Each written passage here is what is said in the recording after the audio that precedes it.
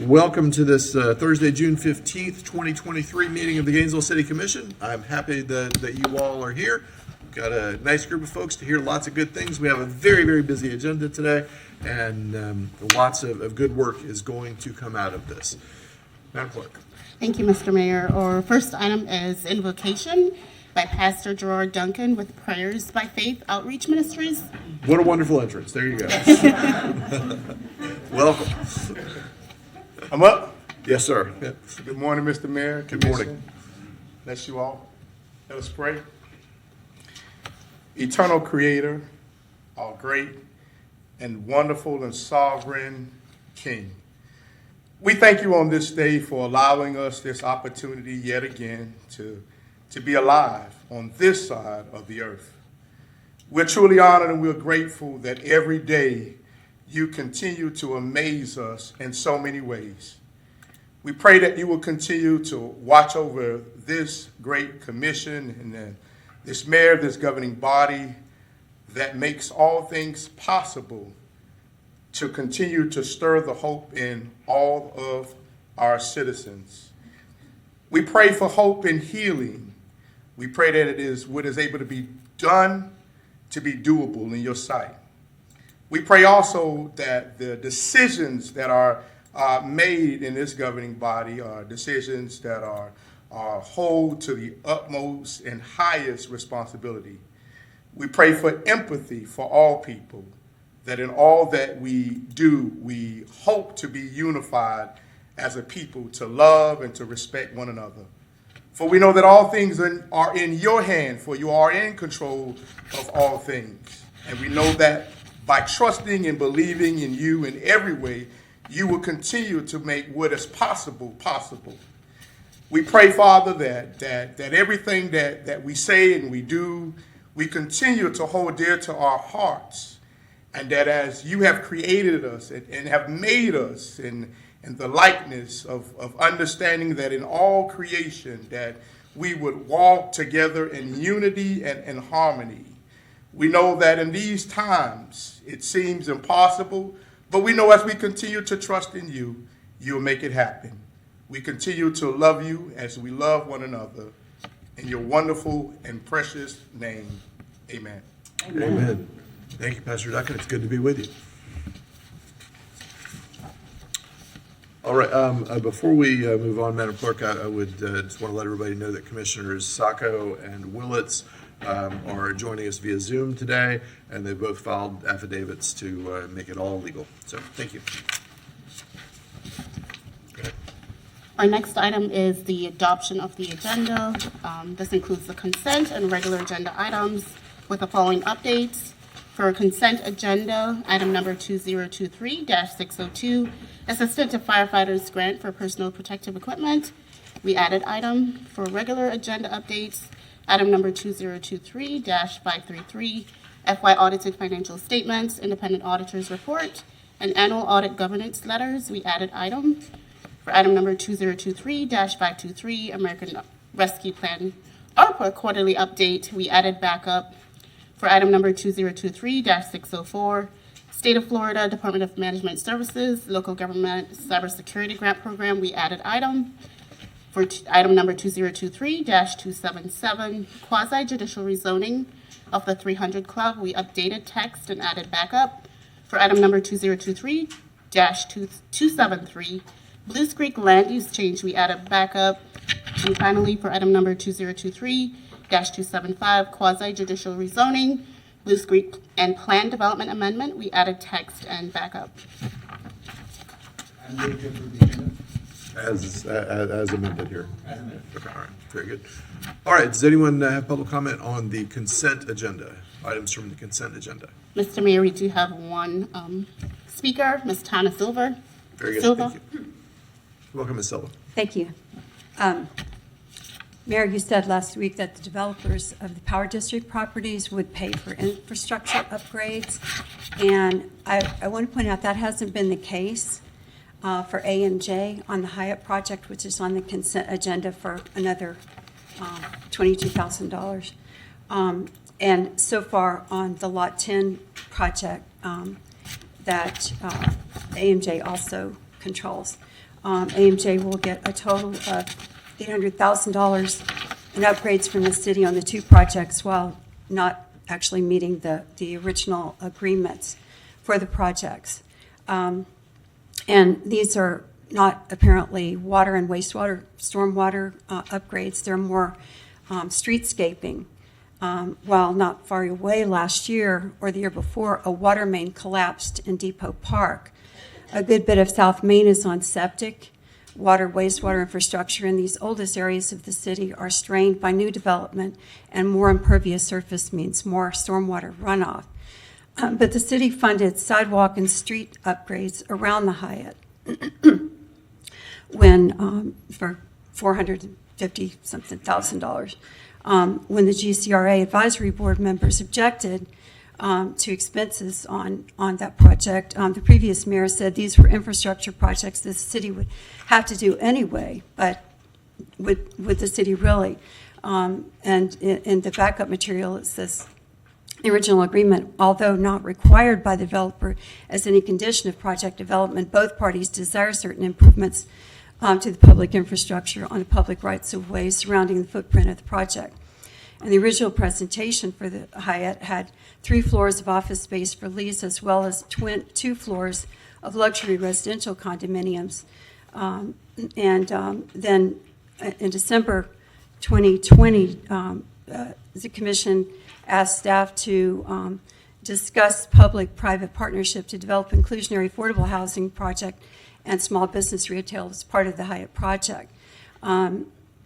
Lot 10 started out as an agreement for condos for sale below 120% area median income for $1 million of city subsidies, plus $350,000 of infrastructure that likewise could just mean streetscaping, not addressing the water wastewater pressure on new 7 to 10-story building. So you still have some control over that project, but not the Hyatt now.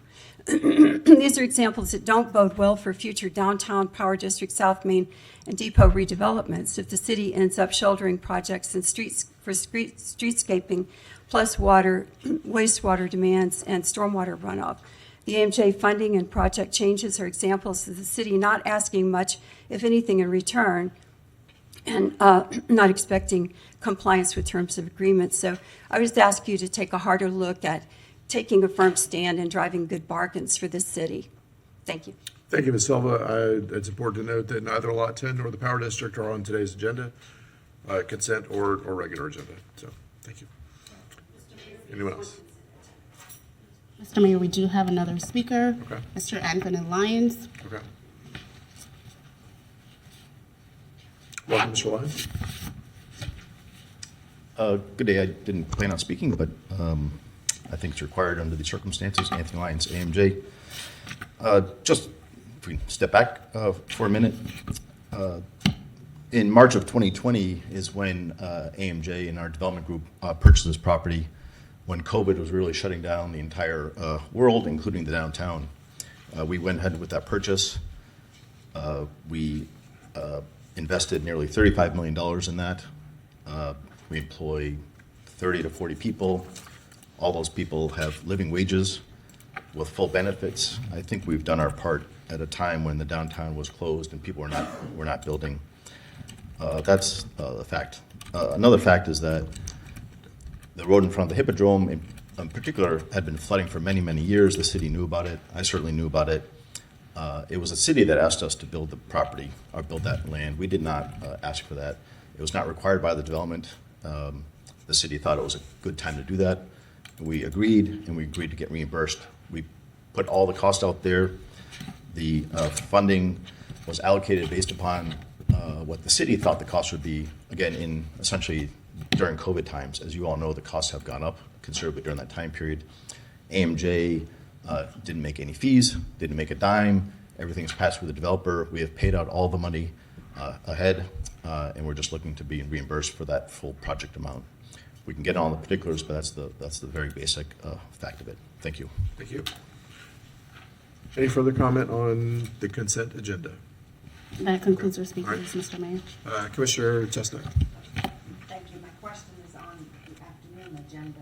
Okay. Mr. Mayor, was it your intention or our intention to keep the Ironwood update on the agenda? Yes, I do want to have just a Okay. few comments All right. around that, so we can kind of set the stage going Thank forward. you. So, okay. All right, I see no further lights. All in favor, say aye. Aye. Any opposed? Aye. I'll try to, as we go through the day, have a little pause before I ask for the nays. That agenda, the consent and regular agenda pass unanimously. Thank you, Mr. Mayor. Our next item is early public comment on agenda items. I don't believe we have any speakers. So, for folks who may not be familiar, early public comment is an opportunity to speak on things that are on the agenda that you cannot stay for later in the program. We generally ask people to sign up for that, but if you're not familiar, come on and have your 3 minutes. Sure. Tell us who you are and. I apologize, I It's wasn't okay. familiar with that procedure. Good morning, Mr. Mayor, Morning. City Commission. My name's Robert Semensky. I am the manager of East Gainesville Development Partners, which owns approximately 500 acres surrounding Ironwood Golf Course. Approximately 15 years ago, the city and East Gainesville Development Partners had a series of discussions regarding doing something together with Ironwood Golf Course. I recently became aware that the city is now beginning a process of evaluating alternatives with respect to the golf course. We would appreciate the opportunity to have discussions again with the city to see if there's something we could do together to our mutual benefit. I understand the golf course is on the agenda for later this afternoon. I just wanted to introduce myself, let you know I will be here for that discussion, just to observe. And if I feel there's anything really important to add to the discussion, I'd appreciate the opportunity to have that opportunity to say something at that time. And that's it. Thank you very much. Thank you. Early public comment is for folks to speak on an item if they can't be here for that item. Sorry I wasn't more clear on that. That's what we've been doing business for a couple of years. So there will be lots of opportunity going forward for discussion about Ironwood at other times. You're welcome to be here to watch. We're not going to make business decisions about Ironwood today. Got it. So to be real clear. All right. Thank you very much. Thank you. Anyone else on early public comment? That's it, Mr. Mayor. All right, thank you. All right, And next, we have our business discussion. hold on. Oh, I'm sorry. Come on, now, So keep sorry. in mind, if you speak now on the item, you can't come back and talk about it later. Correct, because I won't be available later. I So- appreciate it. And for those watching at home, if you want to speak at public comment, we do urge folks to please sign up beforehand so we know what's going to happen instead of catch as catch can. I'm sorry for that, but I That's did not okay. know the We just- procedure. I'm trying to get folks more informed so we can have an orderly process. So, Great. go ahead. Devonda Dix Brown. I'm lifelong Alachua County resident of East Gainesville. I prefer Gainesville East. I would like to speak regarding the Ironwood. That's supposed to be, discussion that's supposed to be coming up later today, Yes, from what I ma'am. understand. I've been a licensed realtor here in Gainesville for close to 40 years. My passion is affordable housing. I do hope and that the commission does not sell nor lease Ironwood. I do not see how that's going to further the advancement of the economic growth in East Gainesville, particularly by way of affordable housing. I don't know if the commission considered other options regarding considerations for increasing fees, things of that nature, cutting your cost, regarding maintenance in some way. I know that space is used by the school board. From what I understand, several schools use that facility. Some Special Olympics type of programs get carried on there. I did have the opportunity to speak with a few of the golfers that attend that facility on a regular basis. And from what I understand, they plan on being here this afternoon.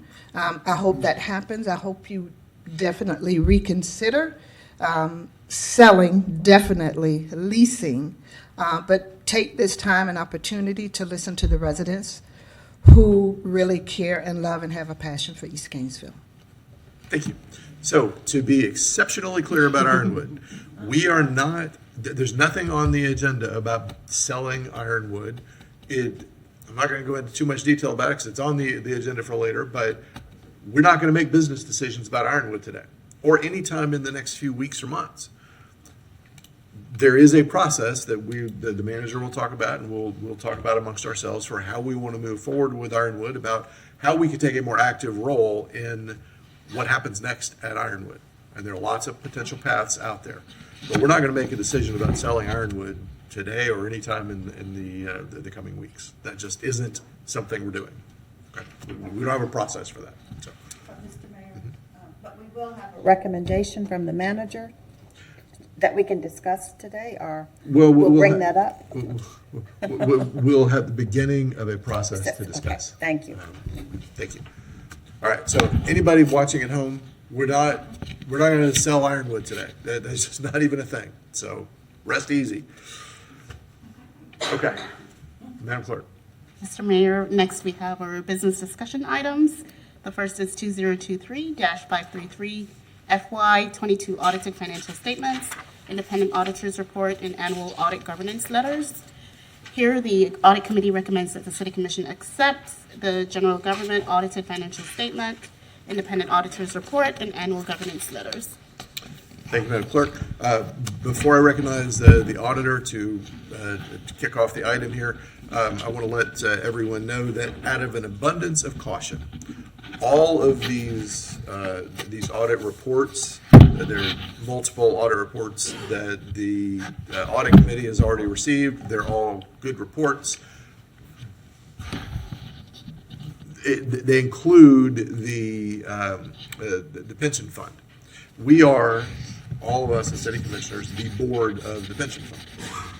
Out of an abundance of caution, in addition to receiving those today, hopefully, we will, I'm going to schedule a meeting next Thursday at 12:55, a few minutes prior to our general policy meeting, as has been our practice many times in the past, of the pension board. That's us.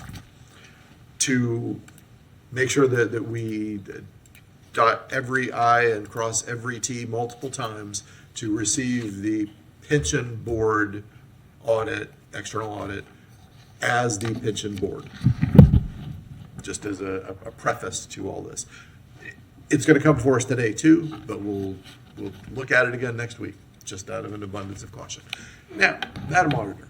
All right, thank you. Mayor, Ward, and Commissioners, I'm Brecca Anderson, Interim City Auditor.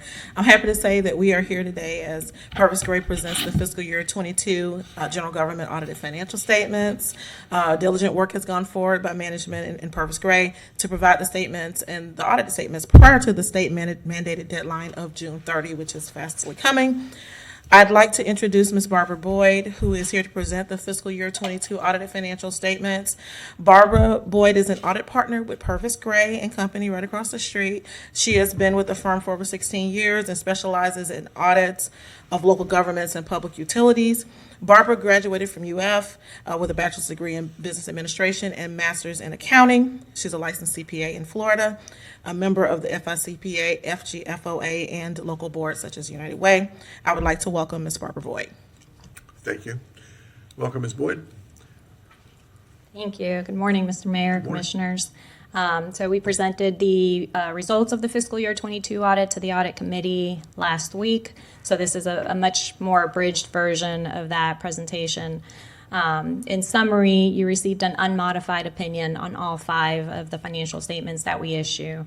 That is your ACFR, your annual comprehensive financial report, your police pension, your general employee pension plan, your OPEB plan, and your wild spaces and public places funds.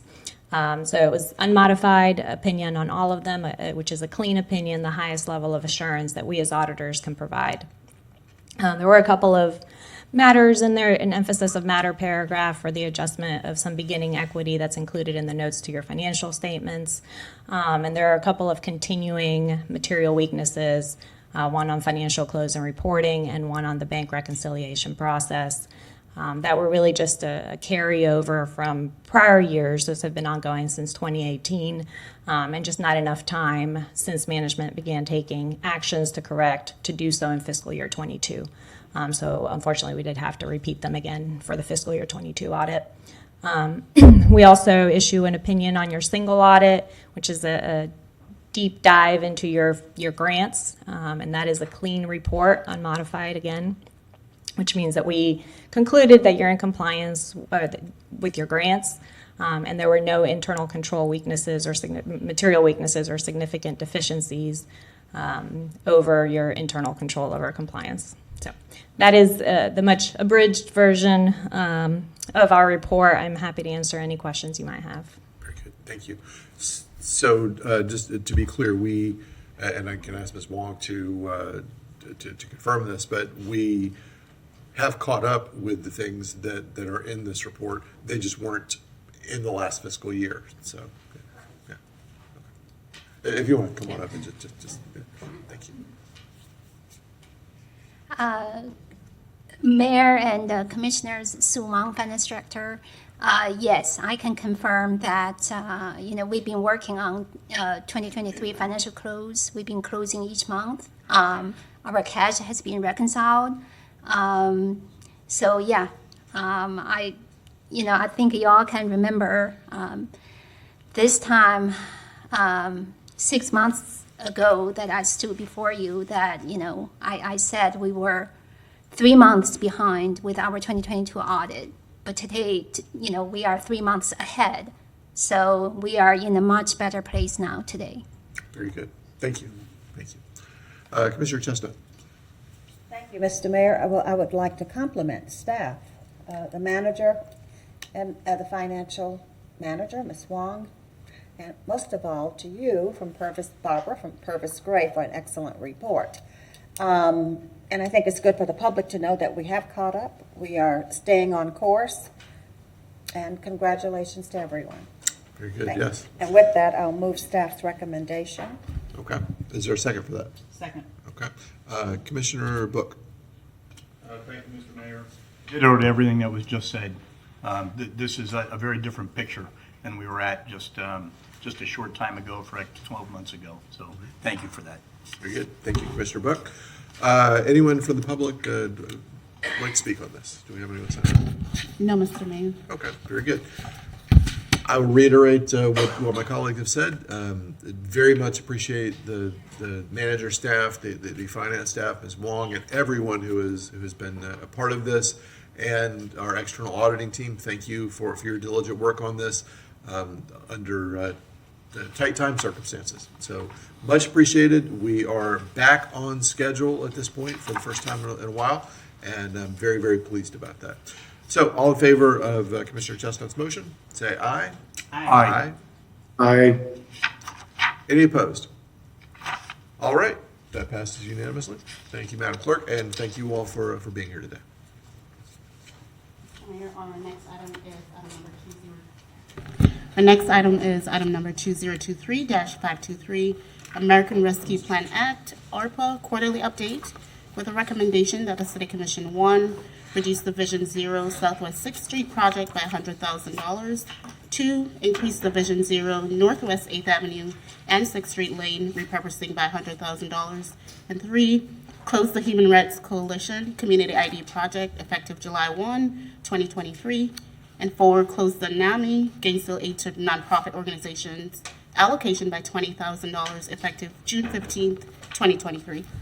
Very good, thank you. Now, my understanding is that this is not a full review of the quarterly update we did 2 weeks ago, but rather updates on items that came up during that, correct? Okay, very good, thank you.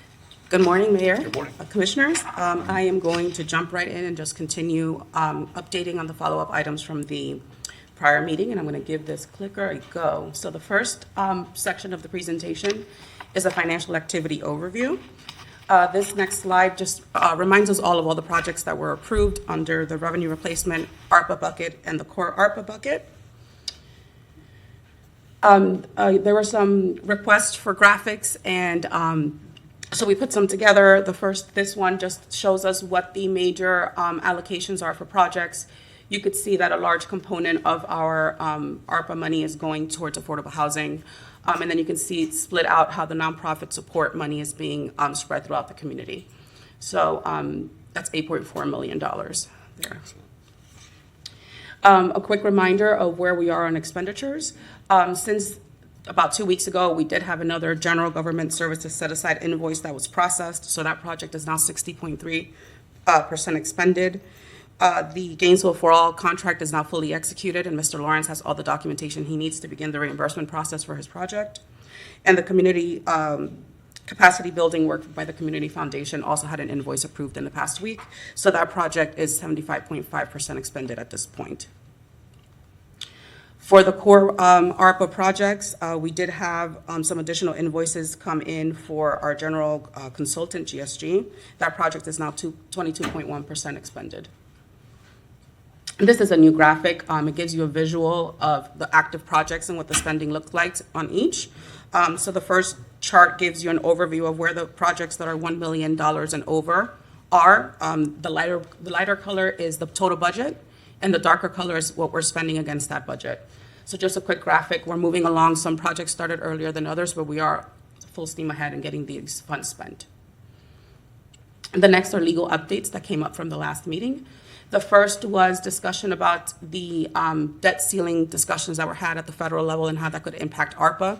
Since then, we have confirmed that the ARPA SLFRF money is not under any concern. It was not rescinded. The next one is the Florida Senate Bill 1718 immigration. This bill was signed by the governor on May 10th.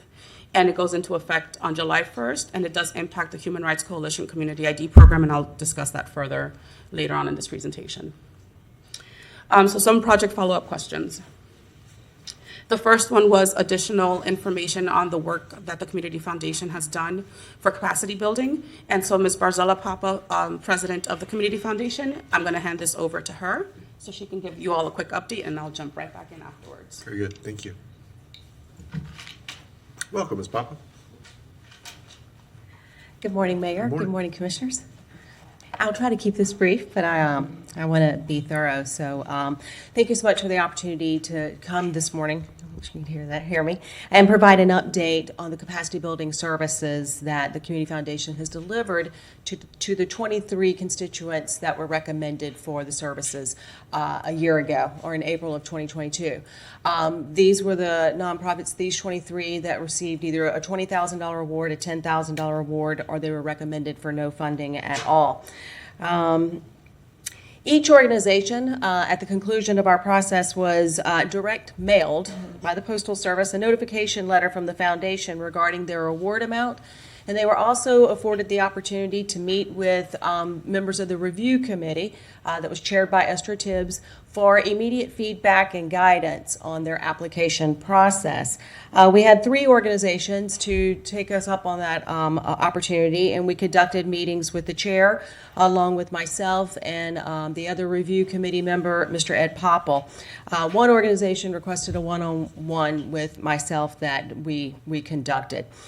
Knowing that a one-size-fits-all approach would not be the most effective for these 23 cohorts, we reviewed the current capacity at the time of each organization to determine the next best steps.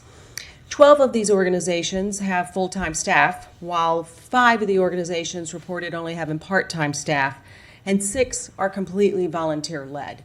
So that does change the needs of each organization as far as capacity building. Other criteria that we reviewed included that 9 of these organizations reported having operating reserves, but only 2 had operating endowments. So we were looking at the financial strength of each as well. The median annual operating revenues of these organizations, the median was $200,000, while the average was $1 million. But 7 of the organizations filed a 990N, the postcard, and 2 filed a religious exemption. So that information is more challenging for us to pull. 11 of the organizations are current members of the Center for Nonprofit Excellence, which is a program at the Community Foundation where we provide ongoing and training and support for the local nonprofit sector. Through that program, we have worked with approximately 200 nonprofits in the last 2 years. And 7 of these organizations reporting have an governance training for their board members, which that's one of our areas of specialty is governance training. So we developed a proposed plan of action based on that criteria. However, all 23 organizations were invited for the following services. I've already mentioned individual consultations. They also were included on our weekly information newsletters that are specific for the nonprofit sector. Those weekly newsletters that go out include upcoming training, funding opportunities, resources for nonprofits, and also job postings. Each of the 23 were invited to 16 training sessions that we held at the Community Foundation over the course of the last 14 months. Trainings ranged from capital campaigns to governance training to best fiscal practices to plan giving. Some were held in person, some were held virtually. We tried to make it so that it would be accessible for all. Some of these sessions were also led by national experts that we brought into the community to lead the training. One other thing that each of these organizations were afforded was our philanthropy hub. Each of the applicants in the ARPA process had to get verified in the Community Foundation's Philanthropy Hub. And if you're not familiar with that, that basically is our community's version of GuideStar. It is a online tool that the community can use. There's 100 reporting requirements for organizations to complete. And it really is, it's our first step that we recommend nonprofits complete because going through that exercise is a capacity building training in of itself. It really does give them a list of best practices of policies and procedures that they should have. Through the hub, financials are provided directly from the IRS, and we at the Community Foundation verify those organizations and make sure that they are in compliance at both the state and federal level. Currently, we have about 200 organizations, so each of these 23 had to get verified in the hub in order to apply for the ARPA dollars. At the end of 2022, everyone in the hub's profiles expire. We have to have nonprofits update their information annually. However, we provide training and support through that process. So each of the organizations were invited to re-verify in that process. And then finally, we offered Amazing Give training and support and guidance for those organizations that were eligible to participate. So from just those basic services that we provided and offered for all, I wanted to share some of the results with you today.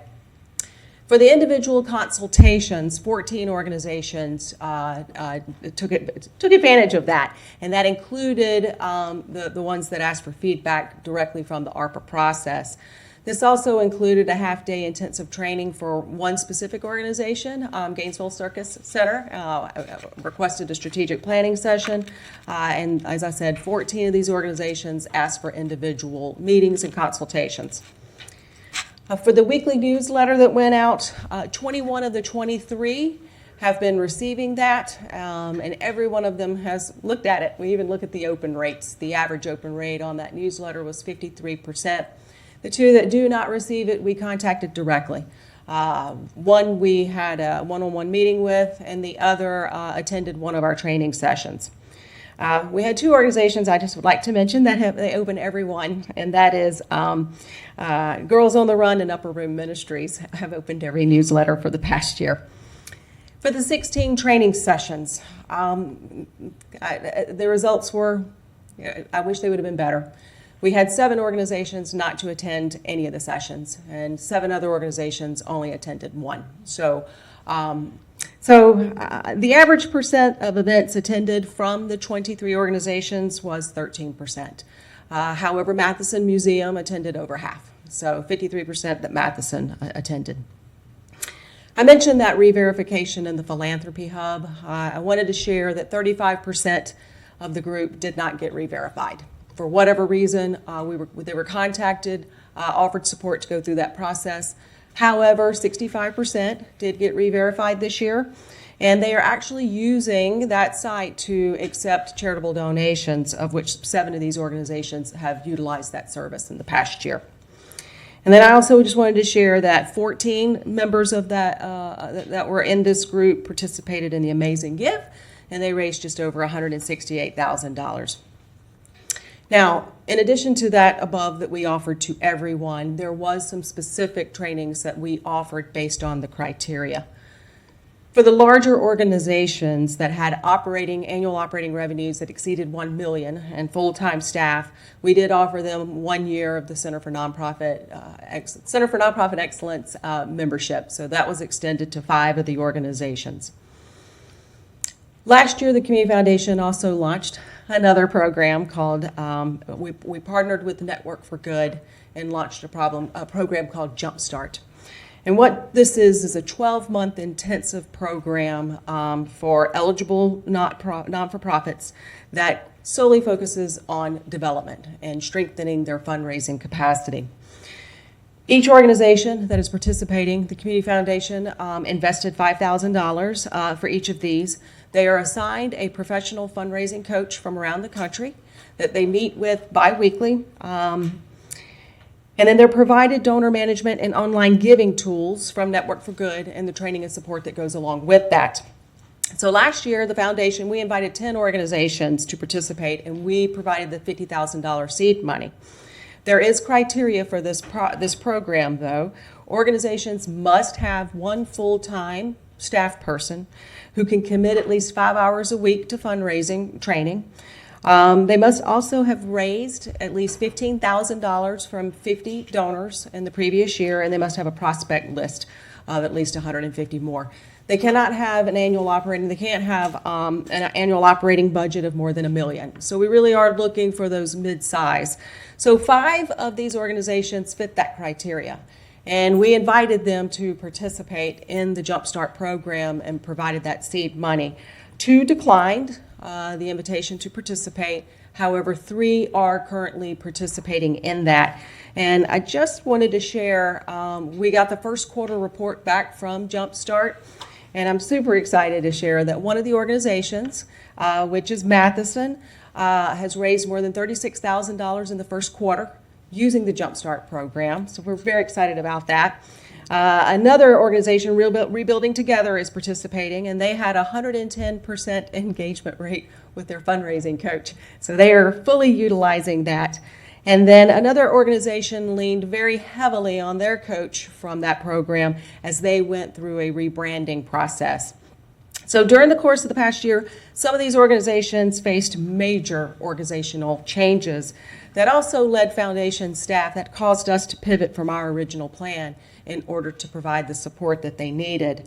One of the organizations is currently in the process of merging with a larger organization that's outside of the community that's going to bring resources here to the programs that they deliver. One of the organizations went from being completely volunteer to having their first full-time executive director, so we provided a lot of support through that transition.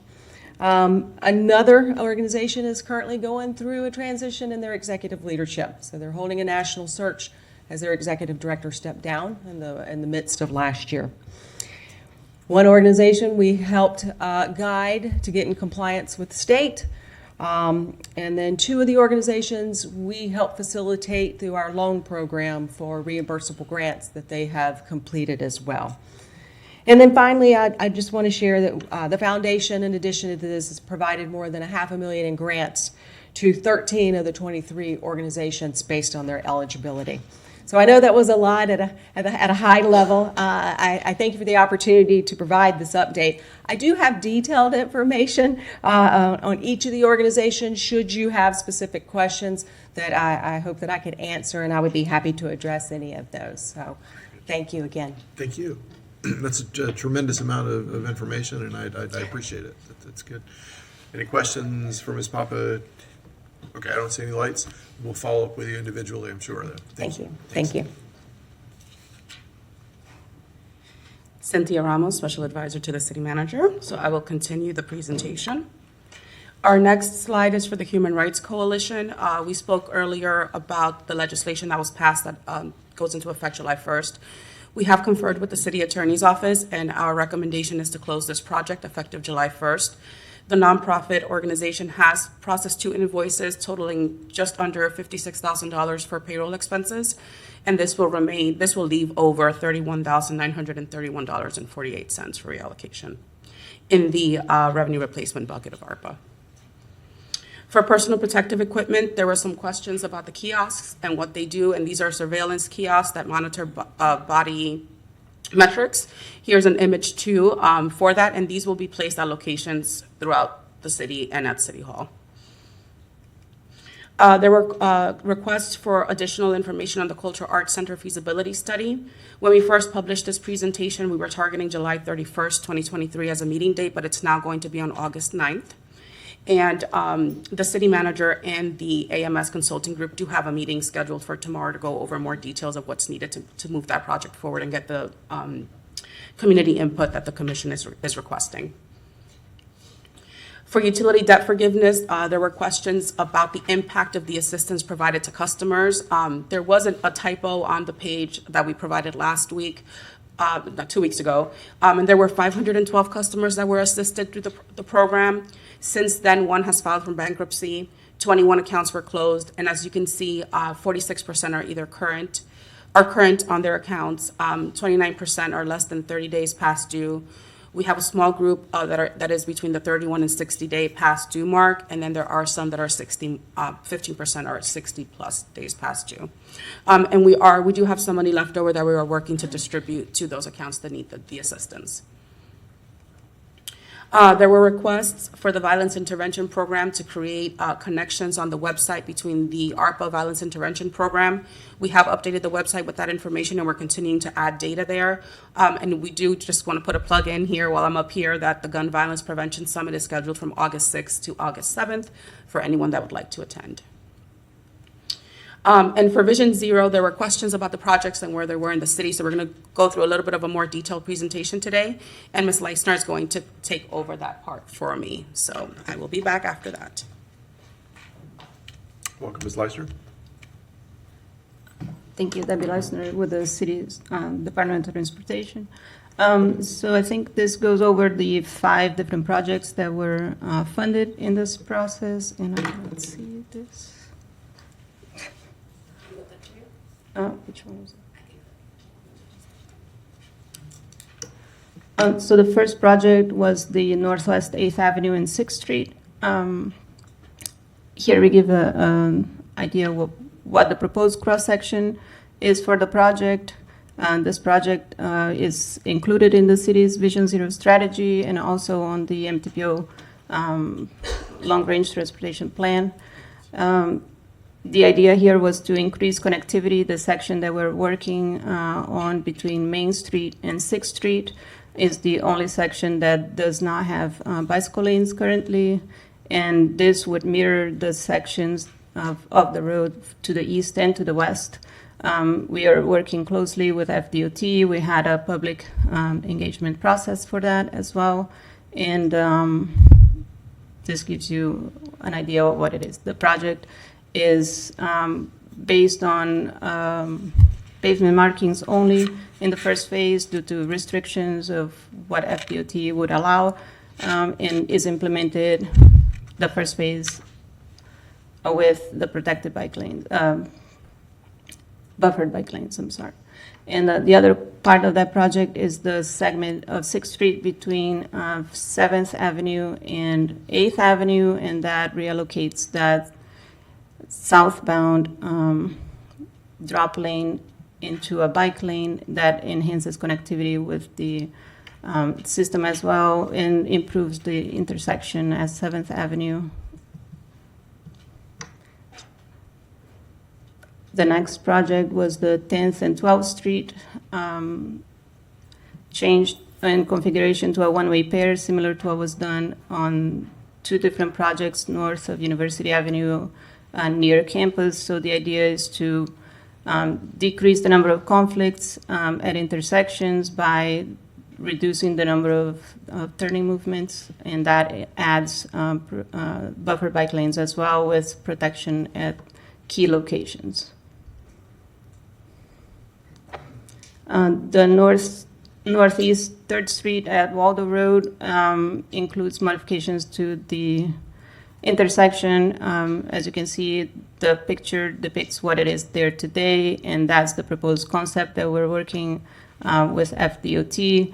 That would reduce the number of turns and the number of movements. They're extending the median. And there's no crossing near here. There was several incidents there, including 2 fatalities, and that would enable the extension of the bike boulevard system to the east. And so that's what it is. And this one, Southeast 18th Street sidewalk, just enhances connectivity in the area. We're at 90% plans on that one. And this project was reallocating the lanes there, taking the 6th Street project, Southwest 6th Street, south of Depot Avenue, mirroring the cross-section to the north. That also adds parking to alleviate the parking demand on the neighboring areas that are within the neighborhood parking program. So this project has to be delayed because we won't be able to implement the pavement markings or the configuration that we were expecting because of the pavement conditions. So we were asking that the funds from here be reallocated to the Northwest and 6th Street project to enable the implementation of that one. Thank you. So I have a light, I think it's Commissioner Saco. Commissioner Saco. I'll wait for the end. It's okay. Okay, all right. Thank you. We'll make a note of that. Thank you. Okay. Cynthia Ramos, Special Advisor to the City Manager. So our summary for today's presentation is we're asking for there are 3 staff recommendations. For the Vision Zero project to transfer $100,000 from the Southwest 6th Street project to the Northwest 8th Avenue, Northwest 6th Street for a total budget of $350,000. For the Human Rights Coalition project, we are asking the City Commission's approval to release the remaining funding effective July 1st, 2023. And for the Aid to Nonprofit Organizations program for the NAMI Gainesville grant award, we're asking for you all to approve releasing that allocation effective today, totaling $20,000. All right, Commissioner Saco, I guess is a good time to ask a question. Thank you, sir. We were right there. Just one more slide. While I see staff's recommendation, I wanted to propose on number 2 at least. For 2 and 3, I have alternative proposals that might be a little smoother and more direct. I will refrain from my comments about Tallahassee and how it treats immigrants overall, but I think to honor the spirit of the original grant, the best use for the funds out of the Human Rights Coalition would be to reassign them to language access. And I know we formally don't call it Ginny anymore, at least on the city side, but to move those funds to where they would still be helping people access services they are basically entitled to as humans. I think moving those funds into the language access fund through DEI, and to make sure that we can ramp up and push through equal access, equitable access to all city resources, and our partnerships with those resources would be the best use of that, rather than reshuffling it and trying to find a new pot for it. I think that would be the cleanest and the most equitable way to redistribute those funds, just to make sure it honors the original spirit, given what Tallahassee has done to devastate a community. And for the third one, I think we had talked last time that the goal is to ideally give it to a nonprofit that had already applied prior, and I don't disagree with that. However, I think it'd be best to give it to a nonprofit that has the capacity and has shown the ability to move forward quickly and expeditiously and efficiently. And so I know that some of us have already met with Peaceful Paths and they happen to have been one of our recipients who were awarded, I think, their full amount originally, and were able to make the best use of that allocation, and have already, Ms. Ramos can correct me, but I think they used their allocation 100% and have moved forward. But they were looking for another allocation in the amount of $20,000 exactly to expand another program to build their fundraising capacity, which we just heard is one of our goals. We want these nonprofits to be built up so that they can sustain themselves in the future without the city commission's constant assistance. So those would be my two recommendations if my colleagues would like to recommend them together or individually. I completely agree with staff's recommendation on one. I think it's a fine product to move it to. But those are my suggestions for 2 and 3. Thank you, Mr. Mayor. If I can make a quick comment. We thought that we updated this presentation, but there's still a Scrivener's error on number 2. We are asking for the funding from the Human Rights Coalition to release back to the revenue replacement bucket, not the core ARPA budget. I just want to make sure that that's clear to everybody. There's a difference on how those two funds could be spent. Okay, so Commissioner Saco, was that a motion? I'm trying to hold motions till after we hear public comment on things. But I'm trying to be, I didn't want to make a motion until after, but that is Okay. my goal. And I think Ms. Ramos, correct me if I'm wrong, being revenue replacement does allow us to a little more freedom in how to use that, because I believe language access is under revenue replacement, not core ARPA. Yes, it's for general government services provisions. Thank you, ma'am.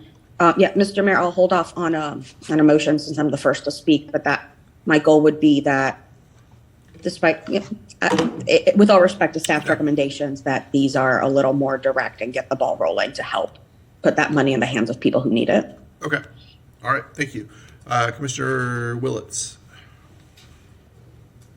Thank you, Mr. Mayor. And thank you, Ms. Ramos, for clarifying on 2. I had a question about that, whether that was going to core or revenue replacement. The revenue replacement ARPA, that's where we have done our nonprofit capacity grants from. Is that correct? Yes. Okay. And I understand that the basic idea behind number 2 is that because legislation passed in Tallahassee is limiting what we can fund, but it doesn't stop us from funding the Human Rights Coalition for other work, such as capacity building, correct? Correct. I am of the preference to figure out how we can still support the Human Rights Coalition, because they probably are working down a path with thinking they had expanded capacity in one area of their programming, but that if we can help them with capacity, I don't know from Ms. Hoppus's, from the community foundations, numbers, whether they were an organization that was kind of ready to jump in should they be awarded. I lean towards, for that, seeing where we can kind of make people right, make these organizations. We talked about this a little bit about with manufactured budget crisis, where we can use existing funds to continue some of the goals and vision of our city. And I think to some degree, maybe the Human Rights Coalition could be ready to use some of that for capacity. If that is, in fact, it's not in core, it's in revenue replacement. That's my preference. I'd have to hear a little more about it. And then I like the idea of language access as well, if that's from the portion, the core ARPA number 3, that sounds pretty good. On just real quickly, the 3rd Avenue in Waldo, it's Northeast 3rd Avenue, not street, right? Correct. Am I wrong? You are correct. Okay, Ave, not street. I just want to make sure I wasn't crazy there. And then, I think that's all the questions. I really want to commit to Southwest 6th Street. I think it's an important corridor. I understand that the 2-laning, the other 2 north-south close to there, but it still dumps people off on basically on Depot, and to get to Southeast 13th Street, you still have to go either the DNA Bridge, walk a bicycle down multiple steps, or go across and do a tight hairpin curve where you then are attempting to get off of a sidewalk and merge into in essence, merge into a traffic lane, but a bike lane as other people are exiting off Archer. And it's just not a safe connection, whereas 6th Street dumps people off on 13th, but there's an extra wide sidewalk on Southwest 16th. I think that extra wide sidewalk is actually supposed to be multi-use. I could be wrong, but people definitely use it as a bicycle, a multi-use path, not just a sidewalk, because it's very, very wide and feels much safer than being on a road with no bicycle lane. So again, there's my preference, as I stated them before. But thank you for clarifying questions. Thank you, Mr. Mayor. Thank you, Commissioner Willis. Commissioner Tessent. Thank you, Mr. Mayor. I believe Ms. Papa said there were 23 organizations that went through the competitive process to get these funds. We had 10 that were not funded but went through the process. I think the fair thing to do is to take the $51,000 that is remaining and bring it back through the competitive process. Let those organizations reapply. They have received some assistance in how to write grants or prepare for grant writing. Let those people come back through the process, or any others that want to. But I think this needs to remain as a competitive process for the ARPA dollars. And that is the motion that I would place on the floor. Okay. Thank you. You're welcome. Thank you.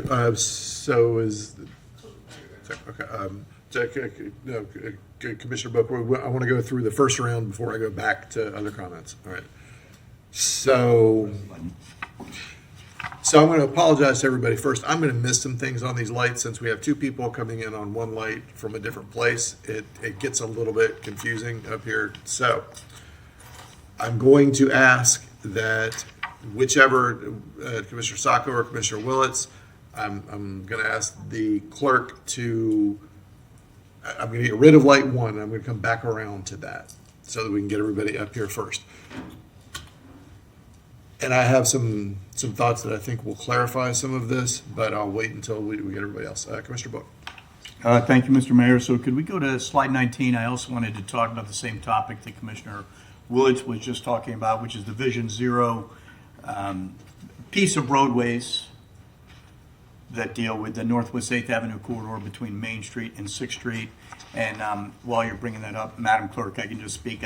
We did actually have a fairly decent conversation about this very specific piece of roadway just a few weeks ago at the City Commission. And at that time, we took no action, which meant we did not move $100,000 from one particular corridor to the other corridor.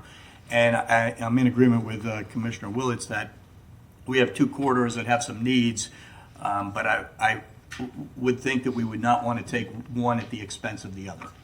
So that relates to this particular corridor. And then the second piece is, now we've spoken about this on this slide when it talks about essentially what are we doing? We are removing one travel lane, both east and west. Is that correct? As it's proposed here on the slide? One roadway travel lane for motor vehicles. Correct. So we probably would want to add that here because when it talks about connectivity, that's the most major impact to that actual roadway is that. So as part of kind of telling people they may not recognize that we're removing two travel lanes in favor of some increased connectivity, which I do favor, bicycle and pedestrian safety, which I absolutely am in favor, but I don't think that's mutually exclusive to removing the travel lanes. Given that we have so few connections getting to our downtown and urban core in the city. This is something I think that we talked about. Has DOT approved this in concept now? Because when we spoke a few weeks ago, we were not quite there. With Debbie Leisner, City Department of Transportation, we've been working closely with FDOT. They help develop the cross-section. This needs a lane reduction permit from FDOT and is going through this process right now. That's what the public workshop that we held beginning of May was for, to gather input for that process. Thank you. I attended part of that also, and it seemed like the the community input was rather split, but it wasn't a large amount of community input. So we're still waiting to see, is it our thought that they probably would approve that process? We normally have some idea of what's kind of within their scope and framework. They seem in favor of the project. They just don't have the results yet. All of that was submitted to central office. FDOT has also done studies. We've had Kimley Horn and Associates do a traffic study as part of this process as well. And the lane reduction does not result in a significant increase in the delay or travel times in the corridor. All right, and thank you for considering the parking. That's a specific business request along that corridor in there. My only other comment, Mr. Mayor, deals with in general the 23 organizations is, I believe that the organizations mentioned are incredibly meaningful and would be putting these funds to good use if they were to provide it to them. On the other hand, on the equitable side, there may be many organizations that are even unaware that we just made monies available. And so I would hope that we were able to put that out in some way that doesn't create a lot of staff time, but yet still tell them we now have a small pot of money that's coming back through ARPA, and we want to give you the opportunity to at least weigh in on that so that we would hear some other meaningful proposals. And that has nothing to do with the two that were proposed, because those are very meaningful organizations also. It's more of a fairness and equity position that you may have many that could use those funds also in ways that we can't anticipate and yet have no idea that those monies may be available. Thank you, Mr. Mayor. Thank you, Commissioner Book. Mr. Eastman.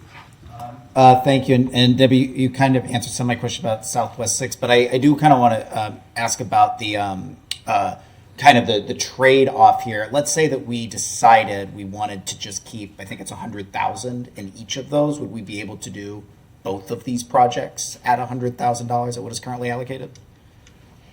The problem is we don't know the timing of the Southwest 6th Street project at this point, because it will require resurfacing, and about $1 million, I guess, is what Public Works was estimating. So at 8th Avenue and 6th Street, the estimates from the consultant are very close to what we have in the remaining budget, but the construction bids have been coming in higher than the estimates, so that's why we're asking for this money to be transferred. We don't expect that we will need the full 100,000, so that money, the remainder, could be reallocated again, but we just don't know. We just wanted to be safe and be able to implement the project and have enough in the budget. Okay, so and so there's kind of a break in the critical chain on Southwest 6 in terms of just the resurfacing needs to occur first. So even if we moved all this money over into Southwest 6, there'd be a long process before we would get to that. So yeah. I wouldn't want to call it an either or type proposition. We just learned some new information since we previously allocated that amount, and so it's and then I guess we'd still be able to look at perhaps other Vision Zero. So we put this in, we haven't spent the overall amount of money. That would just be an extra, let's say 100,000, maybe less. That would just be within that pot of money that would be reallocated to other Vision Zero projects that would come to us, correct? Which could be Southwest 6. Okay. Yep. And then on that same question, on the other portions of language, I kind of want to hear from staff, because what exactly does it mean when we say we would be recommending re-putting it back into core ARPA? I hear us kind of saying how we would like to spend it, but what was staff's recommendation? What would it look like if we just approved staff's recommendation in terms of returning it back to both of those one to revenue replacement and one back to core ARPA? What was your vision of that path forward? So Cynthia Ramos, Special Advisor to the City Manager. So this slide here shows us the two buckets of ARPA funding that we have. One bucket is the $10 million of revenue replacement, which can be spent on any provisions of general government services. That's where the Vision Zero projects are allocated, because they don't fit into the final rule core ARPA activities that are. I'm sorry, thank you. But I was referring to the other two, items 2 and 3. I just want to know, because I see a staff recommending kind of putting it into the larger pot of money, and then I see us up here kind of saying, well, we would like for it to be more narrowly focused, and we'd like to kind of decide what that would look like. But I was curious, what it looks like. I've been out here 5 months. What exactly does it look like for us to return it to core ARPA? And like, does that still mean that the projects and the ideas that we have bringing forward, that we'd be able to do that down the road? Or what exactly does that look like? Mr. Mayor, if I might. So the reason that the recommendation is basically to just put them back in their individual pots as opposed to making a recommendation to a specific organization is because we're careful to at least follow a process with ARPA to allow for others to have an opportunity. We have a review committee internally, and as staff, we don't feel comfortable not going through a process with ARPA because it's so heavily audited and reviewed. Mm-hmm. So that's why we're just returning it to those pots, the revenue replacement and the core pot, and then we would go through a process, if you will, to put it back out for general, review and submission. All right. Thank you. That's all the questions. Thank you, Mr. Eastman. So the nature of this item, I know the intent was to just give us some basic updates on things. But what we have instead is some extremely varied things that are suddenly before us for decisions. We're not going to make good decisions about road paving and immigrant services and a variety of other things here by swapping back and forth on the dais today, this morning, when we have a whole lot of other things to deal with. I would prefer that we have some fairly discrete decisions to make about the road issues, but as far as returning funds, the only motion that I will be willing to support today is to have staff come back to us with a process recommendation, specifically because I don't want us to get into the habit. I'm not going to vote for us to be in the habit of making back of the napkin disbursements of ARPA. I just think that's a dangerous road for us to go down. There are communities that are doing that, and they're going to find themselves in trouble, I think. So I want us to be exceptionally careful about process for ARPA. We've done a great job of that thus far, and I want us to continue to do that. It's clunky. It takes more time, but we will be glad that we went down the process road if we do. That's what I will support today. As far as the difference between 6th Street and 8th Avenue, here's my fear. If we decide, well, let's just wait, let's keep that $100,000 on 6th Street, what we're going to end up with is not doing either project because we don't have enough to do 8th Avenue and 6th Street isn't ready.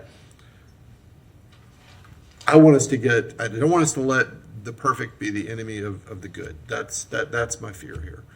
And I understand there's a great case to be made for 6th Street, but it isn't ready, in my opinion, from what I hear from staff. So my hope is that we will go ahead and work the plan that is ready, and then we'll revisit 6th Street at some point in the probably not too distant future.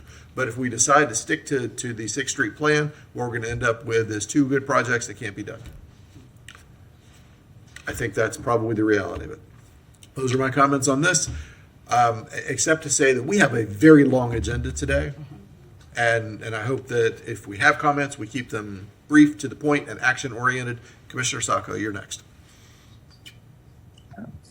Thank you, Mr. Mayor. If I could, real quick, is Ms. Papa still in the room? She is. Ms. Papa, of the nonprofits that did do, I think it was nonprofit building, you said a good majority didn't participate at all?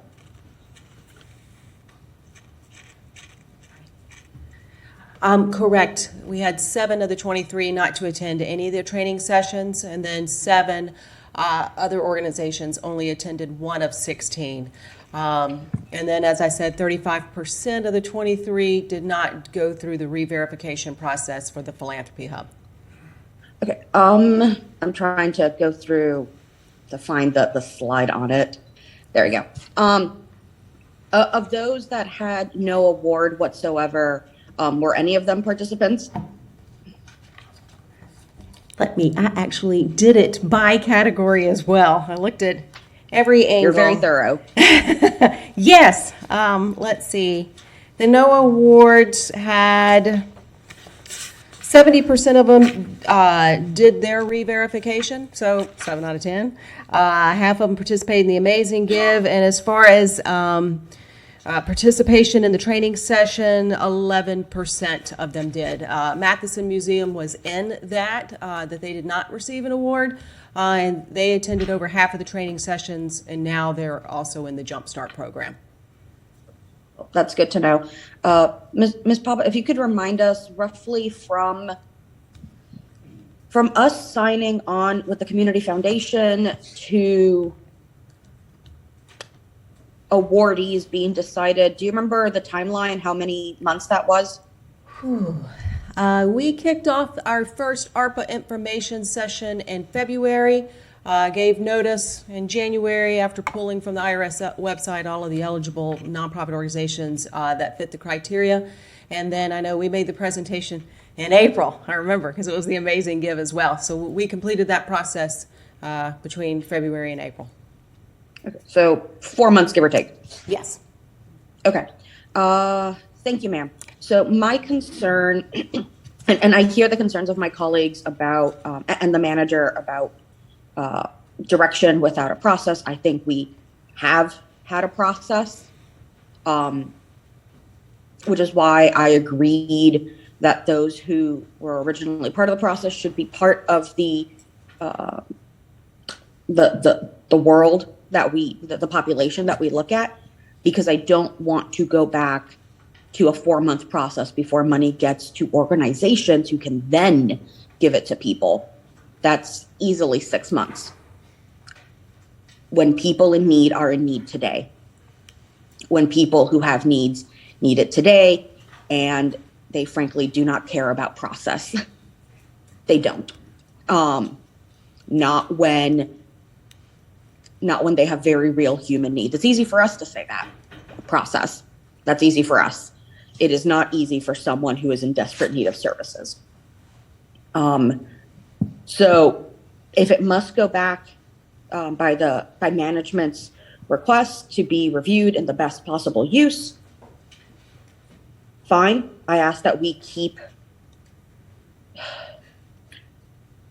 it as close to the spirit of the original intent.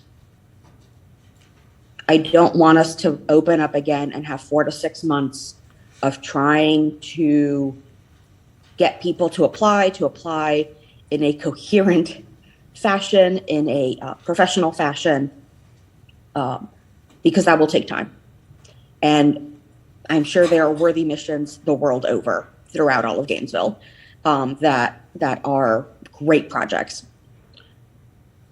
But we had great projects, we saw what they could do, and we can see what they can do with a little bit more. The reason I suggested internally moving that fund to language access is because I don't think we had to do necessarily a competitive process for that one. We had it in the revenue replacement, so we could utilize it to just move it into that field, and that was just by a vote. There was no competitive process to fund language access, which is required of the city of Gainesville by federal law. And we have, as a couple weeks ago, been failing at it horrifically. So if we're going to talk about getting in trouble, that's somewhere we're going to get in trouble, when we fail to abide by federal law and provide basic language access for the services that we have to. So I don't think that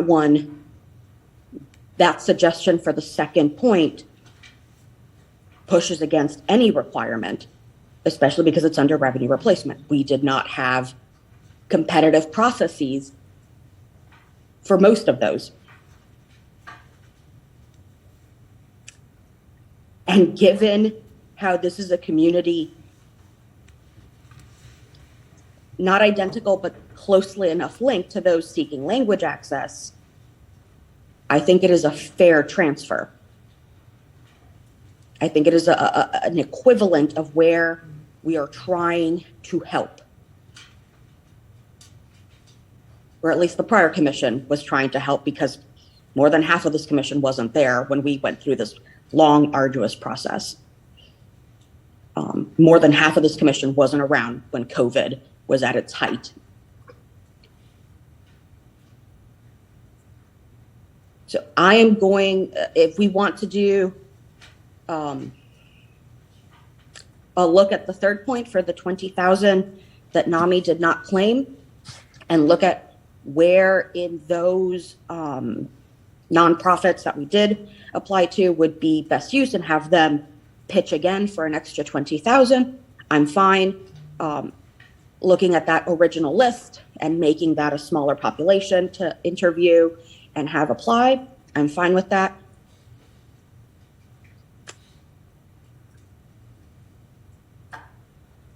I firmly believe, given where that money is now for point number 2, where the community ID funds are right now under revenue replacement, and where they would go to revenue replacement, and how neither of those had a competitive process, that it continues with that spirit of helping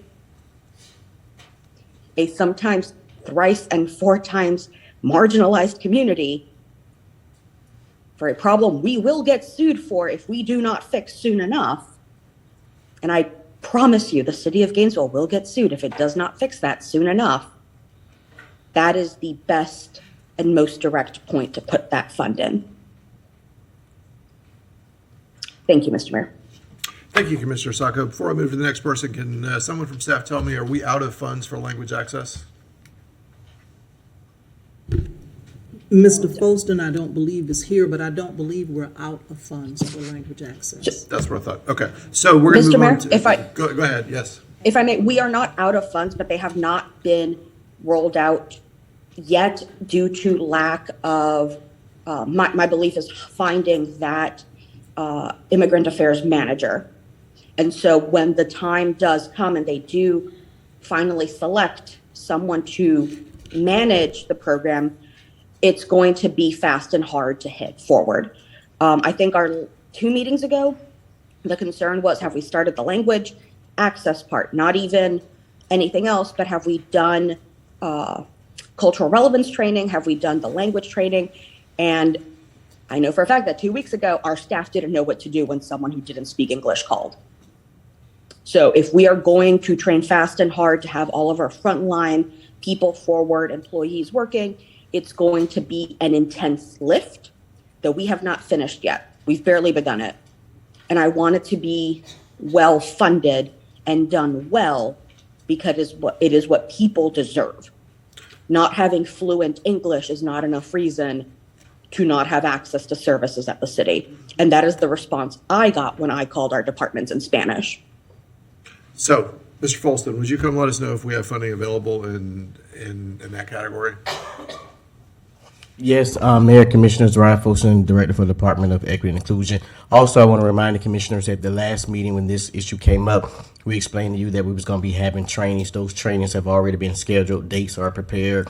Also, you can go around to certain departments. They already have placards up. I have a picture of that I'll send to the commission of a sign for people who come into the office that need assistance as well.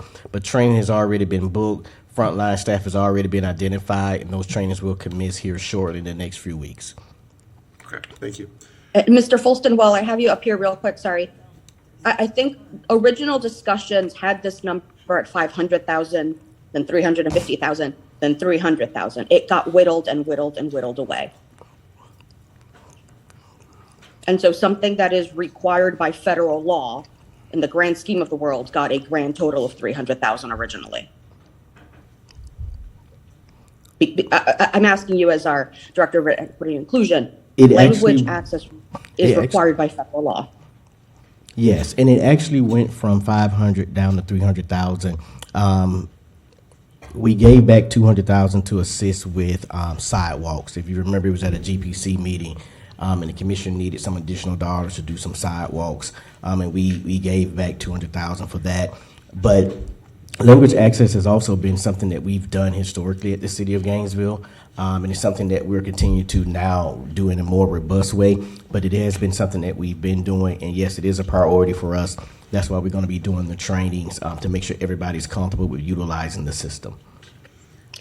And just to confirm, utilizing that phone line is not the only component of that language access. There were other trainings that we wanted our frontline workers to have access to.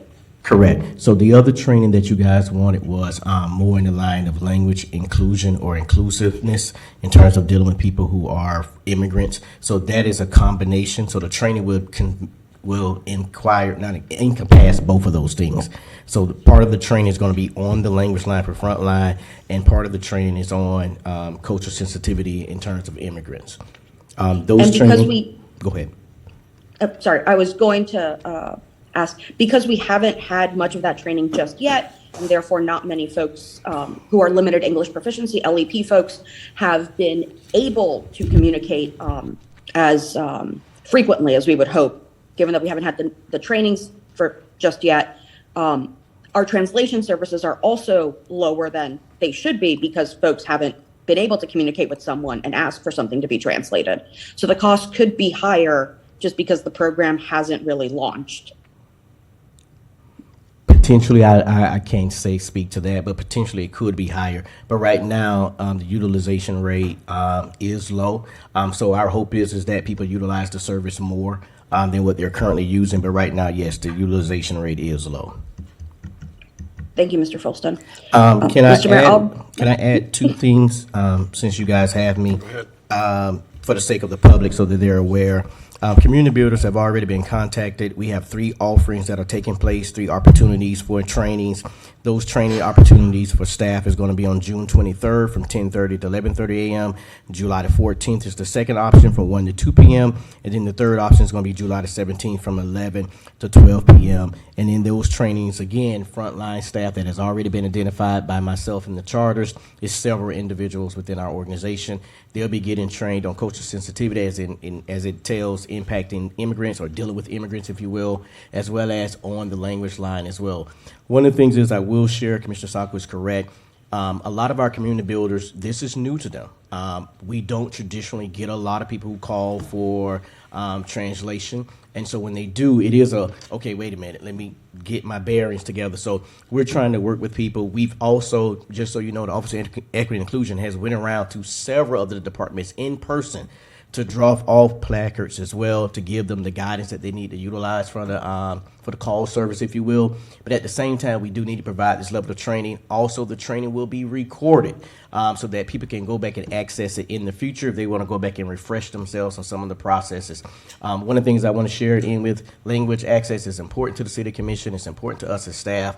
We're training them. We're reinforcing those principles, and it's something that we're going to get better at, hopefully, here in the future. And as well, we want the community to utilize their services if you're in need of translation services here from the City of Gainesville. Thank you, Mayor, Commissioners. Thank you, Mr. Folston. Thank you, Mr. Folston. I'm happy to hear that. And whenever the first training is recorded or you have the dates, if you could forward those to us, I'd be very grateful. Thank you. Madam Manager, as far as that review committee that you have, I don't need to know the staff people on it, but how many folks are on that committee? Or I guess how many hours are put into it? Absolutely. If I might, Mr. Mayor, Ms. Ramos, because you chair it, I think you can speak specifically to it, but Mr. Folston is a representative along with housing, along with the fire department. Ms. Ramos, do you have a number? I know we meet regularly. It's under 10 of us that are in the committee. Can you go through who the membership it's, is and how often we meet? Please? Yes, it includes the city manager, the Office of Equity and Inclusion by Mr. Folston. We have the fire chief. We have housing and community development. All of the special advisors are on the finance director and the finance team. How often do we meet? And we meet monthly to go over project status, and if there are any changes, we discuss them, and as a team, we come up with a consensus to present to the City Commission and how to move forward with any of those issues that we are working through. Thank you, ma'am. And it includes the consultant. Sorry. Okay, thank you. So I think that's another concern of mine, given the high rank and needed elsewhere in the city of these positions, to reconvene again, to reread, a couple dozen proposals for something less than $32,000, where it could go to its closest kin on the list. I can make arguments for this all day, and I happily will, but I know we have a long agenda, and I just think we are allowed to do this. We were allowed to do it because of the pot of money it is in. And it's just the right thing to do. Like, this whole meeting's in English. Everything else we do is in English. We already keep everybody else out by virtue of doing everything in English. A community that was getting help through this project is being kept out even further. The very least we could do is put this in the next closest grouping, which is language access. So people in our city who pay taxes, who pay property taxes, sales taxes, who work, who have children here, who live here, can utilize the services they help pay for. Thank you, Mr. Mayor. Thank you, Mr. Saco. Commissioner Duncan Walker. Thank you, Mr. Mayor. Just wait. Yeah, so I concur with you, Mr. Mayor. I'm not comfortable making this decision today. It's not really what we were prepared to do. I am comfortable with allowing staff to bring back a process. I remember when we were looking to fund nonprofit organizations, and a number of people came and brought their passion and brought their entities and their desire to move Gainesville forward in the work that many of them have been doing successfully in our community, whether they have capacity or not. And I say capacity because capacity is somewhat relative. There's capacity on paper, but then there's also capacity in terms of your ability in the community. And so I'm grateful for what Ms. Papa has been able to do, but I will say this. I want us to be very mindful about how we move forward with those 23 organizations. Because after this process, after we funded individuals, we had a group that came to us who was not funded, that the commission supported. And we need to be very mindful of that. I got phone calls from individuals, the 23 that were not funded, asking, well, can I come to the commission and can I get funded? And do you know what I said? I said, you should come to the commission. Attempt it. Because what we said is, it's your right to come to us after a process in which we did not fund you. And that opportunity exists. That possibility exists. So, Madam Manager, as you move forward, I'm hoping that staff will be very mindful of the fair way to do this. And obviously, Mr. Folston needs to be front row and center in those conversations. Absolutely. So how you engage Mr. Folston in that is going to be critical. I'm looking forward to that conversation at another meeting. It should be robust. I'm also looking forward, to really, I'm looking forward to the information that is necessary. In other words, the data that is necessary for us to make certain decisions. Okay? So when we come back in that next conversation, I'd like to see some data so that I can make an informed conversation that is not based on my emotion or my personal ideas. That's the way I'd like to make decisions moving forward. I want to kind of deviate from something that is separate and apart from what we've been focusing on. There was a slide in which we saw something about violence intervention. We saw that information. I have a request, and the request is an itemized expense report with regards to what we've been doing in the violence intervention space. So this is something that's incredibly important to me. As you know, it's a public safety matter. It's something that we spoke about on Monday in our public safety meeting. We talked specifically about gun violence prevention. One of the things I don't believe that I have seen is that expense report. I heard of things that we've been doing, but I have not seen how we're expending certain monies. And I have heard that we are looking at concluding a violence interrupter program. So if that is the case, I want to see how we're spending those dollars and then have a further conversation about that. Mr. Mayor, I'll be happy to respond similar to what Chief Dixon did relative to the city's input into the homeless programming across the city. We can do the same thing on gun violence, because it would not just be the police department, it would touch many different departments. So we'll put that kind of information and data together for you, Commissioner. Thank you. Specifically, that 621,483 is what I'm looking for and itemized. Thank you very much. It would extend beyond the 621, though, we would. That's fine. Okay, that's fine. Thank you, Commissioner Duncan Walker. Commissioner Chestnut. Mr. Mayor, I'd like to put a motion on the floor. Will you accept the motion? I'd rather hear public comment Okay. first. Thank you. Madam Clerk, who do we have for public comment? No public comment. None, okay. Commissioner Chestnut, go ahead. Thank you. Thank you, Mr. Mayor. I move to direct the city manager to develop a process for the remaining $51,000 of ARPA funds and return to the commission. Second. So we have a motion and a second. Are you interested in including the items 1 and 2 from the recommendation as well? I can. Okay. All right, So just move to have the city manager return to the commission with recommendations on the remaining ARPA funds. For items 1 through 4. Is that what you're looking for? So they've already, the recommendation from staff is that we take $100,000 off of the 6th Street project, add it to the 8th Avenue project, and they've already made a recommendation on that. Mr. Mayor, may I just Sure, please? go ahead. Can we just have a motion on number 1 so we can kind of move one way or the other on that project? So, and here's part of our confusion is recommendation here is different than recommendation there. That's the, Right. I think Commissioner Eastman was addressing. I mean, I'm happy to make Zero. that motion. I motion to, well, there's already a motion on the floor. Okay, But, all right, so- okay, let's just take the existing motion to ask staff to return with a process for the remaining $51,000. There's a motion and a second. All in favor, say aye. Aye. Any opposed? No. No. Okay, that passes 5-2 with Willis and Saco in dissent.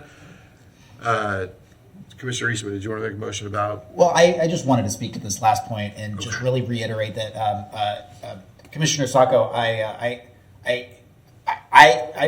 hear you. When staff comes back with this, I really do think that this needs to be within the spirit of helping our immigrant community. There's so many attacks coming from the state of Florida right now that it is critical that we ensure that the original spirit of what this was used for is used within the same capacity. I would have been happy to approve this for language access, but I'd really like to see.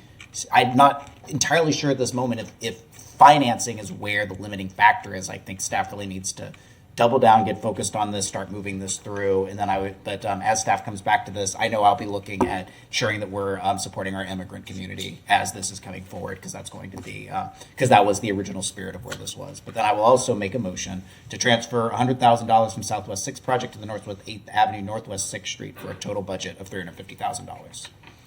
Is there a second for that? Second. Okay, we have a motion and a second. All in favor, say aye. Aye. Any opposed? Aye. No. All right, that passes 6-1 with Willits in dissent. Mr. Duncan Walker. Thank you very much. Mr. Mayor, to the point of language access, I am interested also because it seems as though we are focusing on translating everything into Spanish. And so I'm very curious, once again, like I said, about the data that shows us any other needs. So please, when you bring that back, let's make sure that we're looking at the need for whether it is Creole, whether it is whatever. This is the importance of having this data, I think, to inform us in how we move forward on this. Because the assault is not just on one particular community, not one particular immigrant community. So let's make sure that that conversation is broad and robust and inclusive. Thank you. Thank you, Mr. Duncan Walker. I would note that this is not going to be the last return of funds or the last shift of funds for ARPA. We will be shuffling for the next 2.5 years, bits and pieces back and forth, and they're likely to come in bits and pieces. Now, $31,000 is a lot of money to me personally, and it is to most of us, but in the scheme of the $32 million we worked with, it is bits and pieces. So let's try to focus on the fact that this is not the last time we're going to have this discussion. Having a process for how we redistribute is going to be very important as we move forward. All right, let me do a little agenda management here. I do want to approach the affordable housing recommendations next, but following that, if there's no objection, I would like to see 2023-574 moved following the housing recommendations. Which one is that? That is the GRU bond issues. Because the city of Gainesville is paying someone to represent us on that here in the room, and I would like to deal with that in an economical manner. So if there's no objection to that, that's what we'll do, and then we'll move the other items. We'll see. We'll just see where we are following that. But clearly, we are not going to get all things that were on the morning agenda done in the morning. Because we are going to take a minimum of half an hour out to stretch our legs and get lunch. So, seeing no objection to that, we'll move on, Madam Clerk. Commissioner, go ahead. No objection to anything you said. I just want to mention, since we're probably going to be pressed for time on the break between the two sessions, that there is a Juneteenth celebration going on about 6 blocks west of us. It's part of both the city and Santa Fe College. So for anyone on a break or for the community that's sitting here, they may wish to know that from 12 o'clock to 8 p.m. tonight, there's something right there at Blunt Hall, 6 blocks west, including food trucks and different organizations. So I said that because we're not going to get the chance to say that when someone wants to go and see that Juneteenth celebration, they want to do that. Thank you, sir. Thank you. Okay. I think we need another body here to continue. Yep, sure do. Okay. We have 2 on one. Yep, but they need to be in the No, room. they have to be physical. We need a Have to be in quorum person. in the room. Have to be in person. Oh, we do. Okay. All right, was that was you? It was not one of them. Okay. Excellent. Okay, let me remind everyone once again before we go to this next item, nobody likes to speechify more than I do, but we are going to be real glad at 10 or 11 o'clock tonight if we keep speechifying up here to a minimum. Madam Clerk. Thank you, Mr. Mayor. Our next item is 2023-324, American Rescue Plan Act, ARPA, Affordable Housing Recommendations, with a recommendation that the City Commission hear a presentation and award American Rescue Plan Act, ARPA, Affordable Housing Funds to the Commission's selected applicants. Welcome, Mr. Harris. Good morning, Mayor, to the Commission. Corey Harris, Housing and Community Development Director. I want to start off with a stat here, and not to prolong the time. According to the Schönberg Center, 825,900 low-income families pay more than 40% of their income for rent. And so the need for affordable housing is such a great need in our community as well as across the state. So I want to acknowledge a portion of my staff that's here. John Wattell, he's representing the AHAC, Affordable Housing Advisory Committee, as well as Chesley Bukaitis. I think she had to step away because we have a closing on a Habitat house. So again, work is still being done in that fashion. So going right through the presentation, as you may recall, or as back in July of last year, the commission approved for an $8 million ARPA allocation for affordable housing. Of that $8 million, staff presented a plan to fund various affordable housing initiatives. The 2 that we're going to talk about here today is the development of rental housing and as well as the development of home ownership units. The plan at that time, or the recommendation at that time, was to earmark $7.2 million to provide a developer subsidy to those development entities that would produce affordable housing. And understand that this was designed to be gap funding to incentivize the development of affordable housing, not to underwrite the total development cost. As you can see here, the goal was to produce 171 rental units as well as 24 homeownership units.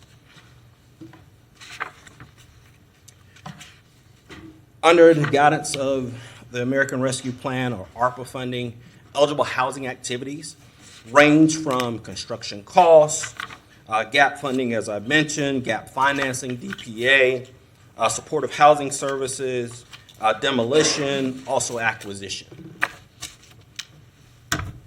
And I'll just remind you before I move forward, as I mentioned, the 7.2 was a developer subsidy. $160,000 was for land acquisition, $320 was for down payment assistance, and $320 for owner-occupied rehab program as well. But again, we're just focused on those first two buckets. So when we're talking about ARPA, in our recommendation to the commission, we had mentioned that we wanted to be able to provide services for those that are considered low income or very low income at 60 and 80. With further ARPA guidance, rules and regulations are changing all the time. We went forward with the ARPA rules, which said that we can either use 300% the federal poverty line or 65% AMI. So you'll see in our presentation today, 300% the federal poverty level is comparable to 80% AMI, but it does provide a little bit more flexibility. So as development costs increase and affordability decrease as a result of increase in interest rates, we noticed that was going to be a gap, and so we utilized that guidance from ARPA. Here's the timeline here. As I mentioned, the notice of funding availability, as I mentioned earlier, in July of last year, you guys approved the allocation. We worked with GSG to develop an application process, and we've gone through, we submitted the notice of funding announcement, notice of funding availability. In February, I'm not going to read all these to you, the Affordable Housing Advisory Committee met on a number of occasions, 2 to be exact, and also we had a staff recommendation as well. And so we're here before you today to provide the information from what that was derived, but they're both of the recommendations from the Affordable Housing Advisory Committee, as well as we had a staff evaluation committee made up of 3 individuals, 2 from the Department of Housing and Community Development, 1 from the Department of Sustainable Development. And just so you're aware, as we work with the consultant to develop this application process, we utilize a similar process that we use for awarding the local government area of opportunity funding, which oftentimes you hear that as LIHTC, a low-income housing tax credit funding, or seed funding for that. So again, we kind of utilize that process. So here you have the evaluation criteria based on a 100-point scale. Some of the things that we ask all of the applicants to provide to us is owner-occupied units, what's the residential income mix, on-site amenities, property management plan, also level of affordability. So although we suggested in the application that they provide up to $50,000 if it was towards a home ownership opportunity, $35,000 if it was to subsidize the rental development, the developers had an opportunity to reduce that level, okay, that would give them, award them a great number of points. So again, just to provide some additional criteria there so you can see through here, not to prolong the time. So here's a summary. Of the 7 applications, we had 2 applicants that applied for dollars to subsidize the development of affordable housing units for sale.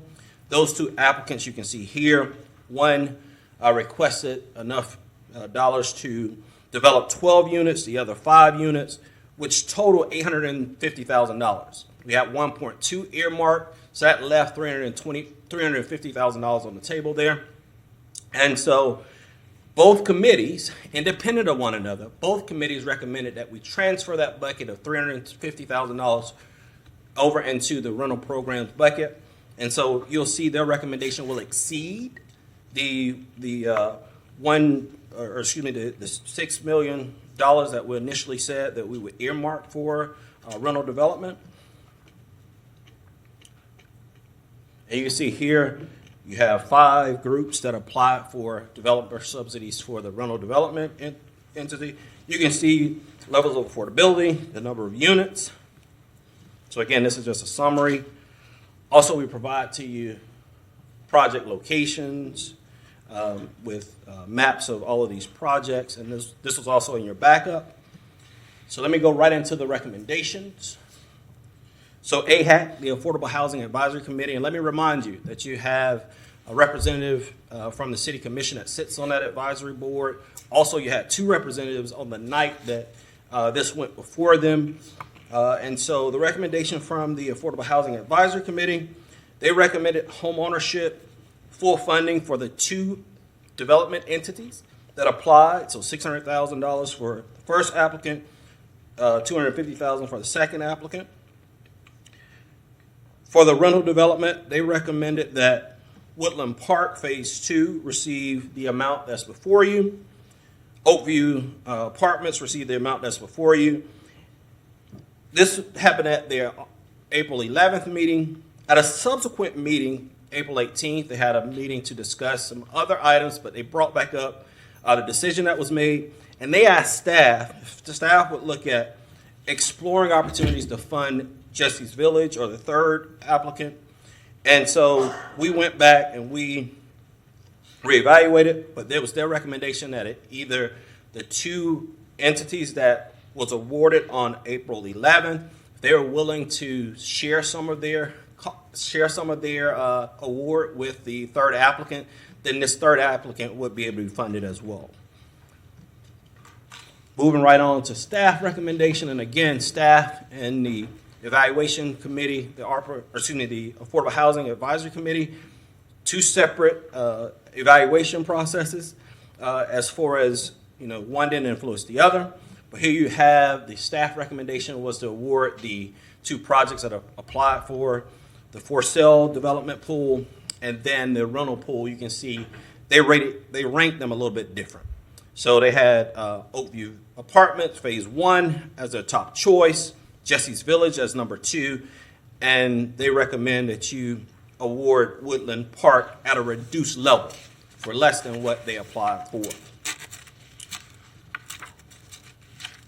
So I stand before you here today, just kind of sharing with you total number of units that if you approve either staff and or AHAC's recommendation, you're looking at 17 residential units for sale, 203 residential units for as a part of a rental portfolio.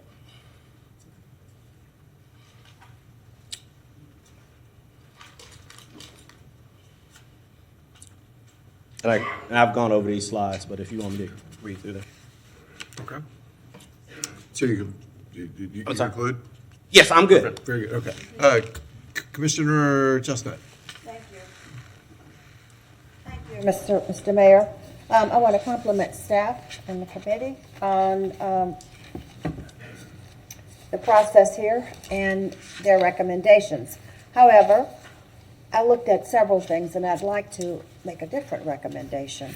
I think we have the opportunity to, instead of providing for 203 units, rental units, multifamily units, I'm looking at 317. And in looking at 317, I would like for us to consider an allocation of $20,000 per unit each to East University Avenue Cottages, Eaton Park at Ironwood, North Phase 2, Oakview Apartments, which is already recommended, and Woodland Park Phase 2. Now, we have the opportunity to provide more housing. We have different players at the table, and I'm very, very excited about that. We have some new players at the table, and it's an opportunity for us to truly build a bond there. I'm also looking at profit versus nonprofit players at the table because we have the opportunity to have some people who are going to help in terms of property taxes for the city, the school board, the library, the county commission, and so forth. And I think that at this level, and I was particularly impressed with one proposal that is a totally new adventure, or new venture for East Gainesville, and that's cottages, cottage housing. 18 units would be, they're going up now on East University Avenue. So and it's for seniors. we know senior housing is very necessary. So what I would like to recommend is that that the commission approve funding for all of the applicants for multifamily housing at $20,000 per unit. Okay. Do you conclude? I conclude, that's it. Thank you, Commissioner Chestnut. Commissioner Book.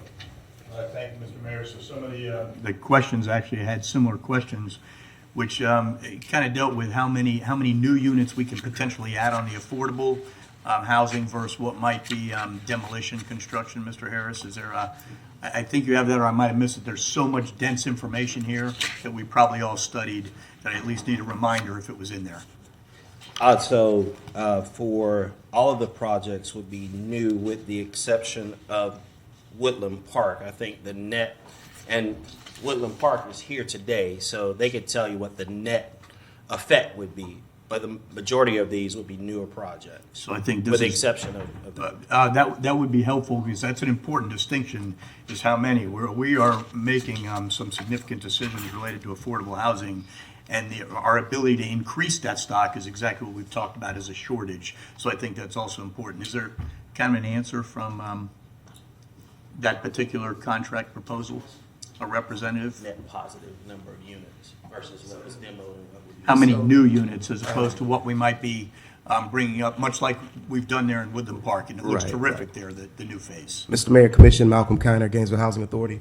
So what we're proposing through this project, we currently have close to 100 units still from the original Woodland Park.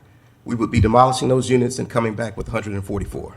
All right, well, that's terrific news. I wasn't sure, and it may have been in there, but missed that piece. So we get 44 out of that, and then the other thing that Commissioner Chestnut talked about, which is important, is our capability to add to both the tax rolls with new project collaborators and partners, but also provide where we have existing housing and vetted groups, and that would include, for example, the Woodland Park group. So I like that very much.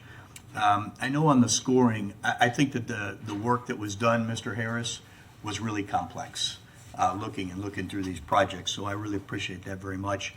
On the amenities side, which I know was a piece in what you look at, I think probably we benefit from seeing where is the locations of these particular projects and what might be nearby. Are they on transit lines?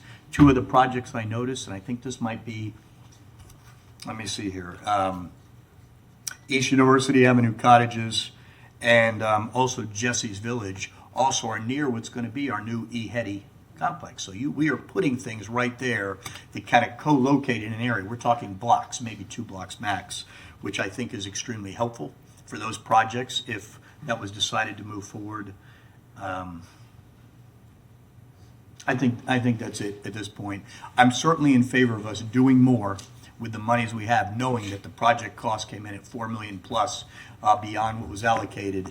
And so if we're able to get more projects going in more areas and add affordable housing units, boy, we've done some really good work as a city. Thank you for the work, Mr. Harris. Thank you, Mr. Mayor. Thank you, Mr. Book. Commissioner Saco. Thank you, Mr. Mayor.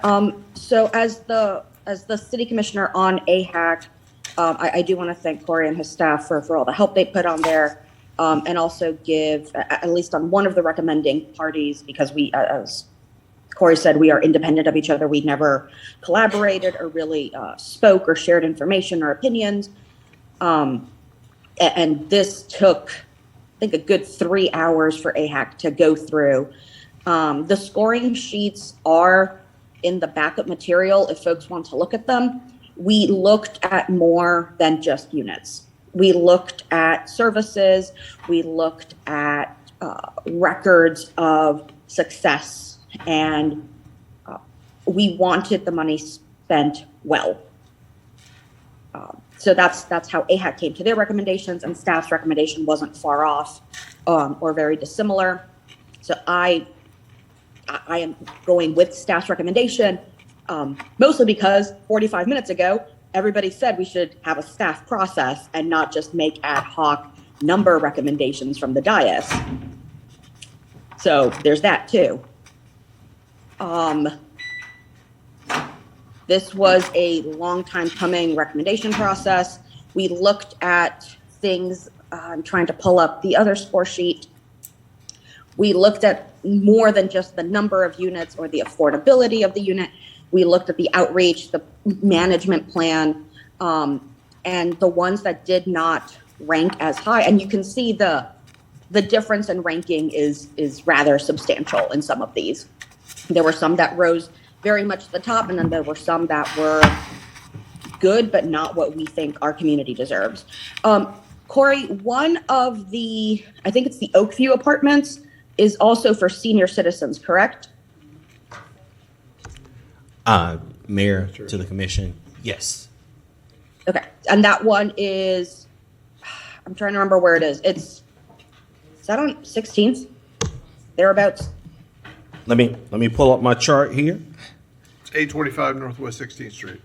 Thank you. Yeah, thank you. So it puts it near near a lot of services that we often say are important to our community, and it puts it into the west side, as we've often said is important. And it puts it on bus lines. We did try newer partners, but also tried and true partners that have a record of success. We don't want to experiment with this amount of money. We don't want to experiment with people's housing. And so they had a wonderful plan that wowed 2 sets of evaluators, not just one. I would, with respect to the work that staff and a board of volunteers put into this, I would ask that we move forward with staff's recommendation and not try to figure out back of the napkin math, because when it comes to construction, especially at a multifamily level, it is not as simple as we will give so many dollars per unit, figure it out. It is much more complex than that, especially when you talk at a multifamily level. It flies in the face of everything we put forward to our partners when we ask them to give us information and when we ask staff and our volunteer board to evaluate. I am happy to move staff's recommendation at the time that it comes, and see that we start moving on breaking ground on these immediately. Thank you, Mr. Mayor. Thank you, Commissioner Saco. Commissioner Eastman.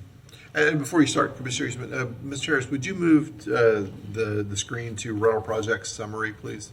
And I don't know what page that is. It's prior to this. You want that one? No, before that. Keep going back. That one. Oh, this Thank you. Yeah, I tend to lean toward what I'm hearing from Commissioner Saco. I've walked through a number of these projects. I think Jesse's Village is the only one that I didn't go and see myself. You asked where the Oakview Apartments are. It's about 2 blocks north of my house in my neighborhood. As I walked by it this morning, as I walked my dog, so I know the area well.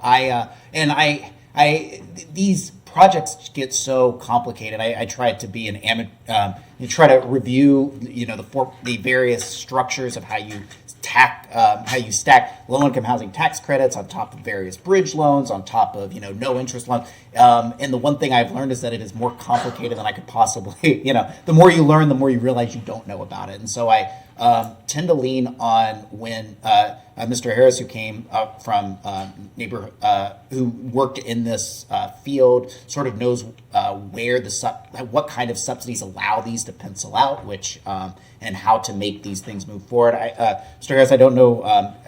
Did you look at where this whether there's 20,000 or 35,000? How did you get to that number, and do you think that? And did you look at potentially reducing that? Because obviously, I would prefer to have more affordable units than less, but I recognize that these are complicated math problems that we're talking about here. So during the time of the research, this was last summer, we were looking at, what were some of the gaps that we were experiencing within our community? And so we looked at $35,000 a unit in a rental program, and then we were looking at $50,000 a unit, which could be augmented with some DPA. Mm-hmm. So that was the assessment. And so that was a part of the application process. And of course, when you ask developers how much money do they need to subsidize their units, they're going to go after the maximum. If we were to reduce the amount of subsidy, some of these projects may not pencil out.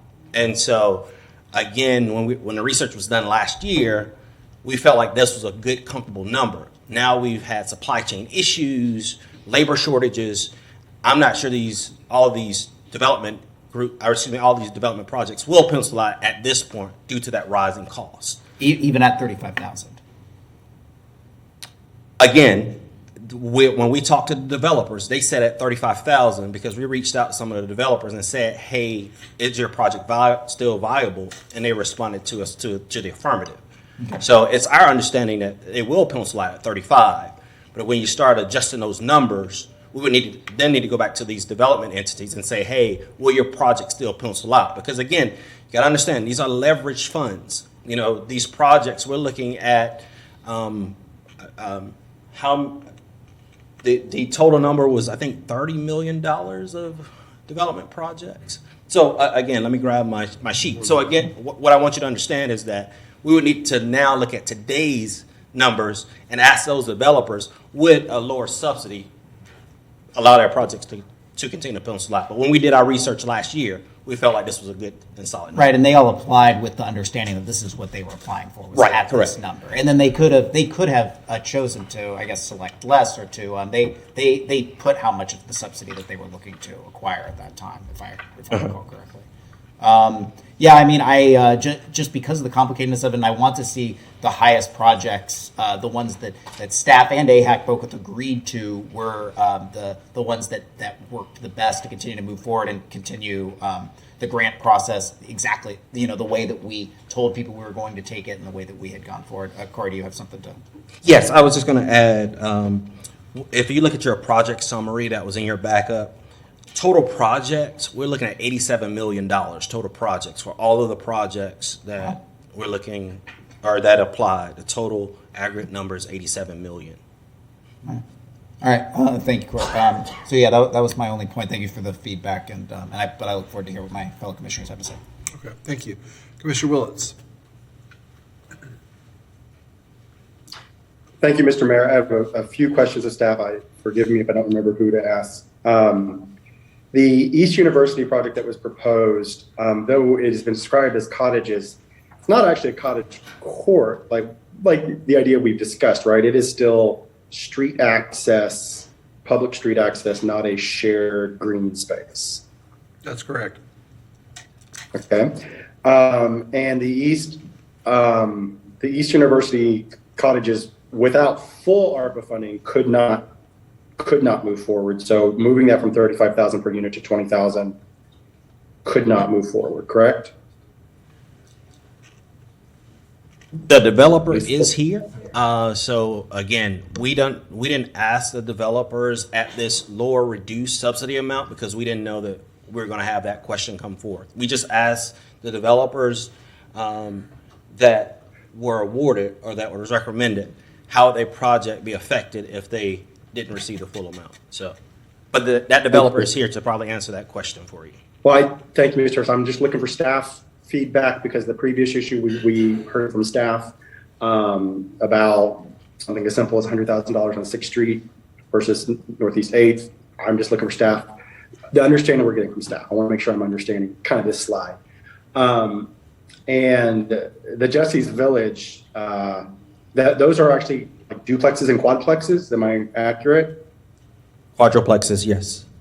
Quadruplexes. Okay. The Oakview is one single building, correct, with 51 units? Yes. So that's a large square footage building, residential, by the time it's done. Yes. I'm going somewhere with this. Woodland Park. Those are also the garden style that are very similar to the recent phase 1 that was built, correct? Yes. So 3 stories, multiple units, and okay. I bring all this up because what we, this is speechifying time, because what we do in previous decisions absolutely affects affordable housing, and I can't imagine a more appropriate look at past decisions of this current commission and poking and reminding ourselves about what we do. Just a couple minutes ago, we said that we shouldn't be making big, these kind of money decisions from the dais, despite one of those being firmly in revenue replacement. As Commissioner Saco mentioned, we said we shouldn't be doing that. We should do a process. Number one reason why, I think we need to follow the staff's recommendation. or tell them to go back to the drawing board. But for that reason, we just talked about underfunding one project and not being able to for one road. I think it's easier to find $100,000 than what we're talking here. That's number two. So I want to talk about this. Number three, we're talking about quadruplexes that are going to be allowed in some places and that will provide affordable housing with some subsidy. So the idea that quadruplexes cannot provide affordable housing or they're going to ruin neighborhoods. There's a word for that I'm looking for, and it's hypocrisy. Oakview Woodland, I want to talk about specifically because this commission made a decision to change the methodology on fire assessment, and that applies to large buildings. This is an actual question. Do both of those applicants understand that they will now, not just because we're going to potentially raise the assessment, the rate, the dollar, the amount, the number, but because of changed methodology, they are in essence going to have a larger burden of our fire assessment service, total revenue, and that the older Woodland Park there, or the older units there, much older, the 2, 3, 4 units, will actually get a reduction what they would pay in a fire assessment, that typology versus the new ones, and for Oakview. So I did that. I guess this probably was looked at far before then. Maybe this is a really comment for the commission. We made the last two forms of housing on this page more expensive specifically at the, single family units are going to get a reduction. You can have opinions about that, but where affordable housing is moving is less, it looks like, to some degree, less the 2, 3 units that in a lot of Gainesville has been spread around. You can look at most of the tax-supported for affordable housing in the past, and that's what it looked like. But currently, we're moving towards Oakview, Woodland, and some of our other voluntary inclusionary, which in those formats, those typologies are going to cost more because of the typology. So I just needed all of those things mentioned. I will support staff recommendation because they did a lot into this, and man, 99 years affordability in some quadplexes makes me happy. Thank you, Mr. Harris. Thank you, Mr. Mayor. Thank you, Commissioner Willets. Commissioner Duncan Walker. Thank you, Mr. Mayor. I just had one question, and because the developer is here, perhaps he might be willing to speak to it, or staff could speak to it. It's just because I'm certainly not a housing expert by any stretch of the imagination. But the affordability period for the East University Avenue cottages, that's the 10 years, is that industry standard when you're talking about single detached family housing, or what is that? So in the notice of funding availability, we indicated that we encourage our developers to do a 20-year affordability period. That was stated. But based on the different funding sources, they have a lower level of affordability. Like, for instance, when you're applying for home dollars, depending on the amount that you're requesting will dictate the level of affordability or the affordability period. So if you had like 10,000 and below, there's a different affordability. If it's 10 to like 40,000, there's a different level of affordability, and then 40,000 and above is per project would be a different affordability period. So when you say is there industry standard, typically it depends on the amount of money that you're putting towards a project would dictate how much level of affordability. And so the commission could say, based on our notice of funding availability, that they want all of the projects that we're going to fund today to be 20 years of affordability. Then we would need to go back to the developers and say, hey, this is what the commission has decided. All projects moving forward will be at a 20-year level of affordability. Thank you, Mr. Harris. Okay. I like more years. A decade just doesn't seem like enough for me. When you're talking about impacting generational wealth and the opportunity to build that, you don't do that in 10 years.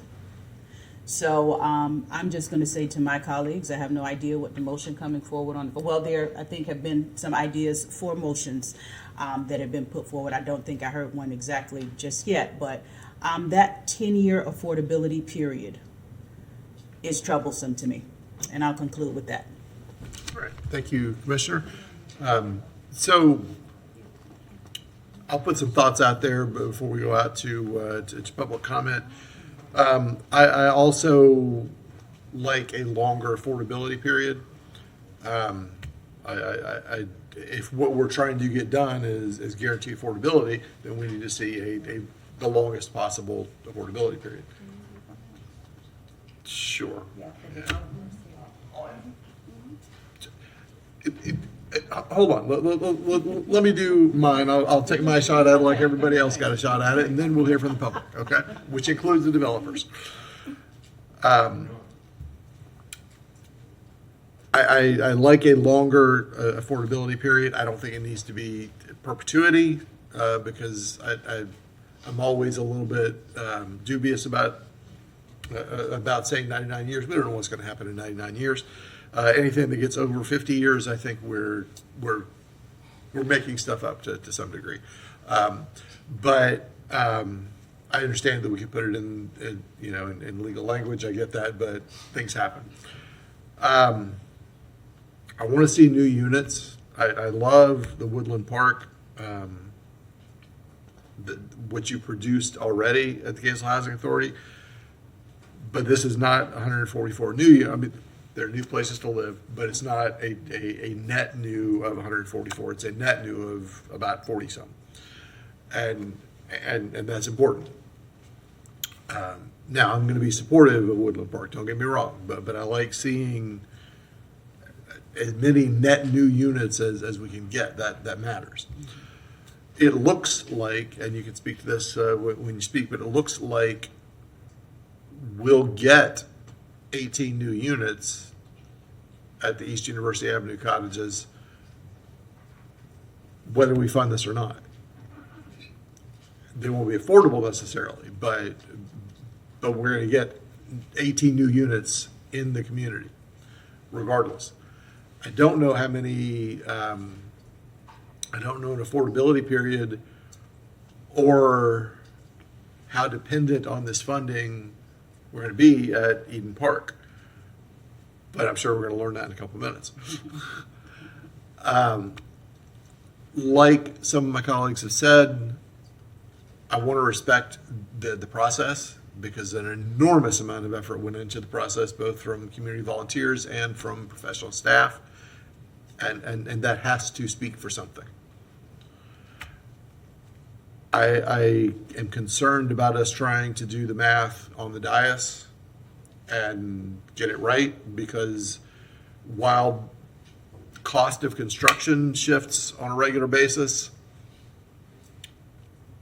things will shift a whole lot more if we fairly arbitrarily pick new numbers up here at the last minute, and that concerns me. I don't want none of this to get done because we changed the rules at the last minute. So these are some of the concerns I have. I want to especially call out Oakview because it meets all the things I'm looking for. It's in the middle of the city.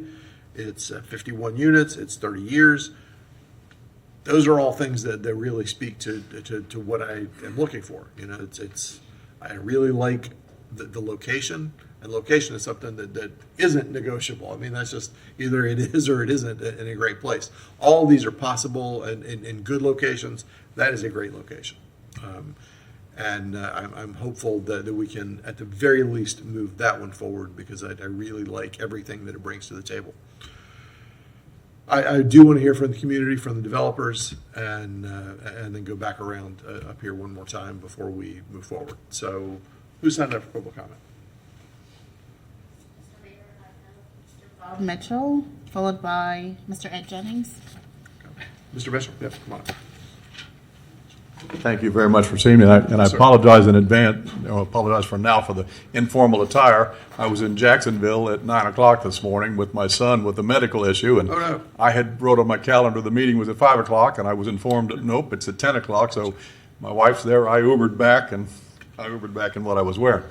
My name is Bob Mitchell, and my wife and I own and are developing East University cottages, and as someone indicated before, they're not really cottages. I built at my personal home an auxiliary dwelling unit for my mother-in-law, And it turned out absolutely, in my opinion, and everybody's opinion that's seen it, just spectacular, just beautiful. Well, I've been in the real estate business for 35 years, and about 75 to 85% of my clients at all times got some form of assistance, whether it's Section 8 government assistance. So we've been highly involved with the affordable housing income people and their needs. I think one of the biggest needs that I've seen over the many years, and I've not been able to do anything about it, was everybody wants a home. Well, when the Opportunity Zone was created a couple of years ago, I sold a multifamily project that I owned on Southeast 9th Street and 5th Avenue that I bought and owned for 15 years, renovated and rented out. But everybody always wants, I just want a home. I had people leave over the 35 years so they could buy a home. 2008 was the biggest time that happened, when a lot of people left, bought homes. Well, they ended up getting foreclosed on or whatever, lost their homes. But the thing is, people wanted a home. So when I built the auxiliary dwelling unit at my home, it dawned on me the Opportunity Zone came along, the market was good. I sold those apartments on 9th Street. I was going to take that money and build 18 auxiliary dwelling units, or my wife calls them cottages, on the east side of Gainesville. I bought a piece of property that was zoned by right for 31 units, multifamily. I didn't want to put 31 units on there. I wanted to do what I always wanted to do, provide a home for somebody. So we're building that. And what happened when COVID came around and prices started rising, couldn't get people to work, couldn't get supplies. Of my $2.5 million that's going to cost me to build it, I'm already in it at about $700,000. And I've only got utilities in the ground. We're putting the gas lines in now, the fire hydrants are in, the manholes are in, which I didn't know anything about.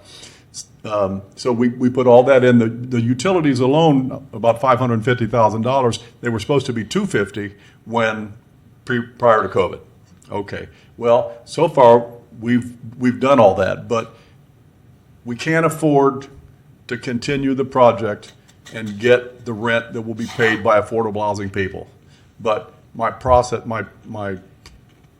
have always been on affordable housing. Somebody say, well, how much will rent for? I'll say, well, what's your voucher? Whatever your voucher is, that's what we'll rent it for. So when I filled out this application, I never have filled out an application before in my life asking for government assistance or help or anything. I was of the impression 10 years is what they wanted. So I put 10 years. If I thought 30 years is what they wanted, I would have put 30 years, because the market's not going to change that much and the people aren't going to move that much, and affordable housing people can't afford to live in $1 million house, but they can afford to live in an East University cottage if the rent's right. But with the rising costs and the delays, I even lost the capital gain issue with the tax advantages of selling that property because 2 years has already passed. So, and I have to have some help, or I can't rent them for $953 a month. Market rent on those particular units is about $1,250 a month. That's market rent. I've been in the real estate business 35 years. My manager's here, and we do it all the time. But at $953 a month, we just can't. And I want to. I think with $20,000 per unit, that won't offset the increases that I've had as a result of the delays, but I think I can still do it. And I will agree to 20 years. That doesn't bother me in the slightest. There's a lot going on in East University with all the changes that you're making out there with the clinics and with the, what is it, EHIDA? Yeah, East, yeah. But I'm not good at reading a presentation that I made, so anyhow, but that's who I am, that's who we are, that's what my intentions are. If you'll look at the slideshow that I presented to you, the cottages they're just beautiful. Vaulted ceilings, metal roof, stainless steel appliances, luxury vinyl tile, and old people don't really care for a pool much, and they don't really care for a playground much. That wasn't my intention to get points on a application. It was just to provide housing for them, and at that point, I could have done it. Gotcha. I'll answer any questions you might have. We'll come back around for questions because I want to get to other folks from the public. So thank you. I appreciate that. Okay, thank you. Who's next? Mr. Ed Jennings. Welcome, sir.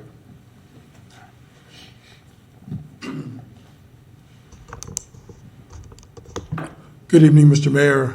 For the record, Madam Mayor Pro Tem, this is the first time I have a chance to speak to you as the District 1 Commissioner in that new role. I'm always excited to see that opportunity to the commissioners, one and all. I have been an affordable housing provider in this community for about 25 years. You could not have a better housing community development director than you have now, to speak well of those that were previous, but when your city manager gets it right, she gets it right, and she got it right with this young man.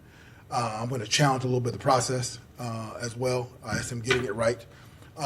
We have developed 312 units of affordable housing directly in this community over that 25-year time frame.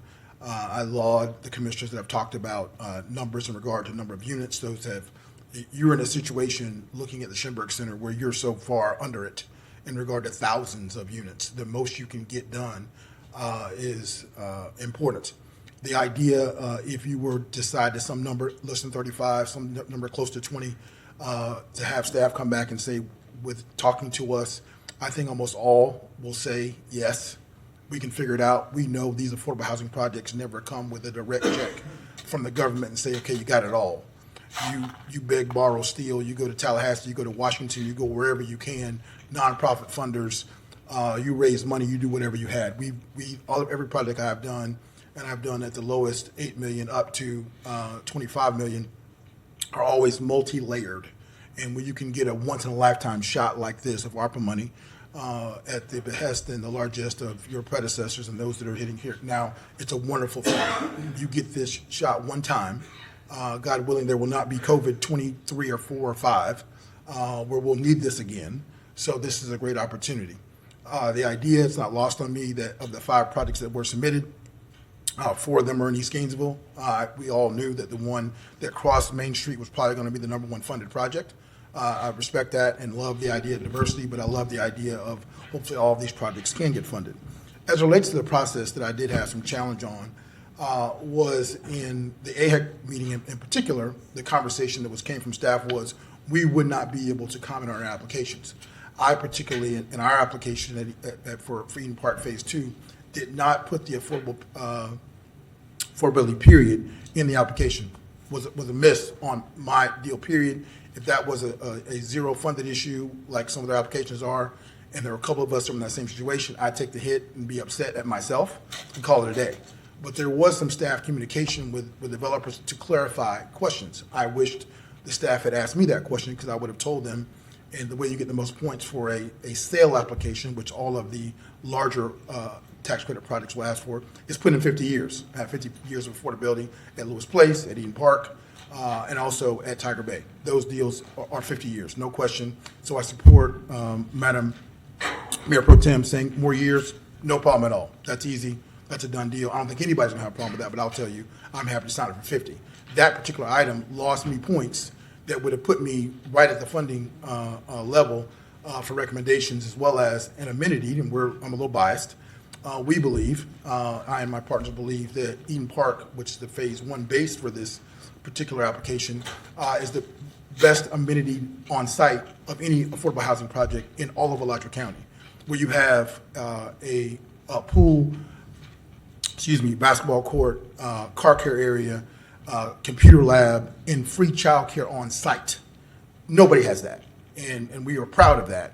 And that would be afforded Phase 2 as well. Also, from some conversations that picked up the idea of pickleball, which is something I didn't know anything about. I didn't know the people that were, I'll use one of your colleagues' comment, that were deeply melanated even played pickleball. But I've learned that since, that it is a universal, ubiquitous sport.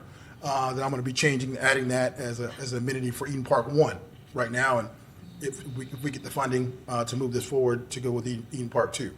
The other idea that a couple of your colleagues said is idea of return on investment, being able to make sure in a challenged economic time that all of the projects, or as many of them as can, there are a lot of nonprofits that are in this space. You can't change that because they do God's work, and that's wonderful. But for those of us who are in the for-profit side, who are going to pay you back some tax revenue, my tax base for Eden Park, the value that Ms. Solomon has now that we would be paying would be about $70,000. That's in today's dollars at Eden Park with 104 units. that 100 of whom are occupied right now, so we end up at about 96, 98% occupied all the time. So that times the number of units you're going to develop is real money. And again, it's not real money just for the city of Gainesville. It is the school board, it is the county, it is the library district, and every other opportunity that's there.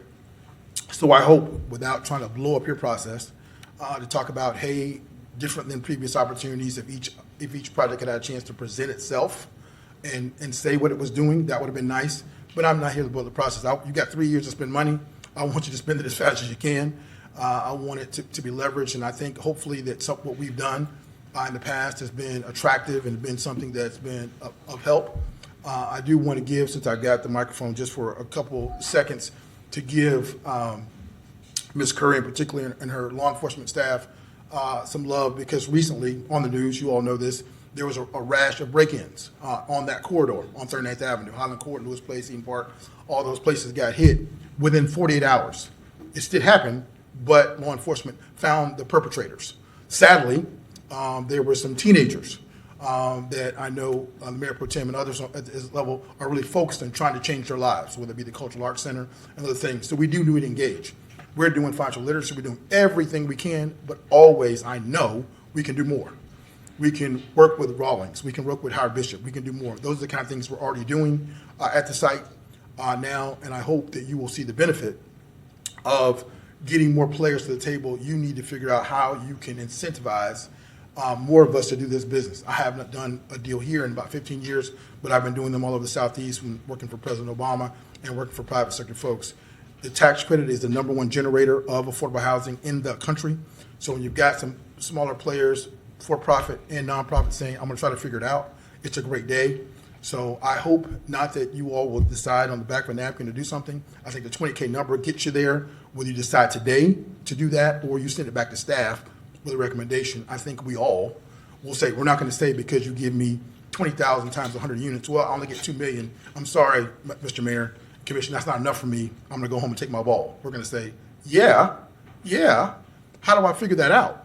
How do I leverage that? How do I go to, and this will be my last comment, Mr. Mayor, on the subject is Florida Housing funding has just appropriated, starting in 2 weeks, the highest appropriation of Sadowski money in the history of the Sadowski Fund.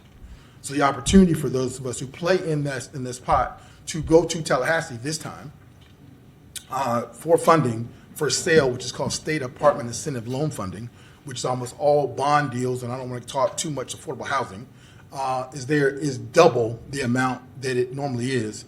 An additional $250 million are put in that pot. Deals are going to get done all over the state of Florida.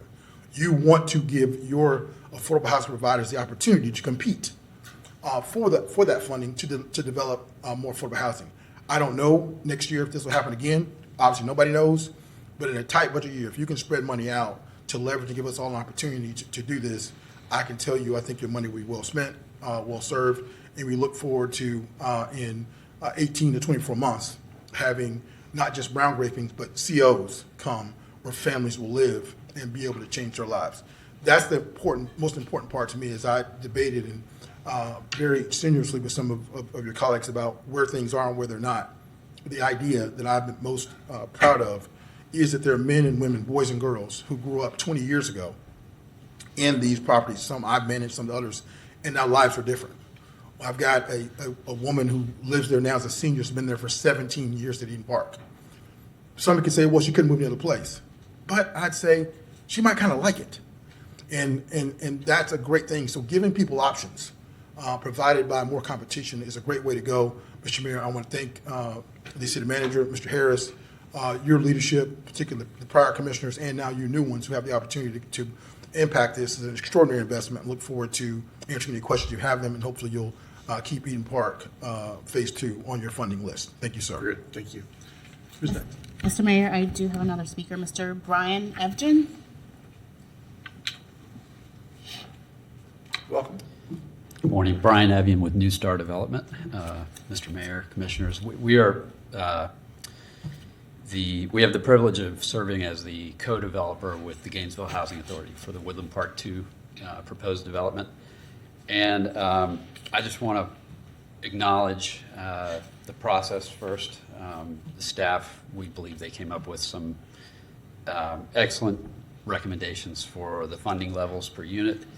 And the process, both with the AHAC and the staff, has been excellent. We develop affordable housing all over Florida, and this is a very precise process, and there's been a lot of communication, which is really critical during a process like this. And like Mr. Harris said, the need is tremendous. So the competitive nature for these tax credits across the state is there's high competition.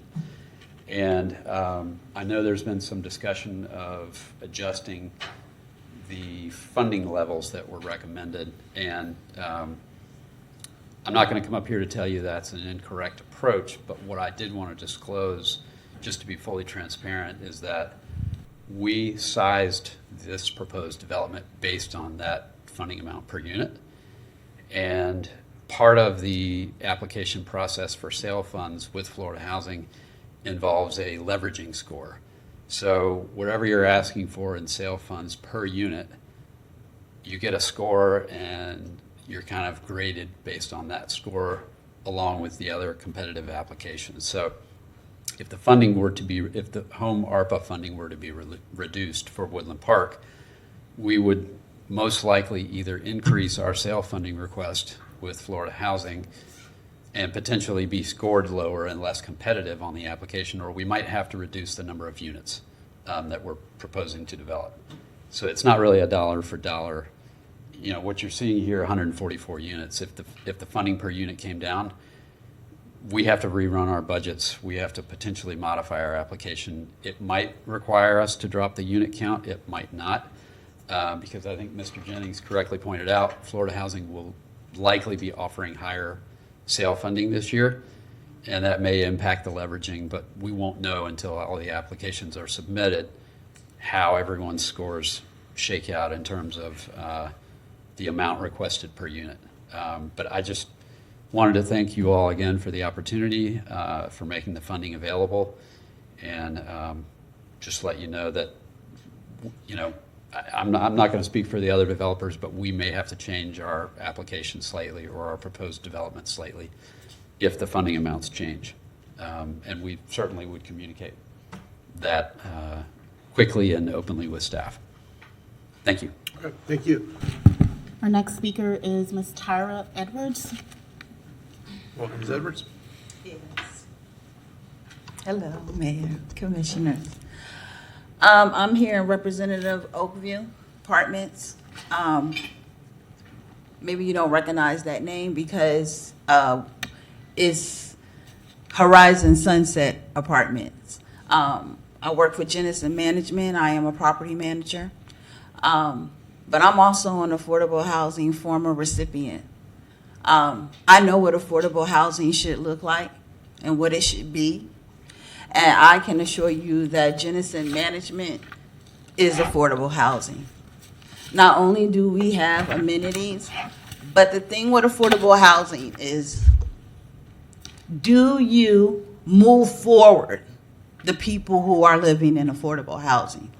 And that's what Jennison Management does. We move forward our tenants who live on our properties. Without the full funding, this project that we are having for seniors would not be feasible at all. It would not be without the full funding. But we move forward our residents. We are fully involved in our residents with education. Our residents do not have to go off the property for any resources or any opportunities when it comes to seniors, when it comes to adults, and when it comes to children. We go to schools, we provide meals, we provide, on our property, we provide jobs. They come to our property to, interview tenants. We do all that there. This is very important to our community, and it's very important to the surrounding community. We also work with environmentalists to make sure that everything on our property is in that everything on our property is, according to how our neighbors would want it to be. This is what affordable housing look like. I am very excited about the other affordable housing that's on the table too. I am a big advocate of affordable housing. I believe that housing is first before anything else that we go forward with. So I'm happy today about all of them who came to the table. And Jennison Management and we want to thank you for this opportunity because we are very excited about the future of our tenants, our future tenants, and also our surrounding neighbors. So thank you. Thank you so much. Thank you. Who's next? Okay, great. Commissioner Book. All right, thank you, Mr. Mayor. Yeah, it's very helpful to hear the context from the various people who proposed these, because these are, it appears to me that you have basically folks that have been well vetted by AHAC and both committees, so that work is valuable. And we have a diverse group of projects here, whether it's 5 or 7. My question was just, I think I know the answer, but I just want to confirm. So which of these then go on the tax rolls and do not? These projects, that's probably a question for Mr. Persons or Mr. Harris. Of the 7, I guess, I'm just looking across the board. Mr. Mayor, Andrew Persons, Special Advisor to City Manager. Per state law, projects that are meet a certain criteria were related to affordable housing, specifically that they're serving low, very low, or extremely low income clients, that they provide more than 70 units of affordable housing for that group, and that they have they're subject to an agreement with Florida Housing Finance Corporation. In 2021, the state legislature enacted a law which provides 100% ad valorem tax exemption. Some of the projects may be paying property taxes currently, and that information we haven't researched. But per state law, there is a tax exemption for affordable housing projects as of 2021. Does that answer your question? I don't think I fully understand it, actually. I don't think I fully understand the answer. So of the 7 projects, and based on what we know, how does that fall within the state law now? So projects like the any project that's going to have a Florida Housing Finance Corporation component to their funding with an agreement. So that would be projects like Woodland Park. It would be projects like Oakview Apartments, both of which I think are looking at 4% tax credit funding through the state. I believe Eden Park, both Phase 1 and Phase 2 would be also, I think in their application, we're looking for state funding to help supplement the funding that the city would provide, or any funding that would come from a private market. I don't know what the financing is for East University Avenue Cottages. It sounds like that's primarily private funding. And then, let's see, Jesse's Village as well. I'm not sure what the funding proposal is for that, but I believe it's private as well. Yeah, I think it's kind of a key distinction, because what happens is, while we're talking about affordable housing now, we also want to leverage the monies that are coming so we can do more 5 and 10. And the Mayor Pro Tem even talked about these lower or these extended timeframes where we're able to leverage the monies we have coming in, and then maybe we're building more, we're providing more funding streams. So it actually has long-term impact on affordable housing. And that's kind of what I was trying to get a sense in the long run, was where the monies are coming in that might do things that are not done today on some of the projects, but also might help us 5, 10, 15, 20, 25 years, basically mortgage length types of timeframes. So thank you, Mr. Persons. Sure. I think that's it for me, Mr. Mayor. Okay, Commissioner Chestnut, you have a follow-up to that? Yes, I wanted to follow up on that. I looked at the applications, and so based on the applications that were submitted, East University Avenue Cottages would be a for-profit. That means paying taxes. Yes, I think that would be right. I think you said the pivotal number was 70. That's correct. The state law provides 70. for 70 All right. units, or subject to some of those Okay, other East provisions. University Avenue has 18. Right. They So would- they so would, that is a anything for-profit. under 70. Thank you. Then, looking at the applications, the Eaton Park was a for-profit. Jesse's Village is a nonprofit based on what they submitted. That was in their application. Oakview, that's Horizon, and is a for-profit. And Woodland Park is a nonprofit. So my point there in bringing that up is that we get a mixture, but I am looking for nonprofit as well as profit, paying revenue, generating revenue, a tax base. And I think we have to look at that in all of housing that we do. But anyway, so then the nonprofits are, neighborhood housing is another thing. But the nonprofits here, it's Jesse's Village and Woodland Park. So you would have 3 that would be revenue generating out of this number. Okay. Thank you. Okay, Yes. thank you. Commissioner Willits? Okay. I'm going to call on Commissioner Willits first. I'm not sure which one of you got in first because you're on the same light. Thank you, Mr. Mayor. Just a quick question. I think this is for Madam Manager or perhaps Mr. Persons. Because I mentioned the fire assessment, I just want to be clear, because those are nonprofits, I was really talking about the typology of housing, that we're talking about larger multifamily buildings that we're going to have, because we change our methodology. Those are ones that, again, we lose that on assessment as I forget the terminology, the carve out, they drop off because they're nonprofit.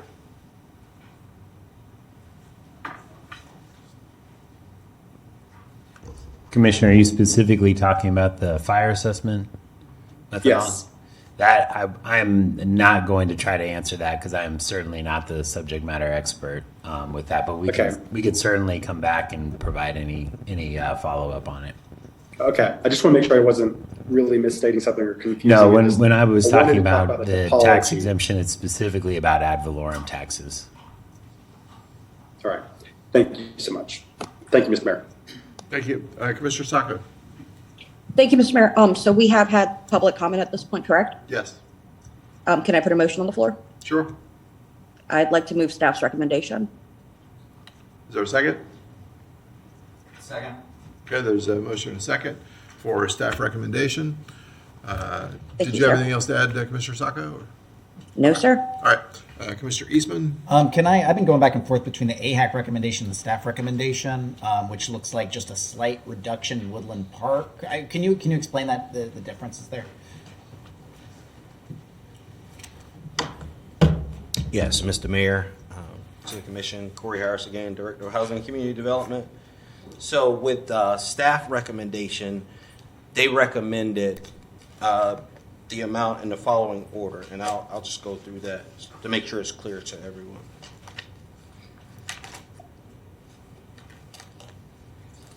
So with Oakview was 1.785, with Jesse's Village $280,000, and for Woodland Park 4.28 million. Right. And so their requests, so for Woodland Park, they requested, let me go back to,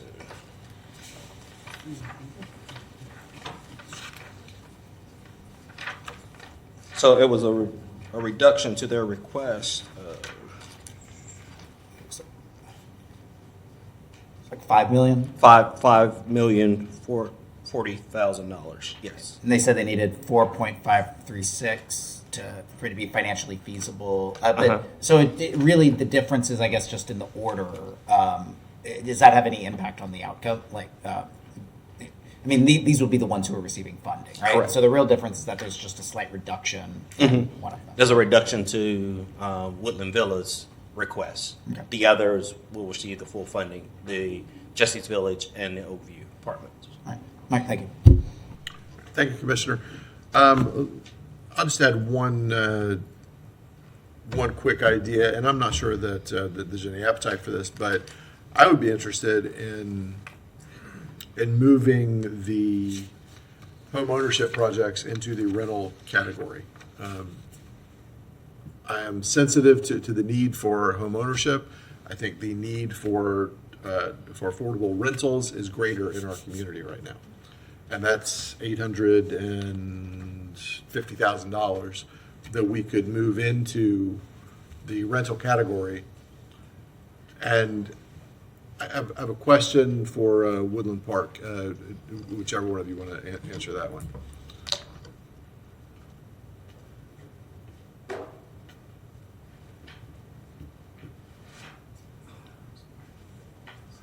Yes, Mr. Mayor. If on the rental project summary, it says that you need at least $4,536,000 to be feasible, is that still accurate?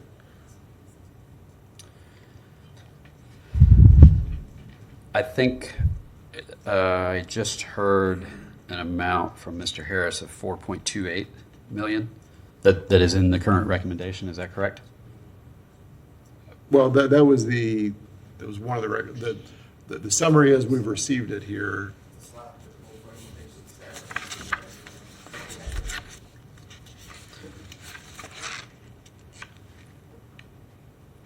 Right, yeah, you were recommended for.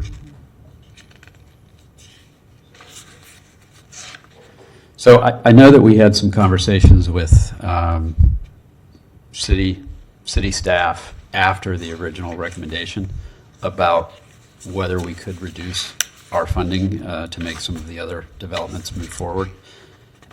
We're definitely in favor of that. We know the city needs as many affordable units as possible. I mean, without rerunning budgets and committing to too much, I think that, yes, I think that the 4.28 would work for our application, especially in light of the sale funding changes this year. That's not as dramatic as I think what I heard earlier, which would be dropping all the way to 20,000 per unit. But I think that would be still feasible. Yes. Okay. All right. Okay. So I am. Thank you. I appreciate it. I don't want to rework the whole thing here from the dais. That will be a major delay in getting projects built. I would really love to consider moving that 850 into rental. And I know that doesn't meet any of the other needs completely, but it is something.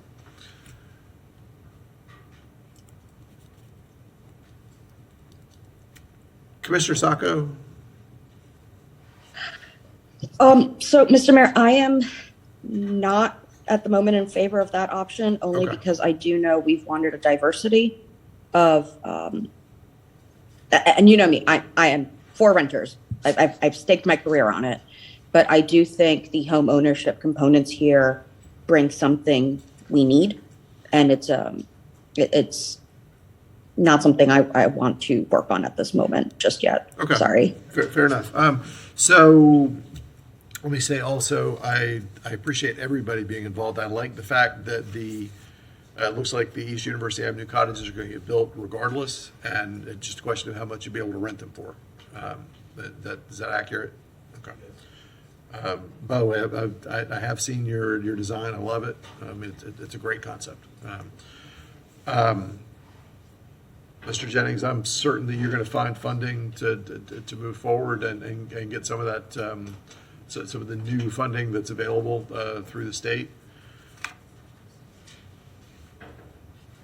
I think I'm going to need to support the motion that's on the table because I want to get things built quickly. Absolutely want to get Oakview done, and I think that has to get done. Woodland Park, I wish we had more brand new units or more additional net units, but we need to get rolling on it regardless. Okay, any other commissioners have thoughts, concerns? Mr. Becker Walker. Thank you, Mr. Mayor. So I wonder if the maker of the motion, Commissioner Saco, if you would be willing to entertain the offer that was put forward by the East Gainesville cottages to increase the number of years for affordability? Yes, of course. She's got to add it to her motion. If that is something, I guess this serves as, the lawyer in me is wondering of the legality of just adding it to the motion. If he wants to have that from our record meeting today, that is the affordability length that he will want approve and accept on it, then I have no problem adding that to the motion. I would defer to the city attorney and staff on as to the legality of taking it from, the meeting versus the application, but I have no problem with that amendment. This could be brought back. Mr. not- Harris, yeah. Oh, I'm sorry. Just a point of clarification. Our staff recommendation isn't to fund East University cottages. So I want to make sure that that's clear. Yeah, that wasn't in there. Okay, and I think maybe you're going somewhere with that, but I just want to make sure that that's clear, that we wouldn't want to require that they do affordability, longer term affordability when they're not receiving funding, but. Thank you. Sorry, that was my bad. I'm trying to scroll through like all the things. Sorry then. For sure, all is well, and you're right, Corey. We'll take this in pieces. Okay, all right, thank you. Thank you, Commissioner. Commissioner Chestnut. Thank you, Mr. Mayor. I would actually like to see this go back to staff. I'd like to see a broader spread. So I will not be supporting this motion on the floor. I'd like to see a broader spread of housing, and I'd like to see a better spread with for-profit and not-for-profit participants.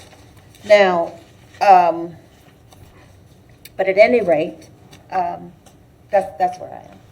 So, Commissioner Chestnut, when you say you'd like to go back, when would you like, if that? I would like her to happen? come back to the GPC next week.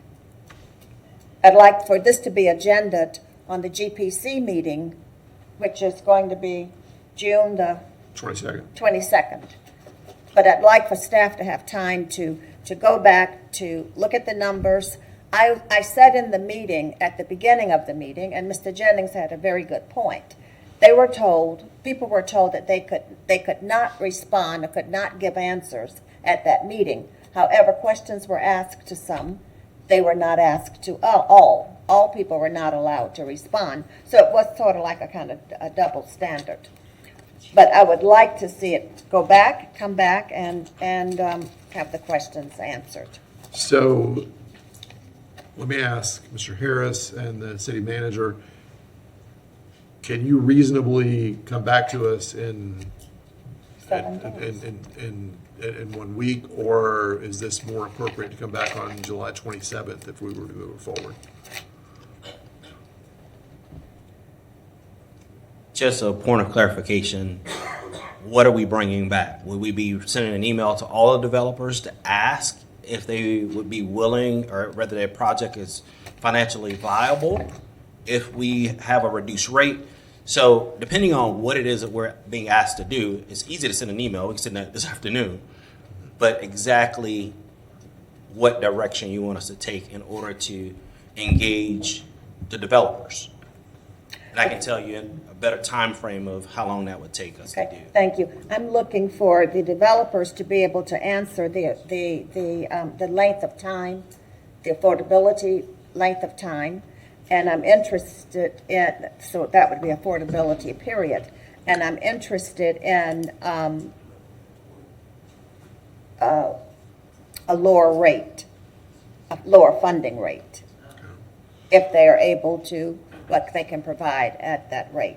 So my guess is that if we start changing the per unit rate, it's going to take longer than a few days for all of them to get with us.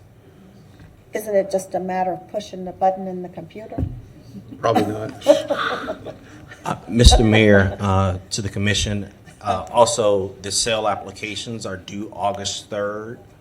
So that's something to consider as well. And this is June, but this is June. This is June. So again, any delays for the developers could cost their project. So again, we can go out and request whether each of these entities are willing to abide by a certain affordability period. If you would like for us to do that, and we can get that back to you. We can also ask those developers who are in the room right now if their project would be feasible to be done within a time frame, because remember, we got to have these dollars encumbered by 2024, December 31st, 2024, and spent by December 2026.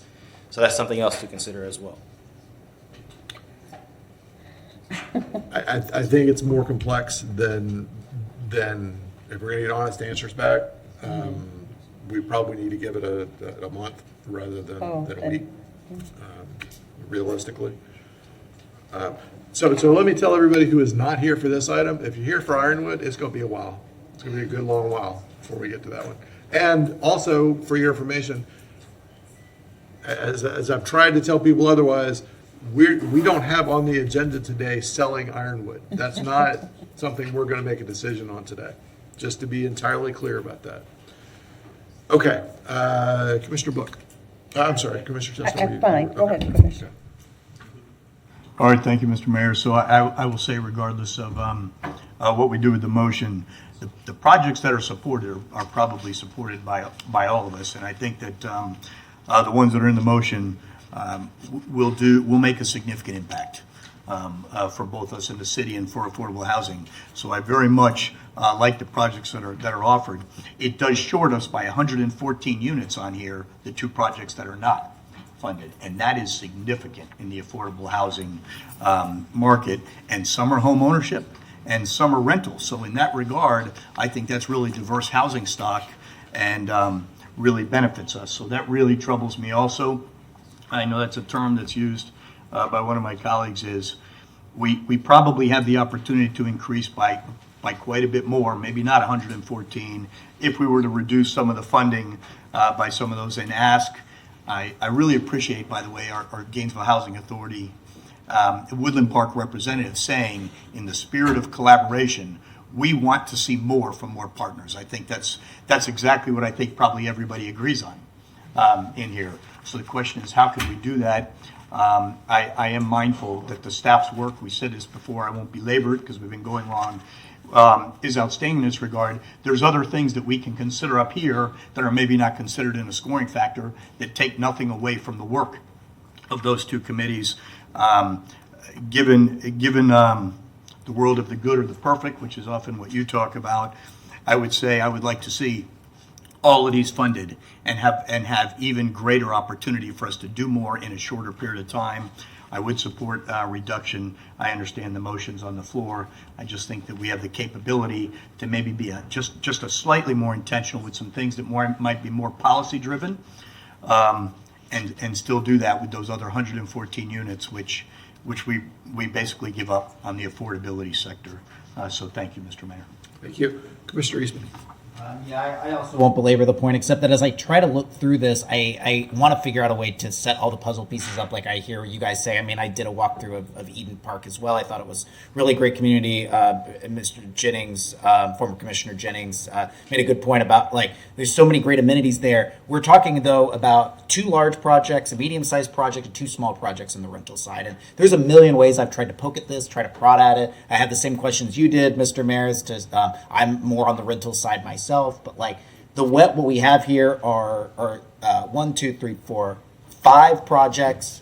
I don't see any way that we put this puzzle piece together in a different way without kind of picking and choosing which ones we're going to do. I don't see how, unless you do a massive reduction, which then kills the feasibility of 2 of these projects, which were very highly scored, that we kind of are moving forward with what staff has, and I just don't see a way to put the puzzle piece together in a different way. We can come back, we can try to have these conversations again, and I would be very comfortable saying, well, let's take a second look at it if I felt like, well, there's this project that's just on the verge of getting funded, or that project that's just on the verge of getting funded. But at this point, it seems like this is where we are. We're going to have to make massive changes if we wanted to fund things any differently. I think the home ownership component, which I said, Mr. Mayor, I would have loved to have that in the rental side, but where those are good projects, and I think kind of where we are with staff is sort of where we're going to be, and we can keep kind of poking at it, but we'd have to get a lot more projects to look and see how we were going to put it together, which would restart the process if we wanted to do that. And so I think kind of this is where we are. This is where we should go, is with staff's recommendation. So I'll stick there, understanding that, I mean, I would have loved to fund everything, and I would, have loved to have some more things in here. That's sort of where we are at the moment. That's all I have, Mr. Mayor. Thank you. All right, thank you, Commissioner Eastman. Yeah, I will say once again, I wish there were some other alternatives, but I want to get things moving, and we're going to disappoint people no matter what we do. At least one of the two of the large projects indicate that they need what's been recommended to make it happen. And if we come back and say, what about if we did it at 20? You've already told us you wouldn't do that. You can't do that.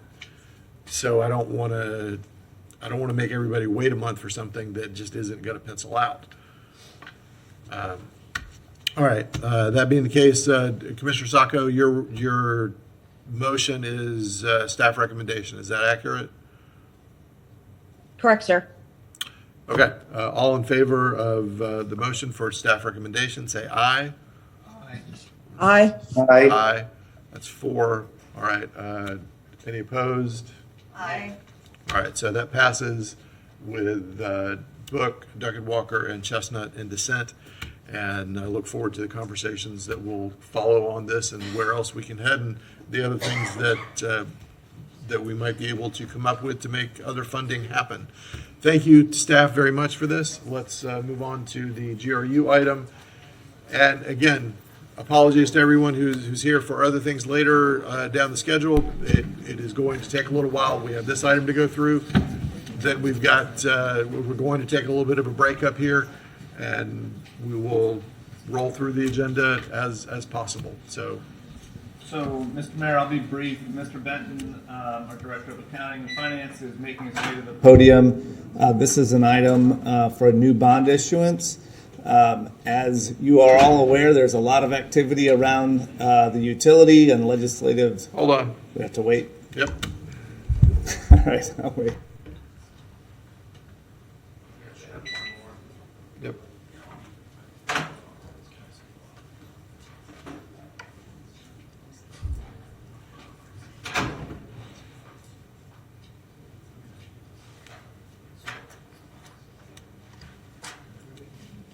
We need a quorum.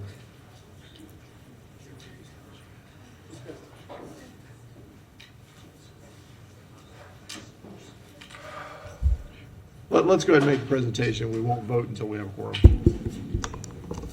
Okay, so I'll just finish real quick. So this is for a new bond issuance. As you all know, there's a lot of activity around the utility and legislative action that's happening. But in the midst of that, we need to continue to operate the utility and provide the services we provide. This item is really along those lines for us to continue to invest in the infrastructure that provides those services to our community. So with that, I'll let Mr. Benton take it away. Okay, Mr. Mayor, there are 3 transactions that the resolution in front of you authorizes. Issuance of the new money variable rate 23C bonds, not to exceed $155 million to fund capital projects. If you authorize these bonds today, but for any reason GRU can't close on that, the resolution authorizes drawing down on an existing $150 million revolving line of credit with U.S. Bank, and then finally, amendment of the swap that supports the 23C bonds. You've seen this before. We're a capital-intensive industry. Periodically, every 2 to 3 years, we have to go to the market to borrow funds to maintain that infrastructure. We have about $2 billion worth on our books. This is simply business as usual. We're at the end of a construction fund cycle. We're low on construction funds. The proposed bond issue is to replenish those funds. We've been working on this loan with our financing team since October of last year. These bond proceeds applied to our capital improvement plan represent investment in our infrastructure that provides us the ability to continue to deliver service to our customers as well as to generate revenue to repay our bondholders. We don't pull these numbers out of the air. Our subject matter experts, who are the folks who manage our plants and our other operating activities, do continuous needs assessments, develop capital improvement plans, which are vetted through the budget process, where we go about determining how much internal resources we have and therefore how much we've got to borrow to fund those projects. I'll remind you, our goal is that we fund our CIP on a 50-50 basis, 50% internal equity, primarily UPIF, and 50% debt. This is part of the plan that you approved when you sat as the General Policy Committee on April 13th. This $150 million issue was baked into that analysis. Part of that $315 million net debt reduction over the next decade that will get us to the target 70% capitalization rate. You've seen this slide probably more than you care to see it. These are the components of that $315 million net debt reduction, reduction in the GSC, excess revenues from base rate increases in electric and wastewater systems, and the $28 million in budget cuts that GRU committed to over the next decade as part of this plan. This is a representative sample of the capital improvement projects that are part of our CIP that will be funded from this bond issue. It's only a sample. The full list is more extensive, but these are some of the primary pieces that we'll be funding.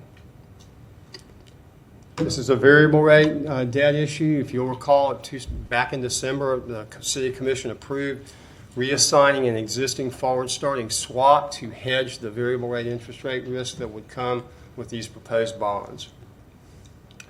So we went out in January, our financial advisor, PFM, did a request for information out to 15 banks on this bond issue. It was scheduled at that point to be brought back to the Commission in April to close on April 30th. 7 banks responded, and based on the criteria that were in there, Barclays had the top-rated proposal. But as the General Manager just mentioned, and as you're well aware, on a parallel track, the governance bill was moving through the Florida legislature, created a great deal of uncertainty about GRU's future governance. As a result of that, GRU was asked to delay the bond issue to after June 1st. But unfortunately, as we continued through this process in April and May, that uncertainty remained, and it began to have an effect on the closing schedule of the transaction, which culminated in Barclays informing us that they were unwilling to close prior to July 1st, which was the effective date of the bill. GRU requires that this transaction be closed on or before June 30th for several reasons. Number one, as I mentioned, we're at the end of a construction fund cycle. We're particularly low in construction funds in our electric and water systems. We have a swap out there, as I mentioned briefly earlier. That's a fixed to floating swap that supports these proposed bonds. It's got an effective date of July 1st. We would really prefer not to have a swap out there that doesn't have any bonds to support. But primarily, there's an absence of clarity still regarding GRU governance in the period between the effective date of the bill on July 1st and when that proposed board would be installed in October. And particularly when speaking about this transaction, there's sufficient ambiguity in the statute that prevents us from having any definitive guidance on exactly who is authorized to approve bonds between July 1st and October 4th. So GRU requires that they be closed prior to June 30. Barclays is unwilling to close until after July 1st, so they're no longer a viable option. PFM went back out to the banks that responded, including Barclays, because we wanted to give them an opportunity to tell us again that they couldn't close before June 30th. We got subsequent responses. They're included in this matrix here. Barclays was willing to honor the terms of the agreement that they proposed back in April, but they were still unwilling to close the transaction prior to July 1st. So they're still not a viable option. So based on the evaluation of the subsequent proposals, TD Bank was chosen as the top-ranked alternative. Although, as you can see here, that is an extra $2.93 million in costs over the 3-year period of the agreement compared to the Barclays original proposal. And just one more piece on these bonds and why they're being issued as variable rate debt, because we have that question from time to time. The TD proposal, after taking into account the net effects of the swap, the effective borrowing rate is about 3.08%. If we were to go out and issue 30-year fixed-rate bonds right now, that interest cost is somewhere in the area of 4.3. That's an extra $1.8 million approximately in interest expense to do these on a fixed-rate basis. So that's what I have on the first transaction. I'll pause here if you've got any questions that you'd like to ask. And I'll also note that Mike Weiner, GRU's bond counsel, is here if you've got any questions for him. Okay, before we go to questions, I'm going to ask the clerk to read it into the record. Mr. Mayor, just for the record, we are on item number 2023-574, resolution authorizing issuance of variable rates utilities system revenue bonds 2023 Series C, if not issued in advance under existing revolving line of credit, and amendment of 2023 swap agreement with Wells Fargo, with the recommendation that the City Commission approve the resolution authorizing, one, the issuance of the 2023 Series C bonds to be purchased by TD Bank in principal amount of not to exceed $155 million, and two, advances on the revolving line of credit with U.S. Bank if the 2023 C bonds are authorized but unable to be issued, and three, the amendment of the 2023 C swap with Wells Fargo. All right, thank you. Commissioner Eastman. Thank you, Mr. Mayor. So the bill you're referring to is House Bill 1645, the Representative Clemens' bill. Yes, Mr. Mayor. You said that the ambiguity was one of the main issues, that knowing who was actually able to issue bonds under that, correct? Actually, there's ambiguity as to who is authorized to approve a bond issue between the time period of July 1st, the effective date of the bill, and October 4th, when the proposed board would be installed. And then you said that was going to be, you said 2.9 million, is that correct, more than The what? incremental cost in going to the TD Bank proposal versus the original Barclays proposal is approximately $2.93 million over a 3-year period. And who's going to bear the cost of that additional 2.9 million? Is that going to be GRU ratepayers? GRU ratepayers? Okay, so GRU ratepayers will be paying that, and will that also, that will have an impact on our ability to meet, I'd imagine, we're going to have to cut as well from the, from our deficit reduction plan that we have. Well, the incremental cost is all in interest. The net debt reduction plan is based on principal. There shouldn't be a significant impact on that plan. And this is 2.9 million over 3 years, so $1 million a year more that GRU ratepayers will be paying as a result of the bill. Thank you. Thank you, Commissioner. So I think Commissioner Chestnut. Commissioner Eastman speaks in such flowery terms. But what you're really saying is that because of House Bill 1645, we can already see what's going to happen to our GRU customers. It's going to cost them $1 million a year for the next 3 years because of that bill, and on this bond issuance, that's what it's going to cost because of House Bill 1645, Representative Clemens' bill. You're going to have to pay $1 million more per year than you are paying now. Is that what you were saying? Yes, and just on this one bond issuance, this won't be the last bond issuance, correct? I feel fairly confident in saying this will not be the last bond issue GRU does. Yeah, and this is just for 3 years, so it's $1 million per year, and yes, that was exactly my point, and the bill has not been signed yet. That was all I was getting at. Thank you, Mr. Finley. Thank you, Commissioners. So let's, do we have anyone from the public signed up for this? Mr. Mayor. I'm sorry, you have more. Yeah, Mr. Mayor, I just wanted to let you pause and ask questions there. We've got 2 more transactions. Let's roll on through. I know you're mesmerized by my public speaking skills, but I don't want to do the rest of this. The second one is amending that drawing on the $150 million revolving line of credit. So back in April of 2022, the Commission approved a resolution authorizing a line of credit with U.S. Bank.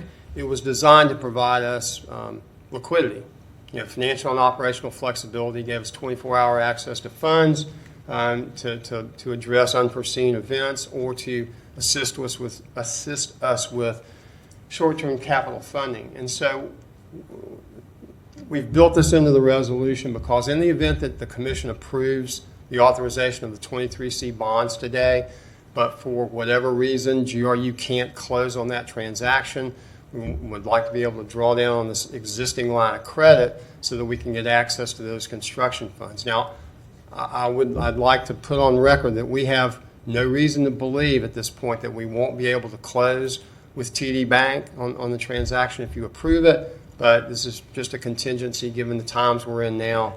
We felt it was prudent to have a backup. So it does authorize an advance up to $150 million. It would be our intent as soon as feasible, if we have to go this route, to execute a long-term financing similar to the structure that we presented on the 23C bonds.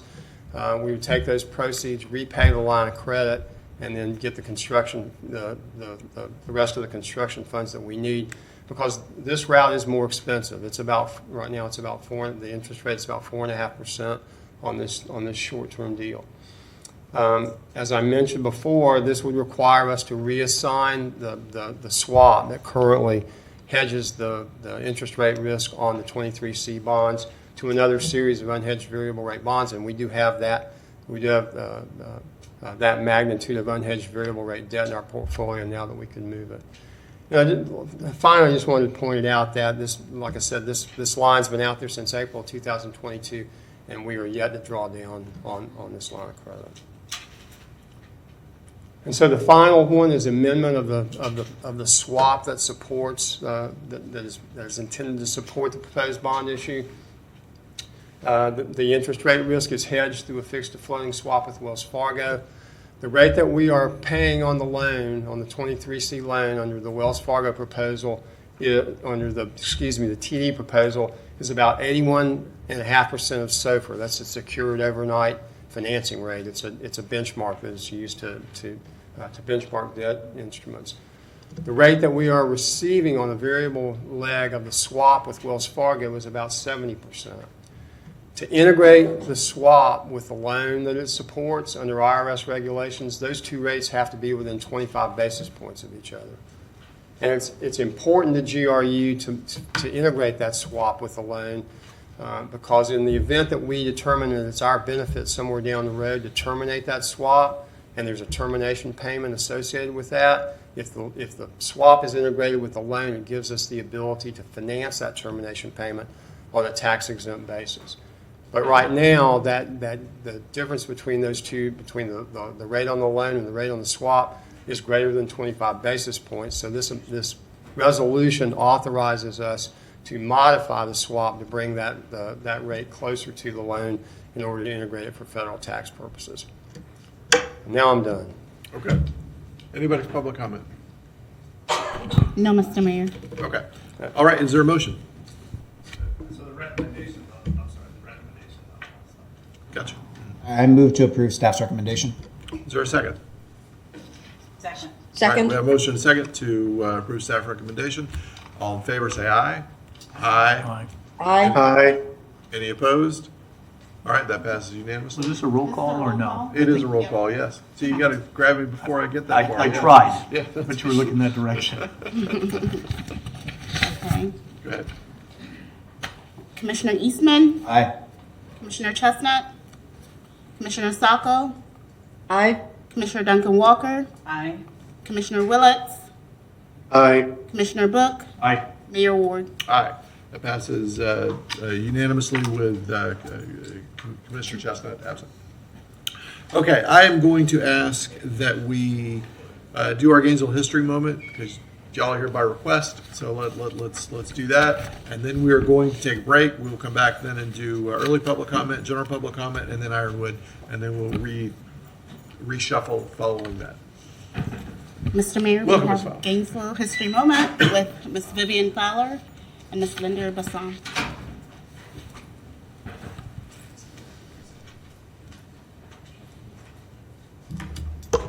I think my 85th birthday last week slowed me down a little, so, but I'm still here. I'm very happy to always be invited to this commission meeting to talk about Gainesville. I love Gainesville, and there are a lot of pieces of it that you all are too young to know about, or it's not written anywhere. One of the things that come to mind is the fact that there was Dale's chicken farm. Actually, it was a manufacturing company that really took the chickens and then cleansed them and cut them up and got them ready to package. And it was right off of 4th Street as you pass Depot Park, where those barrack houses are down there. That it was down in that area. So they were shift work, and they prepared the chickens that went out from Gainesville and all over to be sold as fried chicken. And my neighbor worked there, and she made the best fried chicken ever. And she's gone. I wanted to bring that to mind because people who work menial jobs in Gainesville, Florida, built Gainesville, Florida. And I am always in favor of recognizing those folks as their footprints are listed in the annals of history somewhere so that we might know who they are. I'll go from that to a business because Gainesville had at one time a place called Piggly Wiggly. I don't know if anybody else in here remembers Piggly Wiggly.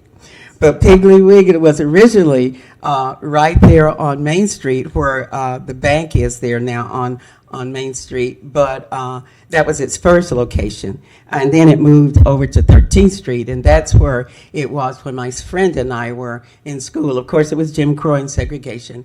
And it was our time to, at both ends of the meat pack, the place that you sold the meat in the back of the store, were 2 water fountains. I may have told this story, but I love to tell the story.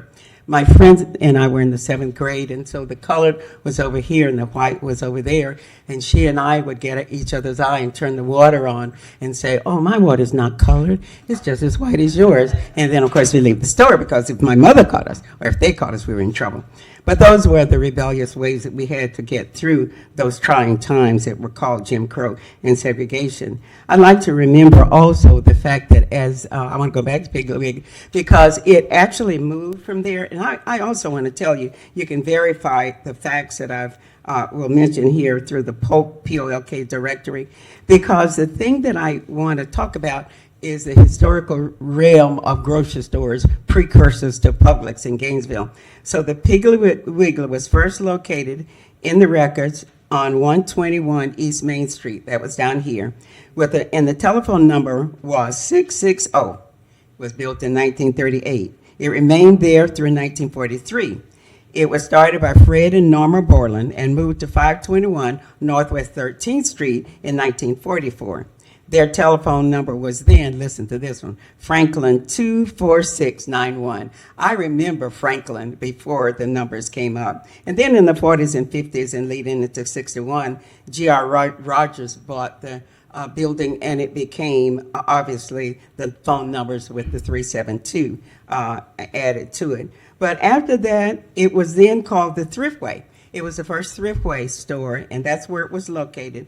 Later on, Thriftway was on Waldo Road, and then it sort of disappeared from Gainesville as far as I know. So that's important to know. But the other thing that I'll close with is the fact that during the time, my son, my youngest son, will be 61. He's in Orlando, so he can't hear me telling his age here today. But when he was born, he was a little fella who was preemie, but by the time he was walking, he loved milk.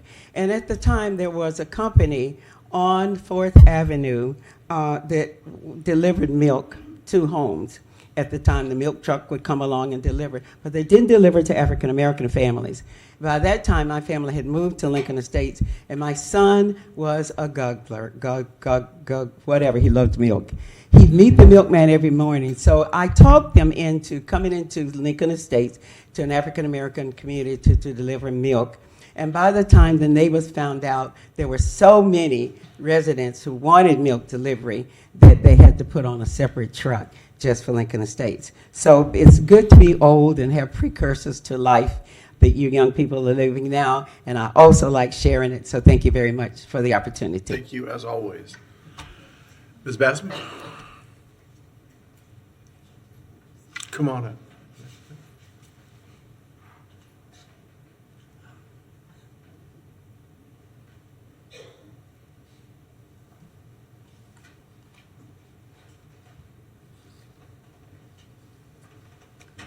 Mr. Mayor, Commissioners. Yeah, you're on. Okay. As I think you all are aware, is the sun? We'll get it turned on. There you go. There we go. As I think we're all aware of, hopefully, this is Pride Month. There's a lot going on this month. Monday is Juneteenth. And Gainesville has reason to celebrate Pride. Lots of reasons. The Human Rights Campaign, which is probably the most recognized LGBT organization nationally,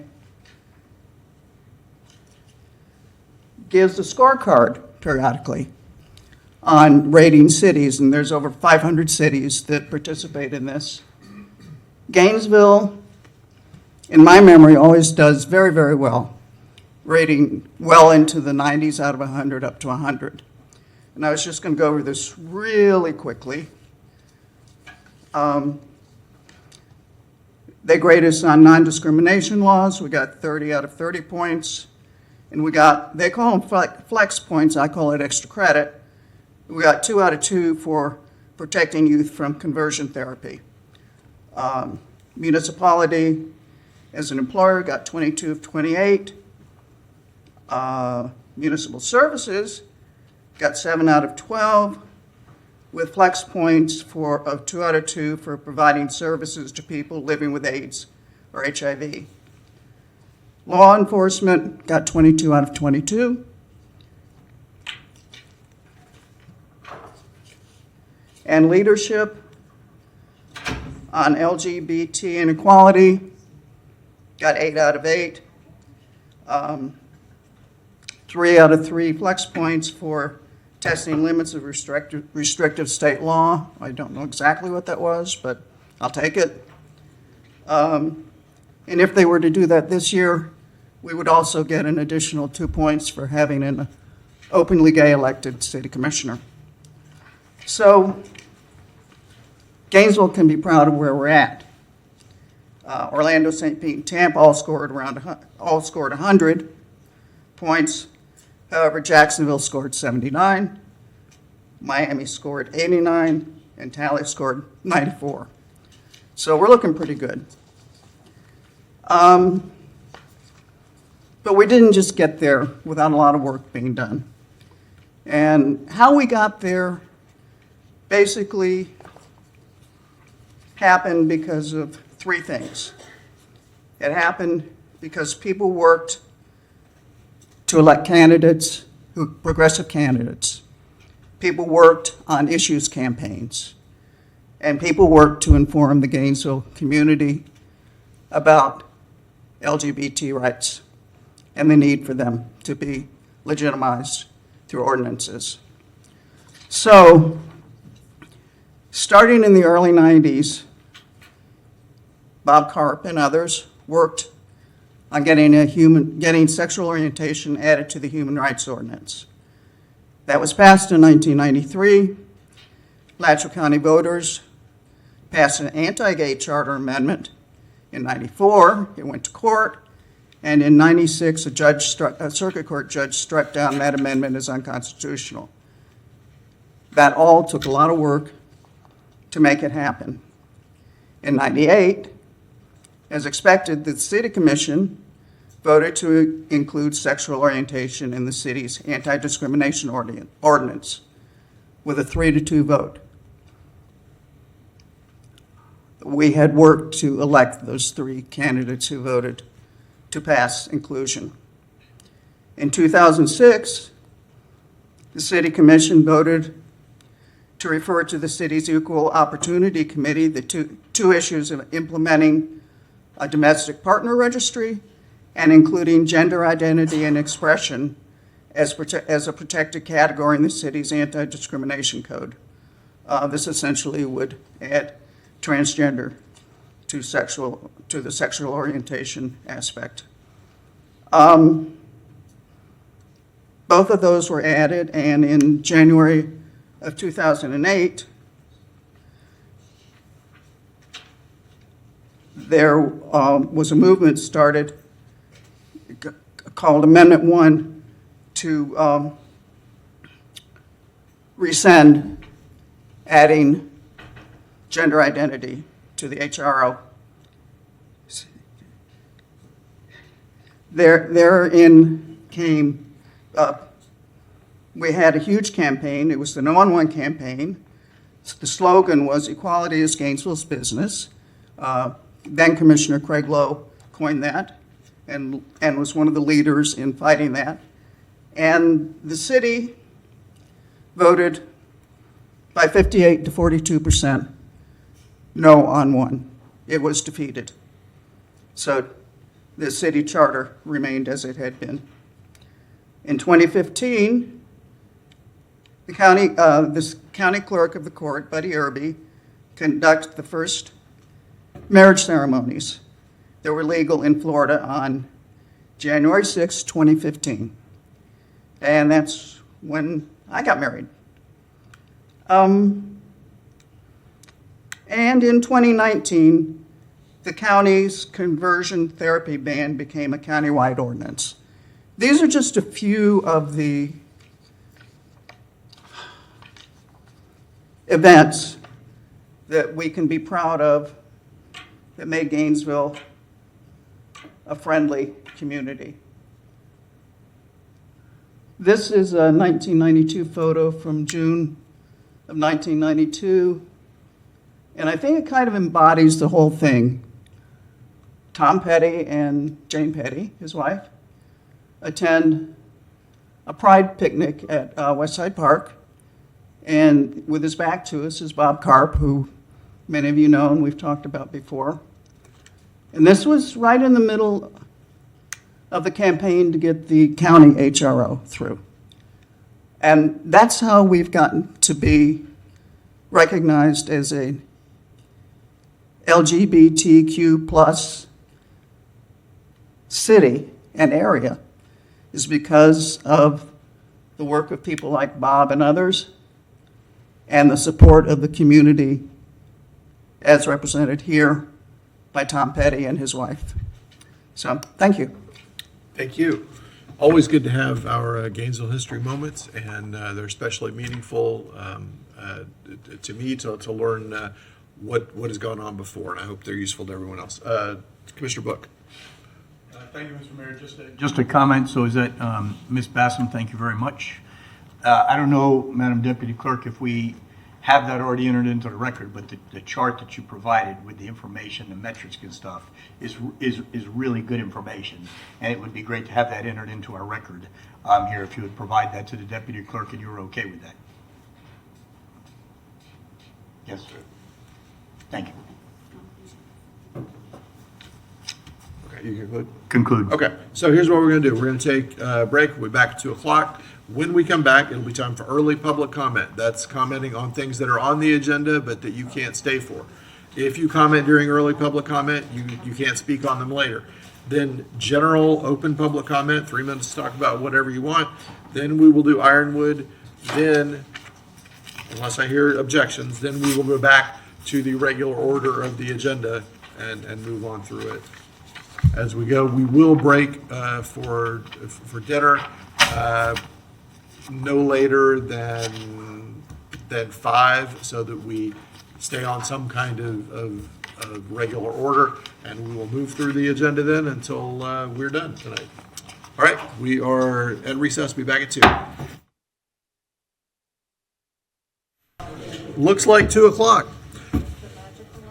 We will, to remind everyone, what we're going to do is early public comment, which again is for folks who want to speak on something that is on the agenda, but you don't want to stay for. If you speak at early public comment, you can't speak on it later.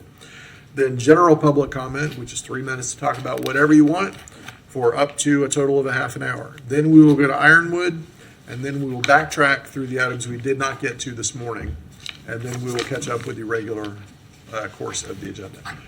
Madam Clerk. Thank you, Mr. Mayor. Our first item is early public comment on agenda items, and we have Ms. Annette Kresick. Welcome. Is this thing on? Okay. Yes. Hi, my name's Annette Krasick, and I'm a empty nester. My youngest child of 2 just graduated from Buchholz High School. He was a 4-year member of the varsity boys golf team there. We moved to Gainesville, actually back to Gainesville in 2012, and he came up through the junior golf programs here in town. It was a natural progression for him to play in high school. He was never going to be a football player or a basketball player or a runner in track, but golf was something that fit his size, his interest, his time commitment, and in August, he will take his game to the next level in college.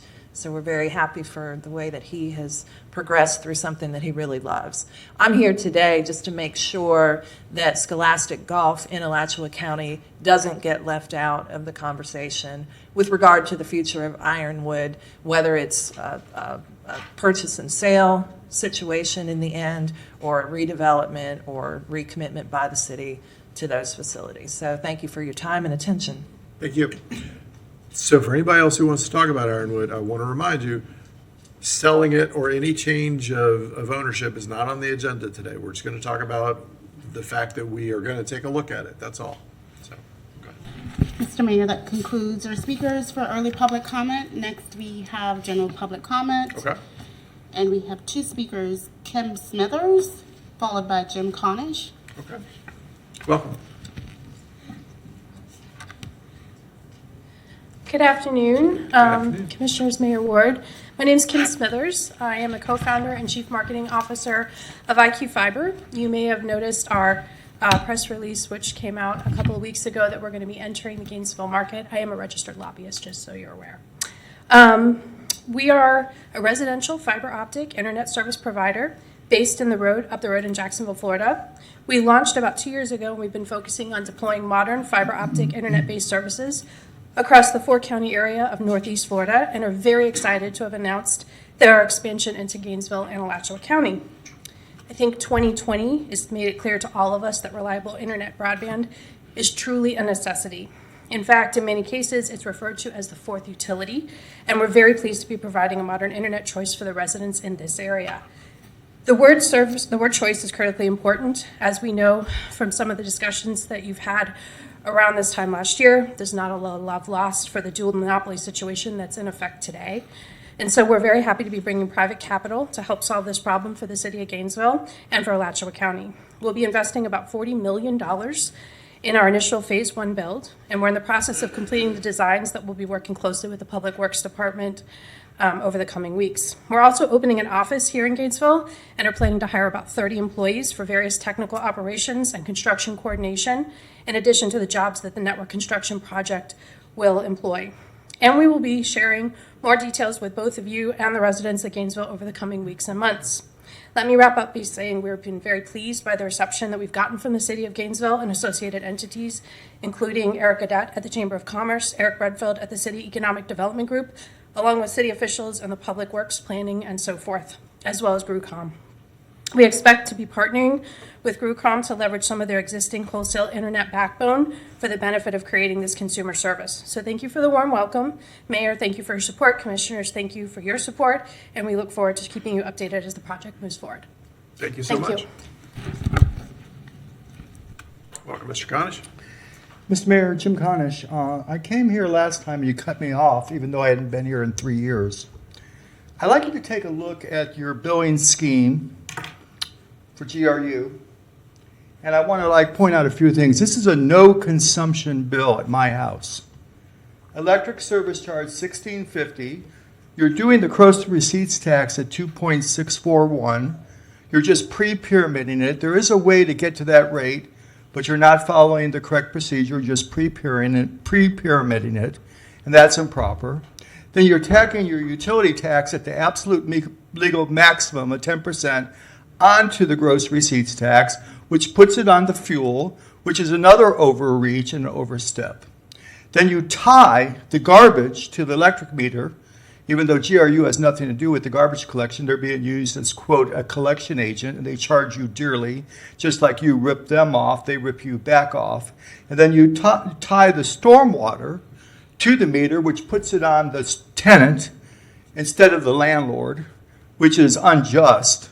So really, effectively, the service charge for electric is the first three items, which comes to $48.52 before you consume anything, and you're dropping the highest rates in the state on top of that.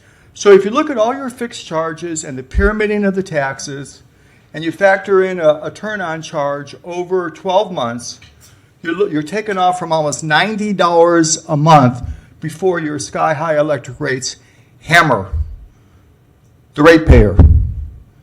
And of course, outside the city, the surcharges pound down on that, and that's pyramided with the county utility tax. The legislature did not manufacture this, sir. This is indefensible.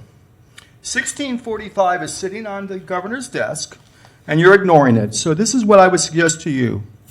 I would invite Patrice Boyes, David Coffey, Joe Little, John Mills, Marion Ratson, Miriam Rush, Rod Smith, David Wagner, Scott Walker, and anyone else who would like to explain to you what 1645 is going to mean for this city commission come October 1st. And what you really need to focus on is the language that the authorities shall be free from all direction and control of the city commission. You're going to have to untangle this incestuous web you've spun completely by October 1st, unless the governor vetoes it, which he's not going to do. Thank you. Always good to see you, Mr. Conish. What's next? Mr. Mayor, that concludes our speakers. Next, we have business discussion items. The first is Ironwood update and discussion with a recommendation that the City Commission discuss and take action deemed necessary. Thank you. So, Madam Manager, you notified us earlier this week that we were placing Ironwood under management watch. Yes, sir. Do you want to give us a quick update on what that is? And then I have a few things to talk about there, and then we'll go from there. Sure. Mr. Mayor, members of the commission, as we were preparing the budget and had early proposals, Ironwood was in the early proposals to not be included in fiscal 24 budget. As we've continued to work with staff and try to understand what is going on and obviously hearing concerns, from the commission, I made the decision to place Ironwood and another department program on Management Watch. What Management Watch means is that there are concerns that have been identified in that department. They could be problematic or not. It could be management operational. It could be financial infrastructure, all of that. But what we do is we sit with the department, outline what the issues and problems are, outline a timeline to try to have them resolved, bring in any expertise that we need to help internal staff to do the analysis and the review, and then come back to the commission with recommendations. That will happen over time. It won't happen immediately. So we have a clean slate, basically. We know we have issues, and we'll identify those specifically before the Management Watch Review Committee starts their work. We will also attempt to include experts from the outside on our review committee, so it won't just be driven by internal review analysis. And so we'll probably come back to the commission around the first of the calendar year or so with our recommendations, hearing from the commission, some further refinement if necessary, and definitely have a recommendation for how we proceed in fiscal 25 before we put the budget before the commission. Very good. Thank you. That's helpful. What I want everyone in the community to understand, there are a lot of ways that a municipality can interact with a publicly owned golf course. There are municipalities who own a course and manage it. There are municipalities who own a course and farm out the management to a different company. And there are municipalities who have opened and closed courses over the years, who have sold or traded for their courses. There are lots of avenues available to us.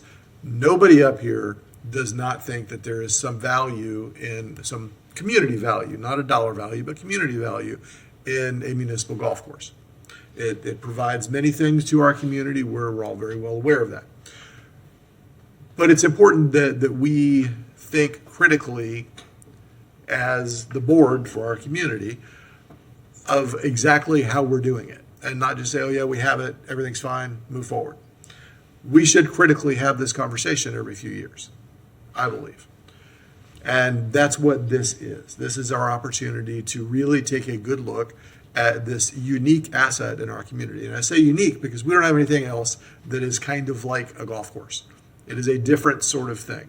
It's often compared to community pools, but we have 3 different community pools. We have lots of different opportunity to compare and contrast how we do that at different places. So I think it's important that we have the conversation and that we fully understand what the financial and social and just general community repercussions and opportunities of golf course ownership and management are. So that's where we are on this. And it's a shame that a couple of media sources got a little bit ahead of themselves with some headlines. We are clearly not going to talk about selling a golf course today. Some folks jumped off of those headlines and decided they were going to make offers and things. That's not really appropriate at this point either. That's where we are, and as plain a language as I can convey to you, because I know that a lot of people got scared very quickly when they read those headlines. They were inaccurate headlines, I will tell you that. So, with all that said, does anybody else up here? Commissioner Book, you've got something to say. Go ahead. I suspect we'll hear from some of the community members, but like several of the issues that have been on kind of the budget discussion, we've received hundreds of emails on various different areas that have been projected for potential cuts. And I consider that the ultimate aspect of community input, is you get it, you listen to it, you consider it, and most important in this particular case, the manager made a managerial decision yesterday at the probably before yesterday actually, related to our budget hearing, and it was exactly what she just provided. So what that means in a nutshell is that it remains an amenity of the city, and make no bones about it, a golf course is a recreational amenity. It's just kind of a different look, as you've alluded to, Mr. Mayor. It does provide some revenue, and I think that from my perspective, because it is such a low-cost, incredible recreational amenity at the moment, many of those that have written us have told us no problem with increasing fees very modestly to make it competitive. Well, that does need to be done. I know I advocate for that, whether it's around a golf, the driving range, the event venue, because it generates a lot of events and a lot of programming. And I think that the programming, I think that we all know on the dais, has really cut across a pretty interesting diverse group of people. They do some programming for the Special Olympics. They do some programming for elderly.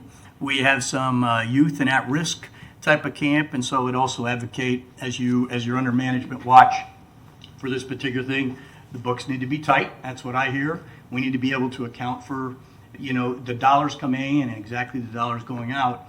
But I think what we'll also find is that the programming is pretty tremendous. And I would advocate, I would suspect, I see the golf course manager here and potentially staff and probably some other community members, is that we're going to want to support this course. And supporting the course means ensuring that people come to that course and they use it and they program it and they use the event venue, because that will help us make those determinations for now what is basically October 1 of 2025. And those decisions will be made in about now in 2025 also. So please do that, and thank you. I do feel like it was an outstanding decision and one that will do well for us on the overall parks, recreation, and cultural affairs side of the house. Thank you, Mr. Mayor. Thank you. Commissioner Chestnut. Thank you, Mr. Mayor. Just very briefly, I'm assuming everyone knows what led up to all of the hullabaloo about Ironwood, and it goes back to operating at a deficit. So as people address the issue this afternoon, if you could come up or share with us some ideas that you have, what you're willing to support, what you think we should do in order to increase revenue, keep everything running smoothly, I would be very interested in hearing your recommendations. Thank you. Okay, I see no other lights, so do we have folks signed up for public comment? Mr. Mayor, our first speaker is Floyd Gibson, followed by Joan McEntee and Tina Banner. Good afternoon, Commissioner and Mayor. My name is Floyd Gibson. I'm here to speak in support of Ironwood. I've been in Ironwood as a volunteer for upward of 20 years. I've seen Ironwood at its worst, and I've seen Ironwood at its best, and today it is at its best. Your investment in Ironwood was a very, very wise investment, because what it does, it gives citizens on the east side some form of relaxation, outlet, and camaraderie. I'm a starter. I see people coming to Ironwood from all over the United States. One of the things that they all say when they leave, Ironwood is an outstanding golf course. And the consideration that some may have said, because I was under the impression that you all were looking at either selling it or selling it, I think your investment deserves a lot more. You've invested, citizens of Gainesville and visitors in Gainesville have also invested in Ironwood. Ironwood is the best golf course in Alachua County, private or public. Why? Because people come from other golf courses, they make that statement. And being a starter, you get a chance to communicate a lot of times with people coming to find out things about it. I'm encouraging you to think down the road, because Ironwood is an investment for the citizens of Gainesville.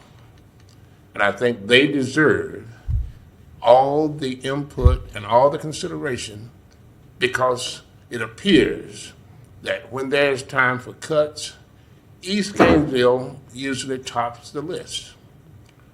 East Gainesville doesn't have a lot to offer the citizens in form of recreation. I understand that McPherson has closed, Racker House is closed. All of these things have an impact on the lives and the livelihood of citizens. So I would encourage you to think about improving. You had some revenue came in, but I would like to share with you at another venue, another time, ways that you can improve that revenue and decrease your expense. But Ironwood is an investment for the citizens, and I encourage the commissioners to think about that in your deliberations going forward. Thank you. Thank you. Our next speaker is Joan McEntee, followed by Tina Banner and Beth Cayley. Hi, good afternoon. My name is Joan McEntee, and I live in Northwest Gainesville. And I'm part of an informal group that was recently organized, I guess are here, on behalf of Ironwood Golf Course that we all love. And we love that it provides enormous good for the community. Before I really get into things, I'd like to thank the commission and the mayor. I know it overwhelmed a lot of people with our letters and inquiries and emails, and really appreciate the time and responsiveness to those, and also your willingness to listen to us and being open-minded. I'm one of 3 people today that will share factors considered to be considered in understanding the full value of Ironwood to our community and the far-reaching effects of closing the course. The previous speaker did mention quite a few of these. And we are happy that it's back in the budget and under watch, but we don't want to let anything slip so it doesn't continue to be there for us in the future. As we know, recreation is incredibly important to the quality of life, and it's highly valued by the citizens of Gainesville. That's obvious by all the use of the public courses, or the public course, and all of the public parks and other facilities. And it's also been obvious through the overwhelming voter support for the wild spaces and public places. So we know this is a priority for the city. Ironwood at this point is the only public golf course in our city, and it's only one of 2 public golf courses in the entirety of Alachua County. Mark Bostwick Golf Course at UF, some people are under the impression that it's open to the public, and it is not. It's only available to students, faculty, and alumni. The other course, Hawkstone, previously known as Hale, it's a private course. So the only other one within the county is Turkey Creek, and that is open to the public.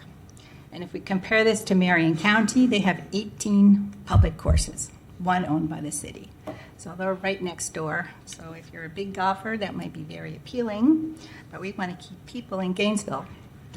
If Ironwood closes, then there would be absolutely no golf courses in the city open to the public, and just the one left in Alachua County. One of the other factors that was just brought up is that Ironwood is located in East Gainesville, and there's a dearth of recreational offerings outside of Ironwood, and it makes sense to strengthen this existing investment rather than to get rid of it. It's a draw for East Gainesville, and the Ironwood golfers patronize the area restaurants and businesses. I know that a lot of us, right after we play golf, we are hanging out, enjoying beer, and the social situation afterwards. So it's an important part to all of us, obviously, and many people in the community. I'm going to ask you to wrap up. Oh, sure. Okay. And then the other thing is that closing it could communicate very negatively to the city that it wants to disinvest in that area. And then finally, just the diversity in that course. I've played golf in a lot of places. It is truly unique in the diversity. There are people of all colors, ethnicities, and men, women, children, families. Really need you to wrap up. Okay, I'm sorry, I'm 37 minutes over. Okay, bottom line is it's especially important for our citizens, and we are all for keeping Ironwood in place and happy to work with the commission with ideas. Our next speaker is Tina Banner, followed by Beth Cayley and Robert Mounts. And also, thank you for allowing us to present our information here. And we are, as you know, in support of maintaining Ironwood and willing to look at rate increases to help with revenue.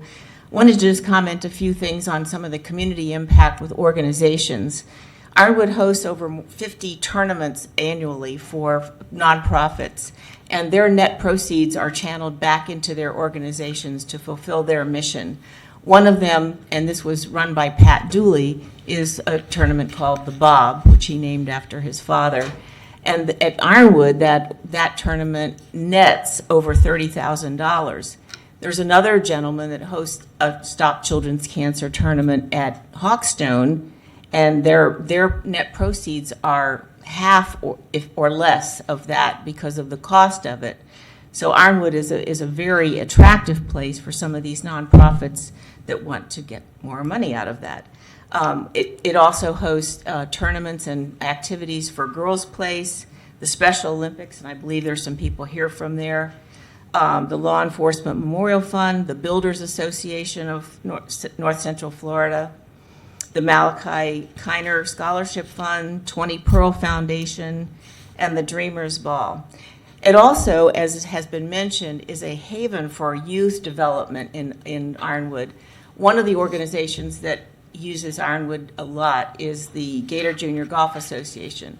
I've had the pleasure of being a volunteer coach for that organization for several years, and it's just incredible to see these young children, and we're talking from 4 or 5 years and up, that come into the organization, some of whom have a lot of personal challenges, and they just develop and grow tremendously, and by the end of one season, you can see things. This organization offers scholarships for some of those children as well, and most of them return year after year and move on up in the organization to intermediate and some to advanced levels of golf play.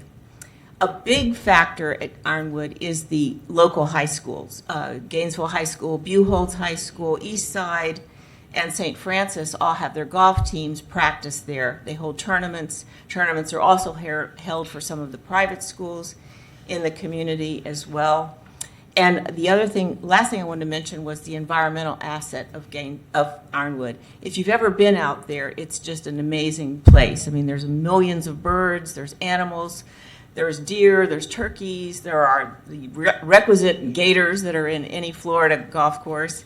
And it is a certified International Audubon Sanctuary golf course, and that certification means that they meet the standards of the Audubon Cooperative Sanctuary Program, and they use very environmental responsible maintenance practices in their day-to-day operations. So that concludes everything. Thank you. Our next speaker is Bev Cayley, followed by Robert Mounts and Carone Thomas. Thanks. I was going to begin my remarks by saying that we think that the city and the golf course could both benefit from a fundamental reimagining of what that relationship looks like. But from what I heard from you today, that reimagining has already begun. And we appreciate the thoughtfulness with which you have heard the community talk about this. So I appreciate the complexity and the gravity of the issues that you're dealing with. And I'll try not to take, even my full 3 minutes. There's a few more things that I wanted to add. We were very encouraged by what we heard from Ms. Gonzalez yesterday about looking at things, about maximizing the value of the golf course. And, Ms. Curry, today we appreciate your remarks about Management Watch. I think that sounds like an excellent plan by which you can maximize the value of this asset. So that's the thing about thinking about this golf course, is that it can be a big, not only a financial and recreational asset to you, but a public relations asset to you. The relationship that you have there, come out sometime and see these children at the golf camps. I know you've got children all over town, but it's a really moving experience out there. All these children learning a sport that's not only fun, but will be a valuable asset to them throughout their lives. Golf is increasing in popularity. I think you've probably maybe seen the numbers that we're putting forth about the millions and millions of new golfers that have come into the sport since COVID. We can be a part of profiting on that resurgence of golf. You asked for some suggestions about how to plug the revenue. Well, you've got two main golf courses that would be a close competitor or close comparator for you. The Turkey Creek and the municipal golf course in Ocala. They're both, both of those courses are very similar to this course. Well, based on those factors and looking at their overall rate structure, you've seen that golf courses have a kind of a demand-based pricing structure. Oh, Twilight, this and that, and all the next. But taking the top rate from all those golf courses and comparing it to Ironwood, you're about $5 underpriced. About $5 a round. So if you make that fee increase and looking at the 40,000 rounds you had last year, and you're on track for 45,000 rounds this year, I think pretty much problem solved there. You're talking about another $200,000 or so that the golf course is bringing in. So, again, like I say, I told you I wasn't going to talk too long, and I'm already on the yellow light, but closing Ironwood isn't really necessary to save the city money. I think it can be brought up to being at very least a revenue, net situation. And all these benefits that we've talked about can be provided to the city at really no net cost to the city. So thanks again for your flexibility and responsiveness. Thank you. Mr. Robert Mounts, followed by Lerone Thomas and Reverend John Brown. Good afternoon, Mr. Mayor, Robert Mounts. When we last spoke about this, and first of all, I very much appreciate the track you're on and your comments earlier. As I've said before, I'm a regular user of Ironwood, even though I'm a member of Hawkstone, where it's very expensive. Even as a member, if you bring a guest, you have to pay about $65 a round. And in Ironwood during the week, a senior can play for $29 a round, 18 with cart. So there's definitely a big basis for raising fees and efficiencies. I think there may be some basis for cutting staff.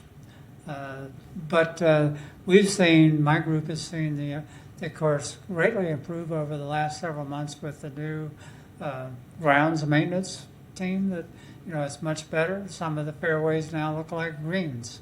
So that's very encouraging. We also see a lot of deer and a lot of alligators and all kinds of things, wildlife out there. But as an former Air Force officer, I've lived on a lot of Air Force bases, where the golf course was right under the flight path or the runway, and that's what we have at Ironwood as well. So I don't think it would be good for much else. It's also built, I understand, on swamp land property. The flood insurance rates, if it was housing, would probably be off the charts. So there's a lot of things to look at as you do your management watch.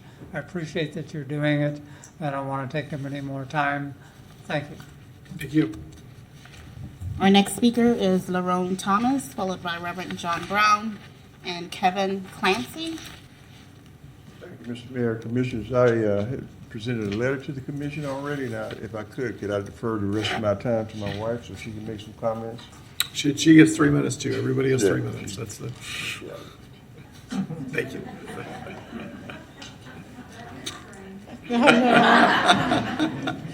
Mr. Mayor and Commissioners, I'm Tara Thomas, and my plan was not to speak. And they know it because I felt that it would be better to have those golfers that were active on the golf course, and I am as well, to speak a little bit more. But one of the things I'd like to ask you all to look at are the financials. You say that Ironwood has a deficit, but if you take a look at what was provided to you by your staff, it shows projected revenues. And then it shows the revenues, actual revenues for March, the latest that I know that you received. The actual revenues for March shows that they are on track because it had a projected revenue of $2 million. It shows that in March of 23, you have a revenue of 100 and I can't remember, but you were 63% on track of accruing the revenue. My question to you is, if you look at it, ask yourself, how many park and recreation facilities can offset your city budget? Because the revenues, I think it was $640,000 in March. If you look at it, that means, and they showed a deficit, that means that you're taking all of your office or operation expenses from your revenue. What happened to your operations budget? If you're taking $640,000 from that, that means you've offset your city budget. How many park and recreation facilities can do that? So I ask you to take a look at that. I believe that Ironwood is on track making the revenue. They're not a deficit, not unless you're taking your city budget, your operation expenses, and you're taking some of that away. But they're showing a deficit because they're taking all of your operation expenses from the revenue. That means you're not taking any money out of your operations budget. So please take a look at that. And if I can help you in any way, I'd be happy to. Thank you. Thank you. Reverend John Brown, followed by Kevin Clancy and Garrett Crocker.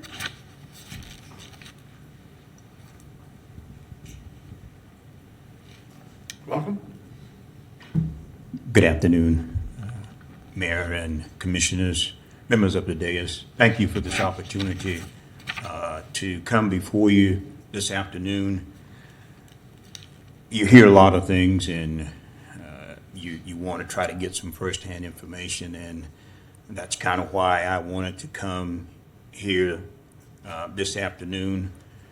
But I was disturbed when one of my faithful athletes that train a lot in Special Olympics called me wanting to know where he's going to be able to train at for golf. And I appreciate the comments made earlier, Commissioner, about Special Olympics being able to use the golf course. Some 20 plus years ago, I received a call from my superiors in Special Olympics, Florida, wanting to know if we had a facility in Florida that could accommodate Special Olympics. And I recommended to them Quail Heights at Lake City Country Club. They came up and they looked at the facility, and of course they were amenable for a year or so.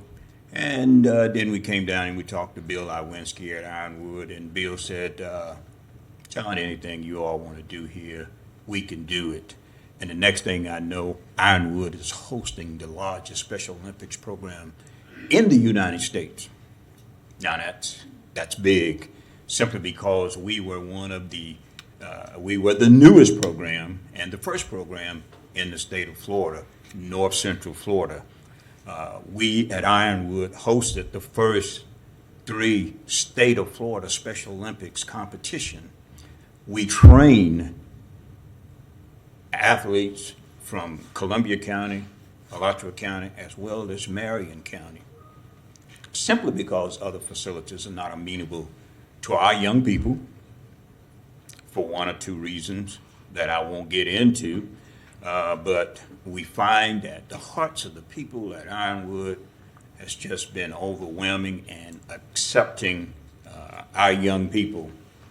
We have the longest standing coaches training school in Special Olympics in the state of Florida. We started about 15 years ago, and to this day we still have a large number of coaches which we train from around the state of Florida to teach them how to train and work with Special Olympics athletes. When Michael called me, Coach, Reverend Mr. Brown, because I taught him many years ago, where are we going to train at? That really concerned me. But I think you've set my mind at ease that Michael won't have to worry about that, because I feel that this commission will look in Michael's face and see that he is a young man that is a 5-time state champion in the state of Florida that trained in your facility and do the right thing for Michael. Thank you for the opportunity to speak. Thank you. Thank you. Thank you.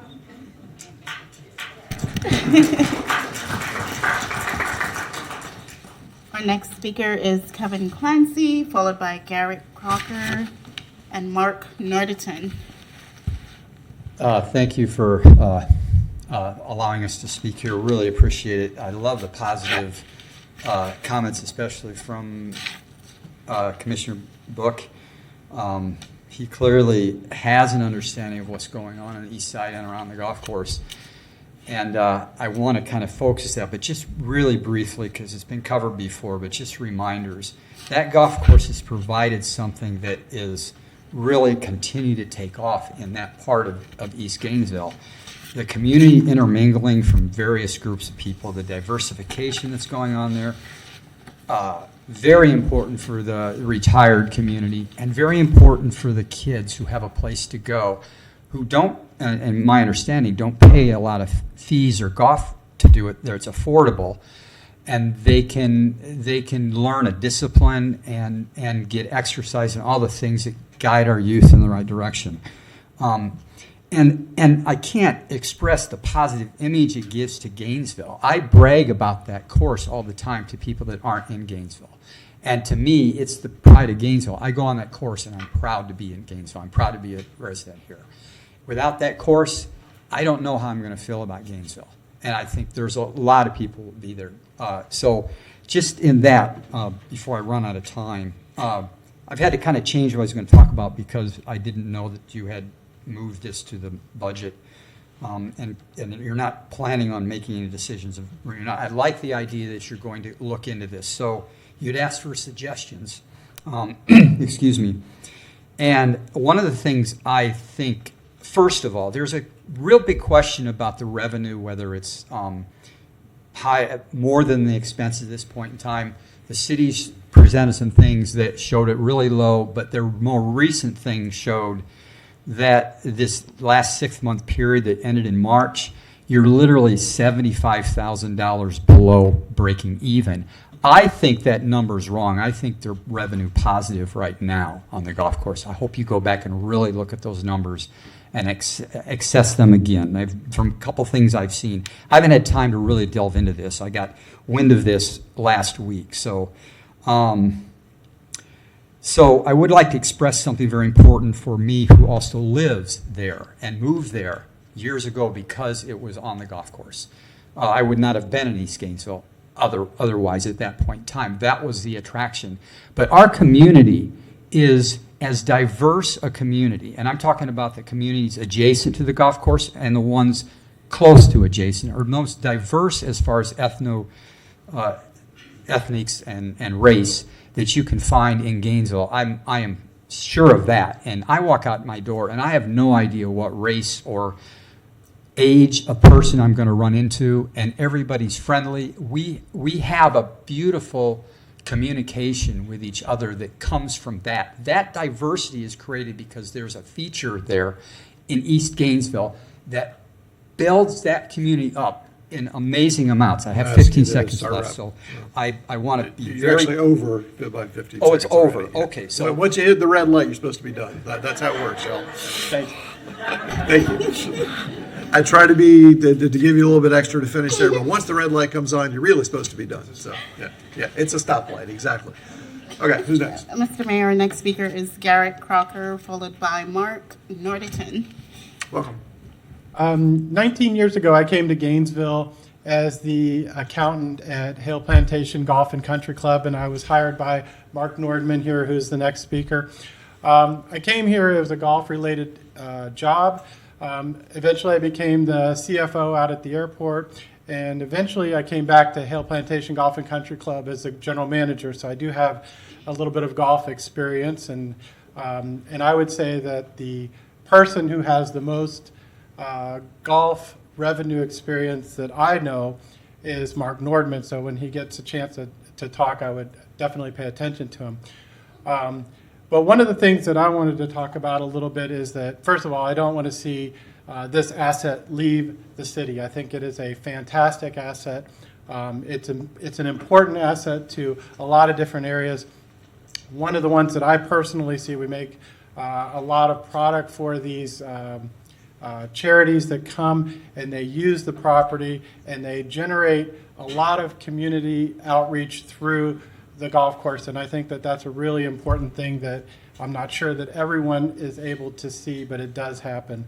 To address Ms. Chestnut's question about revenues, I think there's a lot of talk about a shortcoming of revenue, but I think one of the more important things to consider is how to make the property as good as it can possibly be. So sometimes cutting is not your best option. I think sometimes the opportunity to invest in the property might be a way to make it not only pay for those investments on their own, but also bring in an excess that can be used to further golf, further the community's outreach through those improvements. So when you're looking at this, please don't look at just the ability to cut, but also the ability to expand or improve those facilities.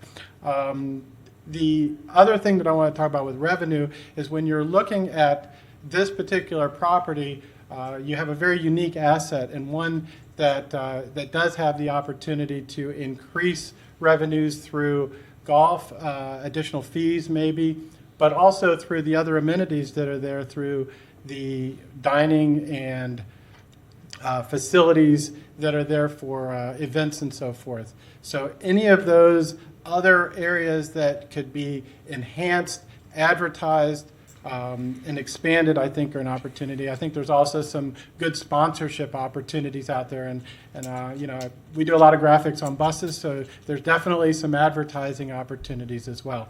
So thank you very much, and I appreciate the fact that we're continuing to look at Ironwood as a continuing operation. The last thing I would say is, if you're really worried about shortcomings, the management opportunity of hiring a management team to come in and run the place does seem like a positive as well. Thank you very much. Thank you. Our final speaker is Mark Norditon. Welcome. Thank you. It's Mark Nordman. I'm the general manager at Hawkstone Country Club. I'm a 20-year resident of Alachua County and a 40-year operator of golf, country clubs, and private club developments. So I can speak with a little bit of experience and a little bit of success over the years. And how about the University of Florida national champion golf team, men's golf team? And the individual NCAA. Let's be careful about the clapping. It feels great, but the opposite of that is a fairly dark thing to do, and we don't want to. We just generally don't do it. Right. So my point being that there's some good things that have happened in golf in Gainesville, and as a municipal-owned club and facility and golf course, I think Ironwood is something, and I can speak as the general manager of the only private club, really, in Alachua County, that we very much want Ironwood Country Club to continue to prosper. It does so much for our community. As many of the speakers mentioned, it hosts many, many charitable golf tournaments. It hosts and serves as the home club for a lot of our high school teams, without which they would not have a place to play. We host high school teams at Hawkstone, but there is only so much that we can do. We host many, many charitable outings at Hawkstone, but at the same time, there is only so much that we can do. So Ironwood serves, I think, a great need for the community, not just in golf, but how it can serve the entire community and the impact that it can have. It's often said that the best way to make the bottom line is to make the top line. You can save yourself enough money to go out of business. And so one of the speakers that was up a little bit earlier had a great point, I think, in that the Ironwood experiences about 40 to 45,000 rounds of golf a year. So even in Michigan math, at $5 more per round, that's about $200,000 a year, which I think would cure the financial situation. The numbers that I understand, and you will know better and you can dig into them, are that the golf course plays 40 to 45,000 rounds, experiences about $1.3 million or $1.4 million in revenue, and actually does break even. And I think this year, or maybe a slight deficit, but this year is on track and is actually positive. I think when you have the opportunity, also look at the $5 per round that goes towards supposedly retiring the loan that was taken on the club to make improvements a number of years, and see where that money goes and see how that impacts the actual financials of the club. But I'm here to be an advocate for certainly not closing the club and not selling the club either, and we're happy to talk more about specifics at a later time, and I think we have a lot of information we could offer that would be helpful to the city. Thank you. Thank you. That's it? Okay. All right. Thank you all for being here, being a part of this. We do have some lights on up here, and thanks to the couple dozen folks who have sent emails about this as well. So, Commissioner Willits. Thank you, Mr. Mayor. I know that and by email feedback from the community, I asked people who said they were already golfers at Ironwood what kind of an increase they would like to, or what could they stand and still, golf the same number. So that kind of feedback is things I think as we go forward this year under closer scrutiny of Ironwood is something that we need to look at to continue. I'm still, the numbers we've seen, I'm still a little skeptical of this idea that Ironwood is about to break even, and I think we need to have real clarity on that, that something didn't change overnight between last year and this year. They may very well be playing some more rounds, but from the numbers I see, it does not look like it is just about to break even. And so it still looks like it is a net subsidy we have to. And of course, I've argued most parks don't have to, fully pay for themselves, and I support that. But we just kind of need, those facts need to come with us as we go through the end of this year, this fiscal year. Golf may be seeing a temporary resurgence. The peak baby boom year was 1957. The peak year of baby boom retirements was 2022. So they all, the largest group of baby boomers turned 65 last year. Of course, golf is going to go through a boom. I don't think it's a permanent boom. So how we go forward, and just to be clear, the legislature literally said, and I want people, in the public to know, the legislature, the JLAC said, we want Gainesville to feel pain. And when they said they want us to feel pain, they didn't mean generically the city. They mean every single citizen, every single resident of our city. And so when we talk about this, the design by what they said was pain. And if this feels painful, there's a reason. So I want everyone to remember that, because we are looking not in a place where we have some extra funds, and I don't disagree. Sometimes you spend a little more money to get a better amenity, and we can increase that. We're in a situation where we are desperately scrounging, where we are asking from fire assessment, we're asking people to add in probably in a millage. We are looking at cuts. We're firing 24 people as of right now, not refilling positions, putting off work, asking community partners to come in, and looking at this, even going forward to say, we're going to need a little more revenue coming here, just because kind of all the way across the board, just like a decrement on the revenue, you kind of have an increment. We need a little more increment across the board. So I hope the manager can hear some of that feedback. Probably doesn't see every email that we see, but there are people who are willing to pay a little more because they like that school's pretty cheap. They golf for cheap, Special Olympics. I believe that is free. In general, some of the schools, very cheap access. And it sounds like they're willing to pay a little more to continue having the resource. So I'm remaining a little skeptical about the data, but we're going to continue to look through it. It sounds like definitely through this year and next year if we're going to keep it under advisement by the city manager. And thank you to the city manager for doing that. Thank you, Mr. Mayor. Thank you, Commissioner Willits. Commissioner Eastman. I also want to thank everyone who sent in their emails and came over here and talked to us. I mean, this is the way city government is supposed to work. I mean, this year was a year where we really had to take some very serious prioritization. As Commissioner Willits said, the state said that they wanted our city to feel pain, and as they said, and certainly the municipal government itself is feeling pain. But we've had to make some very serious cuts to services, and what that meant is we are looking at what the community is wanting, what they need. I mean, every dollar that is not spent somewhere or put into there means it's a dollar coming from somewhere else. But I think the community should really feel good about the fact. I mean, this is what community advocacy looks like. I mean, you guys reached out to us. The city government listened to you, and Ironwood is staying open. I think that's it's obviously a very beloved institution, and I'm happy to see us be able to move forward with that. But what we're looking at here also is 6 months, right, of management review over this next year, 6 months to a year where we're looking at all of this, where the city's going to be in a much more precarious financial situation. We've cut a lot of things to the bone. There's a lot. It's hard to find many more cuts. We're going to see tax increases, as Commissioner Willits said. That means that if we're looking at a recession next year, where are we going to find those cuts? If anyone is here for general public comment, you've heard that there are members of the community that are very excited about the idea that when the governor would take over our utility and they would cause even more pain to the city of Gainesville, where are those cuts going to come from? Today, I give yourself a pat on the back for the community advocacy that you did, but I really ask that continue to support Ironwood, go out.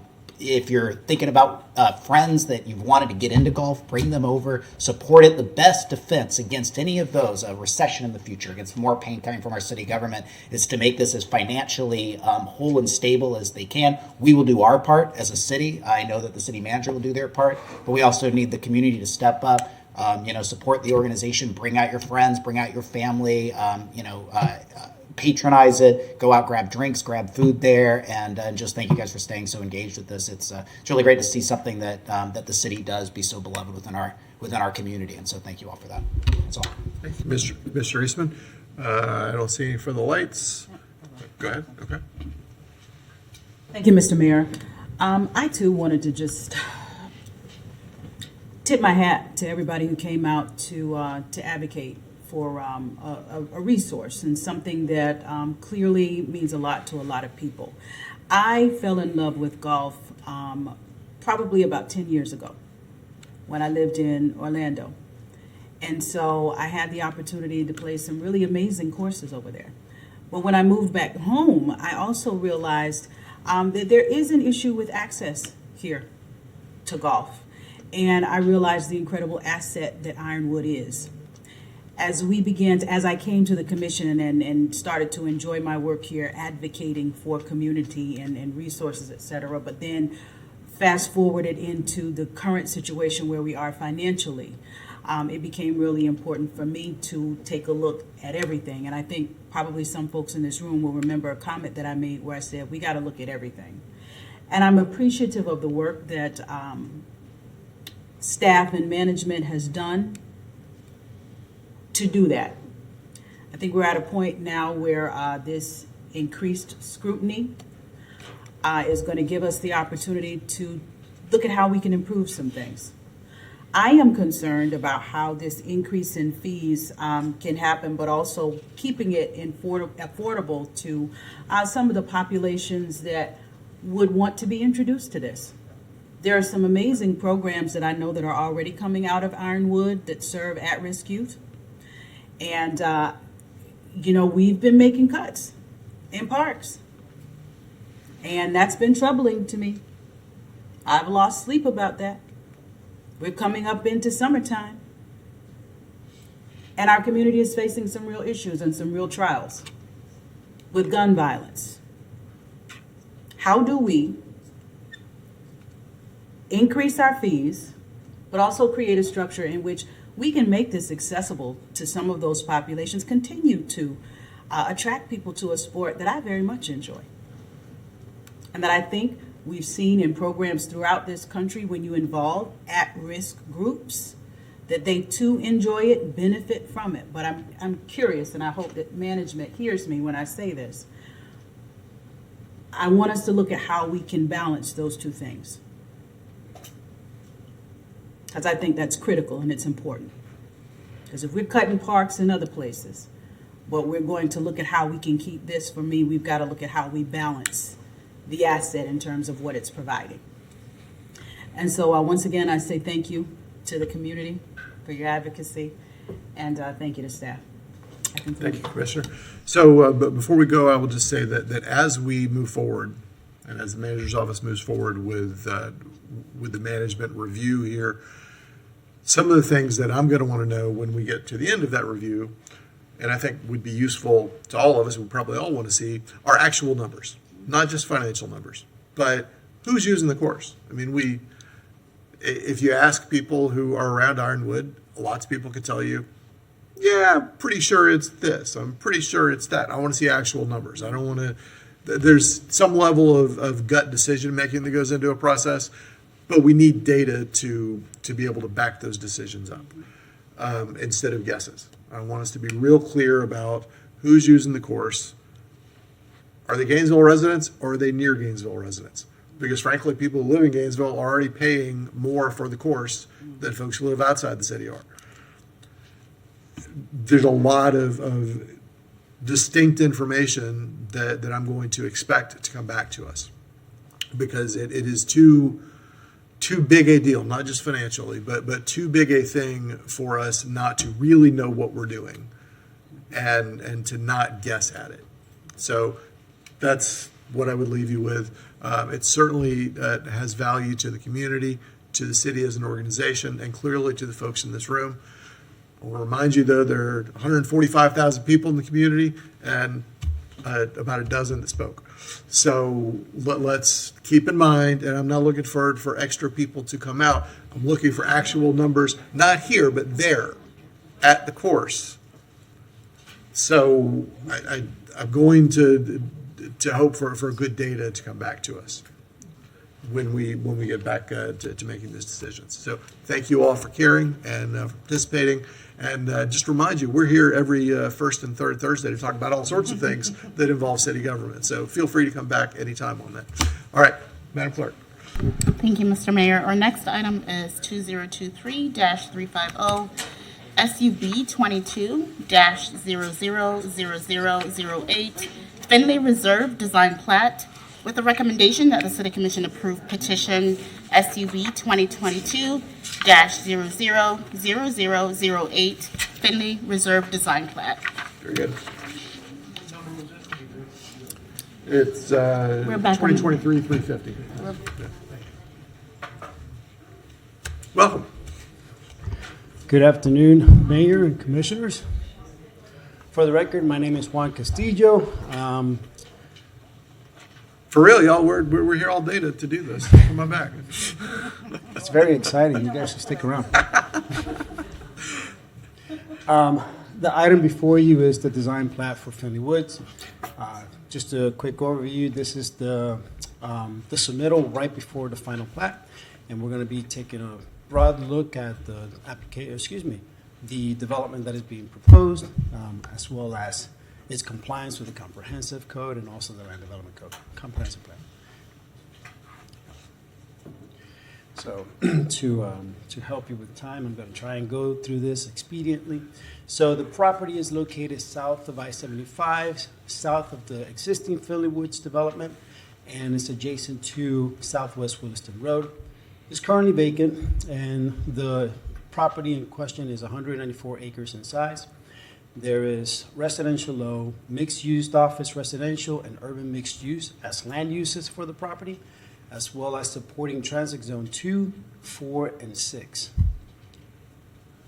So, as I mentioned, the design plat is the submittal right before the final plat.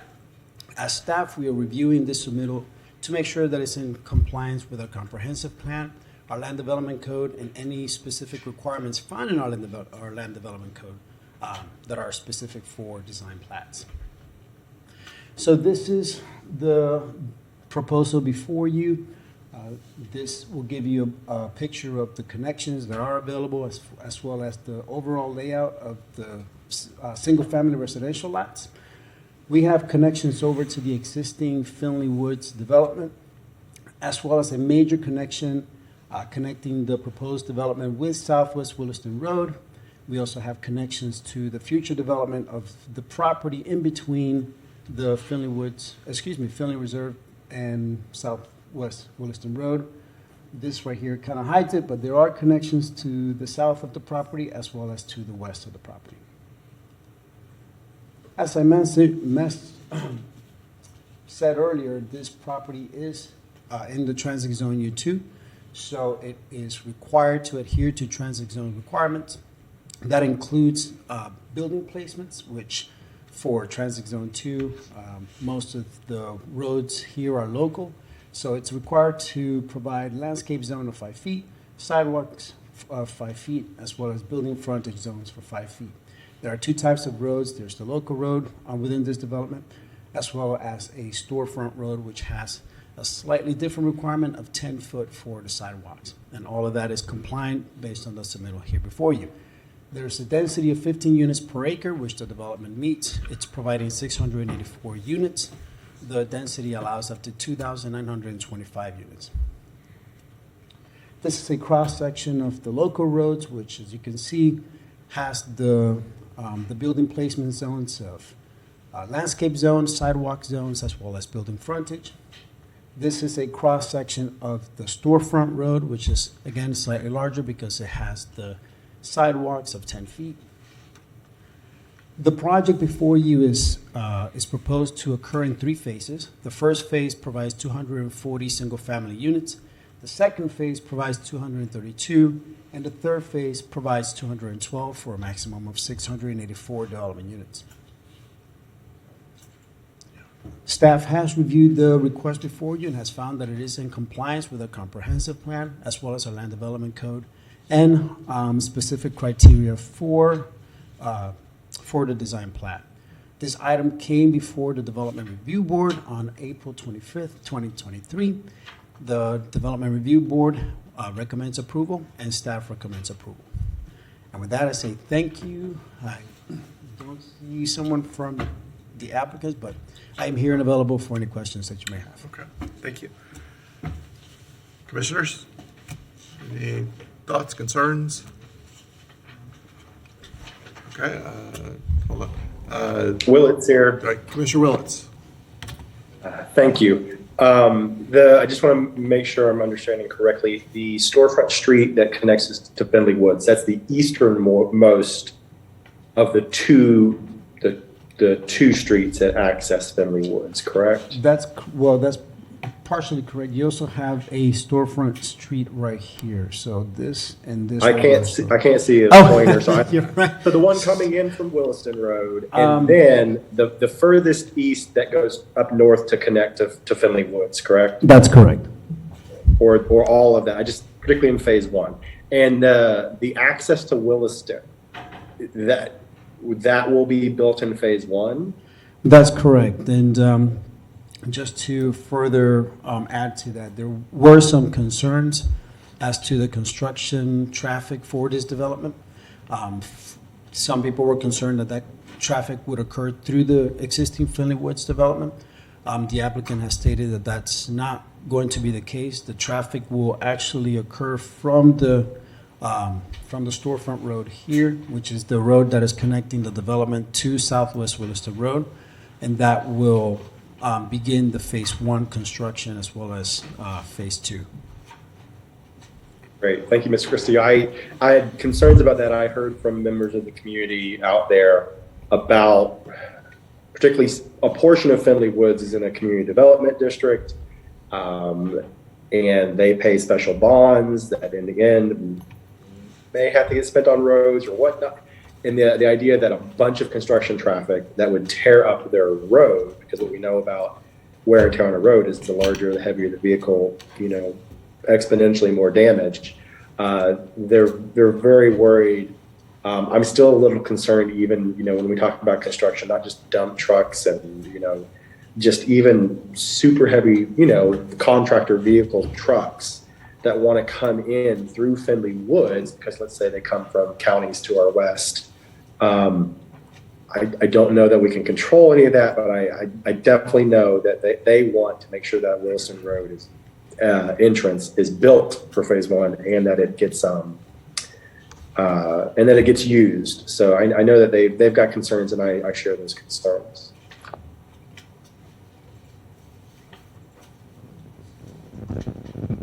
Mr. Mayor, so we do sit down as part of development, whether it's a large subdivision or an individual building, before construction actually occurs, and we develop a pre-construction plan, which includes how construction traffic will be routed. And I think we've heard, as Mr. Castillo indicated, concerns from the neighborhood and using that for construction traffic. We do have the ability to limit that, and so we will take that step when we get to that point. Right now, we're just pretty early on. Right. I know this is just this initial plat looking. I see that it's a little more gridded than some things we see kind of this far from the city center. That's probably how they managed to get to 15 units per acre in general. So that was my biggest concern about if this is the plat that access to Wilson Road is where the most of that construction traffic is going to go. So thank you, Mr. Mayor. Thank you. All right, Commissioner Eastman.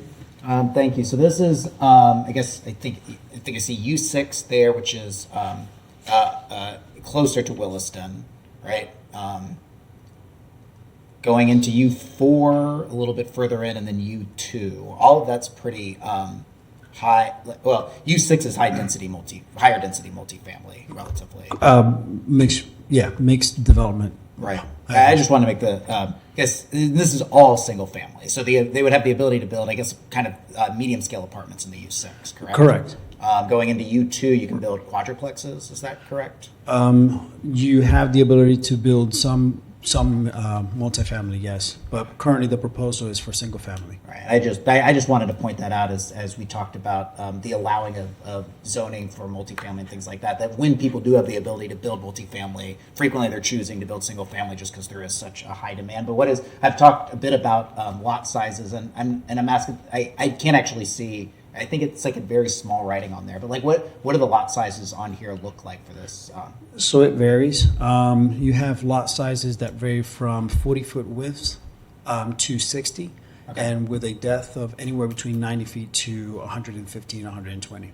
There are some outliners, but that's the general sizes. So that you said 40 foot to 60. So some more traditional, larger sized, like kind of traditional suburban single family homes. Correct. Like 60 foot to 100 feet. Well, not real. That would be that's like 0.15 acres or like what is the acreage on those? Like, not to ask you to do math in your head. I mean, you're looking at maybe roughly 0.3 or so, maybe a little bit less, 0.25. Okay, so relatively large suburban. I mean, for a transit zone, yes, definitely relatively large. The lot width requirement for a transit zone is actually 18 feet. Right. Right, but what we passed in recently would require an 85-foot frontage for in RSF1 at least, but these would be somewhere between 40 and you said right 60. Right. Okay.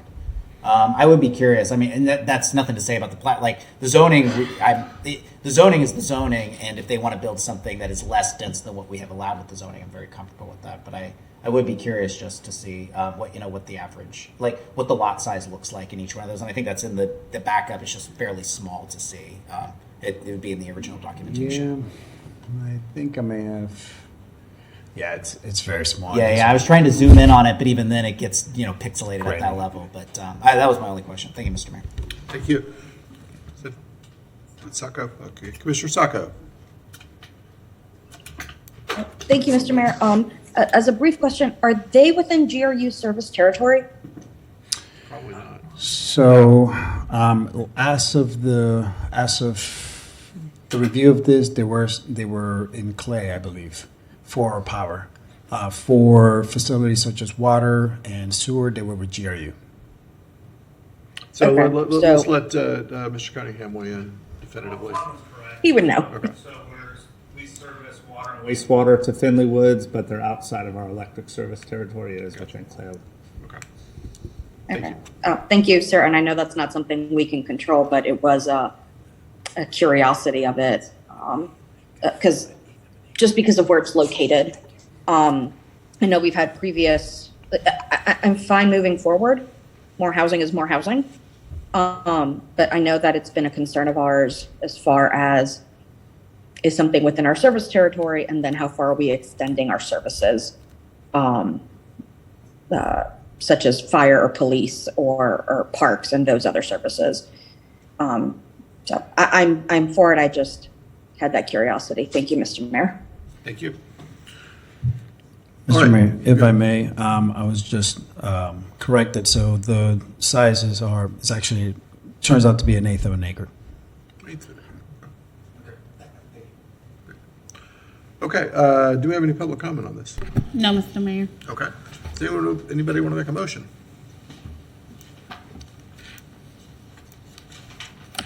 Commissioner Book?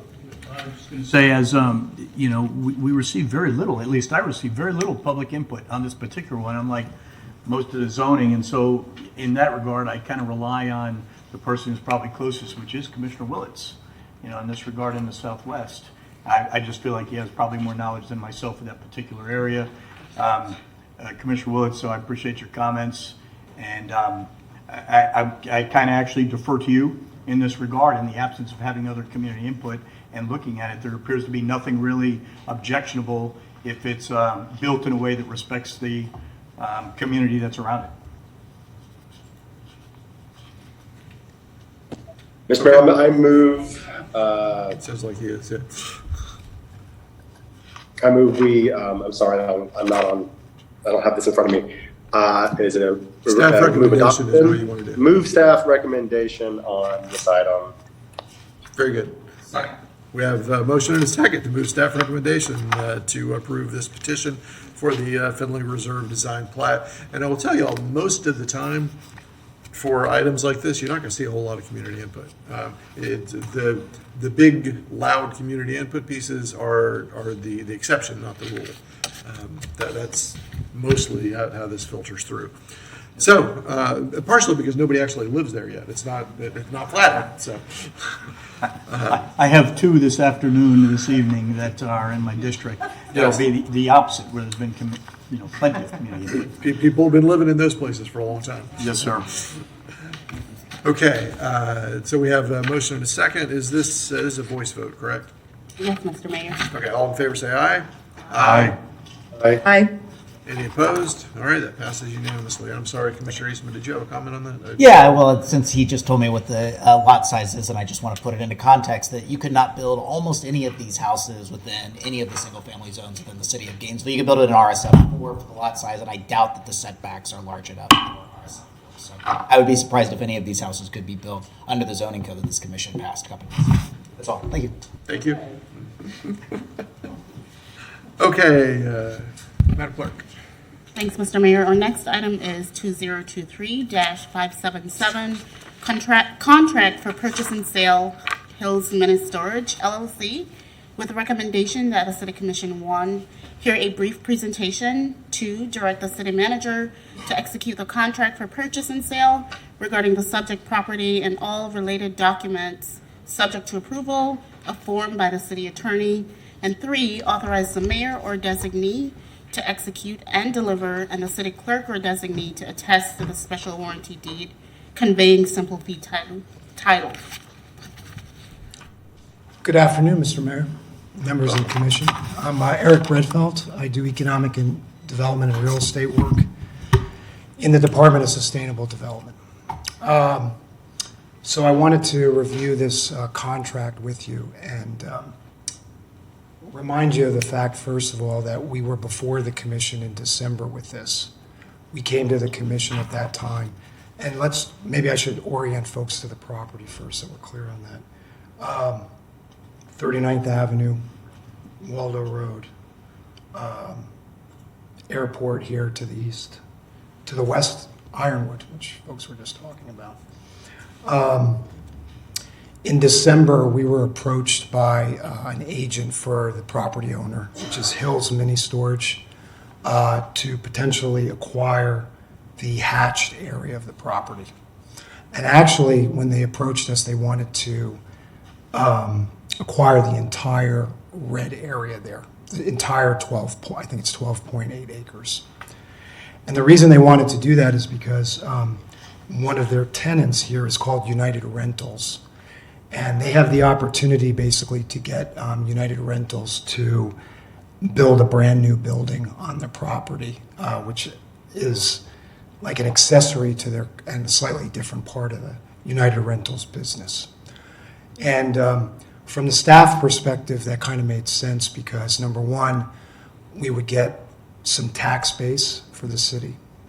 Number two, in your agenda item, we reported out like what they were contemplating the business operations would increase to, and then also the employment, which is about 3 or 4 jobs.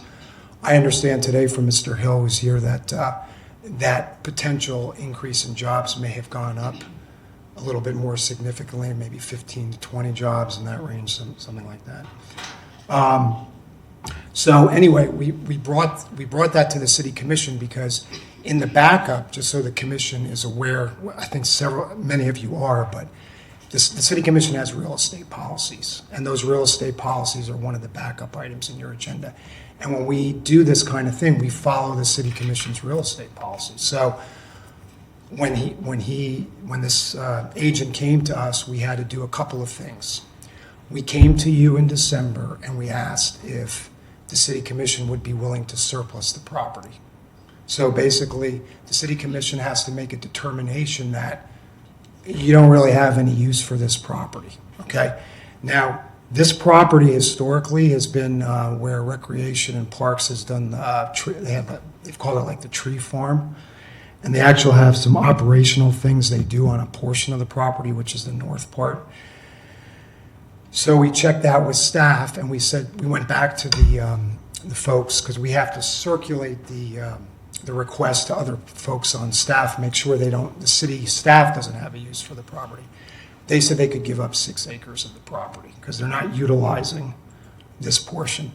The buyer said that they would be willing to work with that. So we came to the city commission. The city commission has to adopt a resolution, basically, that says we want to surplus this.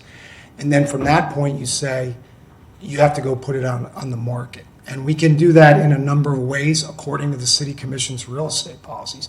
And the way we did that is if you go out to the property right now, for the last 6 months, right after you took that action, there's a sign on the property right on Waldo Road that says, property for sale, contact Eric Bredfeld. And that's one of the ways that you can notify people under the city commission's policies so you're making it available to others as well. And we make that transparent.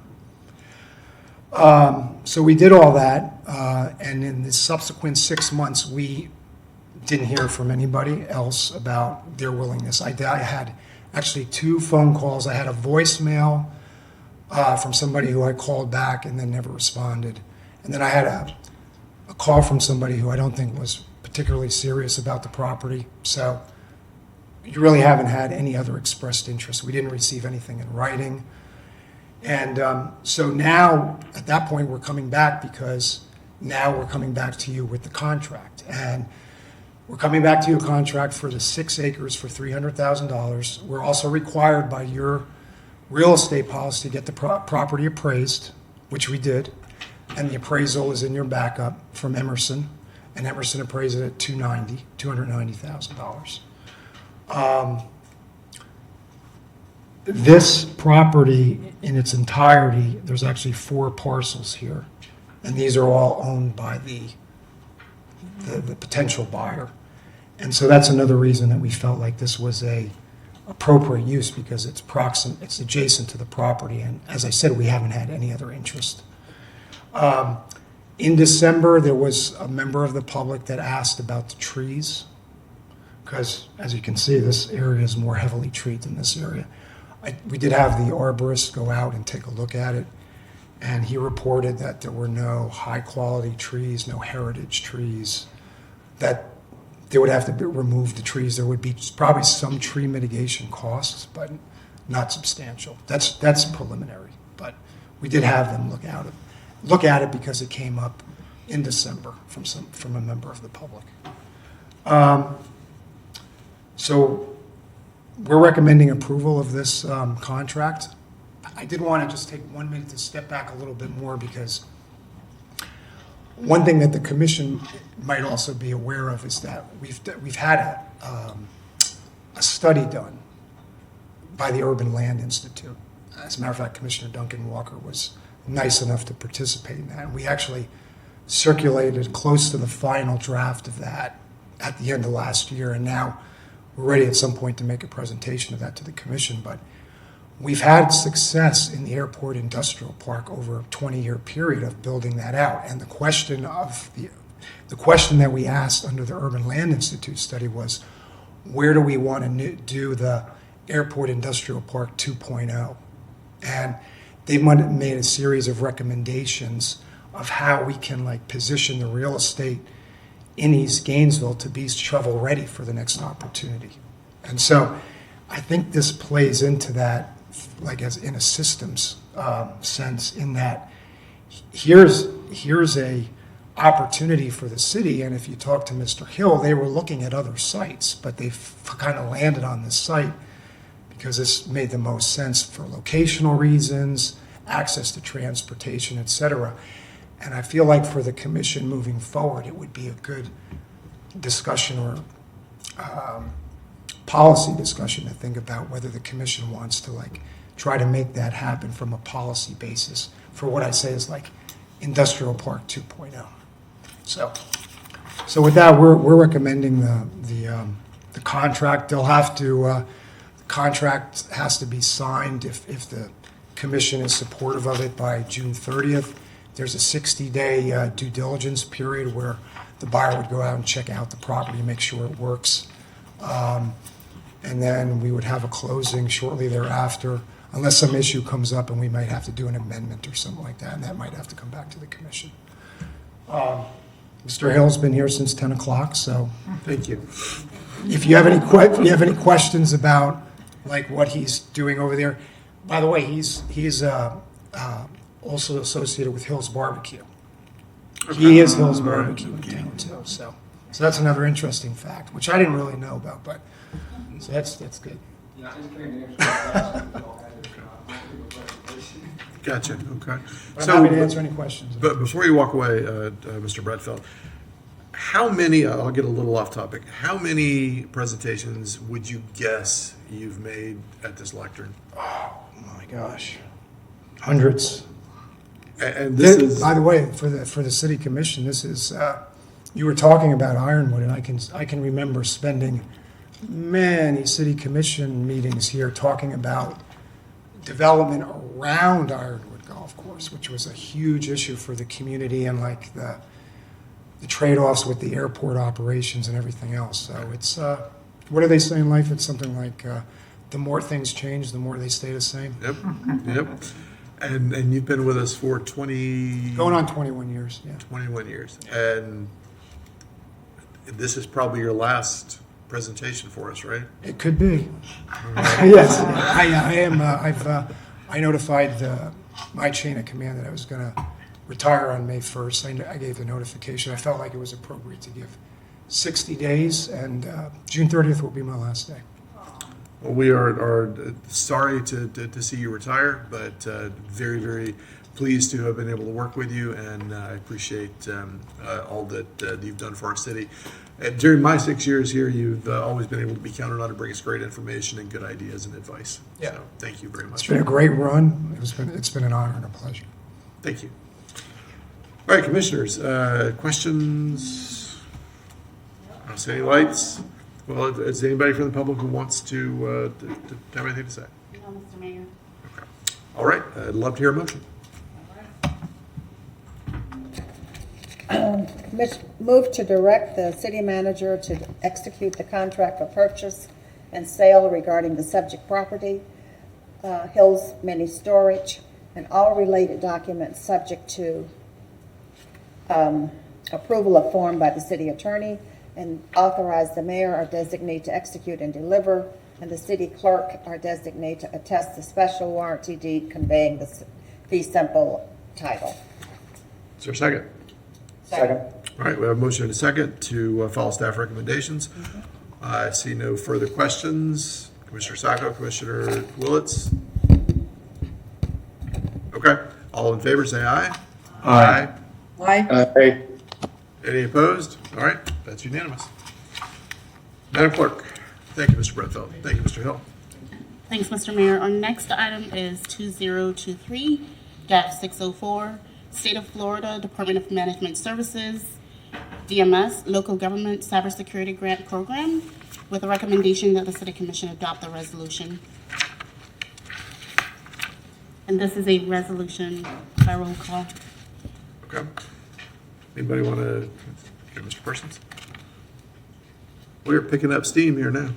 All right. I am not going to derail that. We're here for any questions. This is a grant to your traffic management system that will go towards improving cybersecurity on some of our systems. So that's it. Mr. Book. What's the value of the grant potentially? The grant is approximately $80,000 to $90,000 for this initial year, and it is let's see, There's no match.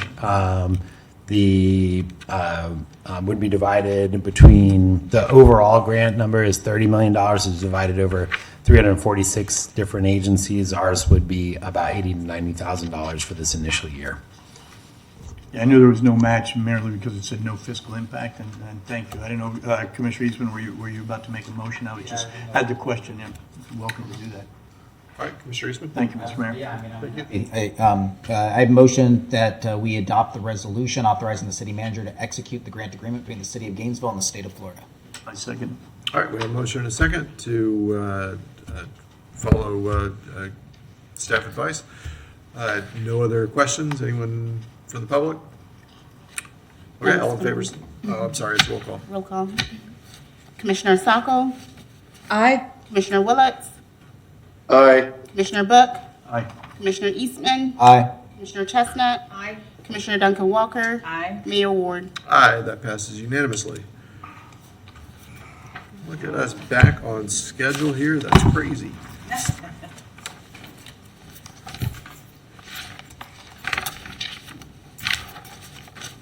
Okay, our next item is item number 2023-565, interim city clerk selection, with a recommendation that the city commission select an interim city clerk. Okay, thank you, Madam Clerk.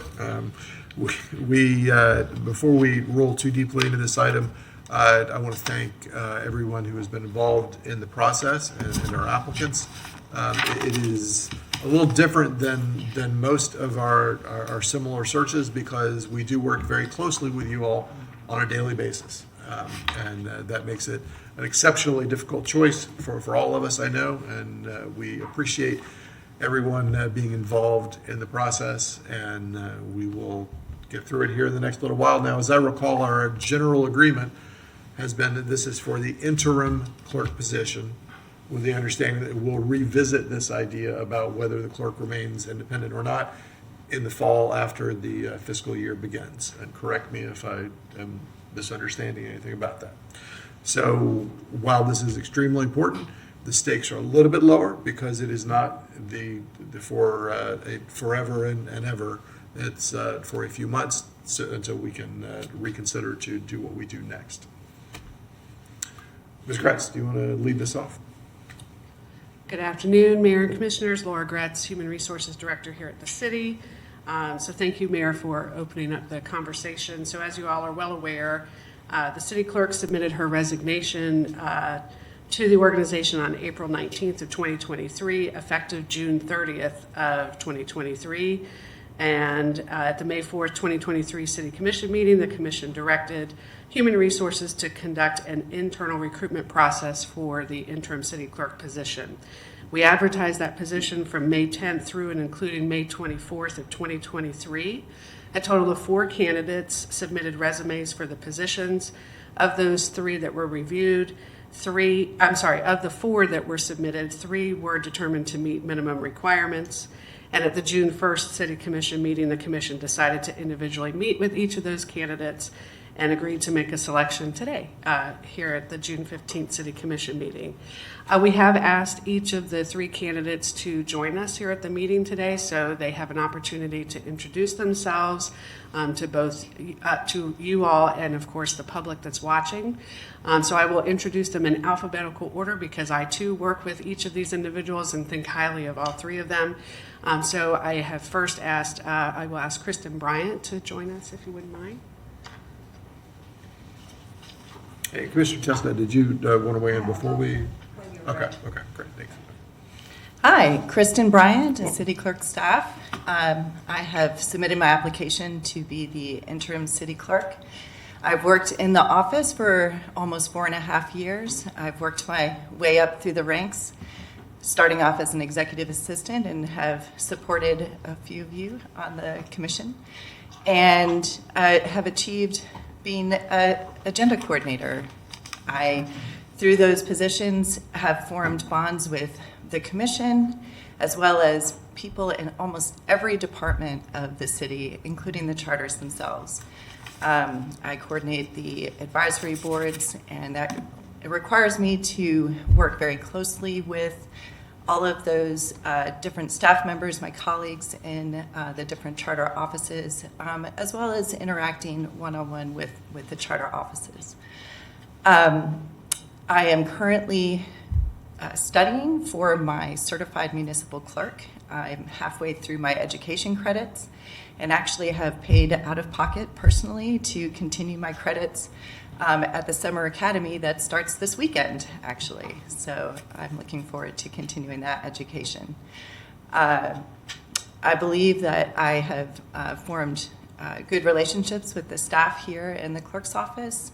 I've worked not only, assisting the commission, but I've helped with a couple of the projects with our policy program, certainly backing up other staff and other departments. So I feel it gives me a good foundation to take on a leadership role during this transition. And I'm happy to have any questions or yield my time to my colleagues. Does anyone have questions, Ms. Bryant? Okay. Thank you, Ms. Bryant. Thank you. Mayor and Commissioners, next is Zanorfa or Zanny Lynch, who's currently serving as our Deputy City Clerk. Come on down.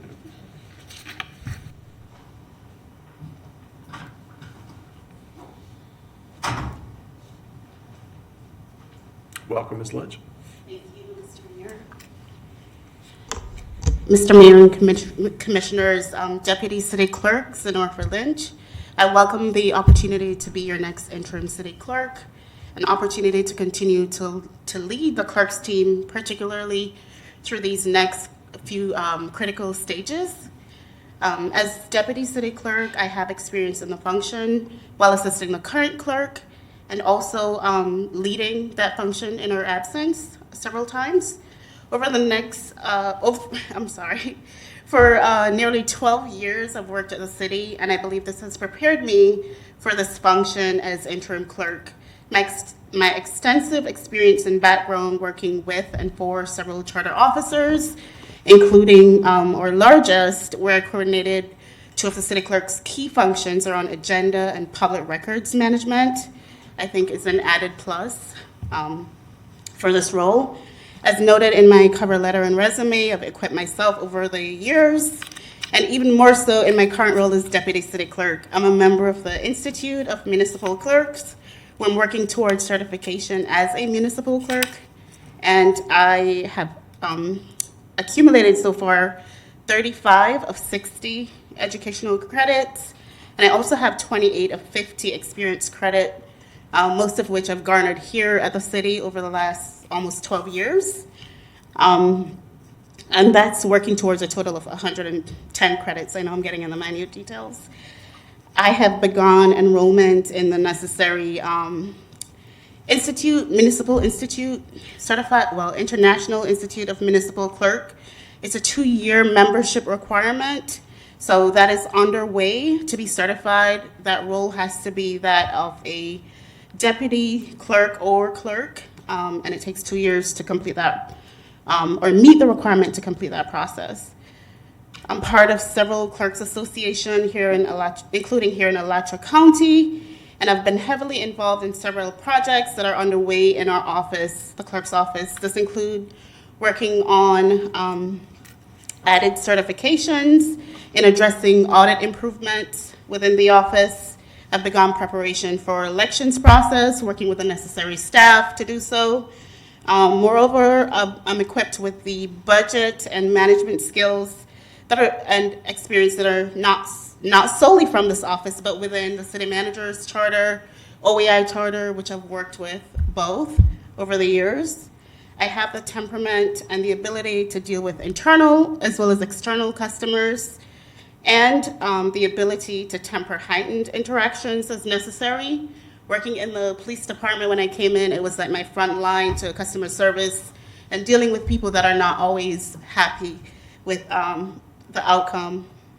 People are always happy with our outcomes. Come on. But I'm able to still wrap up that interaction seamlessly and still bring a positive interaction overall, even if they're not happy with the outcome. I bring that neutrality that is necessary for this role, and I've garnered the support and confidence of the team to lead through the challenges and opportunities that lies ahead. My vision for the clerk's office is to lead us through this interim period while maintaining and improving our service excellence. Having worked closely with several interim and permanent charter officers, I am aware of the challenges and opportunities that those present. And I also understand that the work doesn't stop during the interim period. I see our office communicating more about the technologies and processes that we have implemented over the course of our current clerk's tenure and improving on those. I also envision us communicating more overall with internal and external customers, be it through annual reporting or other resources. Again, I'd be honored to serve in the interim capacity and beyond.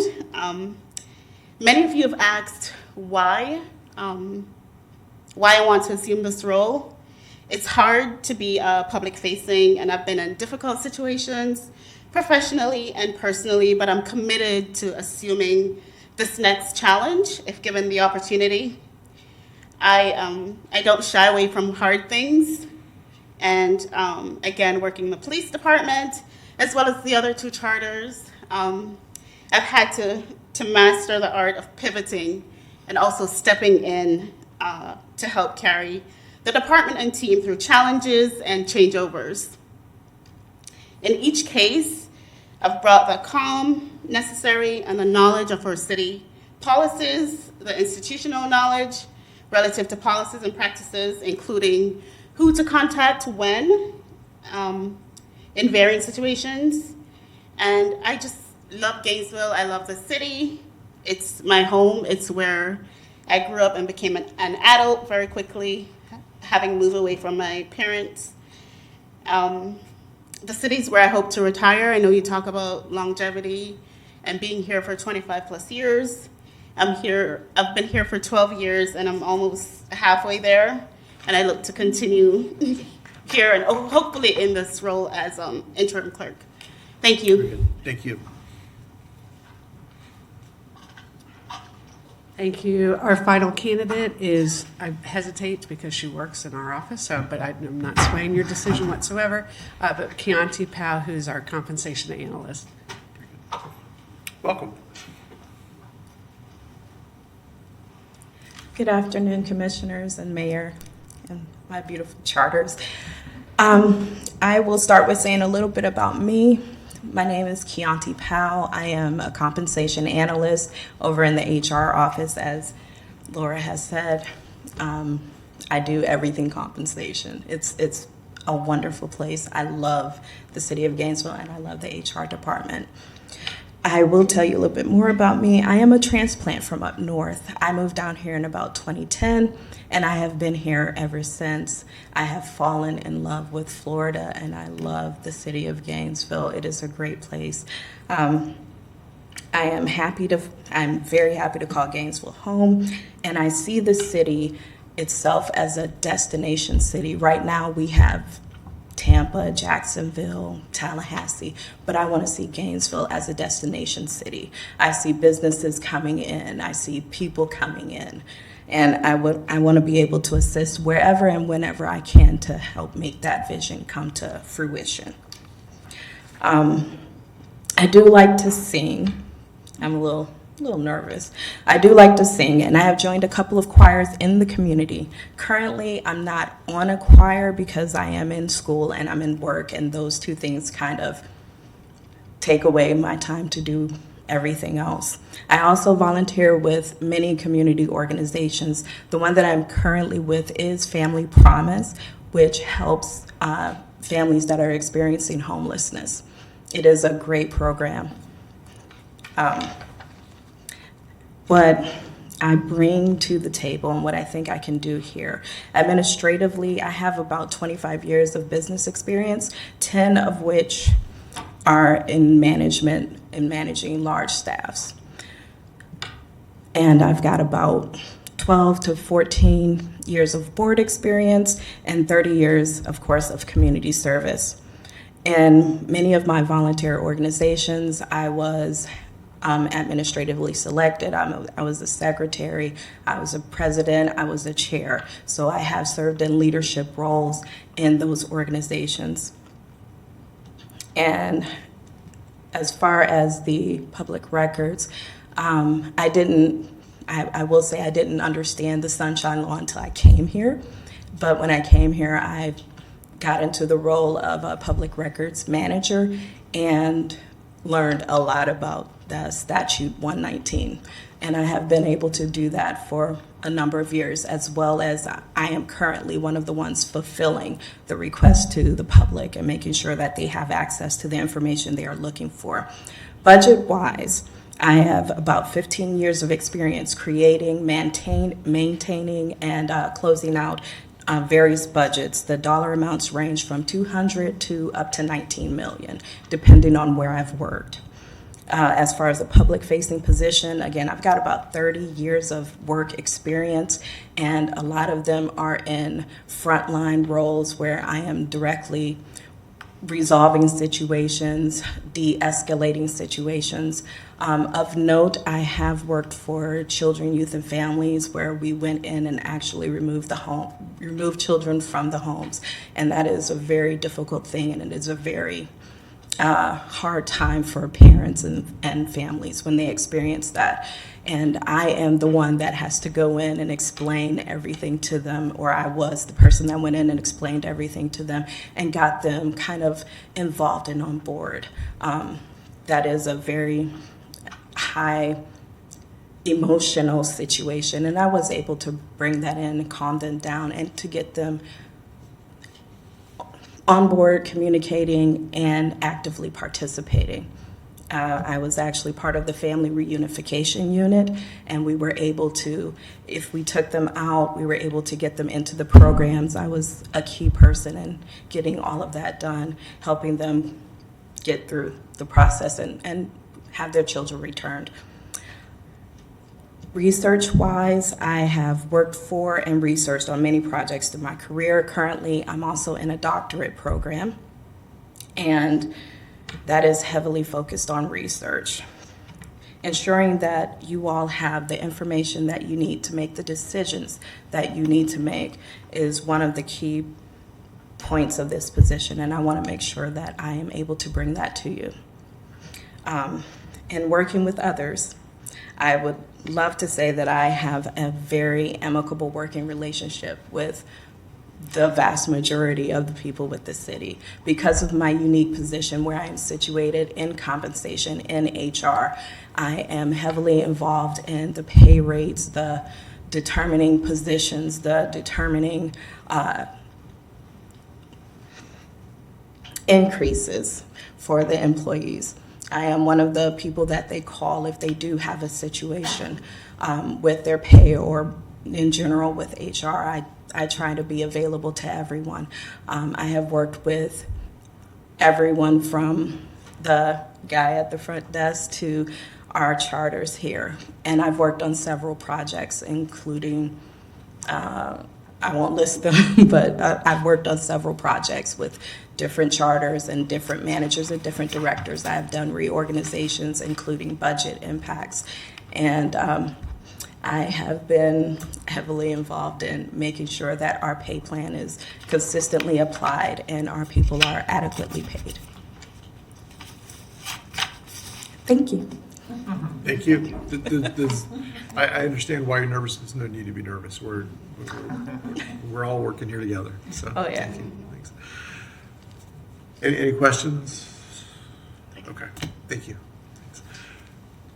So I'm a little inclined to, next time we need to do a search process, to insist that it be external only, because it's much harder to only work with folks that we all know and work with every day. Much harder to make that decision. So I would ask that any motion that gets made to choose someone, that you include with it some general idea of the salary you would like me to negotiate. I don't want to get. I would like just a range. You don't have to do a number, but and that could be as much as simple as current salaries.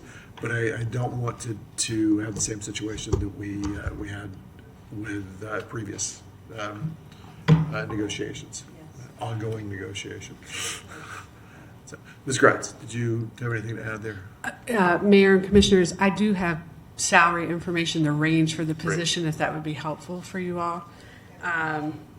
So for our city clerk position, it currently ranges, so, and let me, before I talk about it, so we had a pay study done in 2019 that was implemented with recommendations by Korn Ferry. At the time, the city clerk pay range, the minimum was $99,922 and the max was $154,878.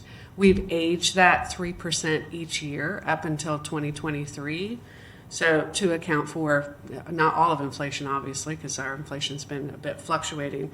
So the range for the city clerk position at the minimum is $112,463.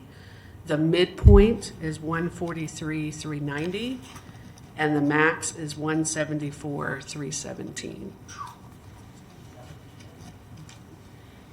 Any other questions about salary before You don't have any other questions for this? From Ms. Gratz. Okay. Thank you. So the light that I see, is that with a question or for a motion? Because Commissioner Chestnut got in line for a motion. And I just have a question, but I'll wait. You want me to do the question first? Yeah, if you don't mind, let's do questions first. What's the current salary that we have, Director, at the city clerk? That's pretty important. Yes, the current city clerk, the current salary is $157,781 and 43 cents. And that person's been in the position for how long? Oh, that would be the one thing I didn't check. Approximately 5 years. I think it's about 4.5, 5 years. Okay. Okay. Thank you. That was it. right. Thank you, Mr. Mayor. I don't know if this is Commissioner Willits or Saco. And Commissioner Saco, is that a motion or a question? It was for a motion, but if we've called it, we've called it. Well, so Commissioner Chestnut light was on before anybody's. I just wanted to try to go through all the questions. So, all right, Commissioner Chestnut. Thank you, Mr. Mayor. I think that this has been a wonderful experience to go through and to see the level of experience and competence that we have. All three candidates are prepared themselves well academically and professionally, and that was we would be safe with either one of them. However, I think we can only select one. And in interviewing them, and I want to thank Human Resources for sending over a guide for us to follow. It was very good. I looked at the candidate's experience with budget, because that's where we are today, and I was impressed with the experience brought to the table by Ms. Lynch. She's had experience with the police department, with OEI, and with the manager's office in being able to work and to manage, forecast, and plan the budgets, which are over $1 million each. Ms. How do you say the last name? Howell, experience with over $19 million, managing $19 million, was also very impressive. I looked at the management in terms of supervising people in the office, and was impressed with, and I've had the opportunity to observe what Ms. Lynch has been able to do in supervising and managing our current staff, and in really, I think I would say, building a very good team.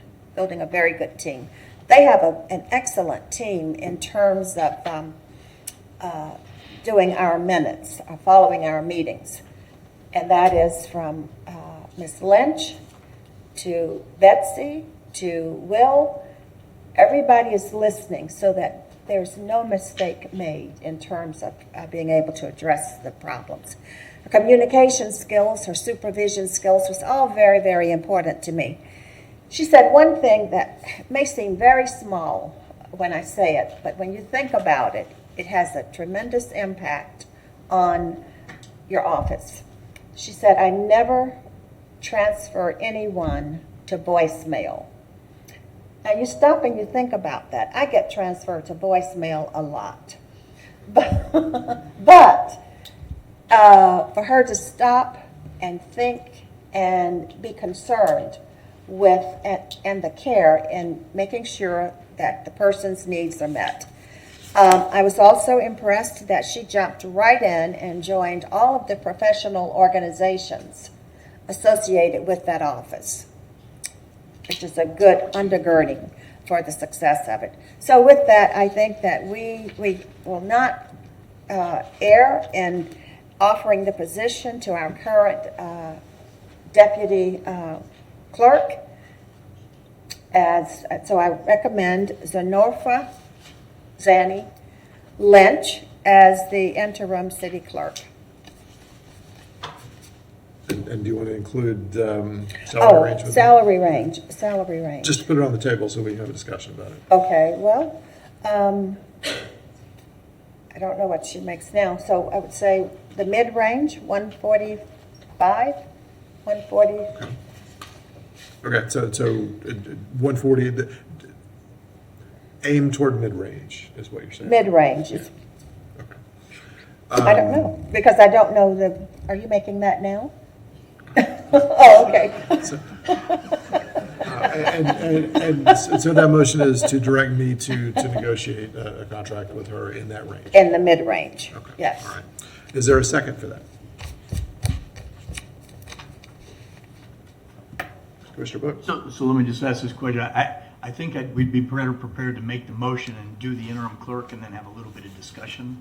about the salary, because since we're Yeah, in an interim that's- position, we probably should split those, just right, that's my opinion on a process. And I know I'm even looking at, you're struggling to say what's the value there, but we probably need a little bit of information and guidance from the HR director to go for that. But I'd actually prefer that we just deal with the interim, and if we have to have a few minutes of conversation, it's probably under the guidance. That would be just my druthers there, Mr. Mayor. So I can just make the motion, may I just nominate the person, and then we have the discussion? Sure. But it's not a nomination, it's a direction to me to negotiate. Oh, yeah, okay. The motion for the mayor to negotiate A contract. a with contract variable- with the interim city clerk. Ms. Kratz. If I may, Mayor and Commissioners, so an option based on Commissioner Book's suggestion would be that the directive could be to select a candidate and then direct HR to conduct what we do for many of our new employees who come on board. We conduct a salary analysis based on their experience and then provide that recommendation. And it would provide the mayor with a range. We could communicate that to the entire commission, just an option if you prefer to go that way. So here's a concern that I have with that, is we need a clerk as, or an interim clerk as of July 1. And we don't have another full commission meeting before July 1. Right. So, Mayor and Commissioners, so the other possibility, I think, and you were alluding to that, would be to go, in my opinion, no higher than the midpoint of the range. Typically, the midpoint of the range is for someone who's been in the position for at least 7 years. It's a general rule of thumb. General rule of thumb. So I believe you could direct between the minimum and the midpoint, and that way you have a range in which the mayor can negotiate. Okay. We'll just do the first part, and then we'll come back for a discussion about that.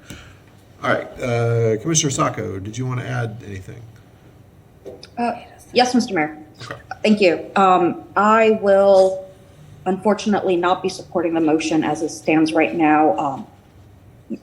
Ms. Lynch is wonderful, and I think she's done great as a deputy. But my goal was more to look for someone with institutional memory within the clerk's office. I think another candidate currently has that, especially as we look towards that discussion of what to do in the long term. I think it's invaluable to have that institutional memory. Sadly, we don't have anyone with much more than 4 or 5 years at this rate, but I think that will be worth its weight in gold as we try to determine what to do long term.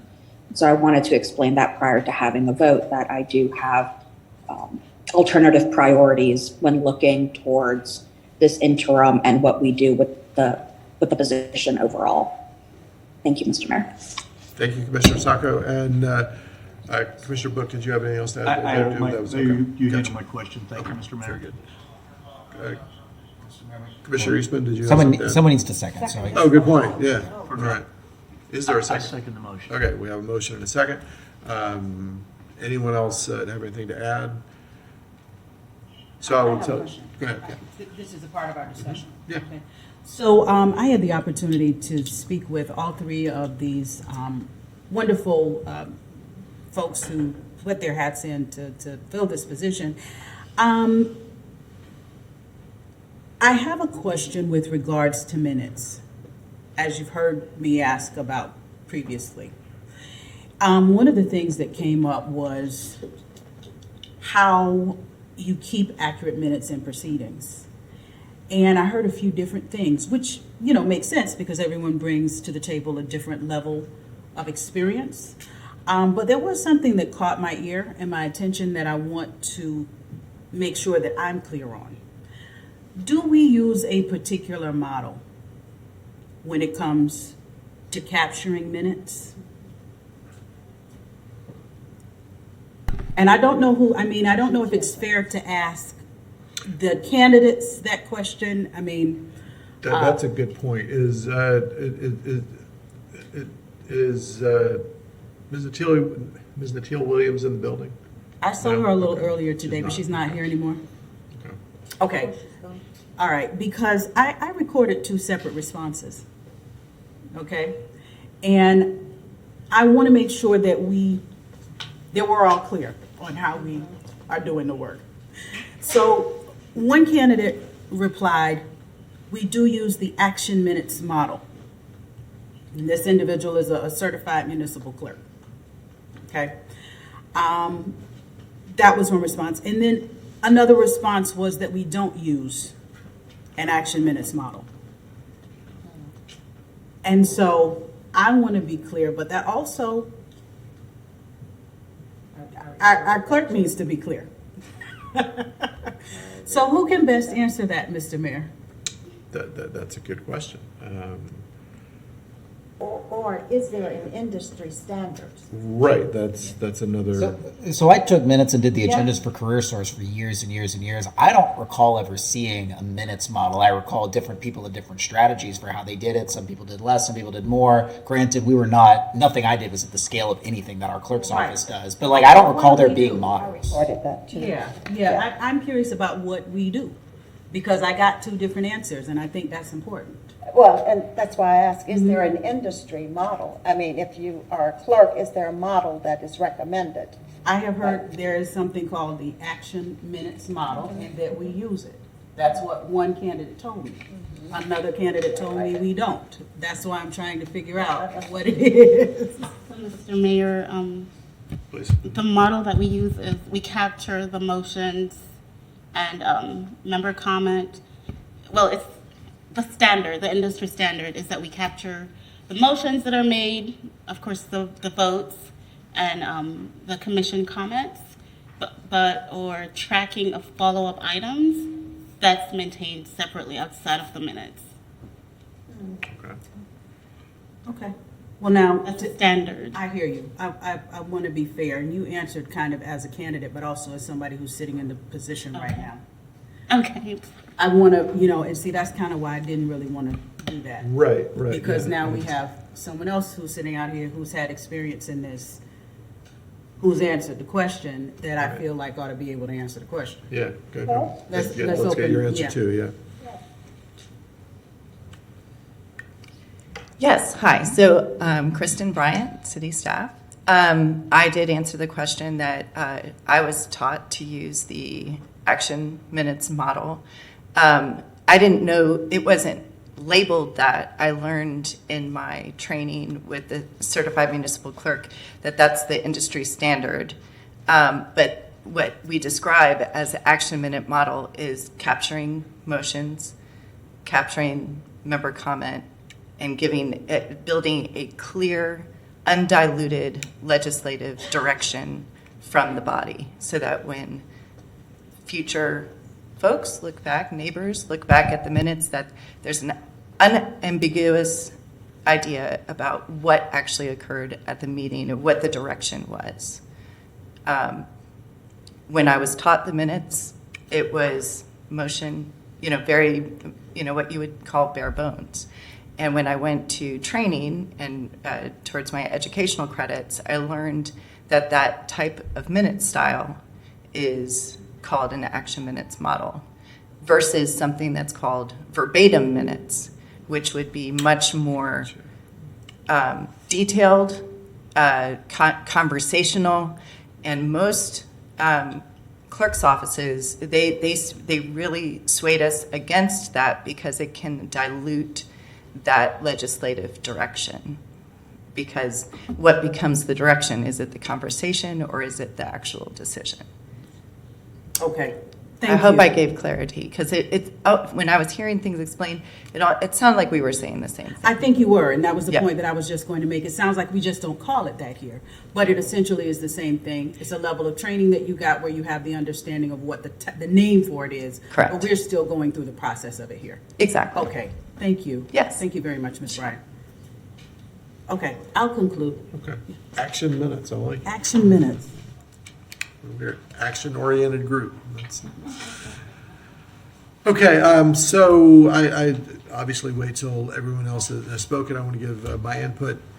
My thoughts have been, as I've said multiple times here, I am happy with whomever we choose. I feel like we make a good choice no matter what we do. No matter which way I tell you about to lean, It is not a reflection on anything that anybody is not doing right. It's that there are specific things that I took into account that lead me in one direction or another. The thing that I took into account, we have an opportunity with candidates who bring more experience outside the clerk's office and a range of other things, and a candidate who brings a depth of experience in the clerk's office and in these offices here dealing with us on a multi-year basis. And I leaned toward the multi-year basis, and that is not a reflection poorly on anything otherwise. I'm comfortable with what we do. I just lean toward Ms. Bryant's depth of years in supporting the office as opposed to the other support in City Hall. That is not a reflection on anybody else's ability to do the work, because I enjoy working with all y'all, and I think you could do the work. So, that said, I don't see any other lights, so one more round, and I'll call for a vote. Okay, all in favor of... Go ahead. Mr. Mayor, since I do the same thing, I went back and forth on this quite a bit. We have a lot of very good candidates that have applied. I think I was leaning the way that you were discussing before. I think I ended up falling into a place where, with this clerk's position, I'm looking at it as someone who can work sort of interdepartmentally and would know more of the kind of organization-wide portion of it, particularly as we're going through into a world in which we're going to need sort of the higher level look over at the overall organization. But I'm very happy with all of the people that came forward, and I really struggled with this one for a while. So I think I'll support the motion that's on the table. But if this motion fails, I'm very happy to go a different direction as well. I think that we have a lot of very good candidates. All right. Thank you. Any other comment? Thank you, everyone who has applied, and really, really appreciate you putting yourselves up for what is, not a fun discussion to have, but I hope that we're all going to be still working together happily after this. So, all in favor of directing me to negotiate with Ms. Letch for the interim clerk position, say aye. Aye. And all opposed? Aye. No. No? So that's 4. All right. So the motion fails with Book, Chestnut, and Eastman in support. Correct? Okay. All right. Does anyone else like to make a motion? Commissioner Eastman. I motion that you negotiate with Kristen Brandt for the position of interim city clerk. And is there a second for that? Second. Second? All right, there's a motion and a second that I negotiate with Ms. Bryant for the position. All in favor, or any other discussion about that one? Okay, all in favor, say aye. Aye. Aye. And any, all opposed? Aye. Okay, so that's, I think, 6-1 with Chestnut and dissent. Is that accurate? Okay. All right, now, Commissioner Book. I don't know if you had something else, but collateral to the selection was the fact that we talked about professional development, that the candidates are in there, and that in Ms. Bryant's case, interestingly enough, she's going to some professional development on her own time, her own hours, at her own expense. I would suspect this is not a dais decision, but if we have some professional development that aligns with someone's job function, I would hope that that's in the budget and operationally that's figured out, because that would clearly be some time that is work time for training that benefits us in the long run for the people that come before us. So that's just comment 1. That's an operational. That's not a motion. That deals with the fact that sounds like it aligns with what we do, which is make sure you have highly professional staff going through like the clerk's training that we're talking about and the credits and what you're doing. The second comment is regardless of the 3 candidates, 2 candidates don't get selected and 1 does. This is not attempting to make someone feel better whether they're selected or not, but this was an opportunity right here where 3 candidates were highly qualified and they brought some different capabilities. So while I seconded a motion, I also was like, what an embarrassment of riches that we have here. And that's not, in today's day and age, we have some applicant pools that are not meeting the criteria we need to get excellence in there. So that's important for the two that did not get selected. I'm totally comfortable with any of the three, so we were fortunate there. Thank you, Mr. Mayor. Thank you, Commissioner Book. And I made a comment in jest earlier about only looking outside. I would always prefer to promote from within. That is something that I think shows signs of a growing and stable organization to be able to promote from within on a regular basis. So, lest anyone misunderstand, I would always prefer to do that. I think that's the way to go, and I encourage our candidates that we didn't select to please keep that in mind and continue on the path here in the building. I appreciate all of you. Does someone want to make a motion to set a range? And I like where Commissioner Book was going by making sure that we do cover, I hope that we would cover professional development. Anybody? Hi, Mr. Mayor, Willits here. Hang on. Okay, Commissioner Willits, go ahead. I move that we authorize the mayor to start salary conversations with Ms. Kristen Bryant for between the minimum, what was it, 112 to a midpoint 143, with the expectation at least to continue her summer training in the municipal clerks certification program, or at least as long as she is interim, to pay for that. And I think I have a second motion as well. Okay, so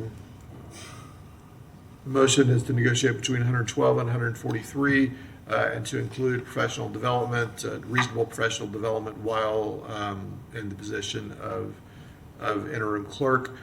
And I would like to return that, by the way, by next Thursday. That would be my hope at our general policy meeting, so that we are ready to go on July 1st. So is there a second for that motion? Second.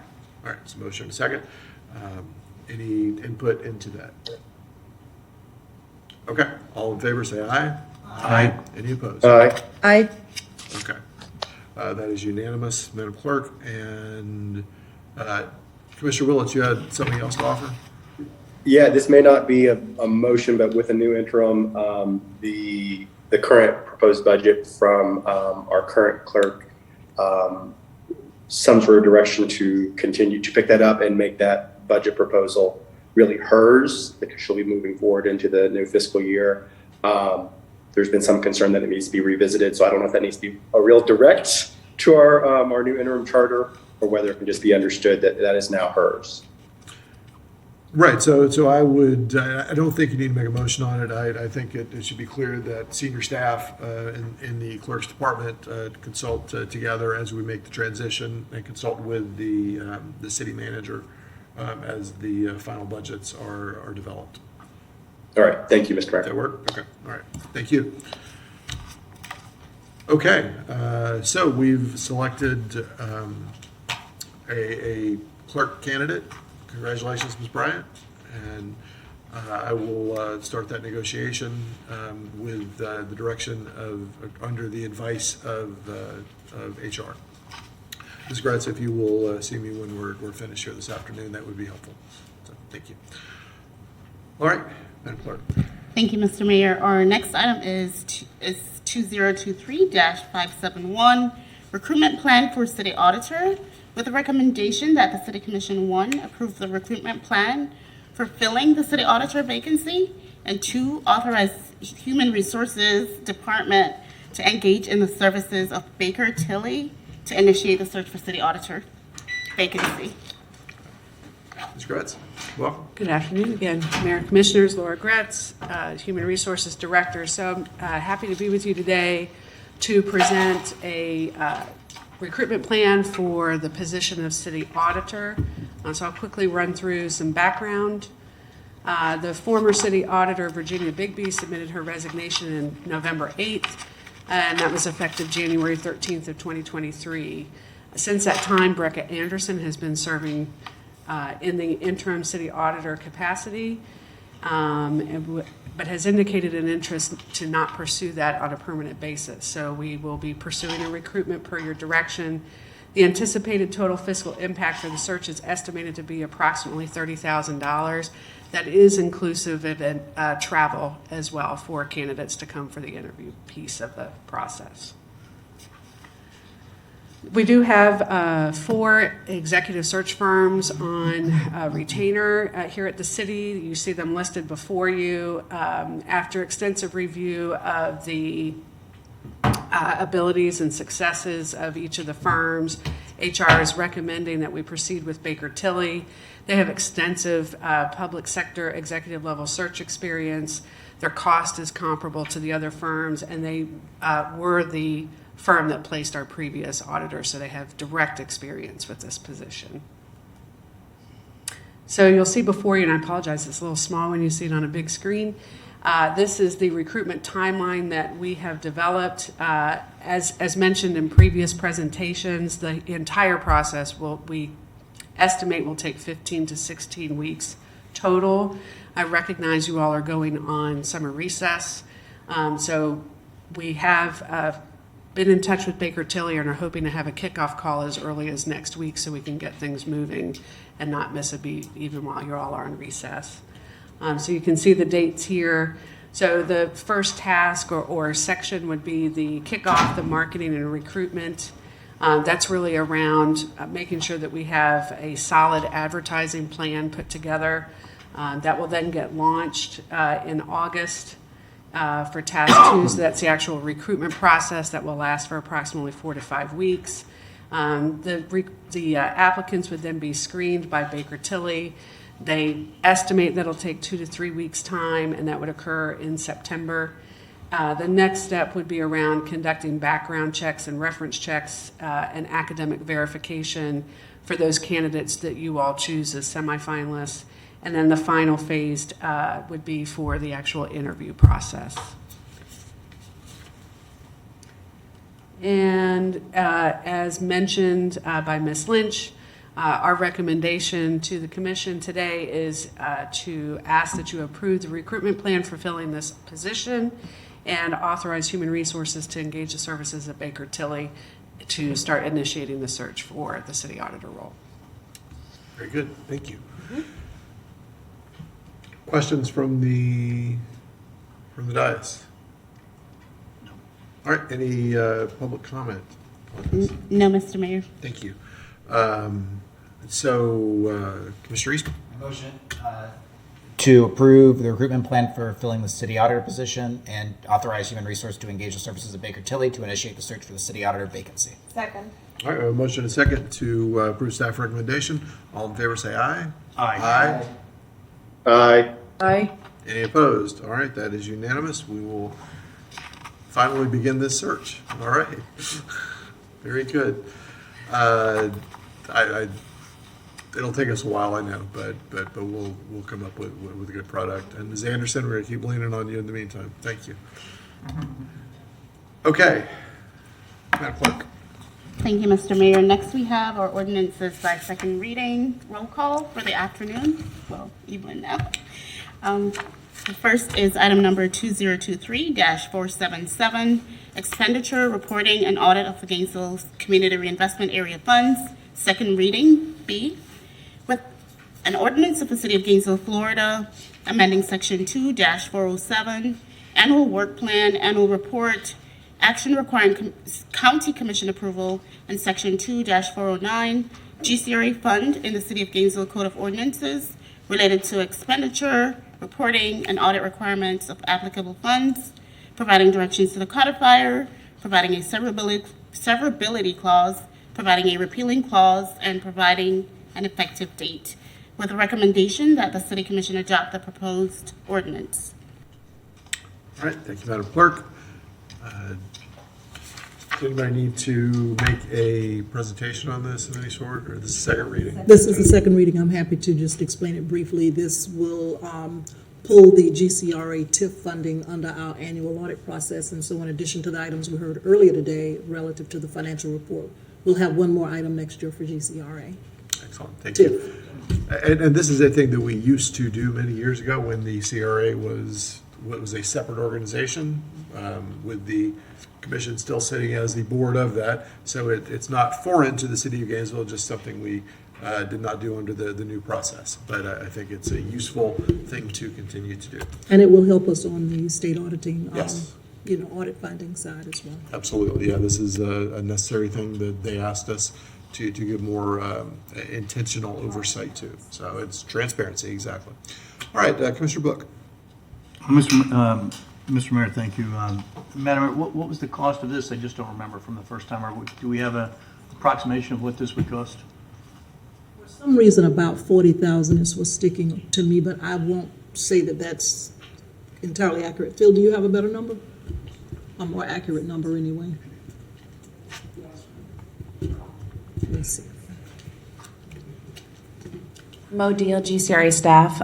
So at the time, we had the fixed numbers for the 10-year work plan. I believe it was close to that. I don't have that in front of me today, but each of the 4 districts had leftover funding. If I remember correctly, it was broken up by percentage. I believe East Side, it was somewhere around $8,000, and then it went all the way through to College Park, University Heights. So this is just taking those TIF fundings and doing what we did with the CRA district, and auditing them in addition to the regular auditing that the city does. I think it's around 40. Okay. I just wanted an approximate figure. It's money well spent, given what we're doing going forward. So thank you, Mr. Mayor. Thank you. Commissioner Eastman. Motion to approve ordinance number 2023-477 on second reading. Second. All right, we have a motion and a second to adopt 2023-477 on second read by title only. This is roll call? Yes. Okay. Yeah, figure it out sooner or later, right? Thank you, Mr. Mayor. Commissioner Willets, Aye. Commissioner Chestnut. Aye. Commissioner Saco. Aye. Commissioner Duncan Walker. Aye. Commissioner Book. Aye. Commissioner Eastman. Aye. Mayor Ward. Aye. That passes unanimously. All right, believe it or not, we actually made it through everything but member comment here before 4:30. That's not something I would have predicted. But Are we at member comment? we are at member comment, yes, ma'am. I think so, correct? Yes, Mr. Mayor. Okay. Commissioner Chestnut. Thank you. Thank you, Mr. Mayor. Since this is our last meeting before recess, when we return, I'd like for the city manager to return to us with a report and an update on the East Side Sports Complex. I'd like a report from our project director. I'd like information from the feasibility study consultants, and I would like to know their schedule for community engagement. Thank you. I love that. Yep, that sounds good. Okay, let me share just a couple of things with y'all before we go back for a little break. We have, of course, this the rest of going forward into this weekend and through Monday is the rest of our journey to Juneteenth, and we have multiple events, some of which I have here in front of me I want to tell you about. The Freedom Walk is Saturday morning, the 17th, 7 a.m. to 11 a.m. The City of Gainesville is excited to host the Journey to Juneteenth Freedom Walk. This walk is meant to educate and engage the Gainesville community on the rich history, legacy, and resilience of Black and African Americans locally and nationally. The 5K walk begins at Depot Park, extends into the community, and ends back at Depot Park. Neighborhood booths will share the history of the following neighborhoods: Porters, Quarters, Spring Hill, Sugar Hill, and Lincoln Estates. 4 p.m. through 9 o'clock on June 17th, the afternoon, later on after you rest up from the walk, is the Freedom Fest at Bo Diddley Plaza. Freedom Fest is a music and arts festival featuring music performances, vendors, a children's zone, and activities for children and elders as we celebrate Emancipation Day, Juneteenth, and the idea of freedom and equality for all. Food, drinks, a bounce house, vendor merch, and more will be available as we remember this momentous occasion in American history. And then on Monday, on Juneteenth itself, 10 a.m. to 2 p.m., reaching back to move forward, Alachua County Administration Building, beginning at 10 a.m., and I suggest you arrive before 10 a.m. I'm sure there's going to be a crowd. Community members will gather on the west lawn of the County Administration Building at 12 Southeast First Street for the unveiling of the Sankofa statue honoring the late local historian and good friend of many of ours, Dr. Patricia Hilliard Nunn. A drum procession featuring West African drummer Mohamed DaCosta and the Core Drum Ensemble will lead attendees to Bo Diddley Plaza, and you'll enjoy listening to local history and history about Juneteenth, a musical performance by Thousands of Voices Florida, and concert by Let's Ride Brass Band, as well as a motorcycle parade. Not listed on here because it's not a City of Gainesville event, but Monday evening at, I want to say 4 o'clock, but I'm probably I would say 6. more like 6. Okay. The John Lewis Make Good Trouble tour ends up here at Bo Diddley Plaza with gospel artist Vicki Winans headlining, and it will be a very fun experience, and I strongly encourage everyone to come out for that and be a little flexible on the time because it is a bus tour, and we don't know exactly when it will begin, but we will have a good time. So I hope to see everybody at each of those events. And if I don't see any other lights here, I will see you all. Mr. Mayor? Yes. Sorry, my No hand worries. was, I guess it wasn't seen.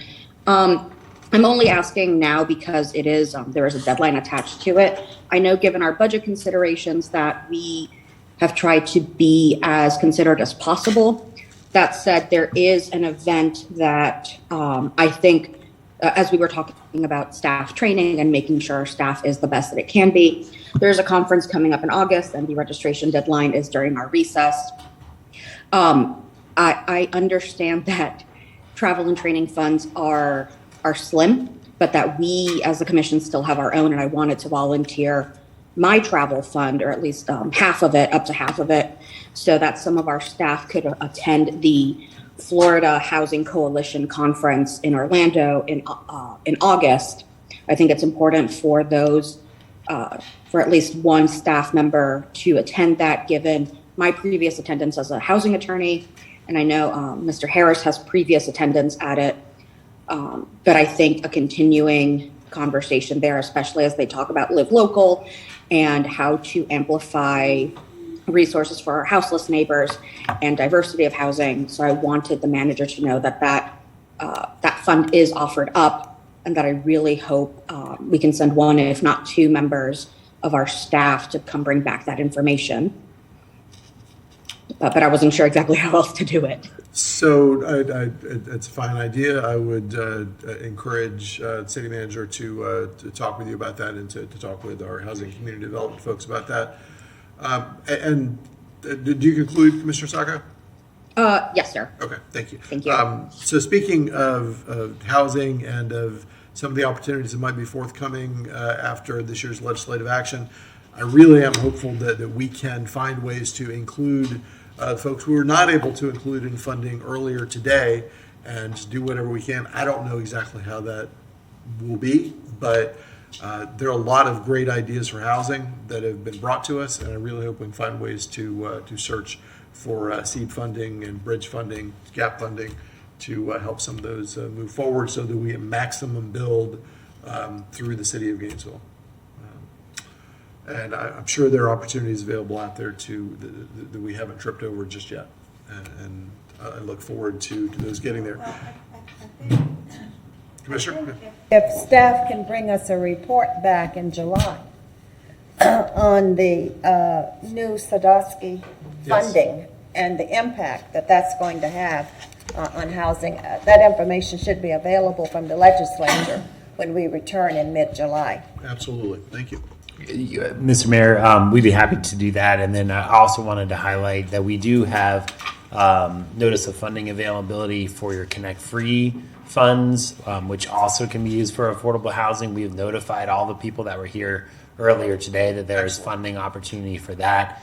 We actually even had a conversation outside of the chambers with my HCD staff about opportunities about using Connect Free in a slightly different way than we have in the past for sale funding, which is typically the minimum contribution for a sale project from the city or from the local government is about $37,500. But that's just the minimum amount. So there may be other opportunities that we can also do a little bit of research and bring back some discussion as part of the Sadowski information. Very good. Very good.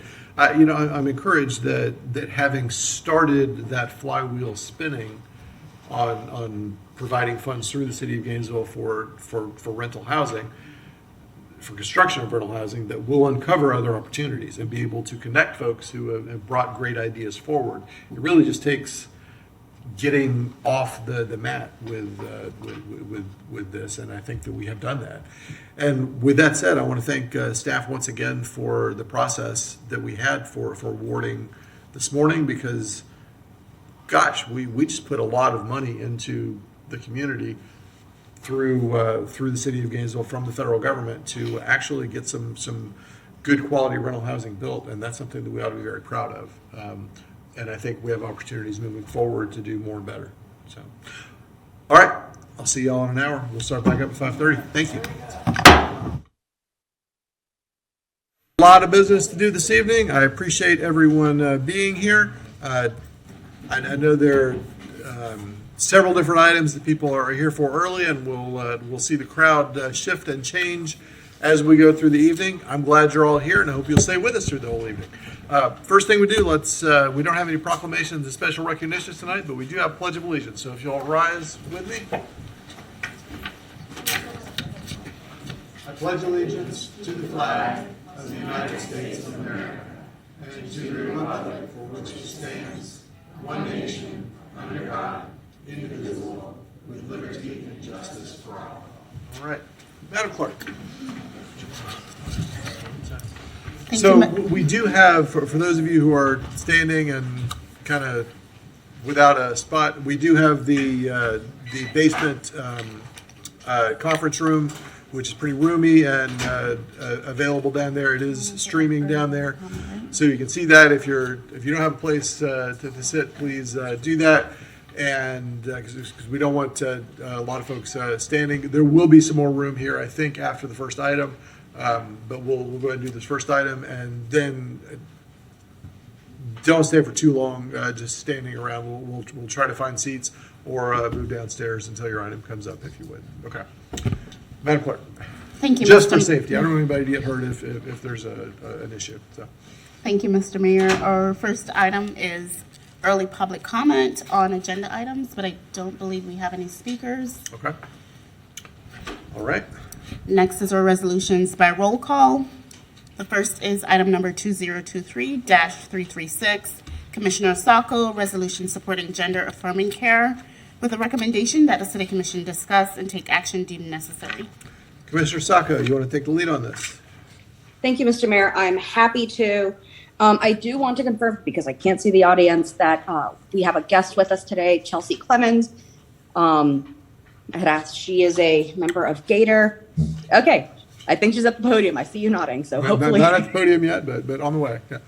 All right.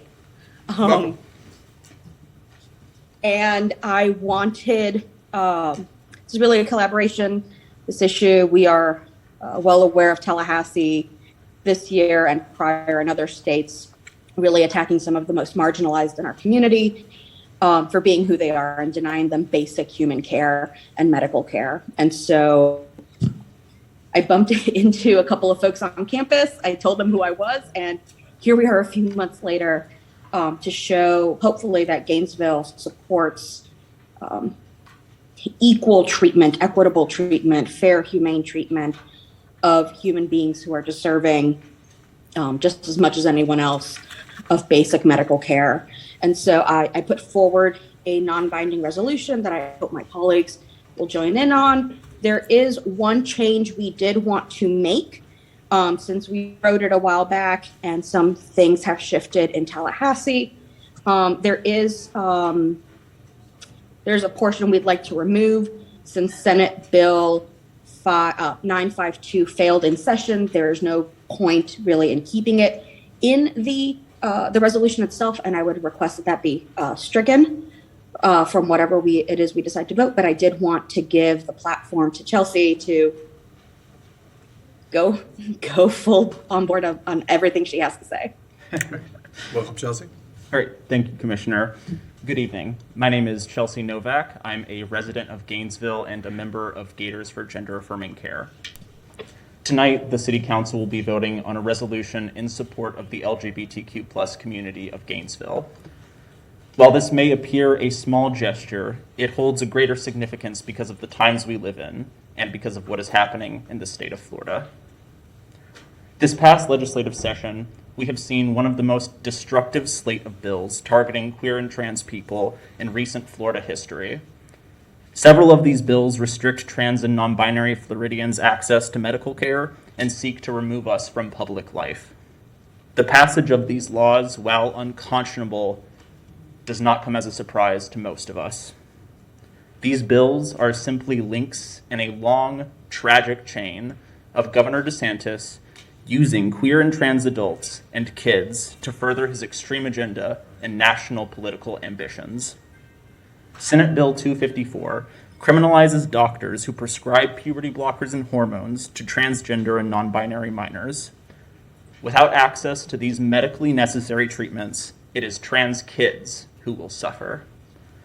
This bill not only bullies queer youth, but also severely limits trans adults' access to gender-affirming medical care by limiting who can prescribe it. In the state of Florida, nurse practitioners, who are among the most common and accessible providers for hormones and puberty blockers, are no longer eligible to prescribe this care. Instead, a physician is the only medical practitioner allowed to provide this care in Florida. This essentially eliminates gender-affirming medical care for the uninsured and those without a general practitioner. The result of this legislation is to restrict access to gender-affirming medical care for trans people, instill fear among queer and trans adults, bully queer children, and threaten medical practitioners with legal sanction if they follow their oaths to help their patients. Florida House Bill 1521 requires people to use any public bathroom with their assigned sex at birth, and if not complied with, the individual in question can be charged with a misdemeanor. This further criminalizes trans people's access to even the most basic of public spaces and grants legal protections for discrimination. This imperils not only our dignity, but our physical safety as well. When North Carolina passed a similar bill nearly a decade ago, trans people were assaulted in bathrooms when complying with the law. The passage of these bills and the responses from DeSantis and other officials of the state Senate demonstrate to us clearly that the state government does not view us as people deserving of dignity, freedom, and humanity. Trans and non-binary people are woven into the history of Florida and the history of Gainesville. Trans people are your neighbors, your teachers, your colleagues, your friends, your family. We are your community. And right now, your community is under attack, and we are asking you to take a proactive role in supporting it. Take this first step to send a message to the trans people of Gainesville, to the trans people of Florida, that you will treat us as fellow human beings, and that you will take actions to ensure our protections and safety. The ones that DeSantis and the Florida Board of Medicine are trying so desperately to tear away from us. Show all Floridians that you will ensure that Gainesville remains a safe and welcoming place to its LGBTQ+ community. To everyone here tonight, we can all make a difference if we fight these laws together. If you're interested in knowing more and getting involved with this struggle, Gators for Gender Affirming Care will be handing out a contact sheet so folks can stay updated on our fight for trans rights. I also second Commissioner Saco's amendment to be made to the resolution regarding Senate Bill 952 as it failed legislative session. And I would also propose that if passed, copies of this resolution be sent to DeSantis and the Florida Board of Medicine and shared with other cities across the state of Florida, such as Tallahassee, Tampa, Fort Lauderdale, and Tallahassee. And also shared on the City of Gainesville's social media pages. That said, I move the City Council pass this resolution. Thank you for your time. Thank you. You can't actually make that motion, but that's Yeah. okay. Or at least I can't recognize it, but that's okay. Thank you. One day Chelsea will be able to make that motion. One day. Thank you, Chelsea. Thank you. I did also want to add, Mr. Mayor, I missed it earlier. We are not the first to really take action on this. Last week, a federal judge issued a partial block on this issue to protect the rights of at least 3 individual children, youth, trans youth in Florida, and the rest of the merits of the constitutionality of this measure will be addressed later on in the summer, but we are not the first to take a crack at it and to take a stance on just how wrong this is. So I know we rather do public comment first, but whenever we do that, I'd like to make the motion. Okay. Let's go ahead and take public comment. Do we have folks signed up? Yes, Mr. Mayor. The first speaker is Kai Christmas, followed by Dottie Faisby. Okay. Welcome. Hello, my name is Kai Christmas. I wasn't intending on speaking, but I felt the need to. I am a lifelong resident of Gainesville, Florida, and I am also a trans individual. I know this commission has always been really supportive, at least in my adult years here, and I hope that continues tonight. Yeah, I'd love to see Gainesville take a stance on this. Thank you. Welcome, Ms. Favisy. Good evening, Dottie Favisy. Good evening, Mayor, Commissioners. I just want to say this is absolutely the right thing to do for you to pass, I don't know if it's a motion or what, but to pass this resolution because it's something we really need to have in Gainesville. Thank you for considering it. Thank you.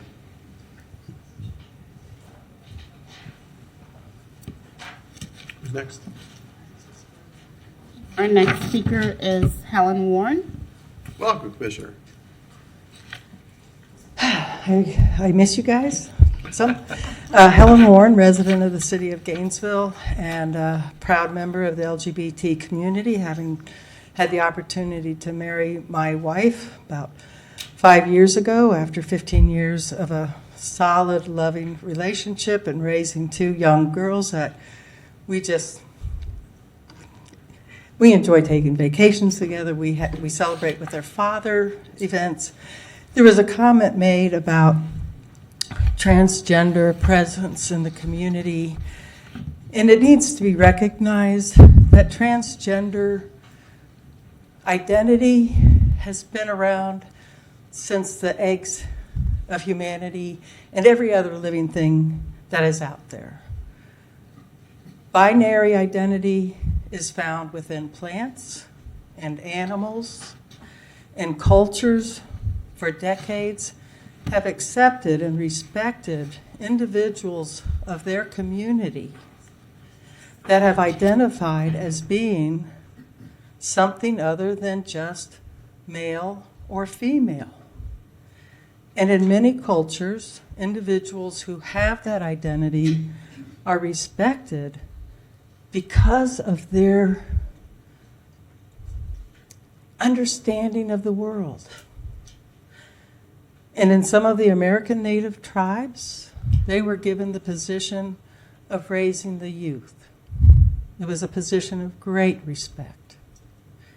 And this current phobia that is going on, the concern about being woke, you tell me about a religion in any place of this planet that does not recognize we, as people, are here for only one thing.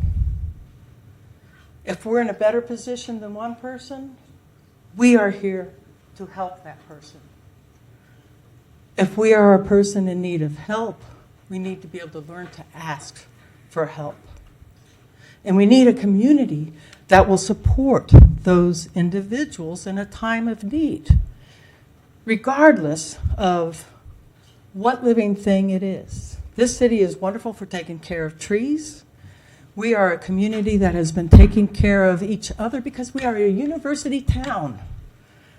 We have been woke since the university and people settled in this place And when the Native American people were here, they were woke as they had learned to live sustainably on this planet. And with climate change coming, it's really important that we develop communities with resilience. I thank you. Thank you, Commissioner. Mr. Mayor, next speaker is Bryce Hackmeyer, followed by Jude Thanks. Spiegel. Welcome. Thank you. Hi, I'm Bryce Hackmeyer. I use they, them pronouns, and I am the Health and Technology Director of Women's Voices of Southwest Florida and the co-founder of Justice Advocacy Network. I'm here as a non-binary adult to speak in support of the LGBTQIA community here in Florida and to encourage each and every one of y'all to vote in favor of the gender-affirming care provision, I believe it is, that y'all are tasked with today here on your agenda. In an environment where multiple institutions statewide are against our community, it would be a great show of strength and solidarity toward our community if you were to adopt this. And to quote so many skincare companies, a little bit goes a long way. And in this circumstance, this message that you would send to both youth and adults in this community would be a very empowering and protective one, especially given the current environment we are in. Thank you so much. Thank you. Our next speaker is Jude Spiegel, followed by Brandy Rodriguez.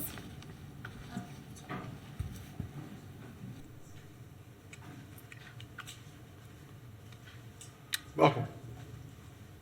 Hello, I'm Jude Spiegel, and I'll keep it brief. I'm a trans adult and parent, a resident of Florida for 22 years, and due to DeSantis, we are leaving Florida. To choose to speak up against what DeSantis is doing would really set a precedence and help other families like mine know that they're not alone and that they're understood and accepted and valued. Thank you. Thank you. Brandy Rodriguez.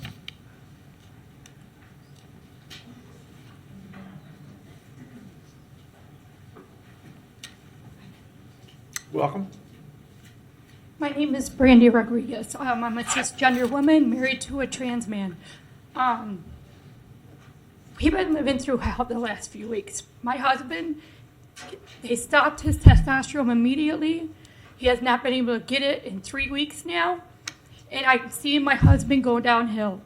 We moved to Florida 4 years ago to give us a better life from New York because life was hell in New York and it was violent there.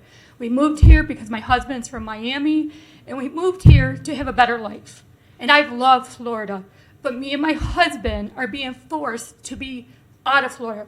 We go all over Florida every weekend when we get off. I work for the school board, I work for the schools, and I take care of kids with autism. My day off, I'm all over Florida. We go to Gainesville, we go to Tampa, we go everywhere because we want to see what's out there in Florida.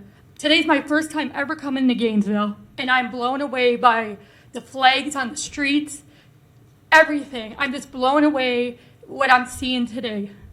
But me and my husband are being forced to move out of Florida in the next few weeks because if they stop my husband's insurance as of July 1st, my husband can die. My husband has a virus that if they stop his meds, he will be killed. He will die. So now we're worried about July 1st, is he going to die? We've had death threats going out as of July 1st. If he goes in a public bathroom, he usually uses a family bathroom because he respects men and women, everybody. He will go in a family bathroom. But if it's not there, he goes in a men's bathroom.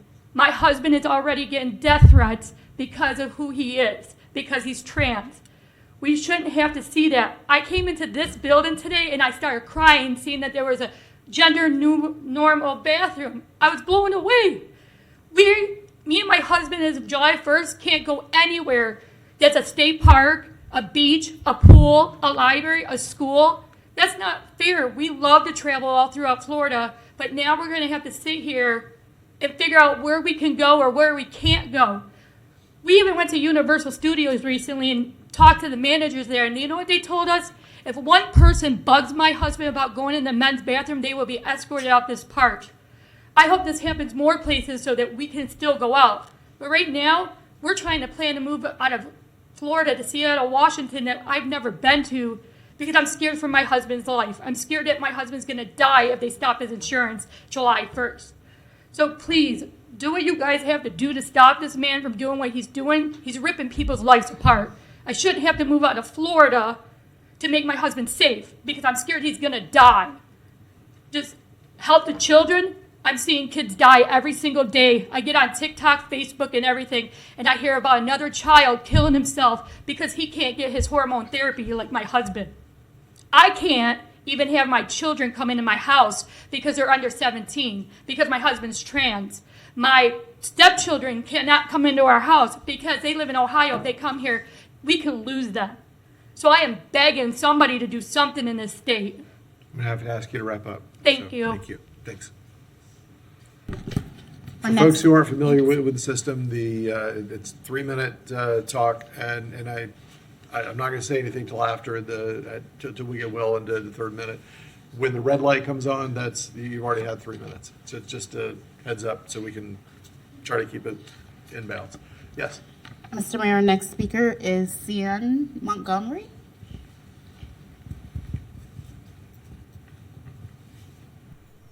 Welcome. Hi, I'm Nikki Montgomery. I'm a member of Gainesville, and I moved here about 5 years ago. The first thing I noticed was the diversity and how everyone is welcome in this community. And ever since these laws in Tallahassee have passed, I have watched a loving sister of mine who's also a member of the Jewish community. She's also a stepmother, and she is a homemaker. She also has a disability. Ruka is a trans woman, and she means the world to me. And she does not have the necessary organs to produce the hormones that keep her alive. And without those hormones, her estrogen, her progesterone, she will die. I want Gainesville to be a safe place. I want it to be the place that I moved to. This is the first place that I've ever felt home, because it is so diverse, and it is so loving, and it is so accepting. So please, please, pass this. Thank you. And I want to make set reasonable expectations. We passed a resolution. It doesn't change state law. It gives, it shows our support as the local government agency, but it doesn't supersede state law. So I don't want anybody to misunderstand, what our capacity is here. Mr. Mayor, this concludes our speakers. Okay, thank you, Commissioner. Go ahead, Commissioner Eastman. Thank you, and thank you, Chelsea, June, Brandy, everyone who told your story. There is a lot of fear out there. This isn't a story I've spoken about publicly. I didn't feel like it was my place to, but but I was 16 when my younger sibling came out as transgender to our family. It was not really a surprise to anyone in our family. They always kind of embodied gender non-binariness. Like it was my younger sibling. They were always bigger than me and could beat me up. It was as when I was a kid. But as a family, I grew up in the South, and it was always what I was taught is you take care of family. Whatever makes them happy, whatever you can do to support them, that's what you do. And I really want to thank Commissioner Saco for bringing this forward, because that is what this resolution is about, is that we need to support one another. And there seems to be this move where we are going to be cruel to people to feel better about ourselves, or just for the sake of cruelty. And that wasn't the values that I grew up in. It's not the values that Gainesville has. There's very real fear out there, I know, within the transgender community. We are not going to be having a family reunion in my family in the state of Florida because of that. They refused to come down here. It is not put on. This is a very real fear that people have within our state.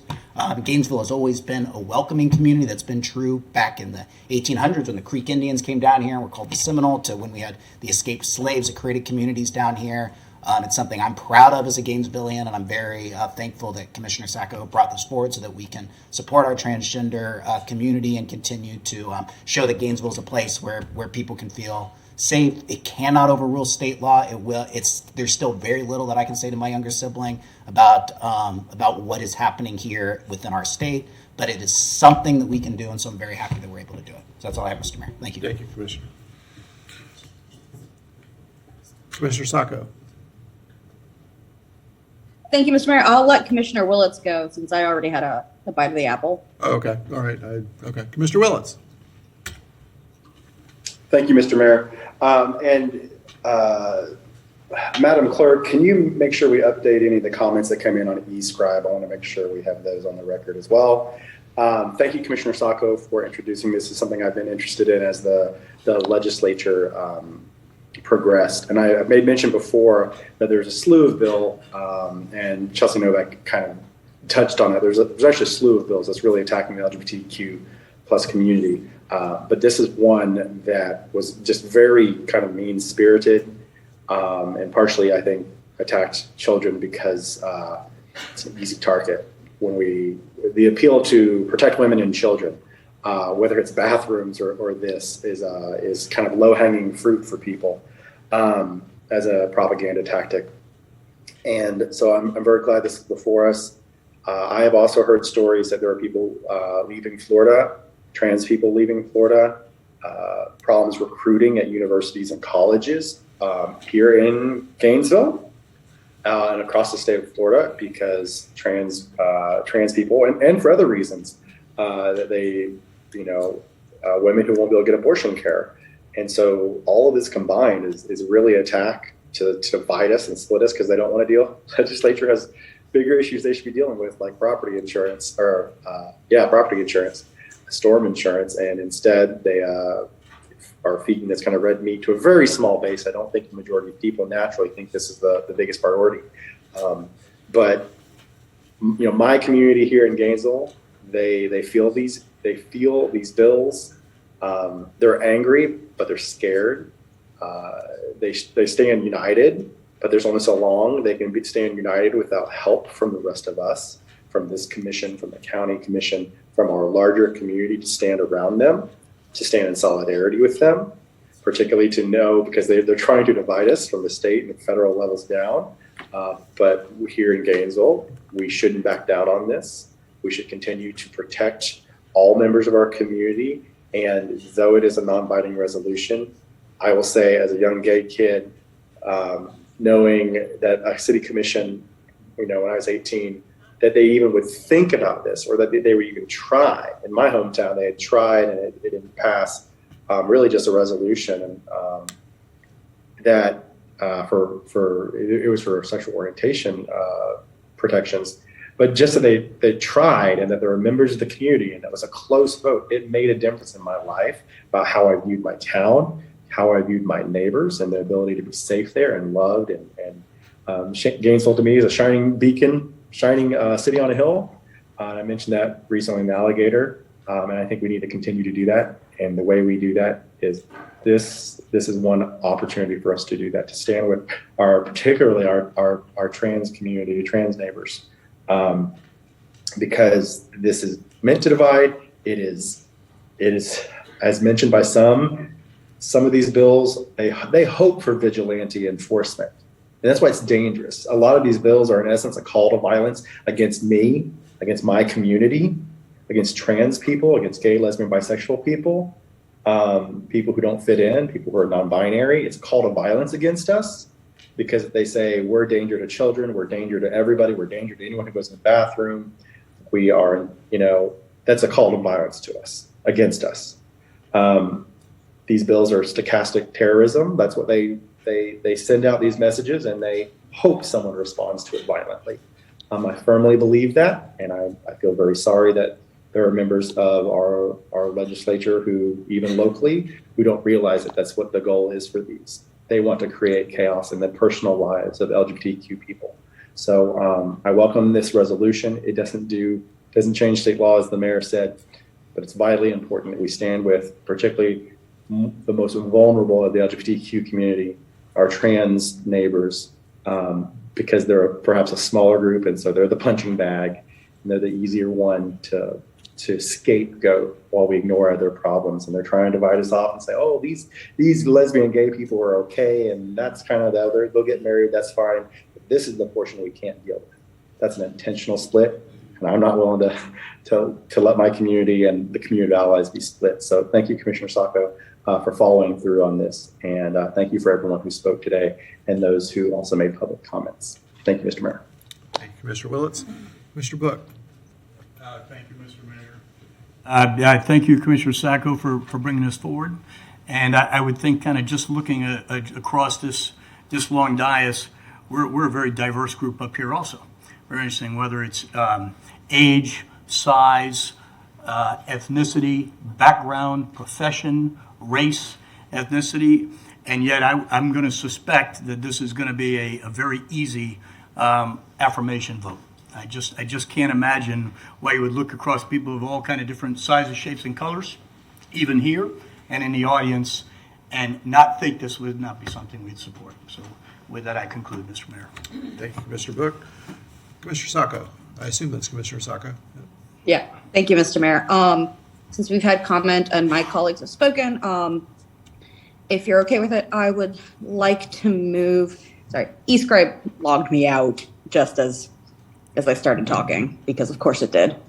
I'd like to move the resolution with one amendment, that line 15 to 17 be stricken. That is the part about the Senate bill, and that copies of the resolution, if passed, be sent to Governor DeSantis and our state representatives and the Florida Board of Medicine, along with the city of Tallahassee, the city of Fort Myers, the city of Tampa, the city of Orlando, and our colleagues across the street if they want to be inspired. All right, we have motions or second. Second.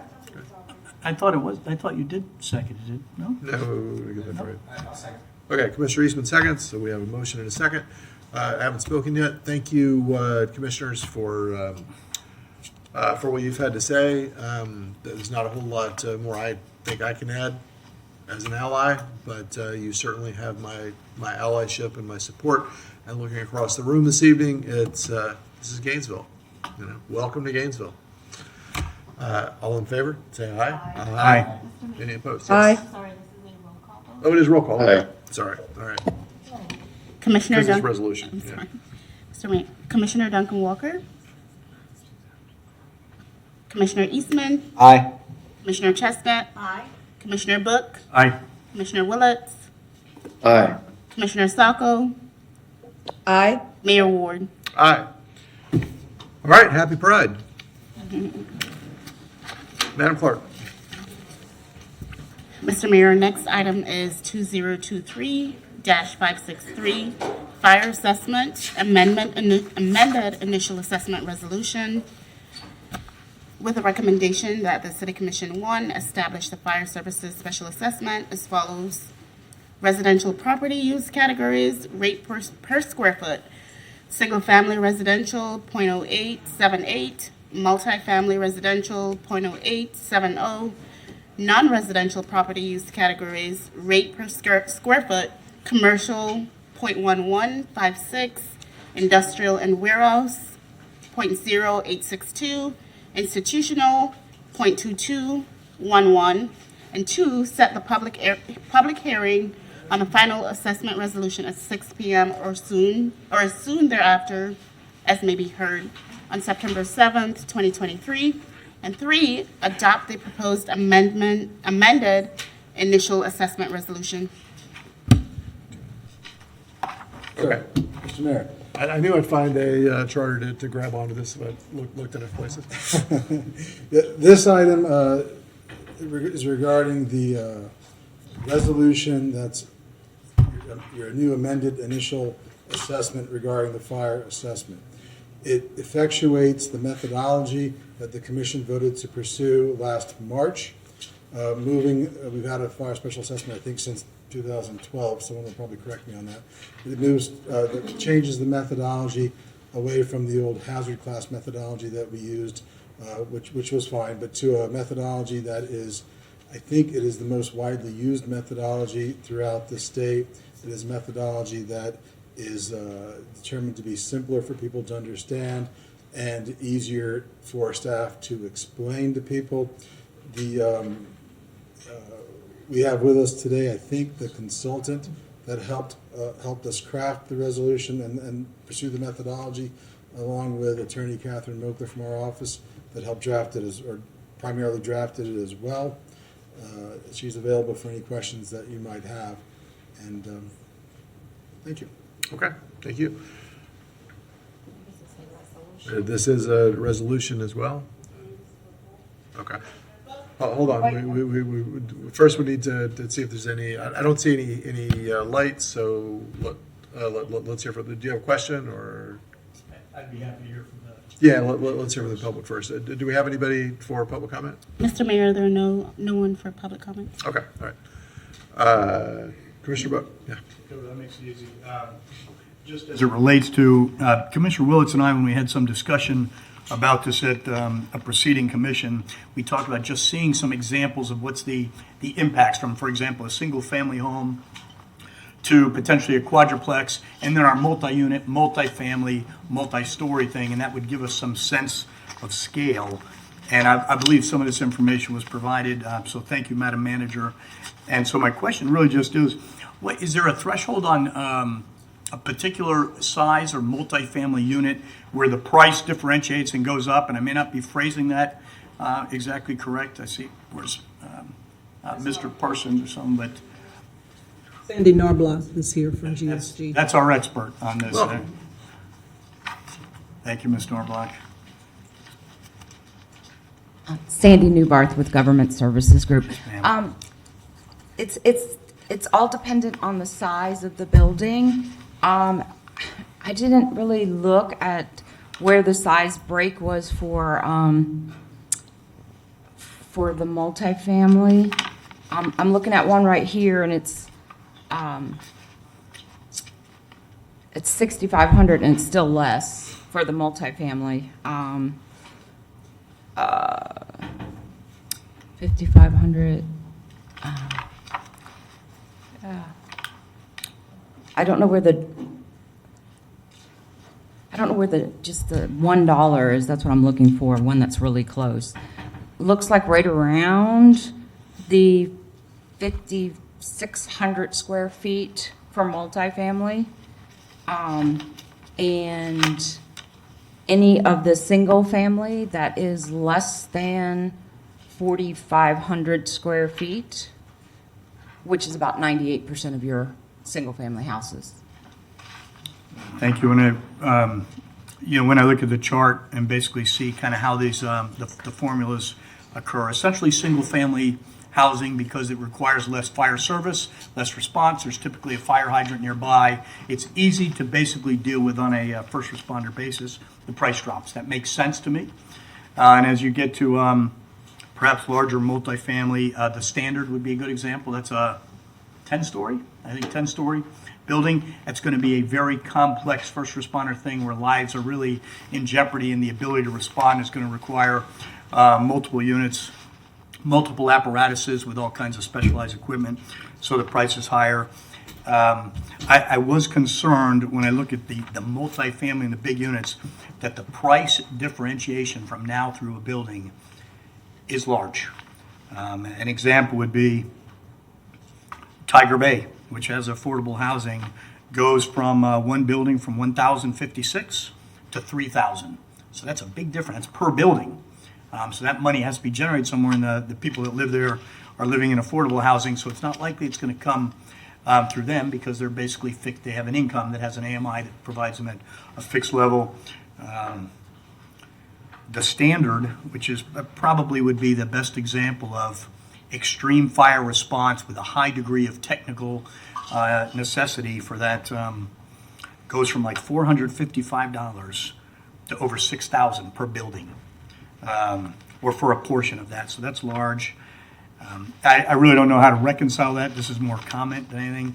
Madam Manager, the one question was we've already assumed this formula in our calculations for the monies, the revenues that we have coming in towards the deficits. Is that accurate? That is accurate. I think equates to a little over $14 million, and the increase based on the shifting is a couple of $1 million, $2 million approximately, in our revenue estimates for fiscal year '24. Yeah, and I believe that a formula is the way to go because it's an objective measure. I wish there was some mechanism where there was a cap on the raise, just like you would do something in a decrease for folks that we fund from year to year, so that we incrementally are able to go up and get to the limits that we need to get to.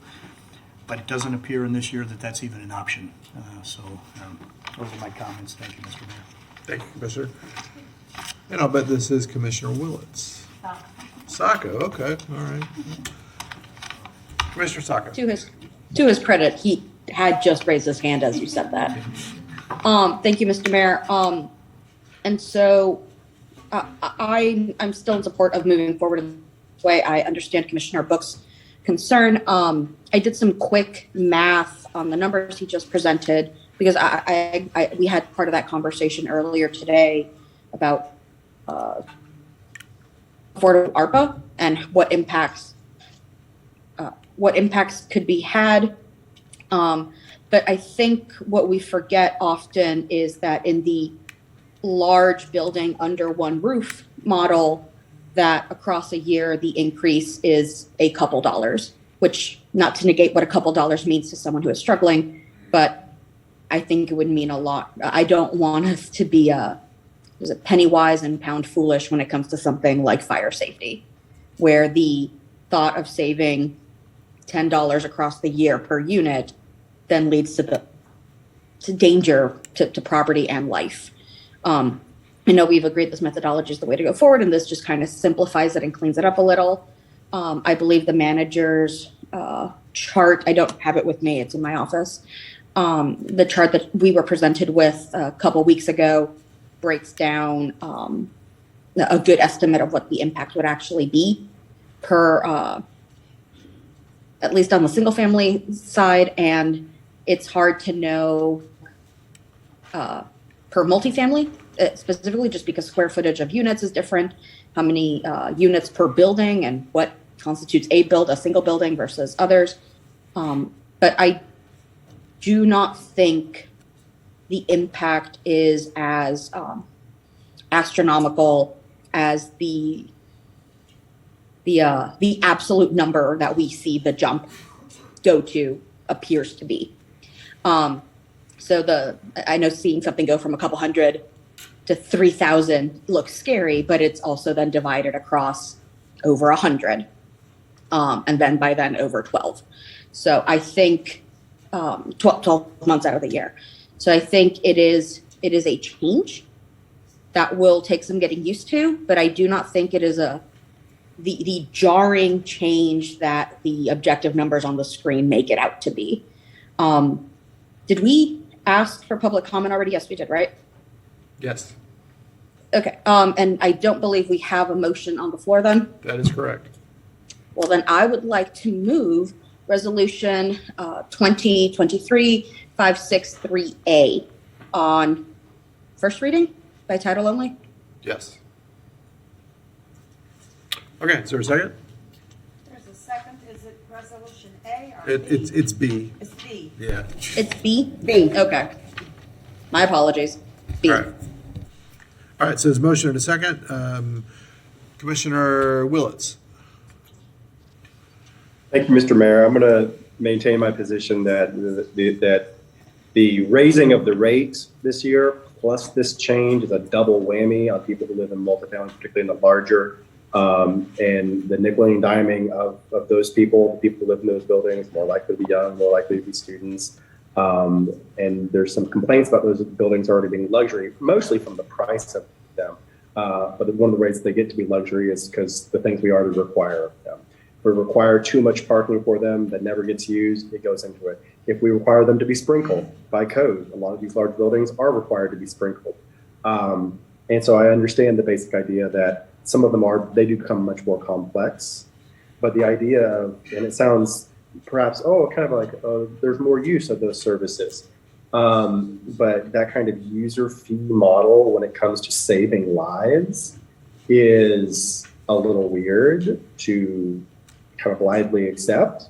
as opposed to like, basic, we jointly as a society come together to ensure that these things don't, befall people. We join together, we pay sort of equally because we're sort of, it could happen to anybody. I understand there's risk. We previously, just to be clear, we did have a formula previously. It has not been challenged in law. It is, from what everything I've heard from our city attorney, it is legal. This may be used in a lot of other places, but I think this double whammy this year is why I really cannot vote for it. Spacing it in over years, were we spacing it in a year, the change where we weren't also then going above and beyond and upping the total rate to whatever it is from 51. So some of that increase is the difference between if we just did this versus what also has been proposed that it looks like we're going to do is raise the fire assessment to bring in more of our total on the fire side, not the rest of the fire. So I'm going to maintain that position. I hope after this vote, we don't hear from this commission as much the idea of some things being luxury when we add to the price that truly makes it luxury. Thank you, Mr. Mayor. Thank you, Commissioner Willits. Commissioner Eastman.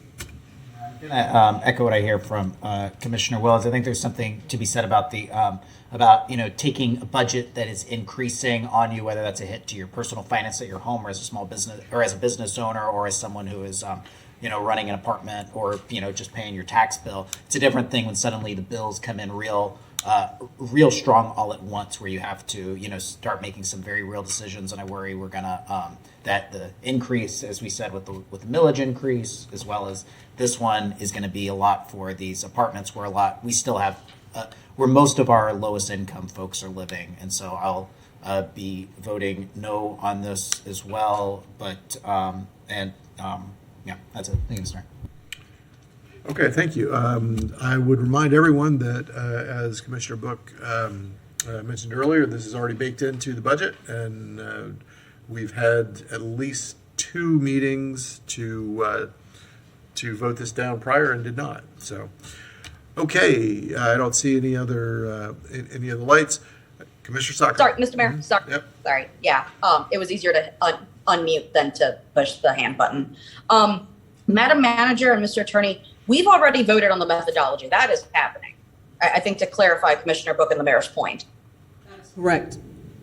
And so I think to reiterate in simplified terms, what we are voting for is just to put a cheat sheet, so to speak, in writing so that it is clearly visible within the bulk of the methodology. That's correct, and this sets the stage for us to also set the date in September. So we are setting the date and just reciting in simplest terms what we have already approved to pass. That is correct. Okay. Thank you, Madam Manager. Thank you, Commissioner Saco. Thank you, Commissioner Saco. So, just as a side note for anybody wondering how folks just appear on the screen and why some people are on Zoom and why not up here and why some people are timed and some others are not. There is a time limit there for members of the public doing public comment on an item. Staff does not have a time limit because the commission is asking their professional advice and opinion on an item.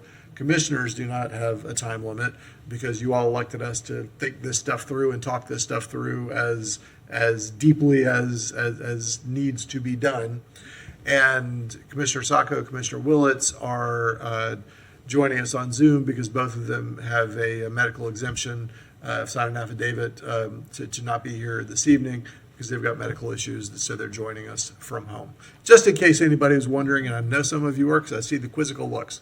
So hopefully that helps make it a little more clear. All right, we have a motion and a second on the table. This is a roll call, correct? Because it's a resolution? Yes, Mr. Mayor. Okay. Commissioner Book. Aye. Commissioner Saco. Aye. Commissioner Chestnut. Aye. Commissioner Duncan Walker. Commissioner Willits. No. Commissioner Eastman. No. Mayor Ward. Aye. So that passes 4-2 with Willits and Eastman in dissent and Duncan Walker absent. Yes. Next item.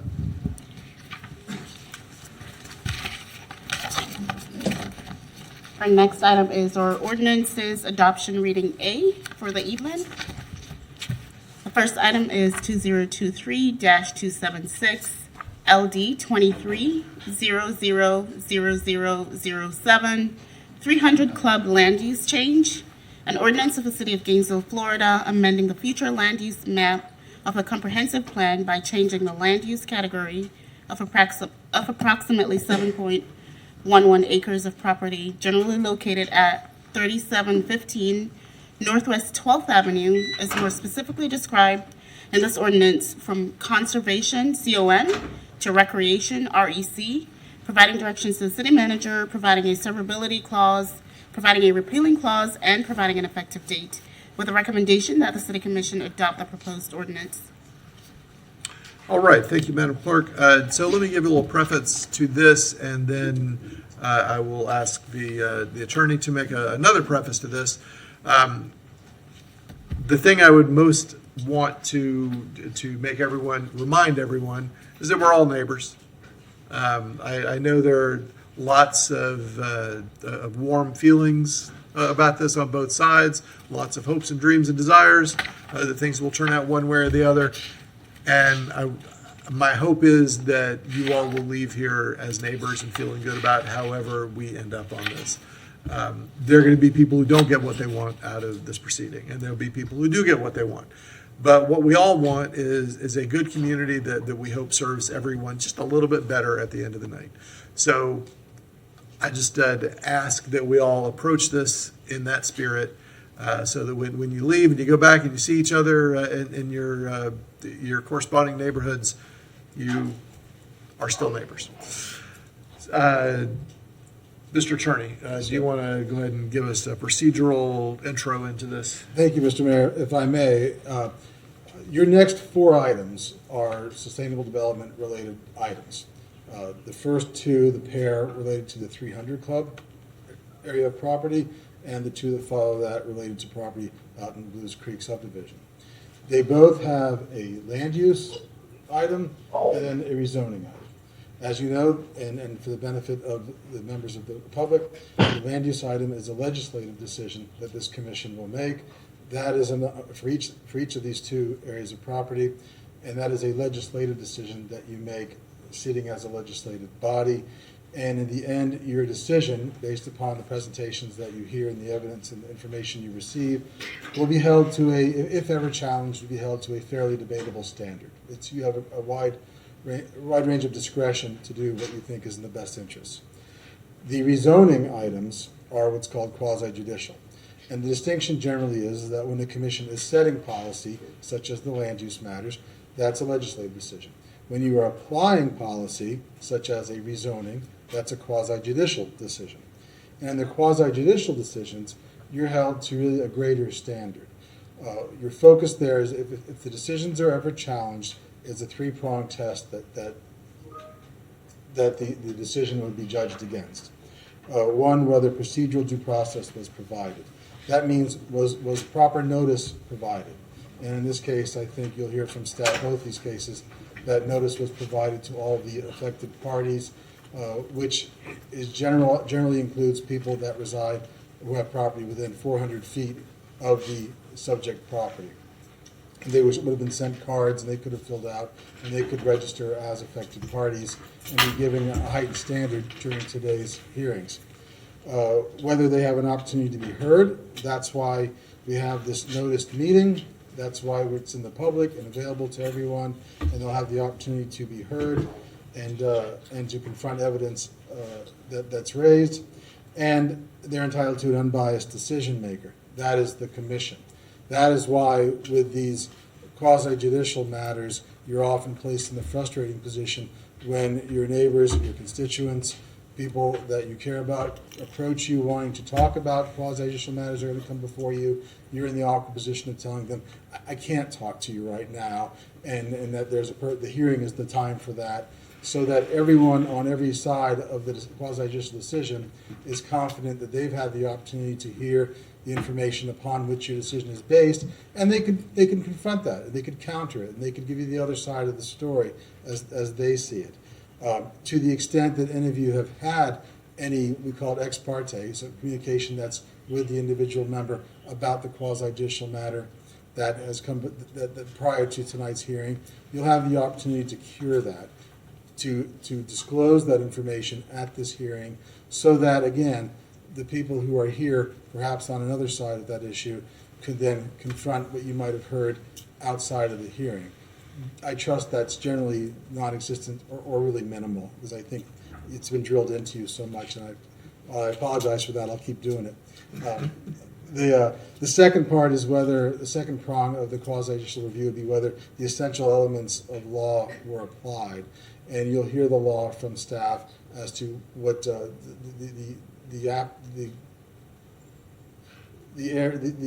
portions of the ordinances and then law that you have to apply in making your decision. And then lastly, whether the decision was supported by competent substantial evidence. Now, what that means is there a basis that a reasonable person would accept as underpinning your ultimate quasi-judicial decision? It doesn't mean that a court later on would weigh the evidence put before you. That's your job, but that your job still has to be supported by some competent substantial evidence, and that's evidence that a reasonable person would rely upon. Now, generally, to make this spiel a little bit longer, your hearings quasi-judicial hearings come before you either generalized in an informal way. That's sort of your default. You also have a procedure, though, in your rules, Rule 13 of your City Commission rules, where an affected party can request a formal hearing. In this case, one of the affected parties, Professor Little, has requested a formal hearing for the 300 Club matter. And all that means is when you look at your rules, Rule 13, that there's a little more of a structure in place. Qualitatively and substantively, it's not a real difference, but there'll be a structure where you'll determine the affected party status. Any parties could be sworn in. You'll disclose any inadvertent ex parte communication. Staff will introduce the matter. The petitioner or the applicant in these cases would have the chance to make their presentation. Staff will make their presentation. Affected parties get to make their presentation on both for and against the issue, and there'll be a rebuttal and a closing period. And that is the process you would follow in the formal hearing. Again, it's not really different than what you do in the informal hearings, but it is, just as it sounds, a little more formal.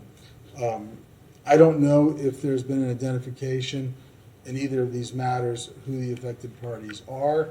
I know that Sustainable Development staff has a list. I think they provided that to the clerk.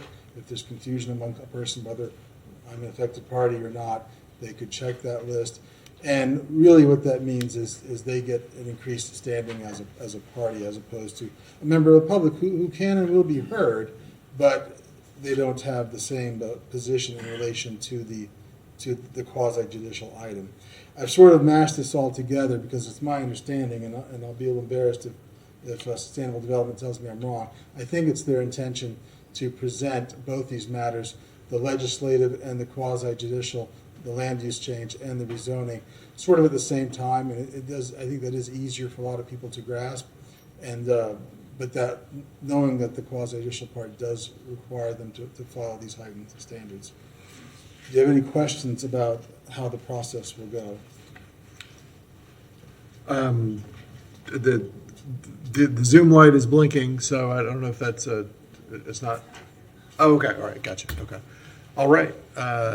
No questions on process then. Is there, Mr. Edelton's probably here. Is there anything he thinks I've missed? I trust the staff completely, so I like to look to them as well. Thank you, Forrest. All right. Yeah. So that's a lot to digest. I would remind everyone that when we get to the public comment section, not the affected party section, but the public comment section before we make decisions after presentations, we would ask that you fill out a comment form. It makes it easier for us to call folks up and to know in what order we're approaching it. So I know a lot of you have already done that, but I just want to make sure that the opportunity was available. With that, Mr. Edelton or Mr. Chan? Okay. Well, let's go ahead and hear this presentation.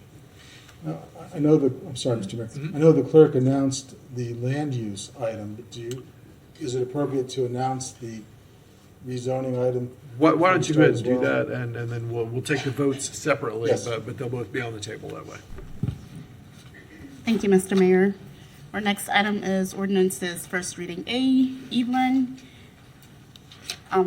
Item number 2023-277, Quasi-Judicial Rezoning, LD 22-0000154, 300 Club, an ordinance of the City of Gainesville, Florida, amending the zoning map atlas by rezoning approximately 7.11 acres of property generally located at 3715 Northwest 12th Avenue, as more specifically described in this ordinance, from Conservation CON to Plan Development PD, providing land development regulations, providing directions to the city manager, providing a severability clause, providing a repealing clause, and providing an effective date, with a recommendation that the City Commission adopt the proposed ordinance.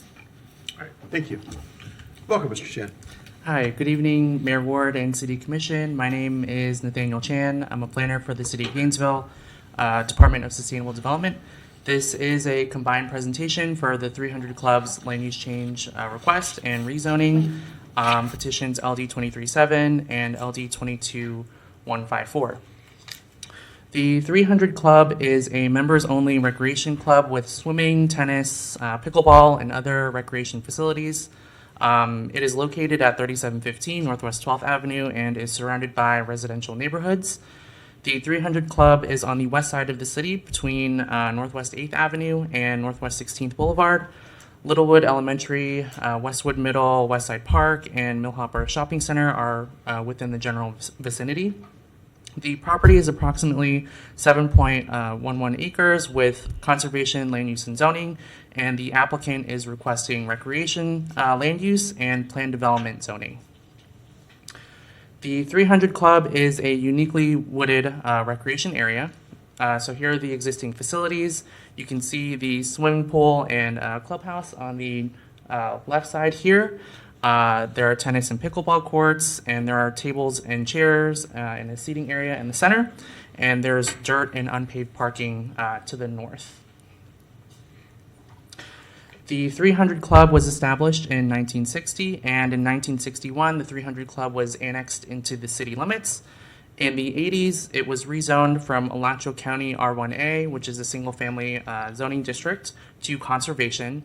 It was a legal non-conforming use in Alachua County, meaning that the use as recreation is not allowed in Alachua County, and we took on that legal non-conforming use, and it's not a permitted use in conservation conservation zoning, and it's still a legal non-conforming use today.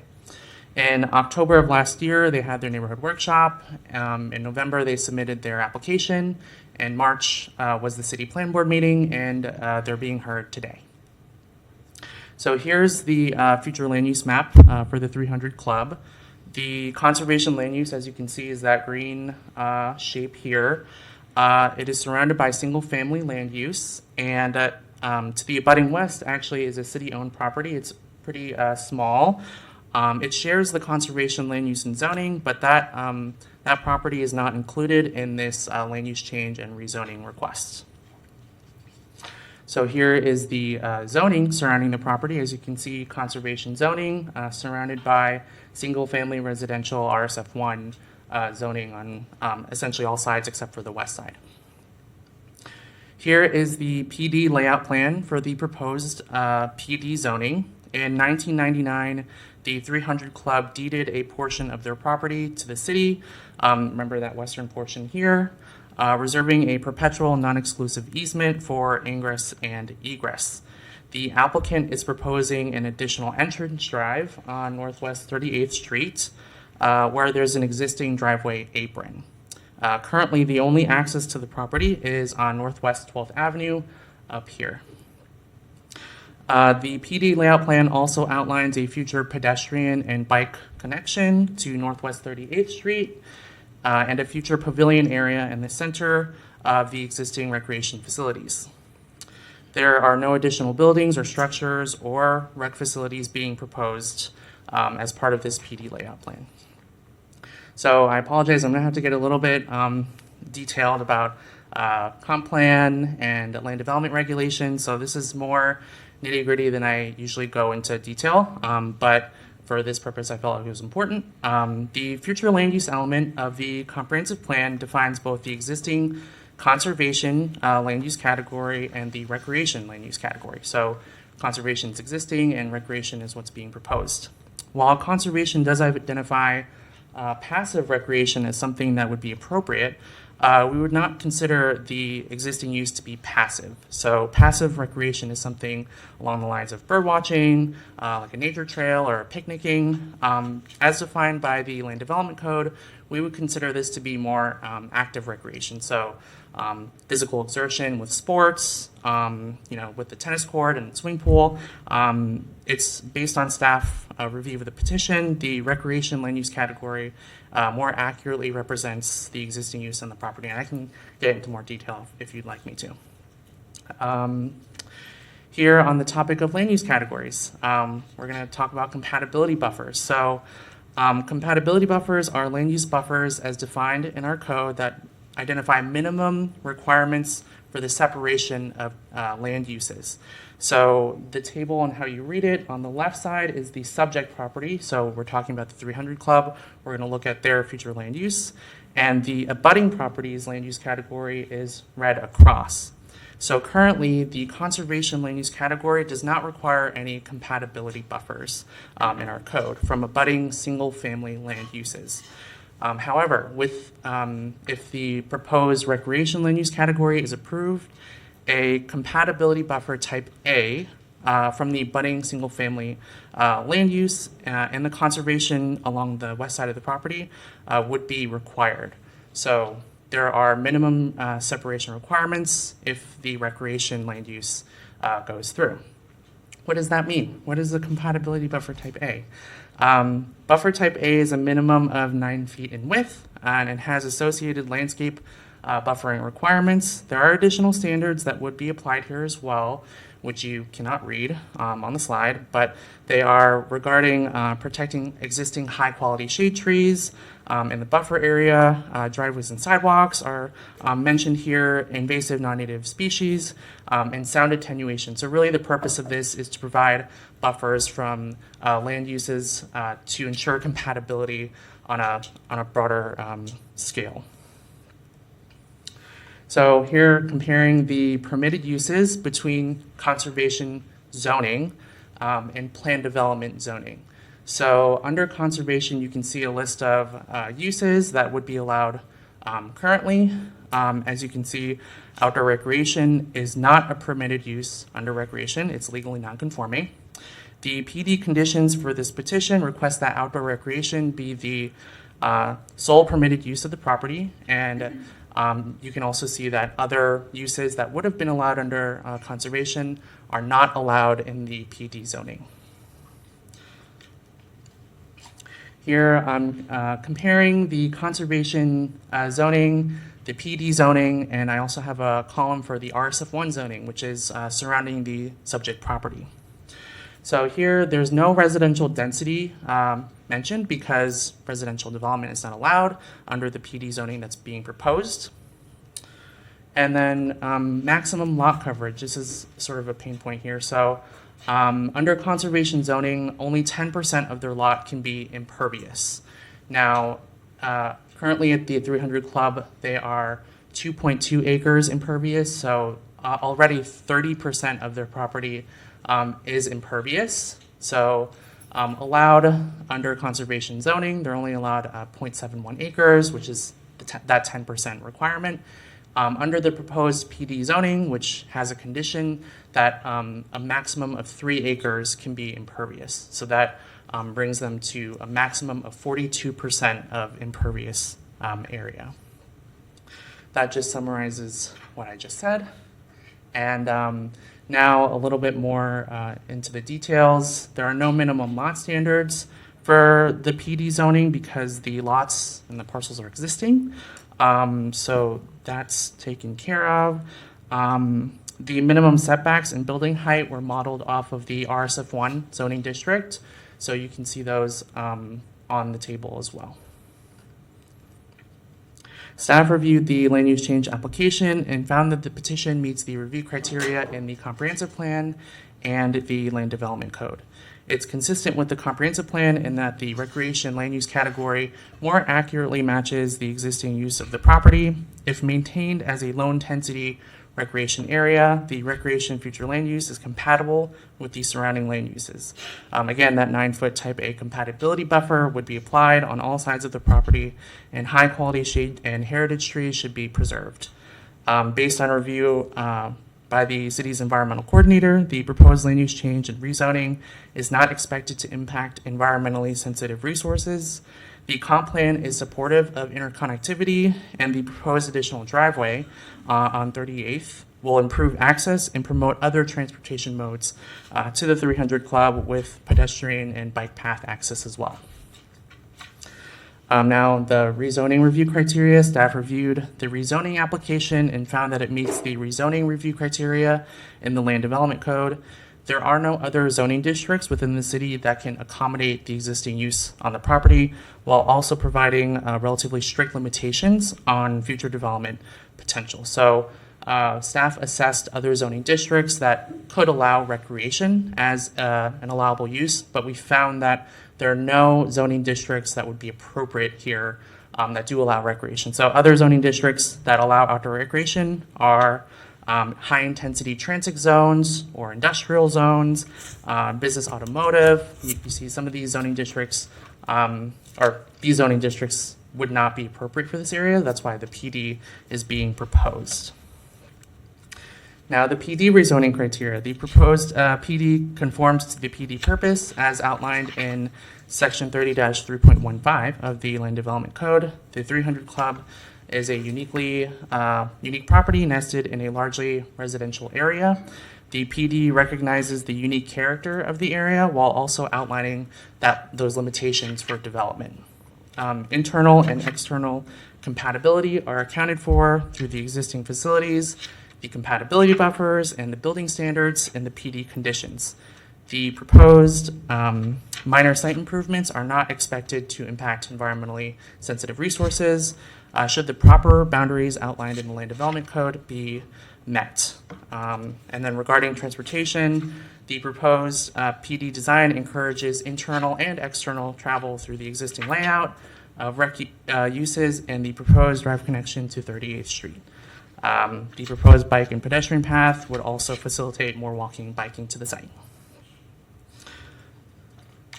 So staff recommends approval of LD 23-7, that's the land use change, and staff recommends approval with conditions, the PD conditions of LD 22-154, that's the rezoning. At their March 23rd meeting, the City Plan Board unanimously recommended approval of both the land use change and the rezoning petitions. Here are the PD conditions. So condition 1, the sole use allowed by right at the subject property is outdoor recreation. Condition 2 outlines the building placement standards. Those are the setbacks. Condition 3, max building height is 3 stories, consistent with the RSF1 zoning district. Condition 4 limits the impervious area to 3 acres. And then condition 5 limits the number of site access points to 2. That is the end of my presentation. As part of this land use and zoning change, staff received both letters of opposition and support. Both letters were included as part of the backup in Appendix D and E. And with that, that's the end of my presentation. Thank you. I'm here to answer any questions. All right, thank you. Commissioner Book. All right, so this is in District 2, and I've visited the property many times. I walked the property, I looked at the different access points, both west and east. What's the conservation lands that is around this potential recreational thing? And it just leads me to 2 or 3 questions.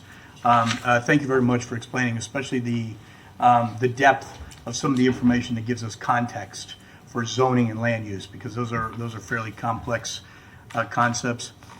Can we talk a little bit about non-conforming use? This might be a question for the city attorney. So clearly we have recreation within a single-family zoning area that is being used recreationally. What position does that put us on as a city if we were to leave it as non-conforming use. Sorry, Commissioner, what was the question?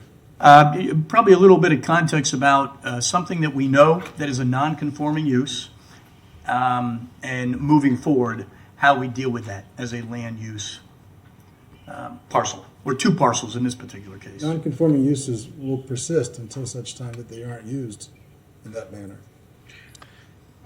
I'll interpret on his behalf. Okay, so I probably need a little more than that. Yeah, so you can continue to use it under the current use, even though it is non-conforming according to the new rule, in layman's terms, in my terms.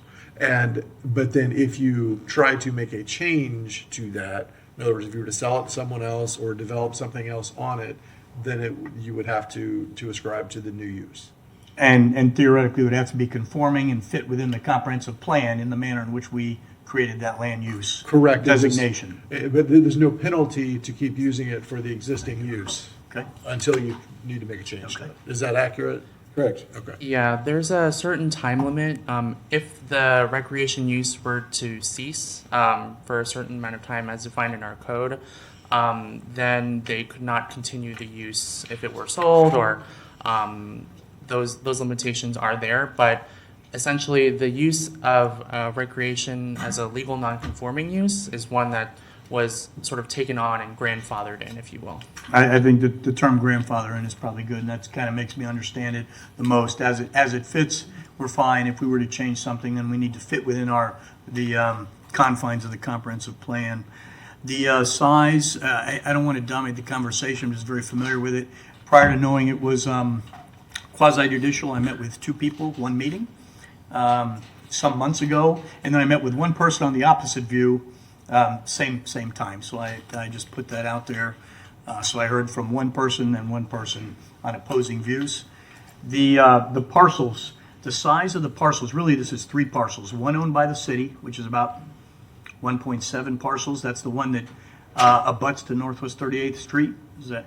It's just the two parcels. I can go back for a map. Let's take a look at that map. So this map should be okay. I don't think I have a better zoomed in one, but it's just the two 300 club parcels. So it's this larger parcel here and this smaller one. The city-owned property is this green sliver that will remain as conservation. So that's I not understand. included. It's three parcels in total. What we're dealing with as far as impacts is to the two parcels that are 300 club properties. Yes, the rezoning and the land use applies to the two 300 club parcels, and I then understand. the city-owned one is assessed as far as the other parcels as well for impacts and compatibility and things like that. Do we have an estimation of the size of the conservation parcel that's in the front, basically to the west of these two parcels? What's the size of that, roughly? I don't have it here, but I have it on my. Okay. It's like an acre. If That's we my can get guess. that before the end of the presentation, will be Okay. sufficient. I just want an approximation. We're talking about 7+ acres in total, but that's a pretty important piece of property, regardless what's decided in total there. I probably have two or three other questions, but I think I'll stop there and allow to hear from other members. It'll be important to hear from the public. And then I probably would be making a motion, but there's going to be a lot of people speaking to it, so it'll be important to hear from them first. Thank you, Mr. Mayor. Very good. Thank you, Commissioner. Commissioner Eastman. Then can you go back to the map of what will be allowed on the property of the I think it's a site map? I don't know. Yes, the PD layout map. It's back here. This There one? we go. Yes, that one. So that's the current site. Could anything be built? So under this new PD, could they build, say, another tennis court next to the pool, or could they do any kind of expansion at all under this PD? To my understanding, no. They would have to go through the same process to amend the PD layout plan if they wanted to add any additional rec facilities or anything that is different from what they're proposing here with the drive and the pedestrian connection. So they would have to go through the same process to, it would be called not a rezoning or land use change, it would be a PD amendment. It's still the same city plan board and city commission approval. And so they would be amending their plan development document, which is this document with the conditions and stuff. Because this seems like a very restrictive PD, which I'm fine with. I remember stumbling upon this riding my bike one time. I was taken aback by it. I don't think there's anything else quite like this in the city where there's a recreational spot in the back of a single-family neighborhood like this. So I understand why people are here to talk about it, but this does seem very restrictive. There's also that future covered sitting area, I guess, is the one thing that would be allowed, and then a new trail could be put in. Yes, it's the orange areas that are what's being proposed for the PD layout plan, yes. And then under conservation, they also can't expand. So this kind of has same restrictions, only with the addition of the connection to 38. Correct, yes. Under conservation, one of the main sort of pain points is the impervious area limitation. Mm-hmm. So they cannot add this driveway or add any impervious area under the existing conservation zoning. Right. So one thing is that came up with a non-conforming use is, let's say, I don't know, the something like the clubhouse were to catch on fire tomorrow. Would they be able to rebuild that clubhouse under conservation? Yes, there's some allowance for rehab, maintenance, changes to existing facilities that are legal non-conforming uses. That language is in our land development code. So yes, they could rebuild, so long as they're not expanding their use as legal non-conforming, that would be allowed. Okay, so really and so this is truly kind of and the applicant I think will be speaking here in a bit, but this truly is just essentially locking into place exactly what was already approved, but with the addition of that 38 and if they ever were to come back to us, it would be the same thing as if this was never done. They would have to come back and ask us the same questions, go through the city plan board, all of that. There's also, I heard some questions about the conservation. Is there any protection for, under this one, you said something about tree buffers on each side, Mm-hmm. right? That would be under the recreation use. Is there any protection if we don't approve this and it stays conservation, is there any protection for trees in conservation? It would stay the same. So the protection of heritage and high quality heritage trees would stay the same whether it's conservation or recreation. There's not a change in that sense. But they under conservation, they could still they could still eliminate other trees that were not heritage or trees. The same way with this doesn't really change much as it relates to kind of the buffer zones of the trees. Correct? Yeah, as it relates to the zoning and the land use change, there's not much differentiating from what's being proposed and existing in that realm. All right, that's it. Thank you. Thank you, Mr. Eastman. So before we move on, it's time to delve into a process that we really don't do much here. It's the first time I've done it this year. We do actually once every 2 or 3 years, where we have a formal hearing process. And what we're going to do is I'm going to ask, I'll run through this procedure with you, as much for myself as for you, and so the attorney can feel good about me having done it. I'm about to ask the clerk to let us know who the legally affected parties are, to be identified. Everybody necessary to be sworn in will be sworn in by the clerk. We'll have an opportunity to disclose ex parte communications. Does what we've already had cover the introduction by staff? Yeah, I think we've got a little ahead of our skis, but we're fine. The people who want to claim affected party status, I think, need to identify themselves to the clerk. She can verify on the list that they are, in fact, and affected parties on the list provided by Sustainable Development. They'd be sworn in. We've already had, I think, an introduction of the matter by staff, and we probably have already had the staff presentation. Yeah. Petitioner will have the opportunity to present to you, and the time limit on that is set in your rules at 20 minutes.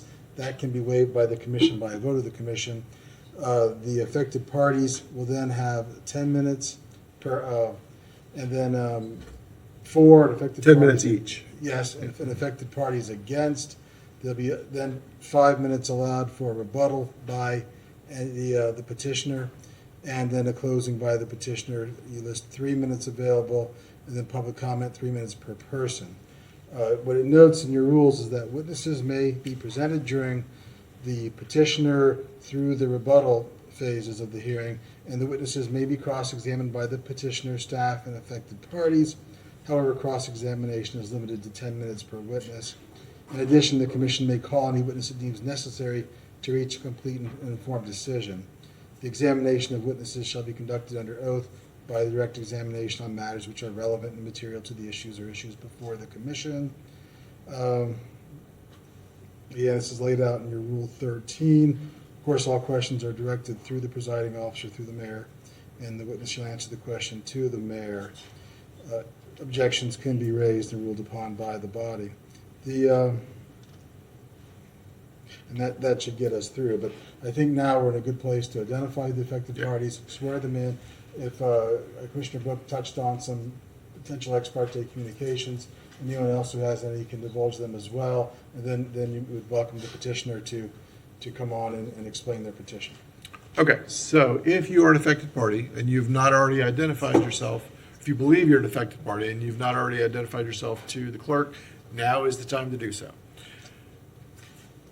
Come on up and talk to the clerk. And what we're going to do while folks are doing that, Commissioner Book has already disclosed ex parte communications. I'm just going to go down the line here. I have spoken with a couple of parties on each side over the months, but I still believe that I am able to make a fair and impartial decision.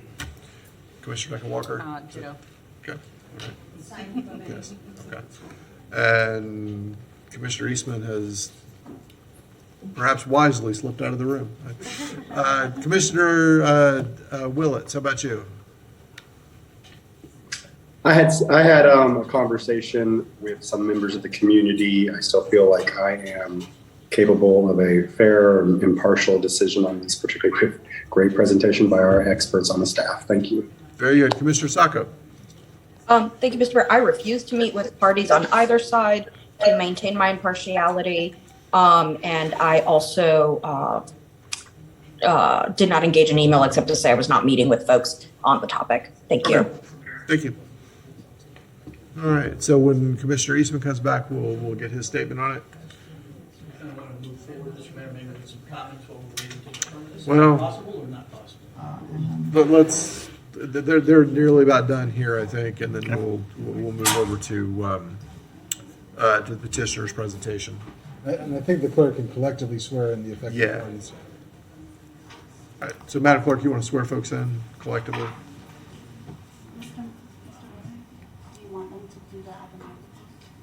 No, I think if they just stand up, that's, yeah. All at one time. Yeah, all at once, yeah. Okay, if you are an affected party, please stand up so we can swear you in. Yeah. Yes. Yeah, you're the petitioner, so sure, why not, yeah. Please raise your right hand and state your name for the record. Do you swear or affirm that the evidence that you're about to give will be the truth, the whole truth, and nothing but the truth? I do. Thank you. Mr. Chairman, I believe some people were not affected parties, but we can deal with that. Right, I hope we've covered that with the clerk's office, but if folks want to be sworn in for fun, that's okay too. All right, Madam Clerk, do you want to tell us who the affected parties are? The first is Ms. Susan Ellis, followed by Andrew Lloyd, Lori Willis,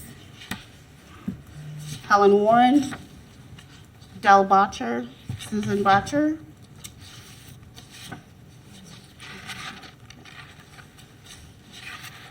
That's it. Thank you. Okay. All righty, so next up is the petitioner. That's you, Mr. Botcher, right? You have 20 minutes, and so if you would set it. Mr. Mayor, I'm sorry, I also do have Mr. Little. Of course, Mr. Little, yeah. Welcome, Mr. Botcher. Thank you, Mr. Mayor. Appreciate the opportunity to be here. I want to start off and thank your staff. It's been a really Madam Clerk, would you set the 20 minutes, please? Thank you. It's been a pleasure. You don't have to take 20 minutes if you don't want to.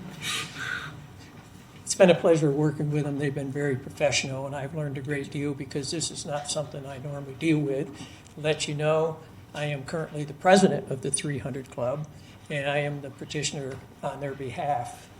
because I am a licensed professional engineer in doing this. So I wanted to start off, recognizing the staff, and the process has been long and difficult to go through, a lot of steps, but they made sure all the I's were dotted and T's were crossed. I am here to answer any questions. There's going to be a lot of things brought up today by the opposition, and fundamentally, that's going to be associated with the fact that we're going to put traffic onto 38th Street.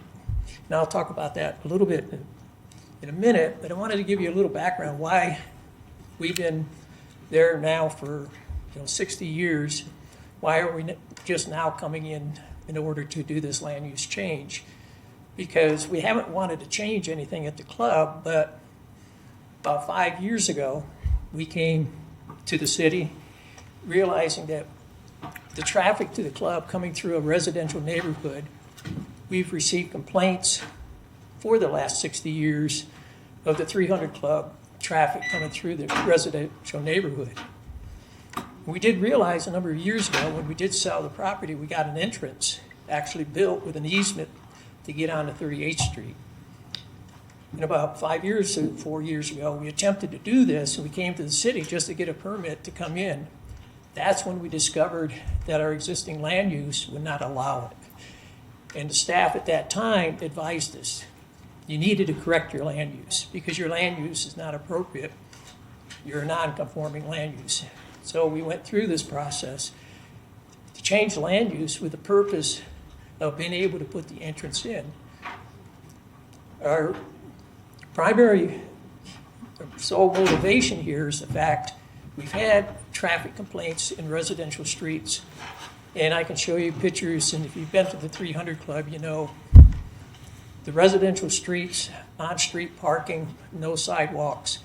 Kids do yard art, chalk art in the streets. They play hockey in the streets, and this is the main entrance. When we looked at the 38th Street is actually classified by DOT and by the city as a major urban collector, which means that that particular road was built with the capacity of over 11,000 cars per day. It's actually, DOT says it's designed for 11,000 up to 16,000 cars per day.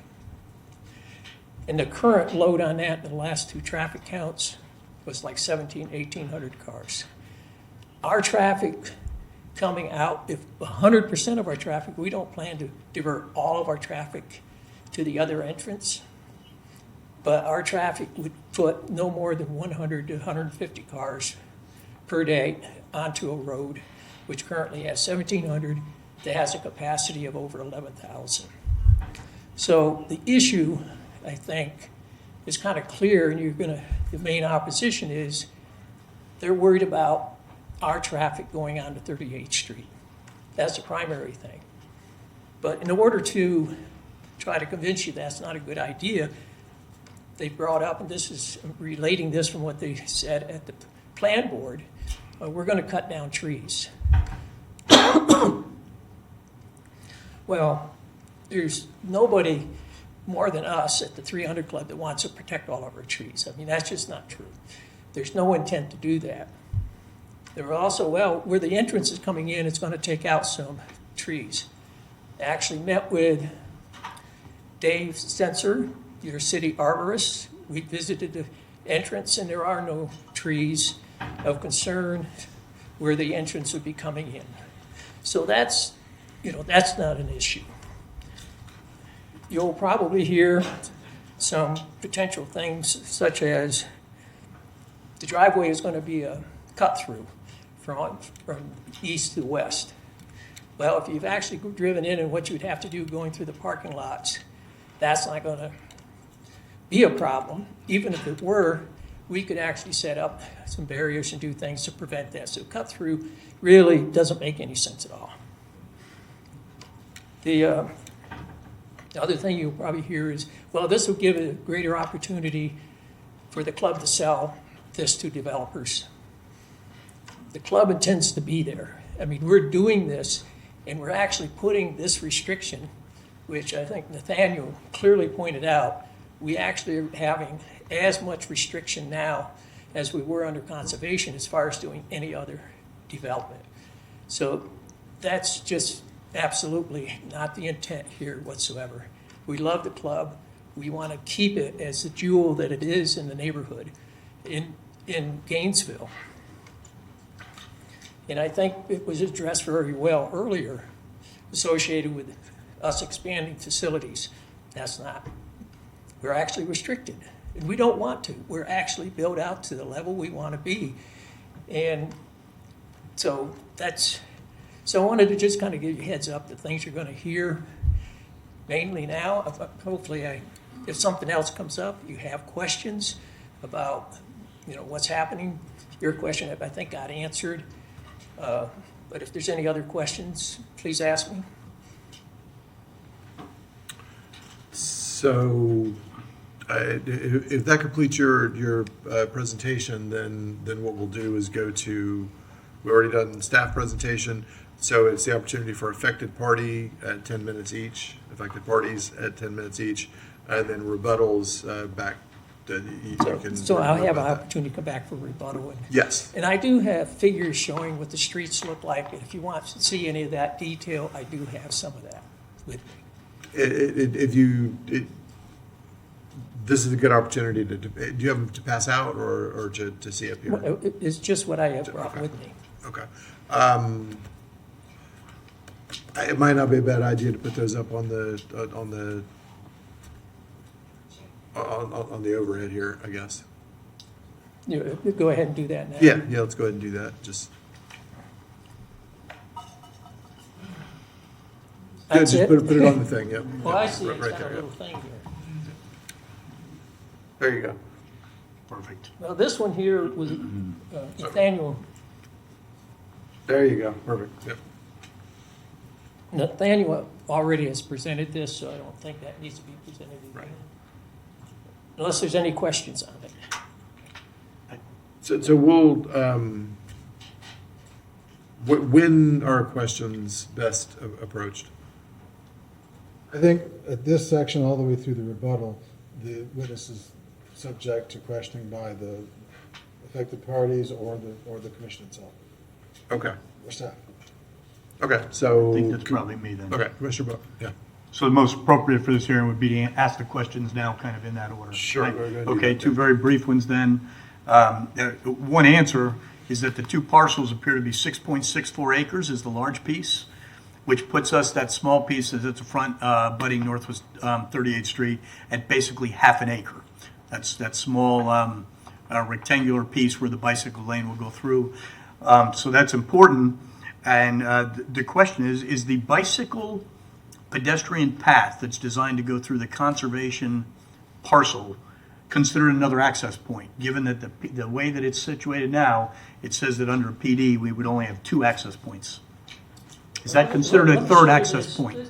This actually has something that's not quite as accurate, that the actual city parcel here actually is at the road easement. You can see the parcel actually sticks out, that our parcel here and our parcel here actually comes up to the road easement. So we would not actually be crossing a conservation area. It's actually going to match right up to the road. I understand. I'm just looking at the PD, the club PD condition says the maximum number of site access points shall be 2. This is just a minor thing. Is that considered a third access point, given that's a different access point onto 38th Street? We do And I'm not not sure the consider answer to that. a walk path as an access point. We're talking about a vehicular access point. But this is site access points. So, Mr. Edelton, would you know that that may be a very minute question, but it deals directly with the club PD conditions. The 2 vehicular access would be required. Any sort of pedestrian access or sidewalk access would not be considered as a part of those 2 required access points. Perfect. That's exactly what I was wondering. Other types of modal are not considered access points. And the only other question I have, which would probably be a 300 club question, would be what kind of conversations you would have with the homeowners that back up to the access point on 38th Street if something were to occur there, because I know you do have homes that are there with some trees and minor buffer. Right, and I think that's a really good question. All the other homes, there's actually one parcel that is next to the access point, and that's Mr. White's property. And when we first started this, we asked to, meet with them. We said, let's talk about, we can put up, a buffer, we can put up a hedge buffer. There is actually a hedge there. And we're actually looking at the routing of it to keep it away so there's a buffer between as much as possible between that. But we're completely willing to sit down with them to come up with a meetable, if it's a fence, actually a physical fence to try to provide a buffer versus a hedge type arrangement, but we're completely willing to work with them to come up with something compatible. Now, if you actually look at where their home placement is compared to the houses, all the houses along here, and I know you won't be able to see it on this, but this actually shows where the houses are, that their house is approximately the same distance away from our drive as all the houses are along all the residential streets within our neighborhood that all the traffic is coming through now. But we will work with them. All right, that answers the questions I have at this point for I guess the applicant, was the ability to consider whatever occurs here, what is occurring around us in the property, and be respectful of homeowners and properties and driveways and access points. So thank you, Mr. Mayor. Thank you, sir. Okay, thank you. Okay, the next figure is actually Department of Sustainable Development here at the city that actually shows that 38th Street is, in fact, a major urban collector. And if you look up DOT, that's what I was stating before. And the thing that I think needs to be understood, looking at the 300 Club here, coming down to 8th Avenue here, there's literally two drives up here. There are no other driveways or any access into 8th Avenue between where we would come into out of the club all the way down to 8th Avenue.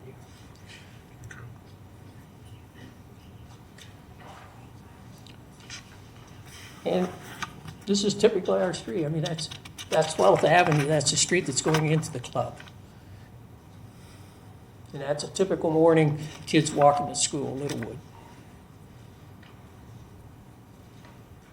38th Street has bike lanes on both sides, sidewalk on the west side of the road. If you go a little further north, there's sidewalks on both sides of the roads. So this is looking south, is that accurate? This is looking south. This is the drive Gotcha. that currently exists that the city actually put in when they redid this in about 2002, I think it was, when they redid this, and when we actually sold the parcel so that they could put a retention pond in for the development of the road. And just looking north, again, from our entrance that is already there.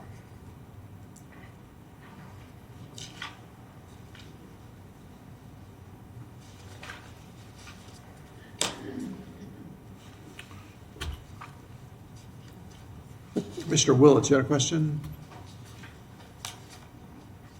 Yes, thank you, Mr. Mayor.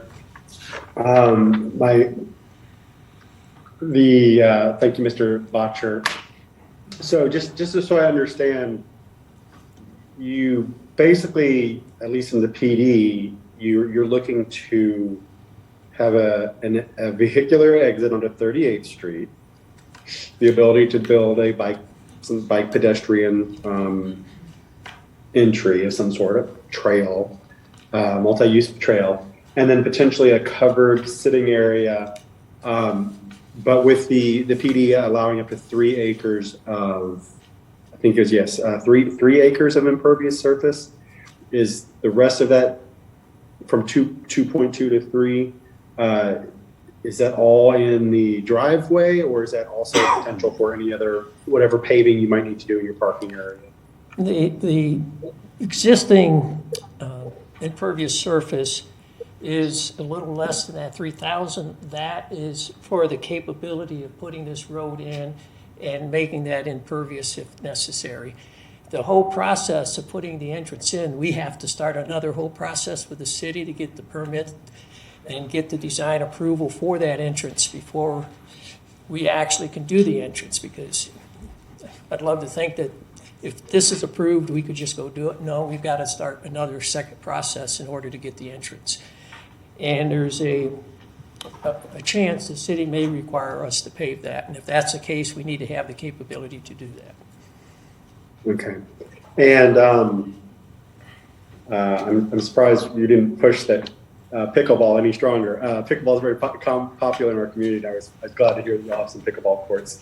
Was the 300 clubs, and this may be outside of your knowledge, but were they involved in any of the, the years of the complaints in the neighborhood about parking? Because I know, roughly having knocked on doors in that neighborhood well in the past, there's speed bumps that I believe the city put in. Speed bumps or some traffic-y circles in some corners. Those were city actions due to complaints, right? Right, exactly. I mean, the complaints for traffic through the neighborhood have existed since the club was there. We've lived in a neighborhood, for full disclosure, I live on 12th Avenue. That picture looking up 12th Avenue is taken from in front of my house. And I was one of the early complainers to the 300 Club before I even joined it. I see. About traffic. And I followed people to the club to chastise them for speeding through our neighborhood. So it's been an issue for years and years. The city, we have complained to the city about that, and they did come in and they put in some calming circles and speed humps within the neighborhood, which is unfortunate that they have helped. There's no question that they have calmed traffic to a degree, but we have to live with speed humps and stuff because of the 300 Club. And in the traffic, the one thing, pickleball, I don't play it, but it has really grown, and that has increased our traffic somewhat. And the other reason that this has come up is that the neighborhood has gone through cycles, and the number of young families in our neighborhood has gone up, and the number of strollers being pushed down the roads, the number of kids walking to school is kind of at an all-time high from when I've lived into the neighborhood. So we're trying to address it from all things, and we do appreciate the city actually having taken some action to help us out in the past. And hopefully we'll see fit to help us improve it even further at this point. Very good. So, Mr. Botcher, Thank you, I'm Mr. going Thank you, to Mayor. ask I'm sorry. I'm sorry, Commissioner Welch, are you good? Thank you. I'm done. Okay, all right. Mr. Botcher, I'm going to ask that you submit those documents to the clerk so that they're available to everyone as we move forward in this. And are you concluded? You good? That'll conclude my comments, and Okay. I'll come back if necessary to answer any further questions. Okay, very good. So we've already done staff presentation. I'm going to pause for a second and ask Commissioner Eastman, you're out of the room, if you've had any ex parte communications, and if so, are you still able to be impartial in this decision making? Yes, I'm not sure who I've spoken to that may or may not be an affected party, which my understanding that's a fairly limited group within 400 feet, but I've spoken to some people, I think every single one of them is in this room here today, that either, that we're both for and against, and I feel comfortable that I could be it's term used neutral, a neutral party in this decision. All right, thank you. Okay, so Mr. Need, tell me if I'm wrong, but it looks like next we would ask for affected parties who want to speak to come up, and they'll have 10 minutes each.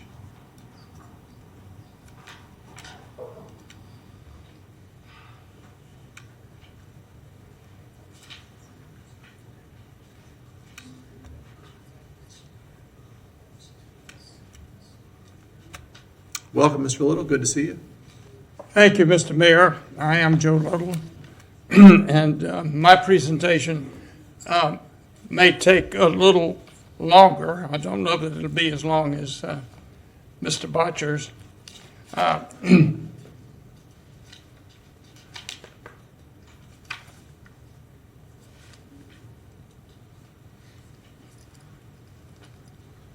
I am Joseph W. Little, and I reside with my spouse at 3731 Northwest 13th Place, Gainesville, Florida, which immediately abuts, our properties immediately abut the 300 Club on the north side of their properties, the south side of ours. My wife and I are affected persons and receive notices of the meeting. I am a member of the Florida Bar representing the following affected persons in this proceeding.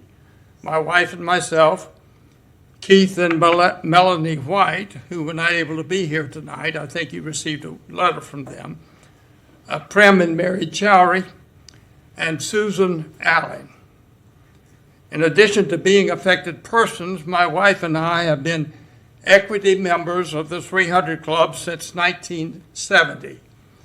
And according to the records obtained from the 300 Club's officers, our membership is the second oldest of the current members, second only to a founding member who joined in 1960. My point here is I have no antagonism of itself against the 300 Club. I've been a member for a long time. As an affected person, I have sworn to give truthful testimony, and I would like the factual statements I make of my own opinion here to be taken as truthful testimony. Mr. Chairman, I'd like to cross-examine Dale Botcher, who is the president of the 300 Club, but who otherwise is not an affected person. I wonder if Mr. Botcher, if you want to come up, and of course, Mr. Little, if you would direct the question through me, and he'll hear it and respond, okay? I don't think that's proper. I think I'm entitled to ask the question directly to him, but please ask your lawyer to clarify that.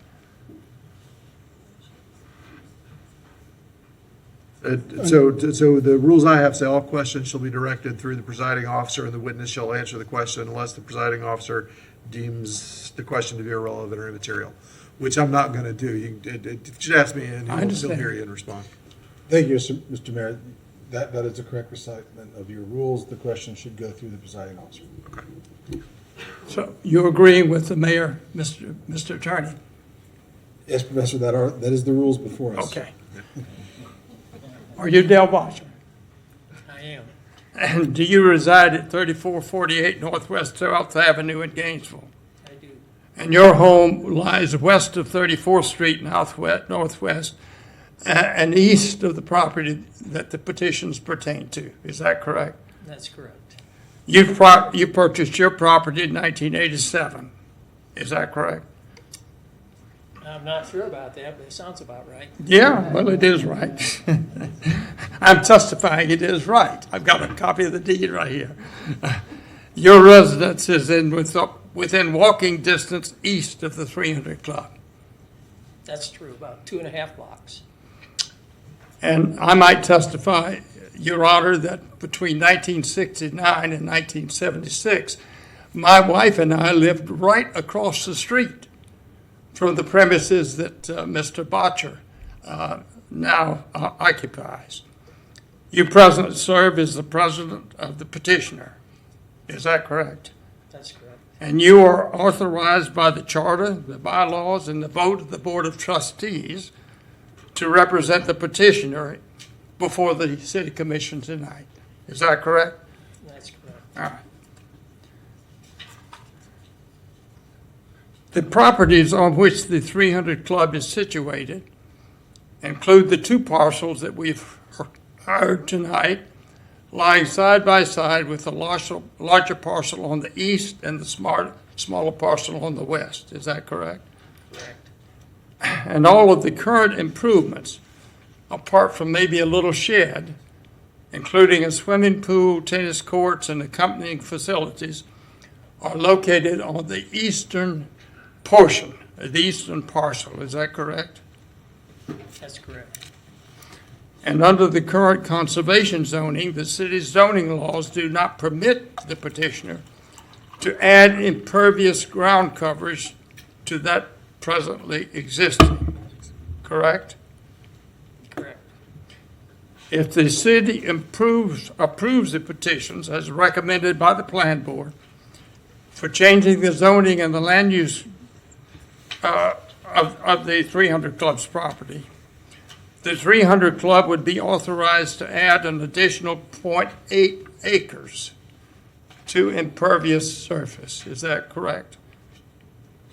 I don't recall the exact number, but that sounds correct. Well, if that's what Mr. Chan said, would you have any reason to disagree with him? No. What plans does the petitioner 300 Club, Inc.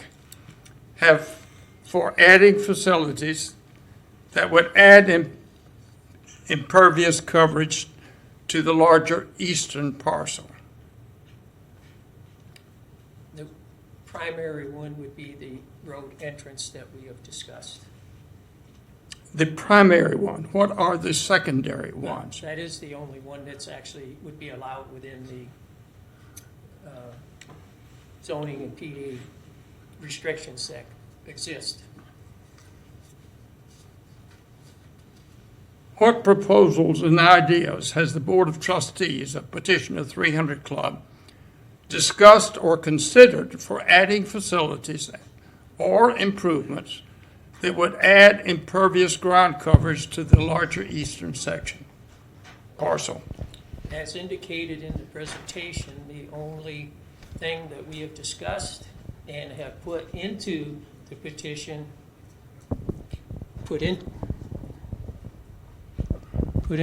is that working? Yep, you're good. That we put into the petition is the pavilion that would be under the trees, which is a sitting area to where people can relax after they've played tennis and have, a snack or whatever. And quite often it rains and people have to scatter, so it'd be nice to just have that area roofed. And that's what we put in the petition as the only additional impervious surface. Mr. Botcher, I didn't ask you what you put in the petition. I asked you what proposals and ideas has the petitioner Board of Trustees discussed or considered for the future? We currently haven't discussed any other. What proposals and ideas have you, president of the 300 Club, entertained or considered for adding facilities or improvements that would add impervious ground coverage to the larger eastern section? We currently do not have plans to do any further expansions of impervious surface on the eastern section. Now, are you using the royal we?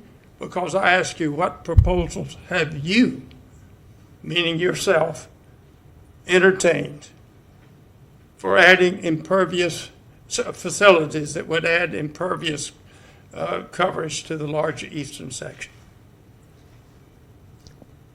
I can't think of anything. In years gone by, there's been discussions of, should we do a tennis court? But none of those are in any current plans in my mind at this point. In your mind. That's what I meant. In your You're mind. asking for my mind at this point, right? And that's correct. And you began by telling me what you had discussed. And I was asking you what you had considered. What plans does the Petitioner 300 Club have for adding facilities or improvements that would add impervious ground coverage to the smaller western parcel? Our current plans, as I've stated, would be, if necessary, the paving of the new entrance coming in off of 38th Street. And nothing else? We currently do not have any other plans to do any expansion. And what proposals and ideas has the Board of Trustees of the petitioner discussed or considered for adding impervious adding facilities or improvements that would add impervious ground coverage to the smaller western parcel. I cannot personally think of any discussion of any other expansions of impervious surface on the eastern parcel. And what ideas have you, the president, personally entertained or considered for adding facilities or improvements that would add impervious coverage to the smaller western parcel? I can't think of where any other expansions that I've been thinking of that could go over there. What plans does Petitioner 300 Club have for adding activities or membership that would increase the intensity of the use now taking place on Petitioner's 300 Club Inc.'s property? That is the subject of the petitions tonight. Well, we would love to have our membership expand. It currently is it's at a robust level where the club is financially stable. But hopefully, maybe this hearing, there's people here that would be entertained coming to the 300 Club as members. It's kind of a jewel sitting here in the middle of the city that a lot of people don't know about. So we'd love to expand our number, but be aware that our club is named the 300 Club for a reason. And that is because when it was formed, they realized 300 members should be the limit to what we'd expand to. And so it's called the 300 Club for that reason.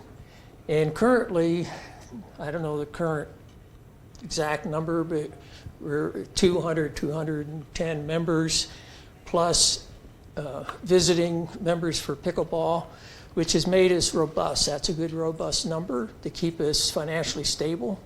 And that is one thing that did happen, and one reason we didn't come in 4 years ago to change our zoning when we were told we needed to do that was the fact that we couldn't afford it because it was very expensive. It ended up costing the club, if people don't realize it, $9,200 to actually apply for this petition. And that's kind of the commitment the club has made to the neighborhood to try to address the safety issues. So let me just quickly interject. We're at about 22 and a half minutes here, including the cross-examination. You may want to think about wrapping up soon because we're well over time, unless you're representing other folks. I am representing 5 different affected petitioners. So you want 50 minutes? I want to finish, and it won't Okay. take me 50 minutes. Okay. Your Honor. All right. Thank you. Pardon me, Mr. Mayor, can we identify the affected parties? That are- He did, but Okay, when we thank you. started, yeah. Sorry to interrupt. Adding members will add intensity to the use of the club, will it not? Yes. Has the board ever discussed or considered selling the property to a developer or other person? There was in my experience, and I've been a member for 25 years or so, some 10, 12 years ago, a party came in and made an offer to buy the club, just made it, and it was soundly defeated by the membership. I can't remember, it was something like 90%. So the club has no interest in selling. Okay. In 2012, a sinkhole developed on the north side of the existing paved driveway into the 300 Club's property, didn't it? Yes. Did you inform the city planners of that?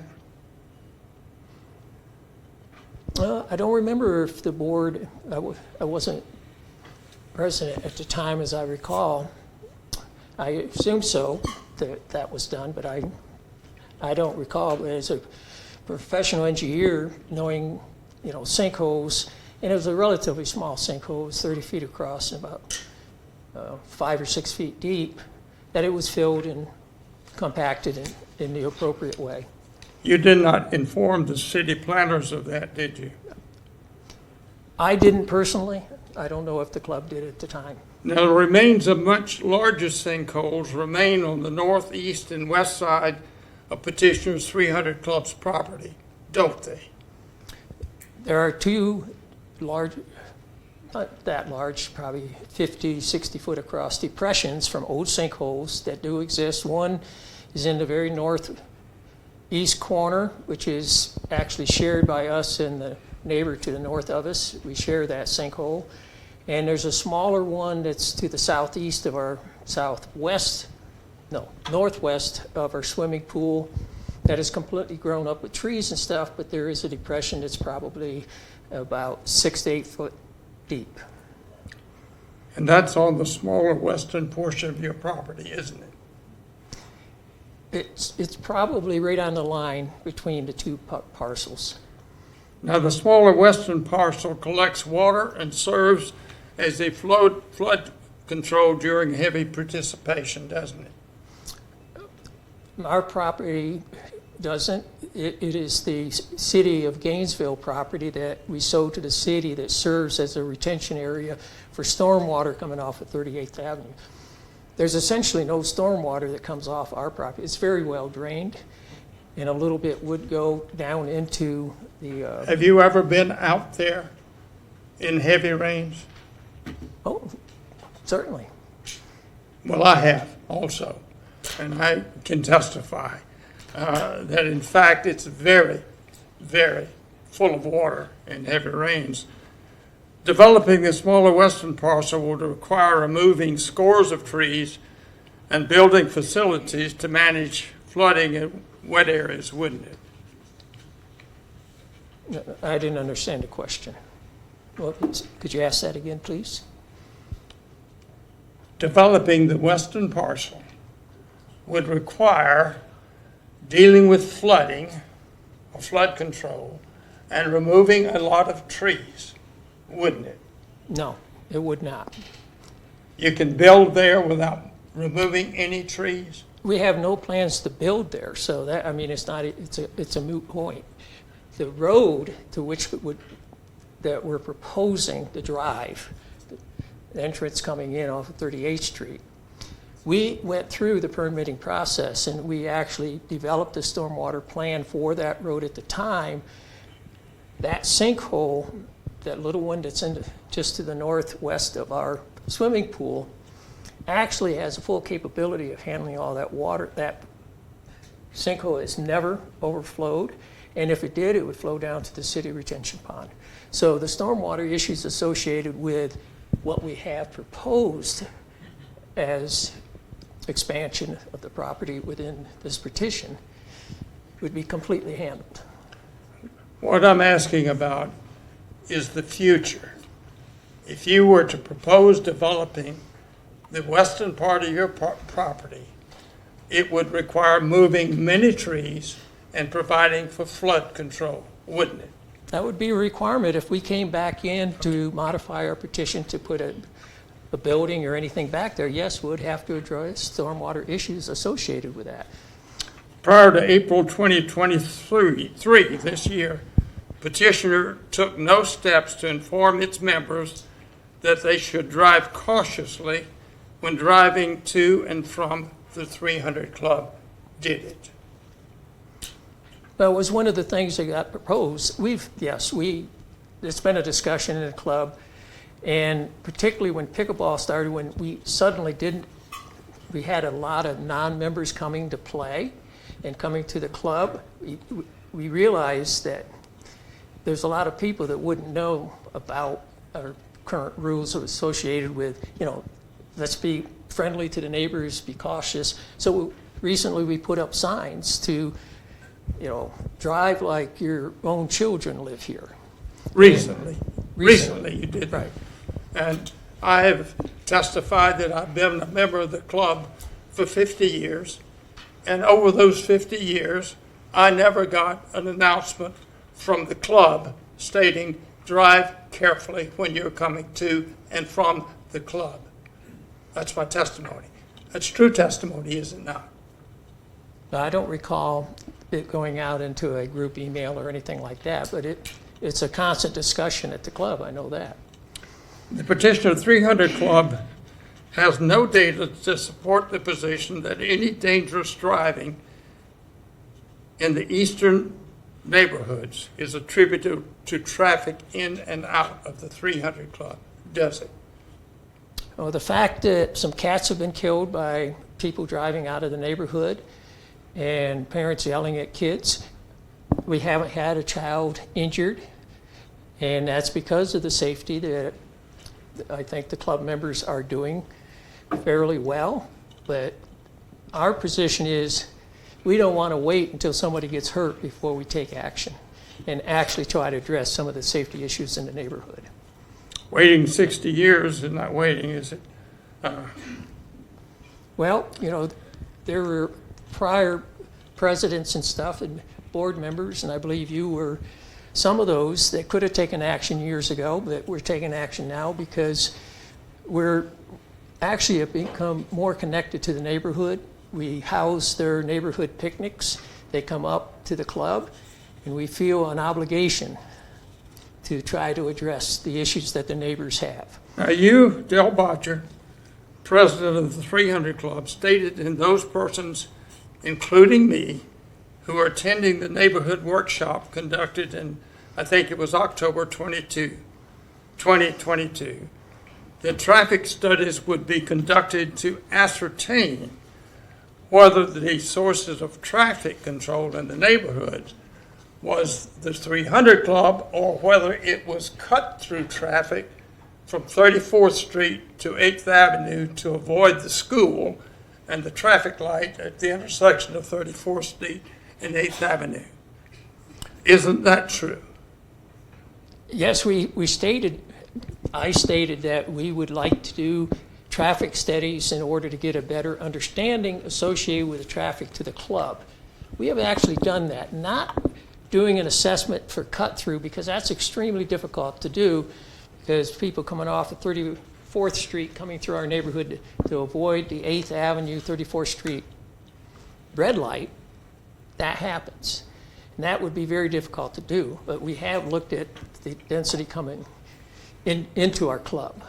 And the other reason is that issue associated with getting the actual permit to putting in the entrance, that's going to actually, more of those details are necessary when we go for the permit to get the actual entrance.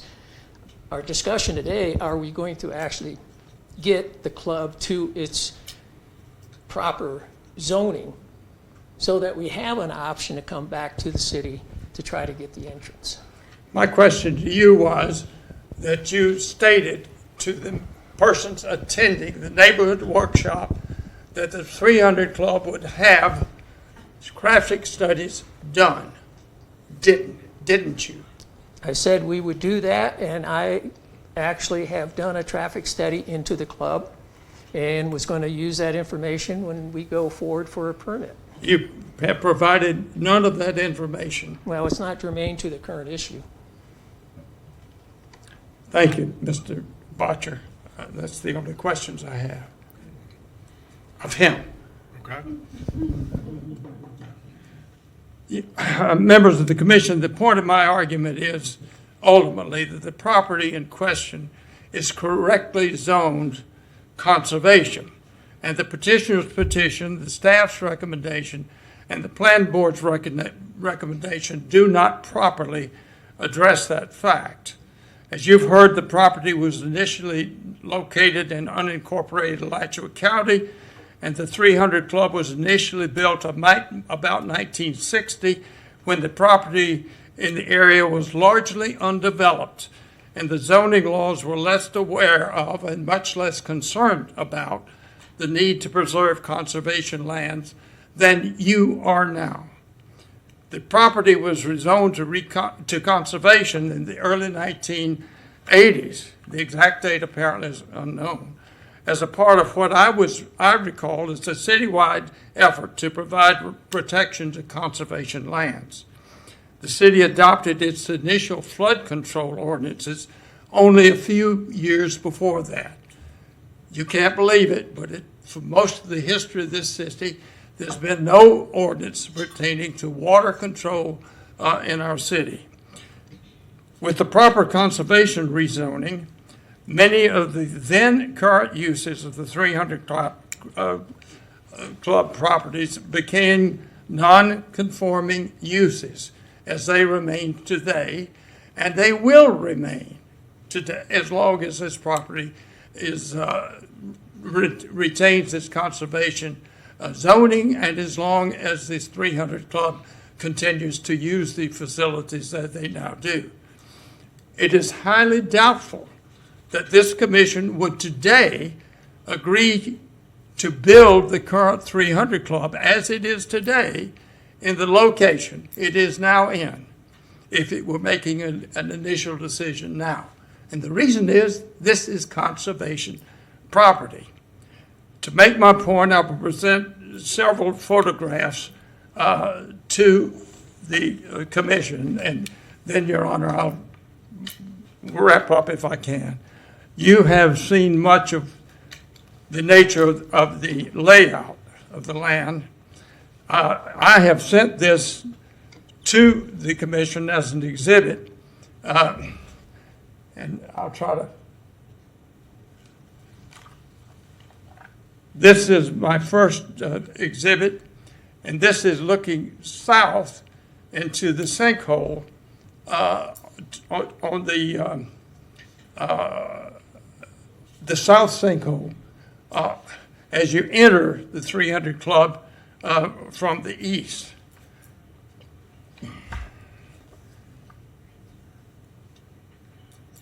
This is looking north as you enter the 300 Club, look from the east into a sinkhole. That's a declivity there. That drops off very sharply. If you've been out there, as you have, you'll know you couldn't develop anything there at this time.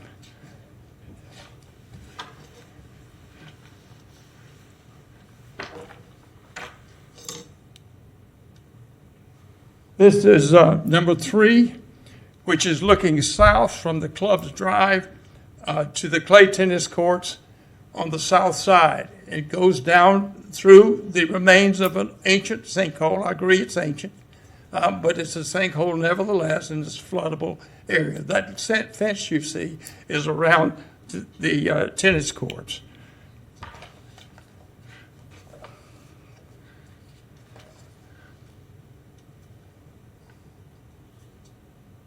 See if I can get this one right.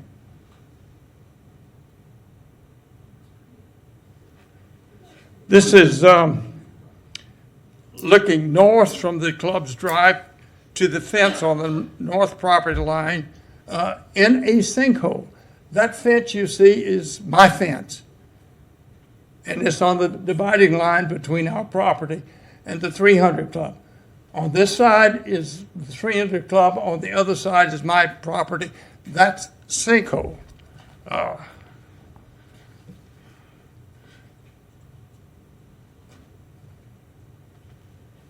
This is looking south from the club's proposed road, the present parking lot, to the sinkhole and the swimming pool. Again, you can see it, and it doesn't quite show as it should. There's a declivity getting down to the present swimming pool, and Mr. Botchard has testified that on the further side, there is a further sinkhole than that. I need somebody to help me with this, don't I? This is looking to the northeast from the club's proposed road. Sorry.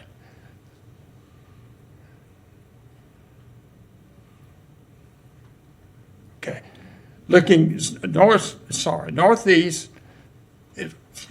south from the club's proposed road to the forest on the edge of the north sinkhole. This is looking northeast to the edge of the sinkhole, and our property is beyond that.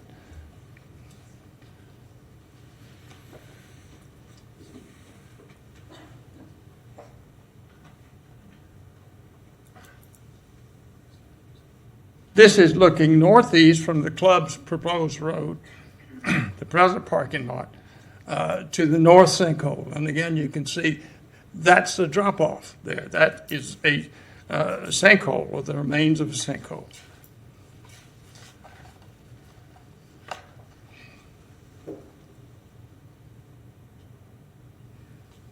This is looking west from this edge here, the bottom, of the westernmost portion of the existing roadway, looking west to the point where the proposed road at one time would enter the western portion of the property to go on out to 38th Street. This is a closer look at where the proposed road would enter into the little western section of the property to continue on out to 38th Street. Looking through the opening in the middle at the top is where you'll find 38th Street on this map. This is looking north from the route that the 300 Club had shown until what we've seen tonight, where the road would be running north directly into Keith and Melanie's White's house. And that telephone pole is on the property line between the 300 Club's property and Keith and Melanie White's property.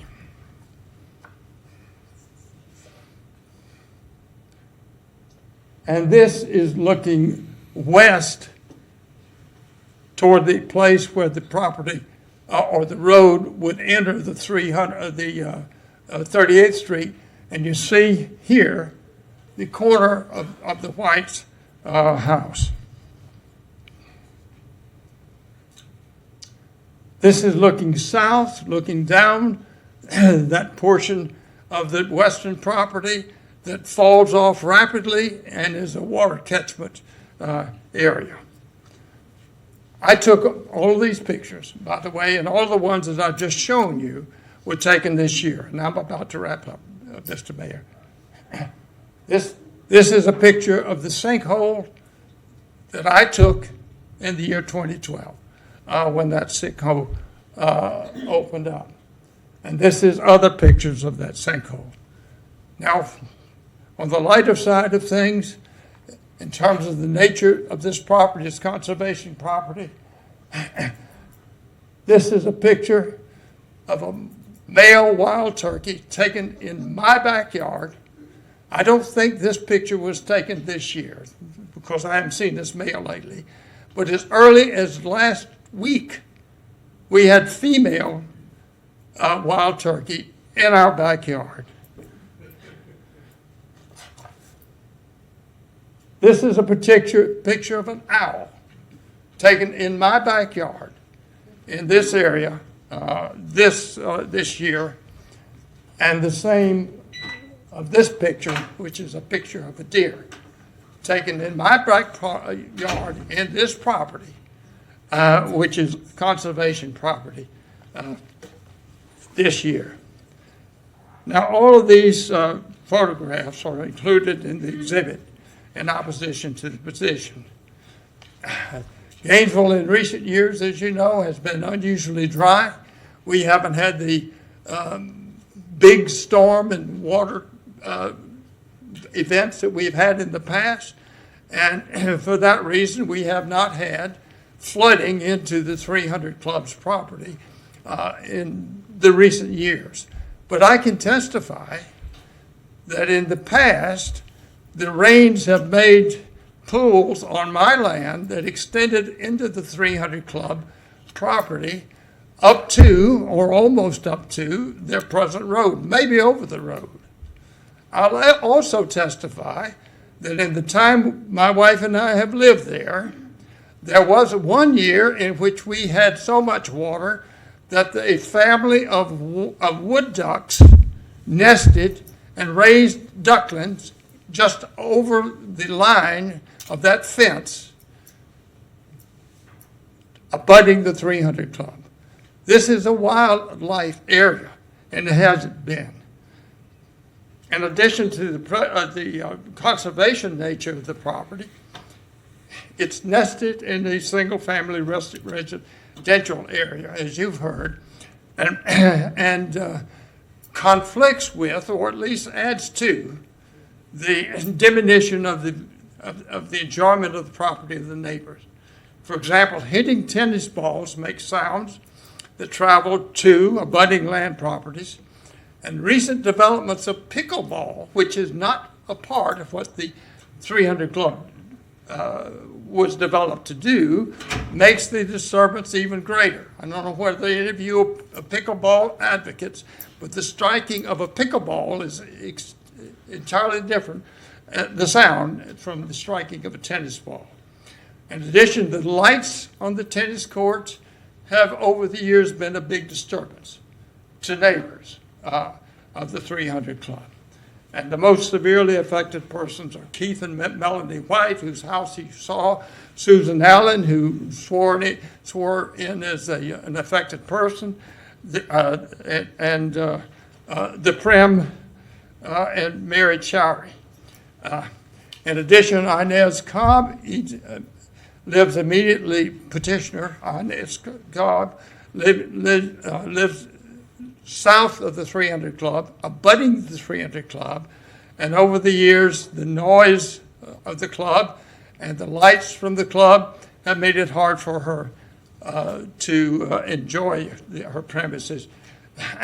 Now, the neighbors and the anti-petitioners are not asking this commission to take away what the 300 Club is now doing. That's not what we wish. What we wish is not to have the uses and the destruction of conservation land greatly or expanded in any way by this petition. The sum of all of this evidence is that the 300 Club's properties are correctly zoned conservation because it's conservation land. And that zoning should not be changed to permit damaging the conservation values of the property and to make the 300 Club's usage more disturbing to its neighbors. If the 300 Club believes that it should be entitled to any relief from conservation zoning, it should seek relief by a petition for special exception. Such a petition would permit a careful review of the balance of public interest, and this the 300 Club has not done. And for all of these reasons, Mr. Mayor, members of the commission, I and the persons I represent respectfully request that you deny the petitions before you tonight. Thank you. Does anybody on the commission? No, we don't clap. Does anybody have questions from the commission for Mr. Little? Okay, Commissioner Chestnut. Thank you. Professor, would you explain how a special exception would work? A special exception, and then you, Laurie, would be a better person than I, Commissioner Chestnut, but one petitions for a special exception because of some hardship that is imposed upon the uses of the property by the present zoning and land use matters. And in that connection, the petitioner presents an argument and a proposal for a particular exception. For example, building the road that is not permitted under the present zoning. And in that connection, the plan board or the board that hears these things and this commission would balance the public interest in giving them and not giving them. Have I got it somewhat correct, Mr. Lawyer?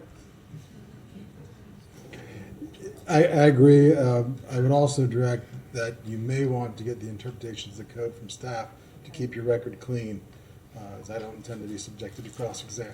Thank you. Then I'll ask staff, Mr. But I would agree. Mr. Edelton, you want to come on up?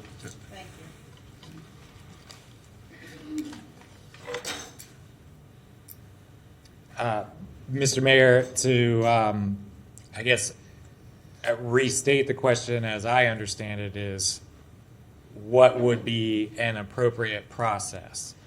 And my answer to that from staff's position is, this is the appropriate process for the commission to review it, for the public to also have input, and for affected parties to state their positions as to what is going on the ground here. Okay, thank you. If there are no further questions, Mr. Chairman, Mr. Mayor. Commissioner, did you have any follow-up to that? Okay, all right, thank you. Okay. Thank you. Thank you, Mr. Mayor. Okay, any other affected parties who have not been represented by Mr. Little? Come on up. You will have 10 minutes, unless you're representing someone else.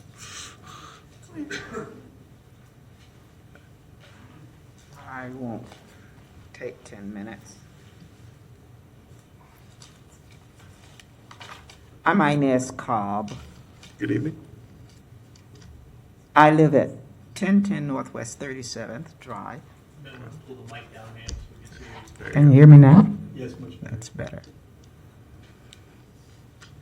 I have some issues with the 300 Club. Expected groups. The first one is exceed the fire code allowance, if there is one. The other expected groups is too large for existing bathroom facilities, especially women. Yes. Need more parking Hang on, spaces. just a quick moment. Yes, ma'am. I don't have Ms. Cobb listed as an affected. Okay, we're going to go let you make testimony, but I will need you then to speak with the clerk afterwards. When we called for anyone else who expects to be viewed as a legally affected party, please do check in with the clerk so that we have you listed as an affected party. Okay, Mr. Mayor, if I might, I also She don't has see it. her on the list. For you. I gave her Inez Cobb's name, I think. Okay. Certainly on my petition. Okay, thank you. Okay. Yeah, you do have it. Need more parking spaces. The club membership is growing, so we can expect more parking spaces. And those parking spaces may affect the neighborhood, street parking, and they may block the driveway of some of the homes. My other concern is to bring on loud music and conversations. I'm sure every member of the commissioners are aware of the many mass shootings that have occurred at gatherings across the country. I share a property line with the 300 Club, and I'm afraid of fights, drugs, alcohol, and shootings.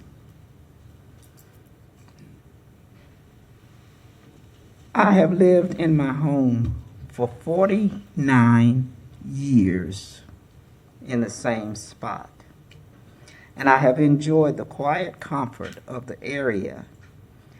Our neighborhood was once declared the safest area in Gainesville. I'd like to keep it like that. More people create more problems. The 300 Club may not make drugs and alcohol and guns available to people, but in some cases they bring their own. That's my concern. We're all tax-paying seniors who may not have the funds or the desire to relocate. For these and other reasons, we are asking the commissioners to vote no to this request.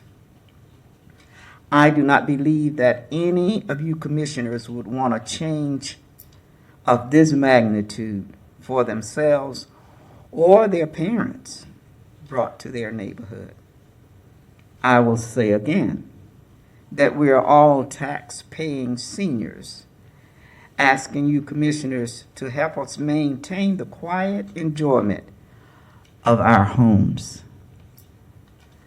As I get older, I like peace and quiet. The club is going to grow in membership, which means that we're going to have more noise. Right now, I have enjoyed peace, and as I get older, I need more peace in my life, and I'm sure you can relate to that. Again, I will say, more people create more problems. I don't want people coming to the 300 Club, and that's right at my backyard, right at it. I don't want a disturbance to come in to that area at all. It is the most centrally located area in all of Gainesville that I have enjoyed for 49 years. My request is that you deny the petition for the 300 Club to grow. Leave it the way it is. I often wondered, how in the world did a business get into a residential area in the first place? But it was there when we came in 1974. So the way it is now with the tennis court and with a swimming pool, and I see signs that says pickleball, so everything is increasing.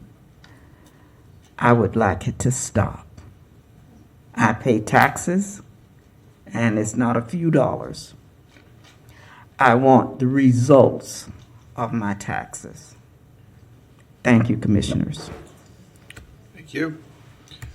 Who's our next affected party? Ms. Susan Ellis.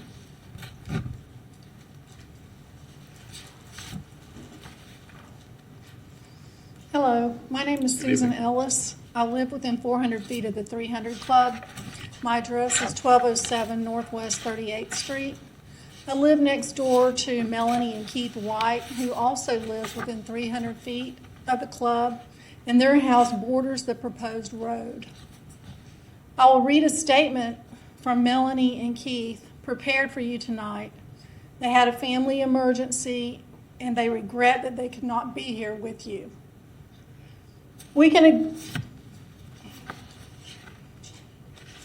So here's their letter. Dear Mayor and Commissioners, our home is on the property of 1205 Northwest 38th Street. Our property line is immediately adjacent to the 300 Club. The peaceful enjoyment of our property has already been damaged by noise and light.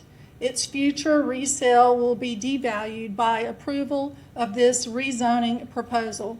We request that the 300 Club land use change proposal be rejected. A mistake was made in the 1960s when the 300 Club and surrounding neighborhoods were being built outside the city limits. That mistake was to think that the 300 Club as though it were a public playground, while in fact it is a corporate entity that serves the economic interest only of its membership. It is not a public service or charity. Recently, the planning department staff and plan board have bought into this charade. It is a myth that the rezoning is a service to the public. The 300 Club wants to increase the resale value of the property at the expense of surrounding homeowners. We reject this corporate sleight of hand. Please don't throw homeowners to the wolves. The 300 Club present functions already diminish the livability of our home and those of abutting neighbors. Routing traffic under our bedroom window will certainly increase that damage and spread it to our other neighbors along 38th Street without evidence that benefits outweigh the risk. The property abutting the south of our home is a rare and valuable woodland. and water catchment area that should be preserved as conservation. Thank you for your thoughtful consideration. Sincerely, Keith and Melanie White.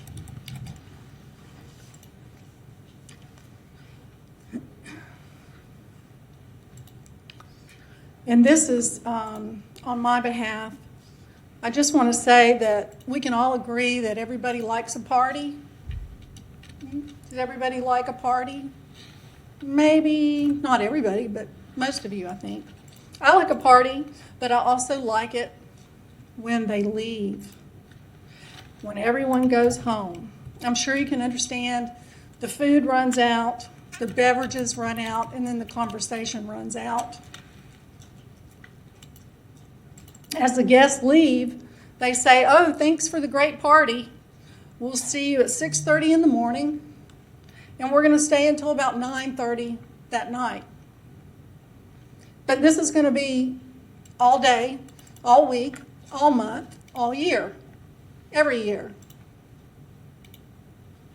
Welcome to the continuous party sounds of tennis ball, pickleball, swim meets, megaphones, loud music, and loud voices. Would you buy a house if your backyard was a party daily from sun up to sundown? Tonight you will hear many reasons why we must protect the green space surrounding the 300 Club. We need the conservation zoning to stand as it is, as a buffer and as a noise reducer. Because the surrounding homes are single family where people live, they cannot get in their cars and leave the party. Please say no to the zoning change. Thank you. Thank you. Okay, hang on just a second. Do we know who it is on the Zoom? No, there's no one in Zoom. There's nobody there. Okay. All right, Commissioner Book. This is just a question arising out of that conversation. Probably for Mr. Edelton, if the property was sold, right, talking about sold, it maintains its current configuration, whether it's conservation or recreation or planned development, those conditions still retain on the property regardless of owner? Absolutely. I'm asking that question so I make sure that I understand. Yes. All right, so that if there was a PD placed on this property with a clubhouse or one entrance or two entrances, then that is what remains. And for any potential owner to come in, they would have to come back to get some additional, they'd have to get an additional resolution and approval from the city commission. Do I have that understanding correctly? Mr. Mayor, Commissioner, yes, that is true. It runs with the land. All right, thank you. I appreciated the presentation because it made me always thinking about the future and what's happening around that property. Thank you, Mr. Hang on, Anderson. Mr. Edelton. I want to ask you a question Thank you, Mr. also. Mayor. Thank you, Commissioner Book. What's before us is not a road, correct? Yes, The question is not to build a road or not to build a road. that is Not- correct. Not to expand or not expand the 300 Club, but rather do we maintain zoning or do we change land use and zoning? That's the question before us, correct? It is those two parts. It's Yes. the land use, which is the broader conversation, which you've heard some discussion about conservation and what is appropriate or not for conservation. And then the second part of that is the zoning, which is the PD, which you saw has parameters that lock things in. Okay. I just wanted us to clarify, we get a little far afield talking about things as if they are a certainty, but those certainties are not before us. What is before us in this quasi-judicial hearing is the land use and the zoning. So let's just keep that front and center in our minds. Commissioner Eastman. Just to be clear, the land use and the zoning is locking in essentially exactly what is there with the driveway, just to reiterate that. Is that- yes. The locking in is what has been presented to you this evening. It's probably the easiest way to say it. All right, that's it. Thank you. All right, thank you. We have our next affected party. Good evening. Welcome. As brevity is the soul of wit, I will just say that I agree with everything that you've heard already from those who are against the adding of any zoning. My name is Andrew Lloyd. I'm on your sheet over there. I will say that I don't think you guys are very well organized for these meetings. We've been here all night, and I understand there's a process to it, but some people don't have the information they're supposed to have to answer your questions at a hearing. The lady on the... Anyway, I am against adding the PD so that they can then add the road. The only reason they're asking for the PD is to add this second entrance onto 38th Street. Anyone saying, oh, we're just trying to change the zoning because we want to get in line with that, is being a little bit, I don't know what you call it, political. They're trying to play the game so that we can move one step closer, and then we'll be back here in 2 years. I live right across the street, basically. Everybody coming out of that road is going to take a left or a right, and you know, I complain about the road all the time because the speed limit is 30 miles an hour. There are never any police on the road to help them understand the people driving on the road. And now we're going to have people coming in from the north or coming in from the south, and they're going to be turning left or right.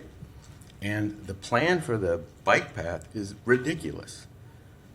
In a book called How Buildings Learn, the easiest path is the path humans will take. If there is a road that's there because we've authorized it, that bike path to get onto the property will never be used. They will come straight down the driveway and they will be intermingled with cars on an 18-foot driveway. And I'm talking about 5, 6, 7-year-old kids learning how to swim coming down that driveway. I completely understand the other part of this, the other side of the road. I get it. It's a pain in the butt.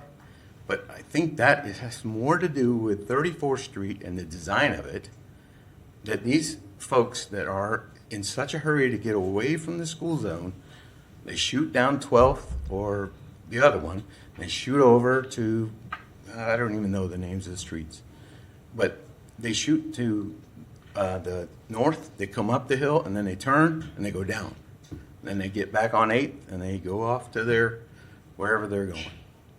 So I just think we need to think about the actual traffic patterns that we're dealing with, not, I mean, I just don't know how to put it more than that. We are talking about making an unintentional change that will lead to more traffic going through the 300 Club and to short circuit their trips to Publix, to 8th Avenue, to all these places. And if you don't think that's true, read a couple books about how humans are, because they're always going to find the easiest path. Thank you. So before you go, Mr. Lloyd, I do want to address the disorganization, as you put it.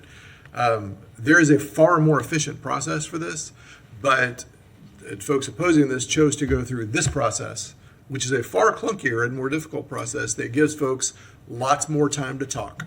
No question. There is a far more efficient process that we normally use. That is not the process that the community chose this evening. I'll accept your feedback. Democracy is a mess, but it's the best system I'm aware of. Hoorah. Who's next?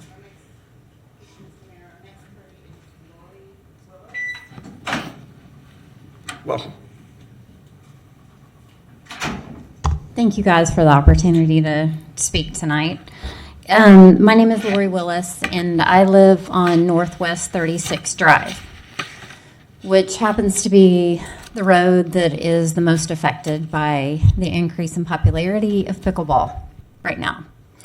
The 300 Club has been a huge blessing to our neighborhood. We bought our house in July of 1997. We've raised 2 boys there. And we're very fortunate enough to have 4 grandchildren that live in Gainesville who frequent our house very often. And that is a huge blessing to us. But we are forever, and have been since 1997, struggling with speeders on our street because of the traffic going to the club. While we love the club, we appreciate the club. Our grandson goes to tennis camp at the club. There's so many things that are wonderful about the club, but there are an enormous amount of not very respectful drivers that choose Northwest 36th Drive to frequent the 300 Club at multiple times during the day.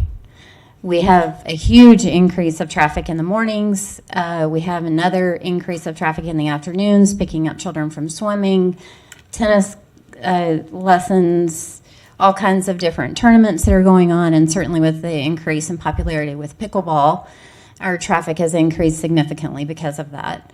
So given the circumstances that the city has provided with the Northwest 38th Road, the design of that particular access, if you will, from 8th Avenue over to 16th, adequately can handle, as Dale mentioned, an enormous amount of traffic, more than they are currently experiencing. So we, however, on Northwest 36th Drive, have no sidewalk, we have no bike path, and we have children that are on the roads riding bikes. We have children that are accessing easements that the city has provided for them to get to Littlewood, to get to Westwood Middle School, and we struggle every day with trying to protect these children on our streets in our neighborhood, and it's very difficult. There are children on every street in Skyline Heights and Libby Heights that are trying to gain access to the schools, to the recreational facilities that are now surrounding our neighborhood. Y'all just finished, and we're very appreciative for this amazing new park at Westside, which all of the children in our neighborhood are wanting to enjoy, but they got to get there safely. And right now, it's a major concern, guys, with the huge amount of traffic coming through our neighborhood. We're asking that you please approve this. We need help to protect these children. We have a lot of stuff going on in our neighborhood, in the surrounding areas, right in the middle of Gainesville. We love the club. We just need your support. Thank you. Thank you. That concludes our affected parties, Mr. Mayor. Okay, so I'm going to ask one more time for anybody who perceives themselves to be an affected party but who has not registered as such yet. Is there anybody out there who fits that description? Okay, so anybody else who comes to speak is going to get a maximum of 3 minutes. We clear? Okay. All right, I am going to ask I'm going to give petitioner 5 minutes for rebuttal if you choose that. Otherwise, we will go to questions, or actually, you'll have 3 minutes for a close as well.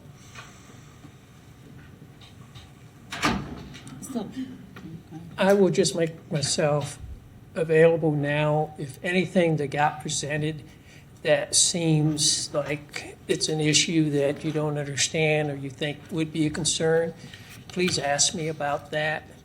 A lot of stuff was presented about the wooded areas and stuff. We appreciate all those pictures that Mr. Little presented, because that's the beauty of our club, which we're going to maintain just the way he was showing it. So I'll make myself available, I think. So if your presentation is closed, then what we'll do is any commissioner who has questions will call you or any affected parties back up as those questions appear. Okay, thank All you. right, thank you. So do any commissioners have any questions at this point? Or do we want to move on to public comment? We'll move to public comment. The public comment is we need you to have filled out a form given to the clerk. She will call you up. You'll get 3 minutes. And I am going to be fairly tight about that 3 minute limit because we have a whole other contentious item later this evening. So, Madam Clerk. Thank you, Mr. Mayor. Our first speaker is Rhonda Edelstein, followed by Andrea Wise and Ruth Swartz.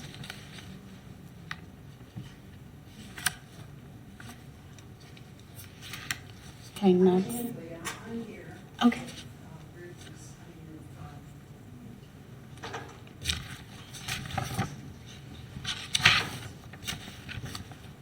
Thank you, Mr. Mayor and Commissioners, for your time.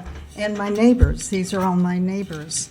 I am Andrea Wise. I've lived at 3846 Northwest 14th Place since 2015. And I don't have the great pictures that Mr. Little had to show my neighborhood, but I've observed in those 8 years as I walked the neighborhood and biked the neighborhood myself, including down through the path over into Libby Heights and Skyline Heights.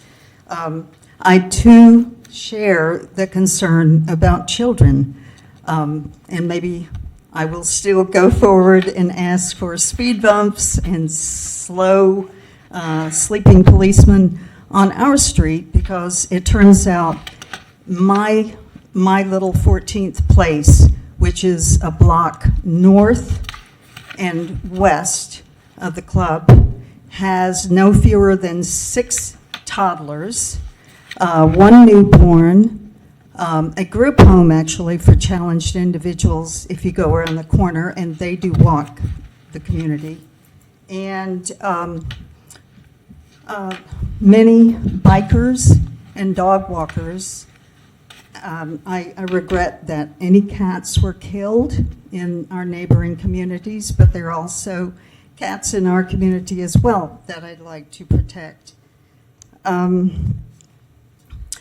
Sadly, the map that was presented of the 300 Club drew a line as if Fernwood Manor, the lovely little community I live in west of 38th Street, it wasn't there. It was as if nothing exists beyond the 300 Club and 38th Street, and I would not be here if we did not have a thriving, vibrant community of parents, dog walkers, hikers, bikers, octogenarians. We have probably 12 represented on our side of 38th Street, and ecologists, I would say also, who could attest to the importance of that conservation area. All the birds whose names I don't know and whose pictures I don't have, but there are at least 15 different varieties I've observed, and I know they nest there, including possum, otters, what else? Little foxes that probably use that conservation area. Let me see, what else do I want to say? Our Say it very neighborhood, quickly. is that it? Very quickly. Okay, very quickly. Sadly, the disrespectful drivers do not end at 38th Street. They continue into our neighborhood as well.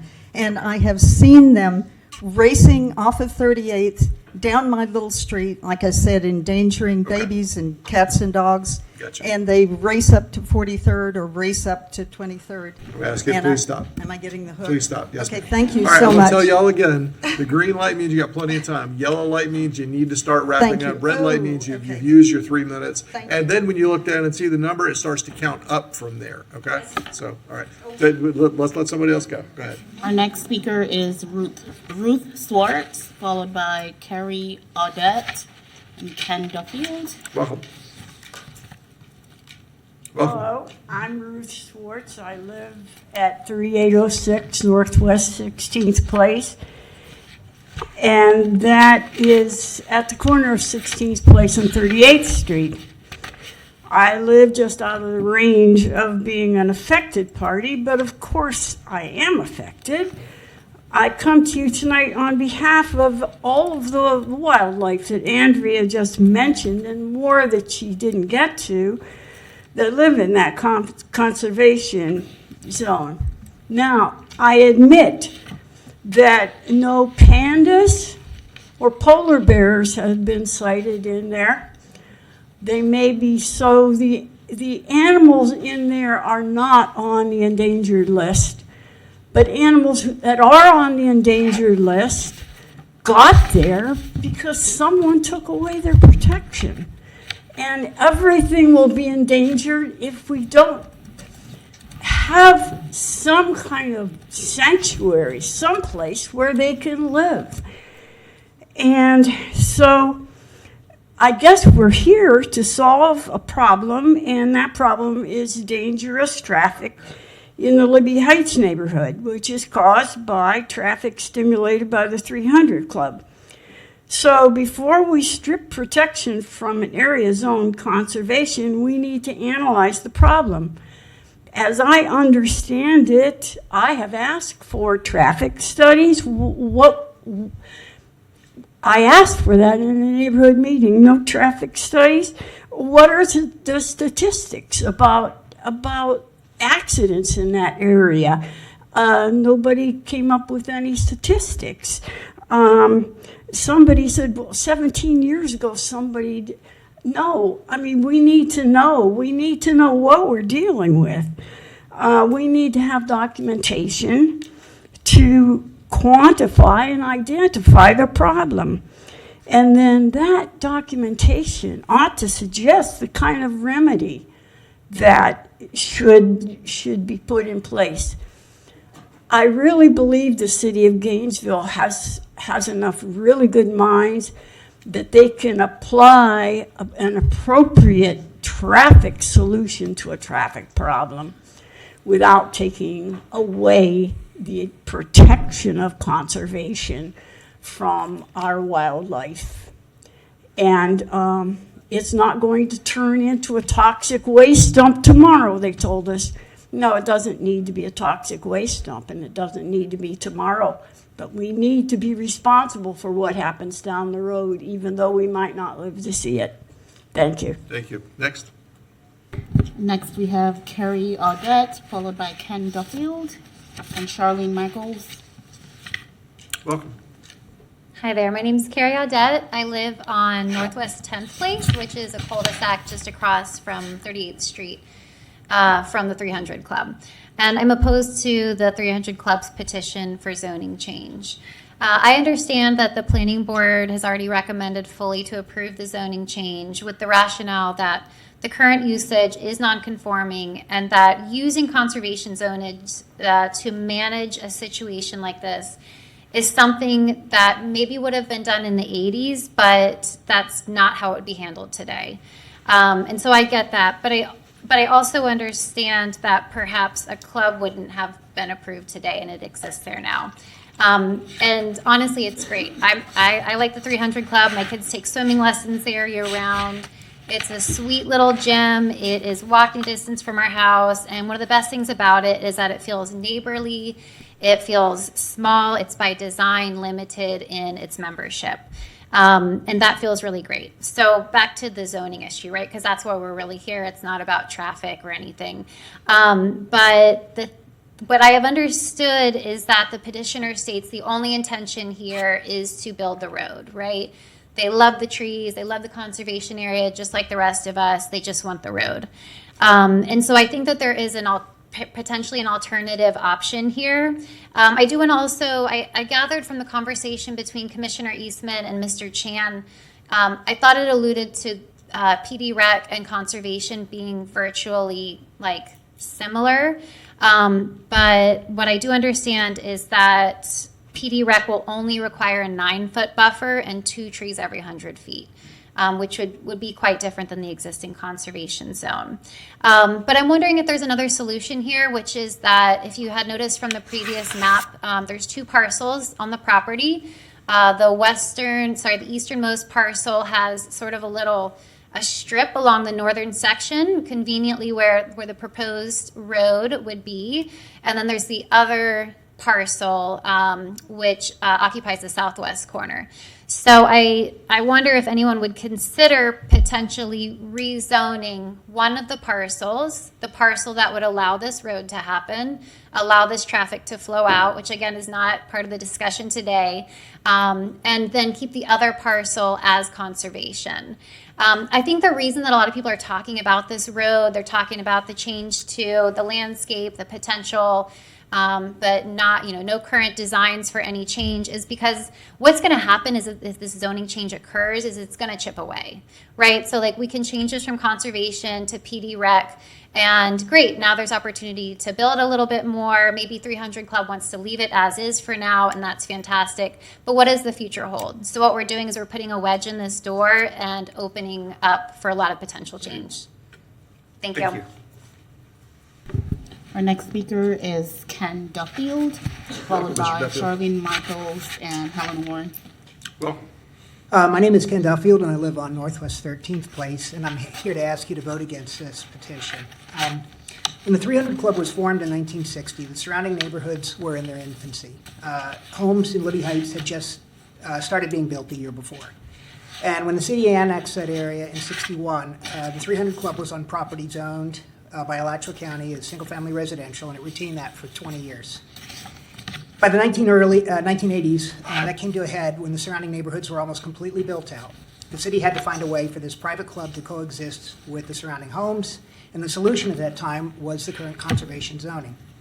The stated intent was to maintain a buffer between the pool and tennis operations and the surrounding homes. It hasn't been perfect. As you've heard already, activity can start as early as 5:30 in the morning, maybe it'll go past 11. My neighbor, Mr. White, who couldn't be here, has lived there for 43 years and has had to deal with headlights in his bedroom window. Mrs. Cobb has lived there for 44 years and she's got tennis courts 16 feet from her backyard. But for 40 years, the conservation zoning has done what it was intended to do. For 40 years, the traffic pattern of the club has remained unchanged. It's come in from the east on 12th Avenue. The club membership is much the same. The surrounding neighborhoods are relatively unchanged. Those of us opposed to this don't see a compelling rationale to change this zoning today. The only rationale offered is to address traffic complaints from Libby Heights. I'm sympathetic, but I don't know anybody in Gainesville who doesn't have traffic complaints. This doesn't seem like a strong enough case to risk a 40-year success story. However, if you are so sympathetic to those traffic complaints that you feel like you can't vote that way, I would ask you to consider what was proposed by the last speaker, which is this third way.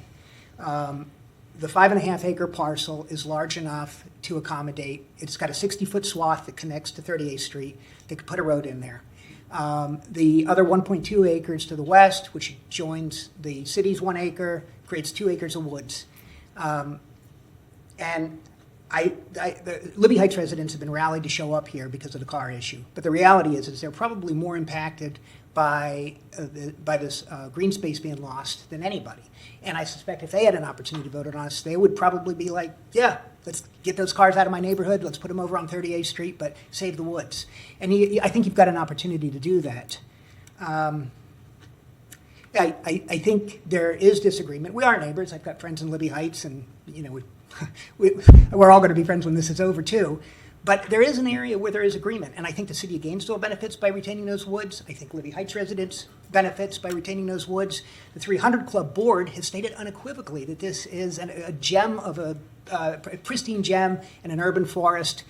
Next year's board may not feel that way, and would ask you to maybe put in place something that will outlast the current board. Thank you. Thank you. Our next speaker is Charlene Michaels, followed by Helen Warren and Susan Botcher. Thank you. Welcome. Thank you. Dear Mayor and Commissioners, I am asking you to approve the petition for the 300 Club to be zoned as recreation. The Plan Board voted unanimously to recommend you pass this petition. It will allow the property to have the zoning that matches its current use.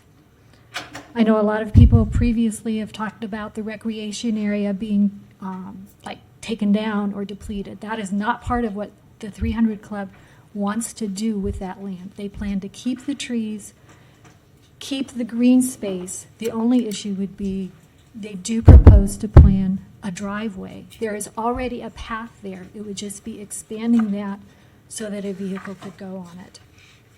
Also, they've talked about the noise. Whether you vote for or against it, the noise is not going to change, the same as the green space. People are going to be there. The club can expand to 300 members no matter how you vote. I live in Skyline Heights. The rezoning would allow the 300 Club to add a driveway to 38th Street, reducing the traffic. I have seen people almost killed by the traffic going to the 300 Club. From my house, I can see the entrance to the 300 Club. I hope you were able to watch the video that I sent to you. If not, there was a 2 to 3 minute segment just before 8 o'clock on a weekday morning. It showed a bicyclist, another walker, and myself on the street near the intersection of the 300 Club. 9 cars during that 2 to 3 minute time went into the 300 Club. 1 car went through the neighborhood. This amount of traffic is not uncommon. If I'm working in my yard, I can often tell the time by the number of cars going past my house.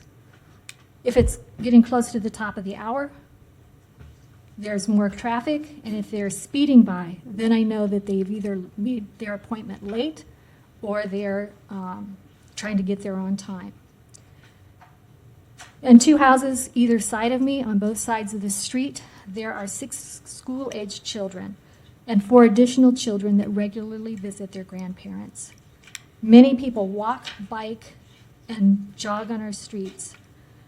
There are routinely cars parked on both sides of the street, as well as service vehicles, making it hazardous if there is traffic traveling in both directions for those people using the street. At times, I've been very concerned or scared by the traffic. I walk the neighborhood almost every day. Occasionally, I have to go into neighbor's yard because the driver doesn't want to wait, slow down, and move over. One day, last month, I was walking on the left side of the street, as was another person ahead of me about 20 feet. A car coming around the corner too fast swerved to the other side I'm at going to the ask same you time. to close up here. A bicyclist coming from a neighborhood on the west side was going to school. Fortunately, no one was hurt, but it was very scary, and I'm concerned about our students and theirs as well that come through. Thank you. Our next speaker is Helen Warren, followed by Susan Botcher. Oh, Commissioner. Hello, Mayor and Commissioners. I thank you all for taking the responsibility of civic duty and serving as our representatives here. I want to apologize. Previously, I took the swearing in as an affected party because there wasn't time to explain who was affected or not. I figured it's always better to step up and be sworn than to have missed it and then being illegal or something. So I apologize, Mr. Little, for being too inclusive. Today's decision, I'm asking for you to support the staff's recommendations and that recommendations from the planning board to allow the land use to change from conservation to recreation. The current environmental condition, we're not talking about changing and building anything there. At least when I say we, I talk about neighbors that I am a member of the Skyline Heights neighborhood, and I enjoy going to the 300 Club. It is a wonderful amenity in the neighborhood. And what's rough about today is to feel like this whole process is pitting the west side of 38th Street and those north of the 300 Club with those that live in our neighborhood, my neighborhood, Skyline Heights, on the east. And we're all good people. We shouldn't have to be arguing over how to have safety in our town, our neighborhood, and our lives. I'm sure every one of us is the most courteous of drivers whenever we get behind the wheel. That is our civic duty, is to drive with a recognition that everybody is entitled to use our roads together. The condition of this property is going to continue to support recreational wildlife. Just last month, in the residential part of the neighborhood, I got a video of a red fox yelping for her mate, 2 o'clock in the morning. So in the residential areas, we have the wildlife. We have neighbors who are commenting that they have the fox in their backyard. We don't want to change that. We have bluebirds nesting in the residential neighborhood that used to be at Westside Park, and they have expanded and adapted. Mississippi kites have long been nesting. They used to be in a tree over my backyard, and they have now gone somewhere else. And it's not because I make music or loud noises. They chose to go on their own. They told me. We are all suffering. But what we need to do with climate change coming, we have got to learn how to get along with each other. That is the most important issue that we are not dealing with. We have too many people, and we have got to learn how to live together. I thank you. Thank you. 14 minutes. Our next speaker is Susan Botcher, followed by Rhonda Edelstein. Welcome, Commissioner. Good evening, and thank you for your endurance. The decision before you tonight is very clear.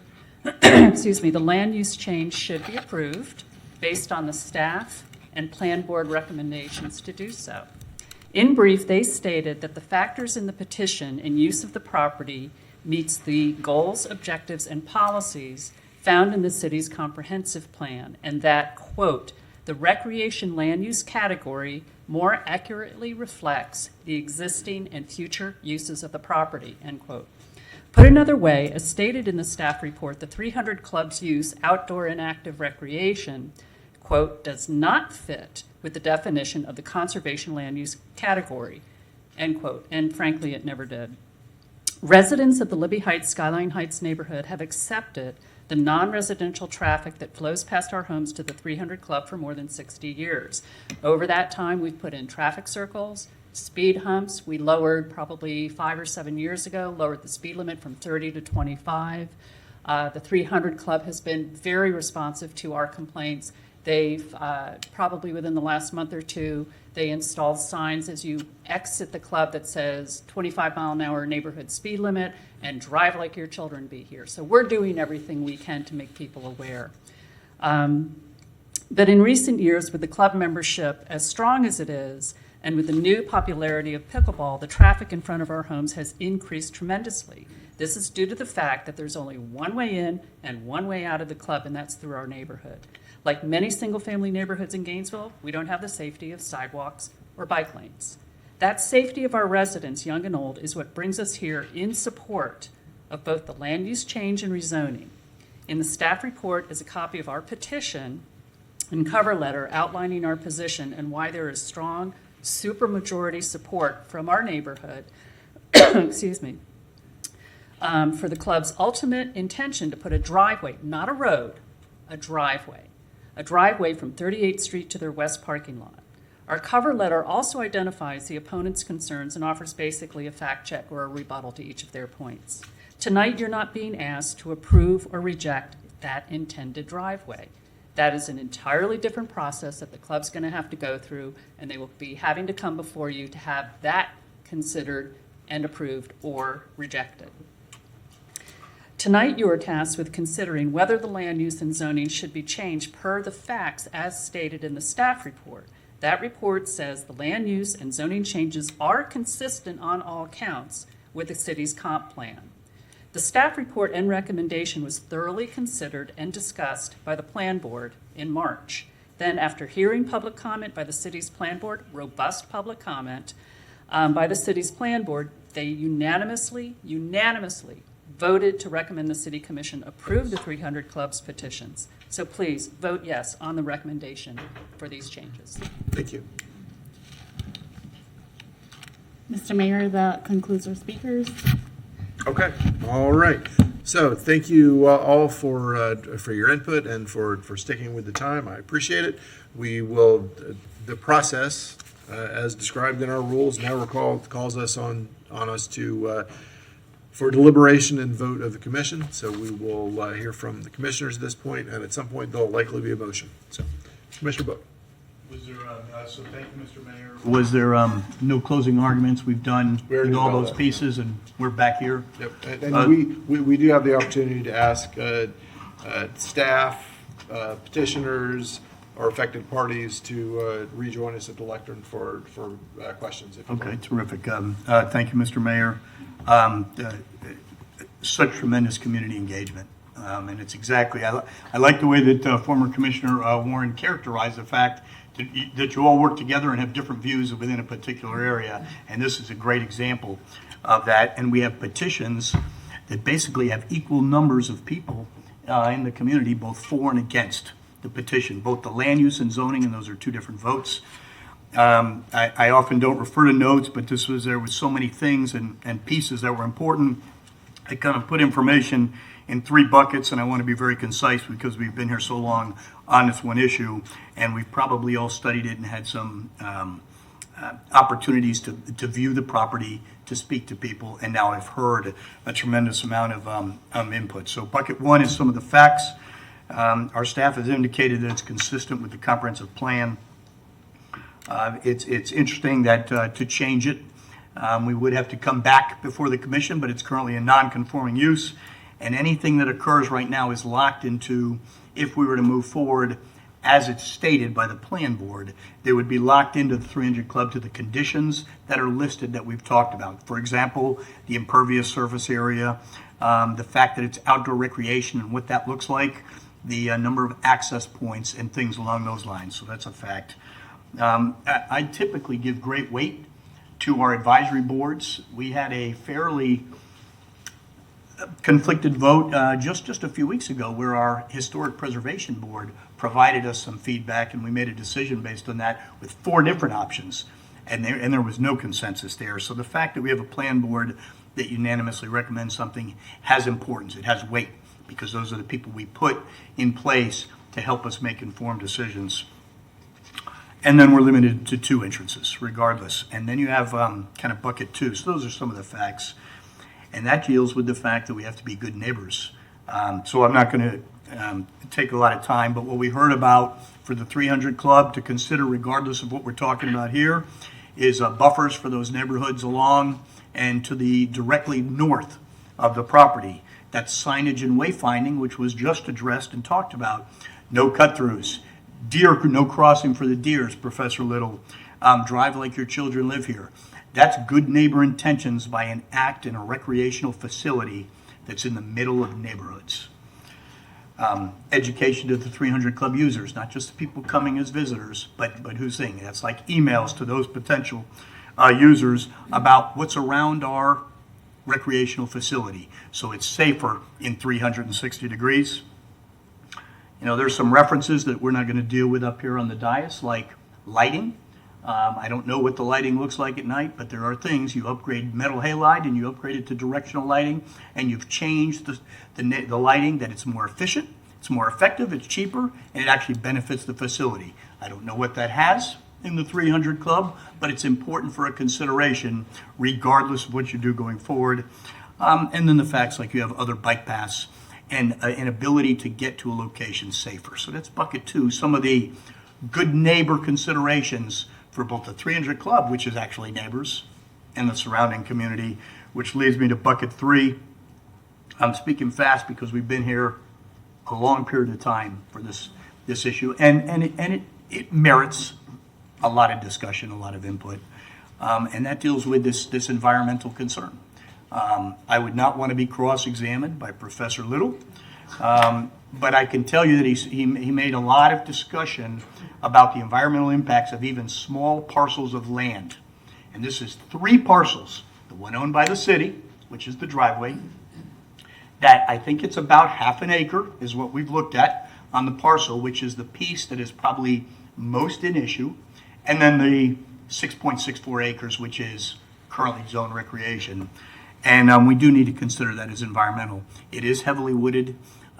We've seen photos that confirm what we already know about some of the things and the amenities in there, which are animals and wildlife and trees and the ability to have peaceful space. That also helps with flood control. It's a visual buffer. It's a noise reduction. It's clearly environmentally sensitive, in my estimation, and I think it should be preserved.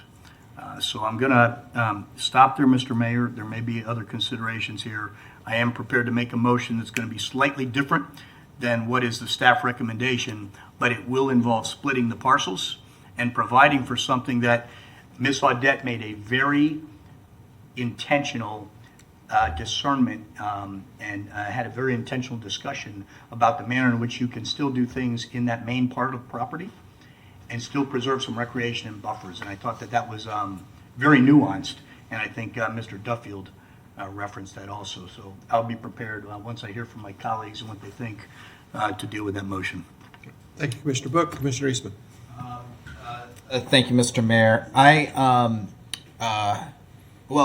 So I had a number of things I wanted to state. I mean, before we, what is your? I would like to hear what the motion is going to be, because I wanted to not say we move through this, but we do have a number of other things that are on here. I mean, could you, Commissioner Book, kind of state what the motion is, and then I would like to hear from staff and to the applicant if that's something that is doable. Well, let me go through some points here first. I mean, what I am looking at here in this quasi-judicial hearing, which has never been more literal than this hearing that I am here in today. I felt like I was in a Michael Connelly movie being here. It was interesting going through all this. What I'm seeing here is a parcel that is out of compliance, that is clearly not conservation, which has always been not necessarily for the preservation of trees, but just that all our zoning says is what can be built or what can't be built, right? And so it said that essentially you can't really build anything on conservation land, but clearly there's something built there. So it was not necessarily in there. It doesn't. It's not anything that we probably would have ever allowed in the modern era, where you would just have through the back of a single-family neighborhood a large recreational area, and that's for good reason. I have a 2-year-old myself. We walk down to the park every day. There is an amount of traffic that is just kind of natural to a municipality and to a city and to streets, but you try to minimize that as much as possible because people are living on the streets. And if there is a way, within our comprehensive plan, we do our best to say if there is a major road that is designed as a thoroughfare, that is designed for large amounts of traffic, that is where we are going to try to put that traffic onto.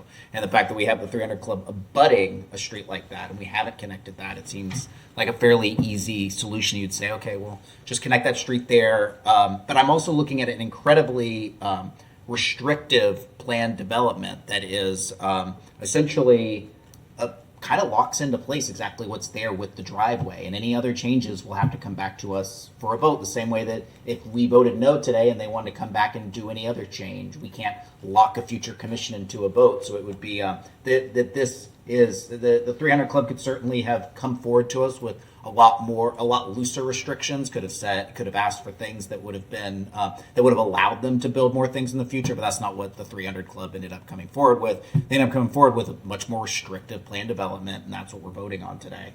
As it relates to the conservation zoning, and I kind of touched on that a little bit, as I said, it really dictates what you can build there.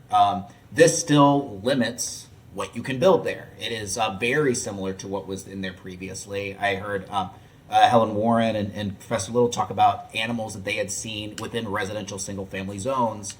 Animals love residential single-family. Animals don't really look at the zone. They don't say, hey, where am I in single-family now? Am I in business district? Like, what zoning am I in at the moment? They want trees and they want green space. And the 300 Club has said they want to preserve that green space. This would...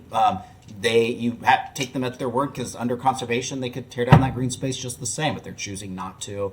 There's nothing within our code that would limit that, to my understanding, unless is what I got from staff from before. So it seems to me like this is a restrictive enough zoning that we have allowed the conservation. We've ensured that that we are reducing the traffic as much as possible. I don't think that this is a huge change in one way or the other. I mean, there's 200 members at this club, right? So I'd imagine the amount of traffic going through the neighborhood is probably not enormous, and the amount of traffic that's going to get dumped out onto 38 is probably not enormous, but it's not the way we do it. It's not the proper way to do it. And us up here on the dais, you looking at the competent, substantial evidence in this quasi-judicial hearing, our job is to look at what is in our comprehensive plan, what is a thoughtful way, what is the best way to plan a city, and this is, to me, what staff has recommended is the best way to plan for the city. And I'm open to hearing ways that we might put neighbors at ease and to ensure that we have that conservation area. But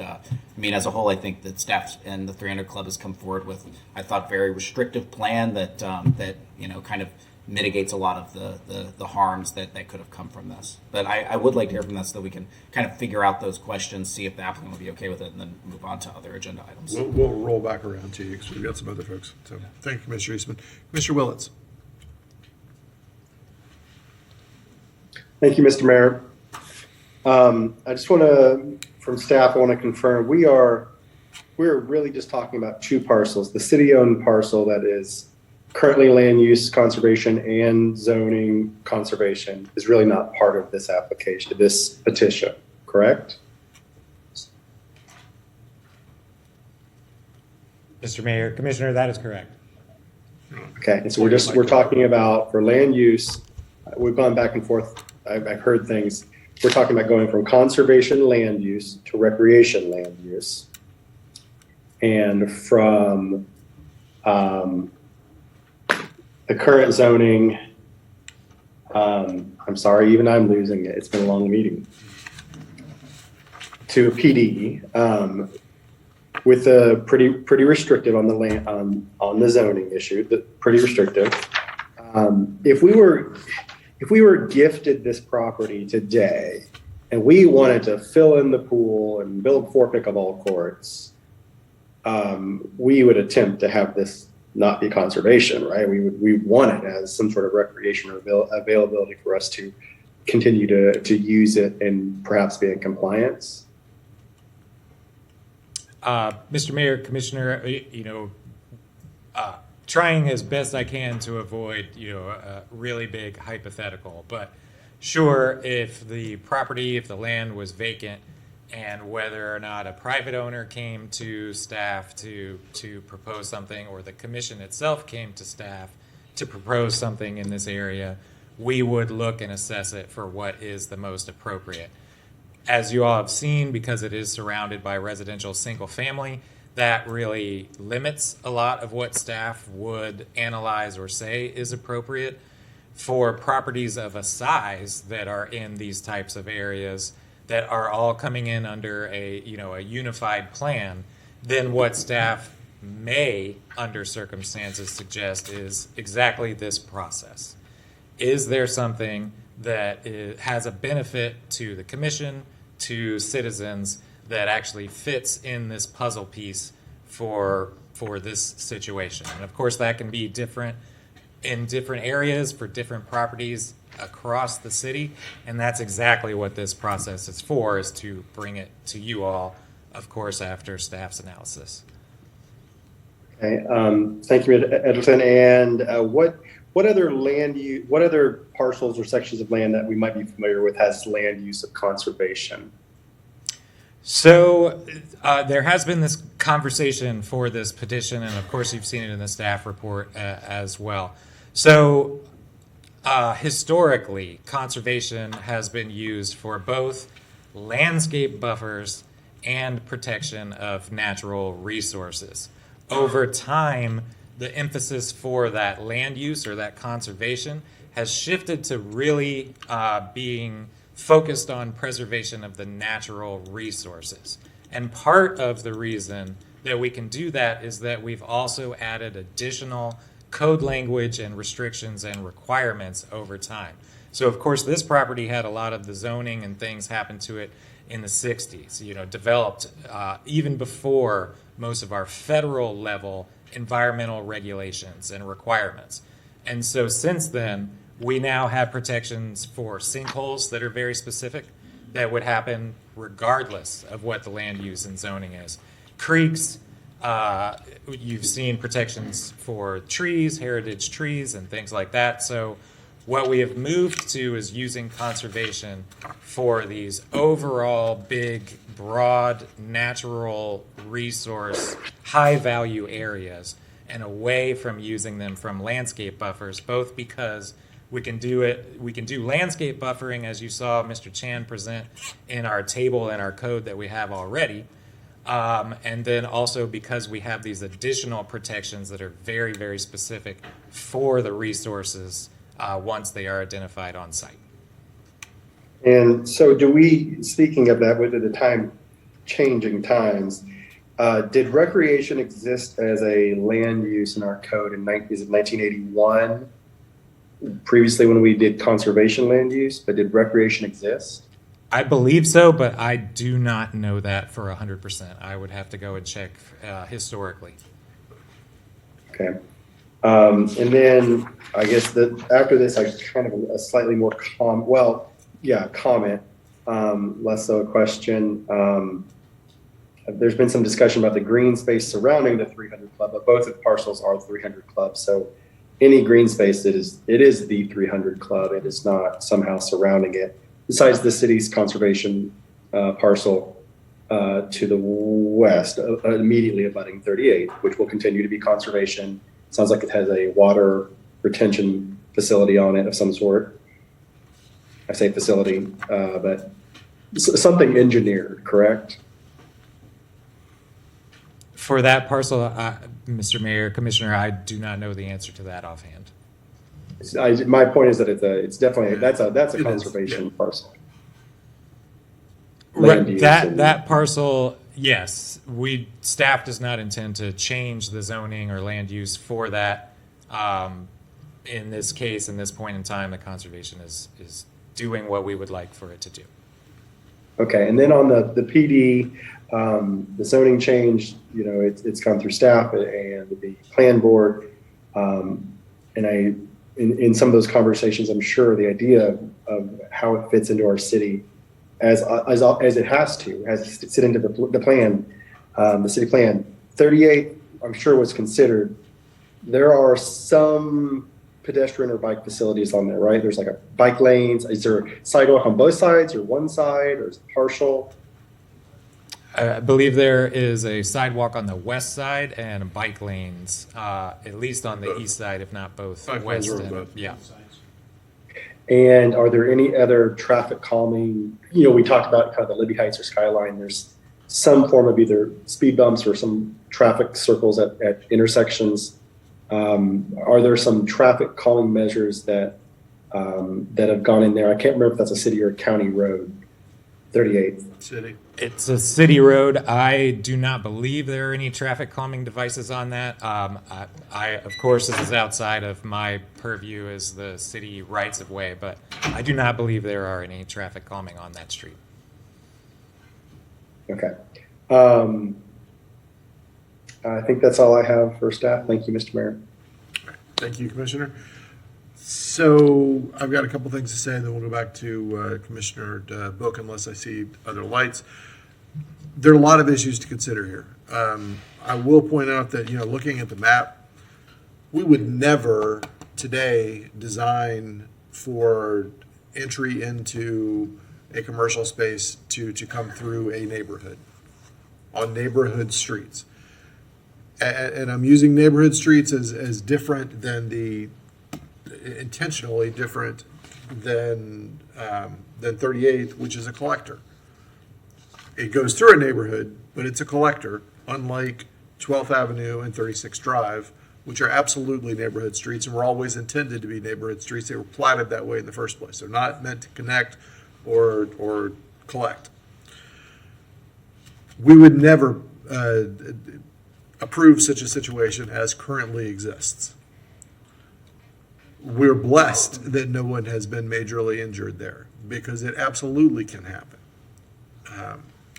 And I don't think anybody intends to be callous about it.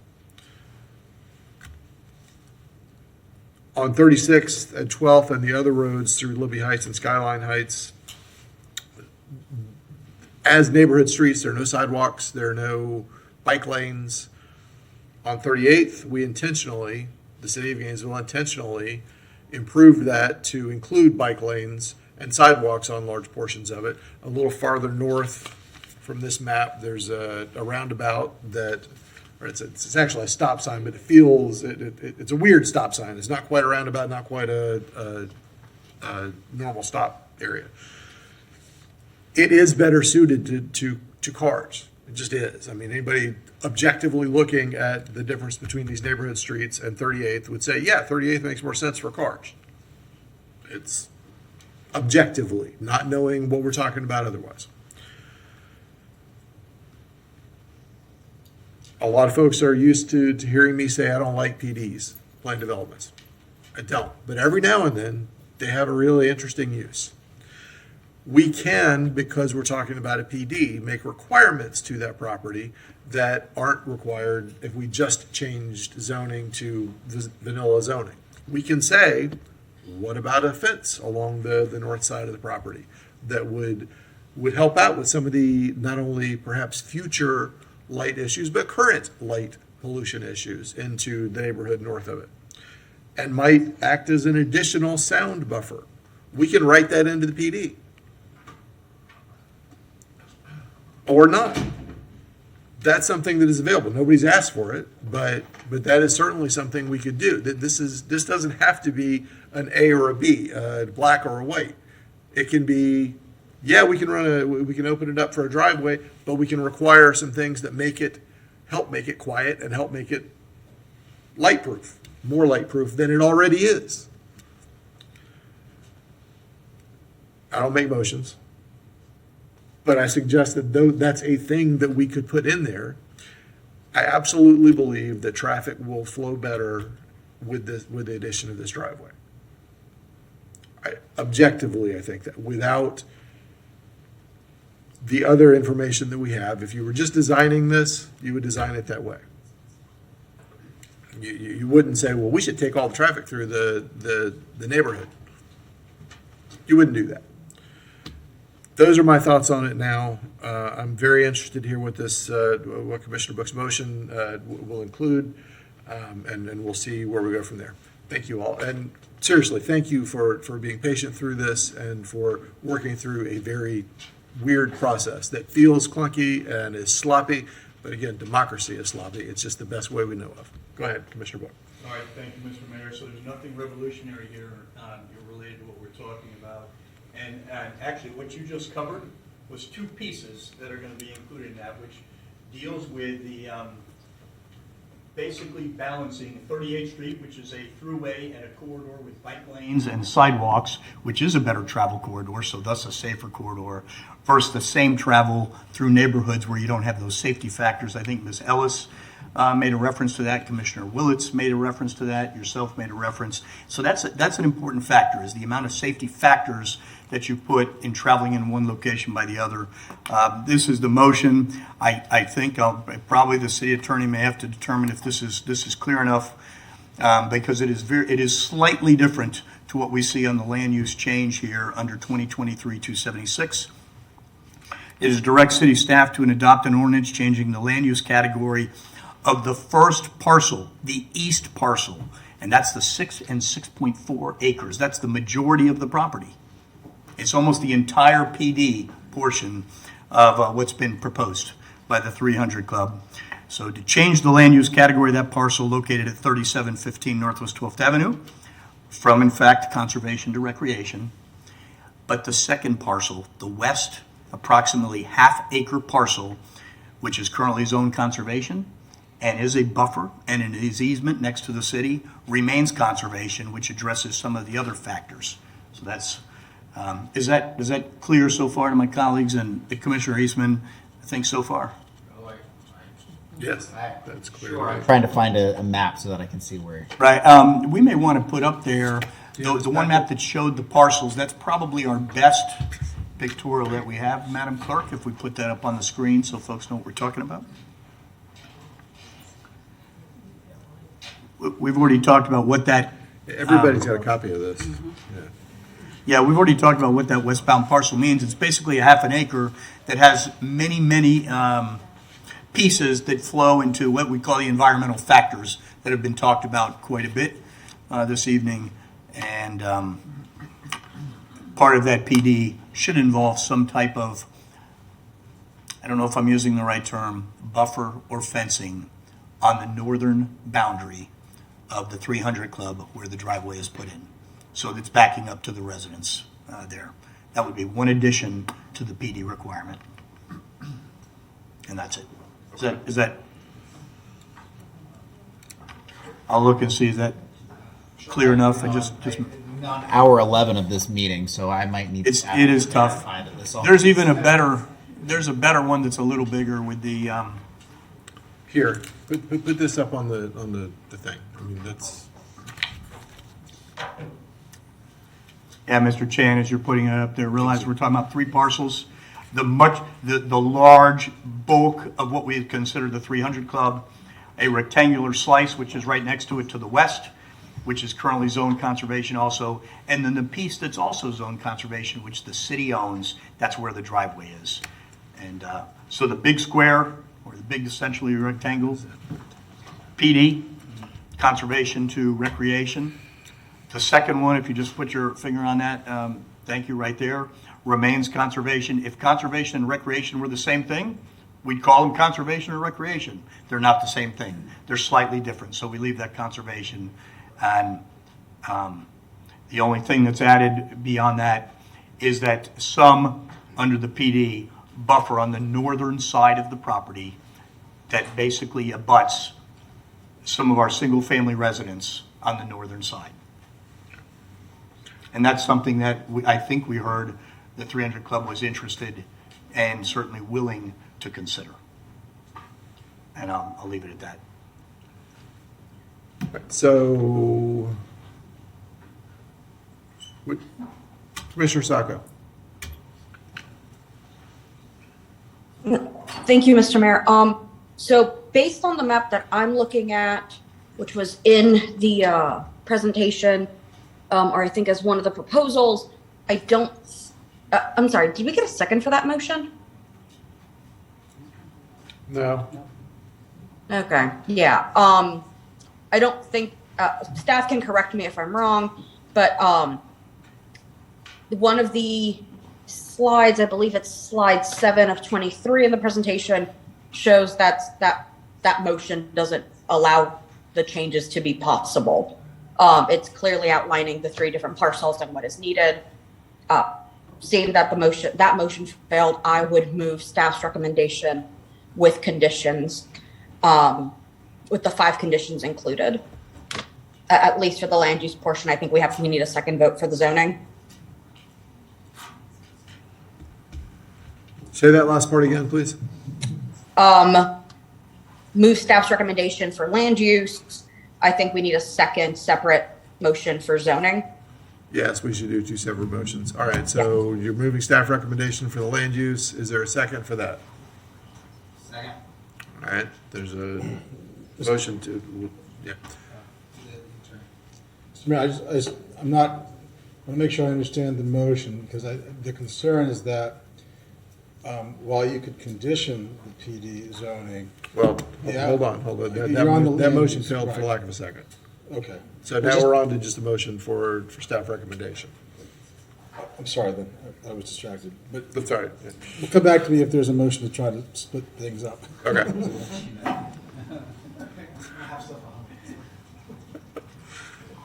Okay, so there is a motion and a second to approve staff recommendation for land use. Any questions from the commission about that? All right, is that roll call? Okay. Yes, Mr. Mayor. Commissioner Let's call that Chestnut. roll. Commissioner Chestnut. No. Commissioner Book. No. Commissioner Saco. Aye. Commissioner Eastman. Aye. Commissioner Willets. Aye. Commissioner Duncan Walker. Nay. Mayor Ward. Aye. So that passes 4-3 with Book, Duncan Walker, and Chestnut in the affirmative, I'm sorry, in dissent. But that's not the PD. We can still work the zoning. If we want to make changes in the zoning, we can do that now. We can offer those. Commissioner Book? Okay, well, let's try that. On the zoning portion, it's essentially the same motion, except what it allows. Are we allowed, Mr. City Attorney, for one of those parcels to be conservation or not under zoning? Yeah, I think, Mr. Mayor, that the petitioner has rights. They brought the petition forward for the entire parcel regarding the zoning. So I don't think you can make a fundamental change like that, splitting their petition into 2 different petitions, frankly. It's different from then putting a condition on it to actually fundamentally alter their petition is not what they have sought. It's not what they brought before you. All right, so I understanding, I'm sorry, did you have a question, Commissioner? Once you get the motion on the floor, then I was going to ask. All right, well, we hear that we cannot in fact change this. It's exactly as stated from a zoning perspective as one particular piece of property. It just happens to comprise two parcels. Mr. Mayor, I think there are two separate zoning proposals before you, and they certainly can be separated. So, thank you for that, but I'm, yeah. I think the city attorney says, no, that cannot be done. Correct. Okay, so then then I would move the staff recommendation of 2023-277, adopt the proposed ordinance with an additional condition on the PD to consider a buffer, or to place in a buffer between the neighbors on the north side of the property and that driveway. You want to be specific about the buffer? Maybe I'd like some feedback from the colleagues that could help me. Is that going to be a fence? Well, Is it a wall? so I'd vote for. Let me hear let's get some feedback so we can help me figure that out. Yeah, for sure. Yes. Support a fence. I would support a fence. Okay, and maybe there might be some, perhaps the petitioner, could you tell us a little bit about a buffer that would be, we could put in there under a planned development? Come on over.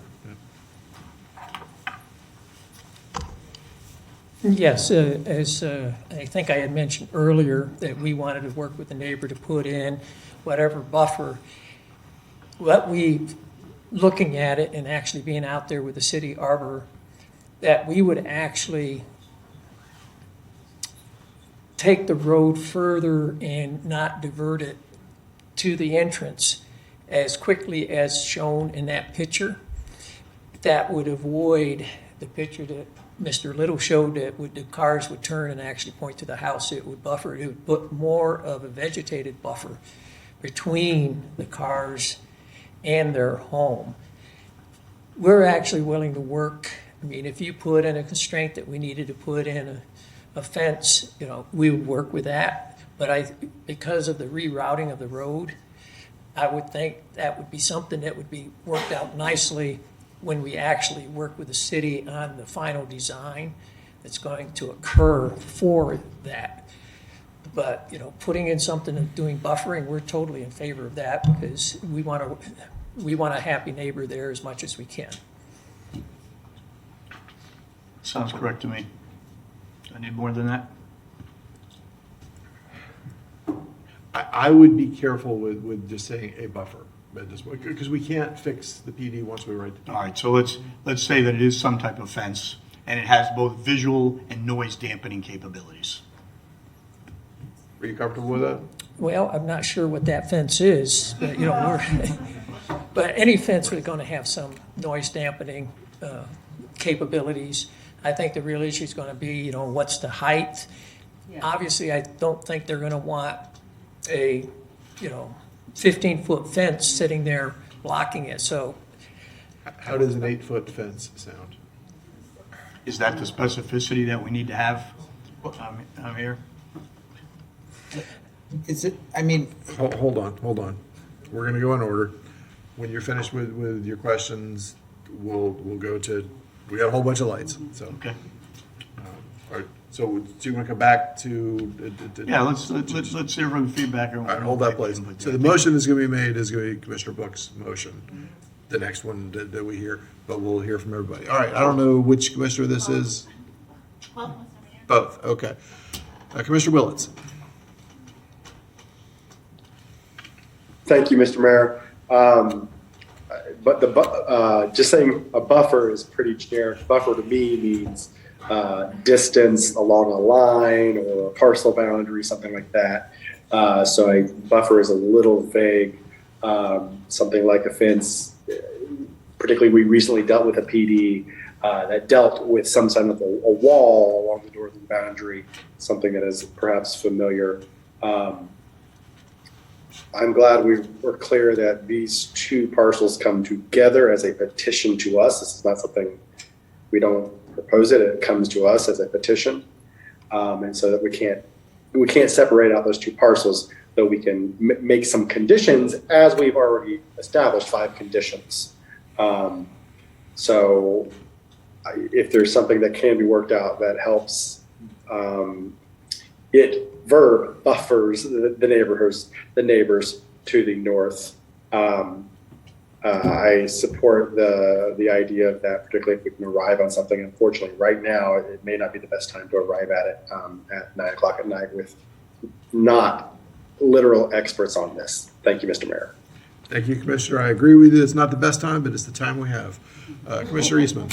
Okay, I'm just wondering if this is the, well, and maybe, the applicant just mentioned perhaps the site plan is the correct time for this, because that's when we're actually talking about putting in physical infrastructure. Also, this is on first reading. I mean, is there a time that's not 11 and a half hours into, I mean, like, I'm just wondering if this is the right time to really be deciding legislating from the dais these kind of detailed questions. So here's what you could do.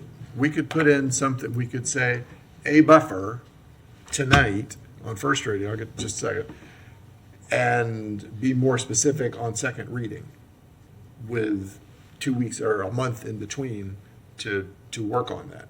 If we don't do it on first reading, though, the likelihood of something being added in gets a whole lot tighter.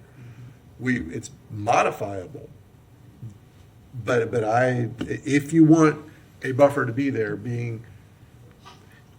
claiming that spot now is I think the right thing to do, and then it can be modified from there. I'm comfortable with that. I just don't know if like the size of that. I mean, I recall the PD for the Rural King property. A fence came up in that discussion as well. Where we said, a wall. What's that? It was a wall. The wall, a fence. I think, yeah. And we said we will not approve this on second reading unless this comes back to us in a very specific way. I think the intent of this is to put the neighbors at ease, is that we've heard their concerns, right, and that we want to respect the neighborhood around it, and that that we want to ensure that the applicant understands sort of what our restrictions are that we would like to do that. And I think our hope is that we could get that done and then kind of move forward to the other high profile issue that we have tonight. I wonder if that's just a better way to move forward. Let's ask the applicant what he thinks. Yeah.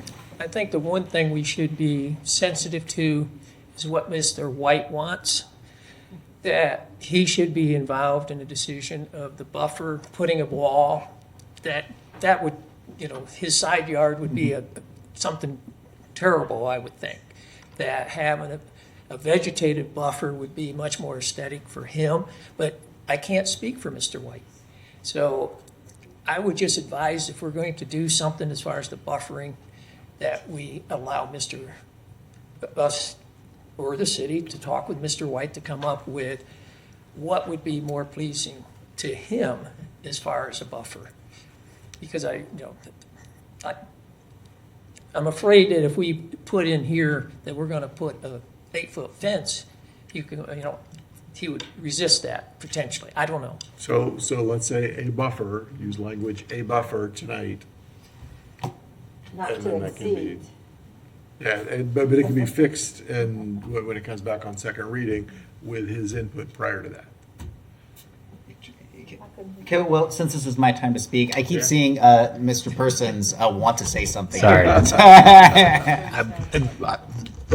So I'm completely agnostic about in terms of the buffer. I think for purposes of really trying for the commission to, because right now we're at first reading. So we need clear direction. If we're going to modify and bring back second reading, we need clear direction at this point. So what I would suggest would be, I think to Mr. Botcher's point about wanting to talk to the neighbors, staff can certainly do that in between first and second reading. I think if the commission wanted to include, and I think you need to include a condition tonight, it would be I think what I heard in terms of consensus was a fence somewhere between 6 to 8 feet, and then being opaque, meaning that you can't see through it. That's a very common condition. Typically, what we see in lots of scenarios where we have adjacent land uses, it would be a 6 to 8 foot wood privacy fence that would be maintained by the property owner. I think that could be part of your motion if that's the will of the commission. And then staff can certainly work with the adjacent property owner in between first and second reading. If there's any specific modifications that we can bring up, we can bring that to you at second reading. Okay. So you got that as the maker of the motion there? Okay. Commissioner Eastman, did you have anything else? No, there? that's it. Thank you, All Mr. Mayor. I neglected to call on Commissioner Saco at the one light when both offsite commissioners were there. So Commissioner Saco. Thank you, Mr. Mayor. If I think Mr. Edelton might know the answer. When would we be bringing this back on second reading? At least a month. Because of recess, correct? Right. So it'd be at least July 20th, potentially first meeting in August. Soonest. Okay. I'm not going to support the motion how it is right now. It doesn't exist yet. Good. In which case, I can make one. Well, no, we're holding space for Commissioner Book to make the motion. All right, fine. I don't think it's a good idea. Staff worked on this. We have a process. This dais constantly says the process is important. We can't even agree to what a buffer, a wall, a fence, a height, the opacity. No one on this dais or on Zoom right now knows what would be best, or even if the neighbor to the north would be okay with it, if that would be enough.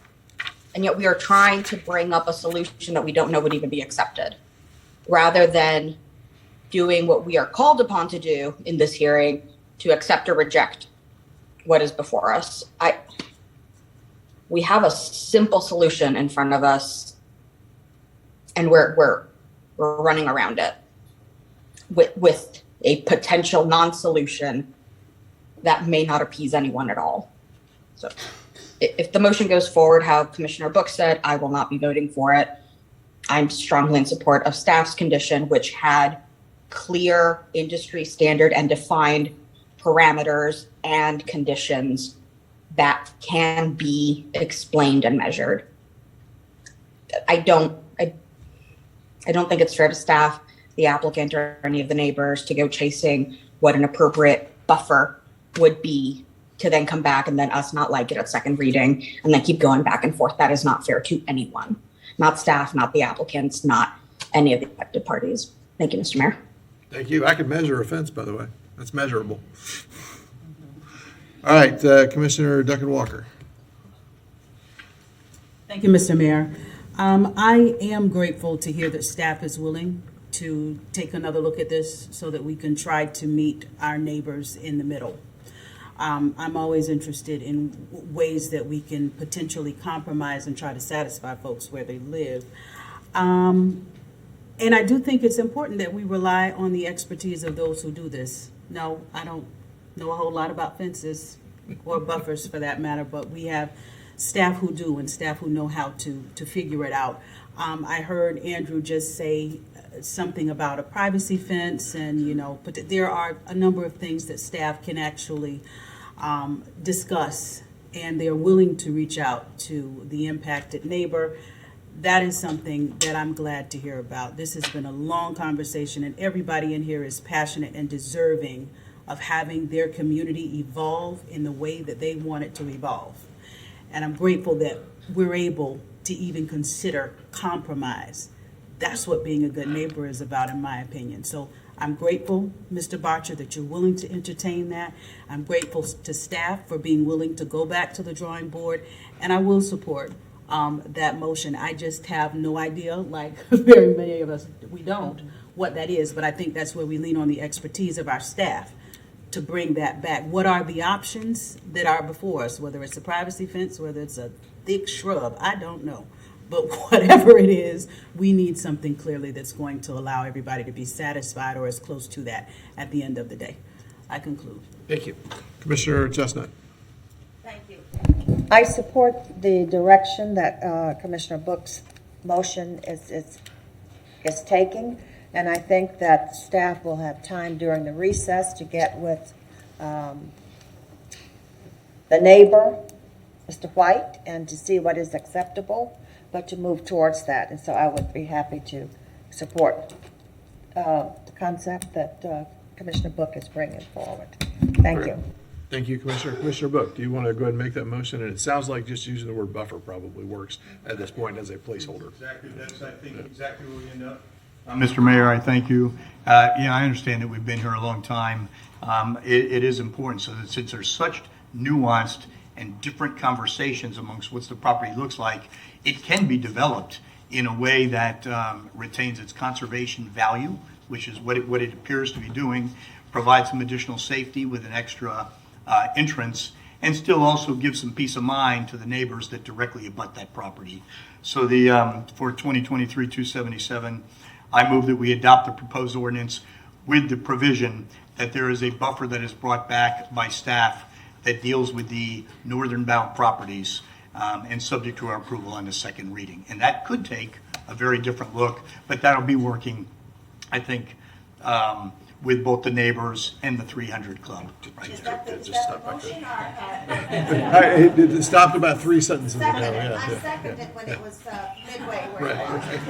The whole statement. So drop off the second few sentences there, and that's the motion. All right. Okay. Mr. Chairman, Yes, sir. this is a quasi-judicial hearing. Yes, sir, it is. And I asked for quasi-judicial hearing so we'd have a good basis for access to the courts if needed. I think the law is not being properly assessed here in terms of the Commissioner Book's first statement. There are separate proposals before you, separate petitions before you, and I believe, and my clients believe, that they could be separately considered as Commissioner Book earlier proposed. I just did this to put it on the record so that you would know what the possible outcome is here. And I appreciate that, Mr. Little. Yes, thank you. I look forward to a conversation afterwards. All right, we have a motion and a second to approve staff recommendation on first reading with the addition of a buffer to be determined later on the north side of the property. This is roll call. Yes, Mr. Mayor. Commissioner Eastman? Aye. Commissioner Chestnut? Aye. Commissioner Saco? No? Commissioner Duncan Walker? Aye. Commissioner Willets? Aye. Commissioner Book? Aye. Mayor Ward? Aye, that passes 6-1 with Saco in dissent. Thank you all for your time and attention and patience. And Mr. Botcher will talk in the next couple days. Mr. Little will talk in the next couple days, if that's all right. I appreciate all of you. We have a huge group here, Mr. Mayor. Could we take, would Yes, they be let- willing to we're- allow us we're- to take 5 minutes? We're going to take 10 minutes. When we come back at 9:50, hold on just a second. Hold on. When we come back at 9:50, we're going to need a motion to extend. Yes, ma'am. Mr. Mayor, it's now, if I could take up a second. Come on up. We're 9:52, and we are back at it. Just imagine if this was in the old days when we started at 1 o'clock. We'd be several hours beyond where we are already. So, congratulations. So, I would love to hear a motion to extend our meeting hours. Extend to 10:30. Is there a second? Second. All right, we have a motion and a second to extend until at least 10:30. And if we get bogged down before then, we'll ask for another one. All those in favor say aye. Aye. And all opposed? All right. No. Okay. All right. I think that passes 6-1 with Willits in dissent, but I'm not entirely sure. But it definitely passes. Commissioner Saco, I think I missed you earlier before the recess. Are you, I don't want to speak over you. Go ahead. No, I'm just saying, what about it? Okay.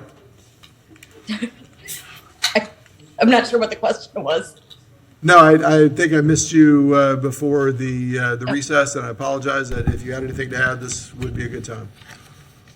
Nope, but hey, I could do another 2-3 in the morning meeting. Those were great. Well, we're headed there, so let's see what we can do with and not let that happen. Okay, Madam Clerk. Thank you, Mr. Mayor. We currently have our ordinances adoption reading B for the evening, and this is by roll call.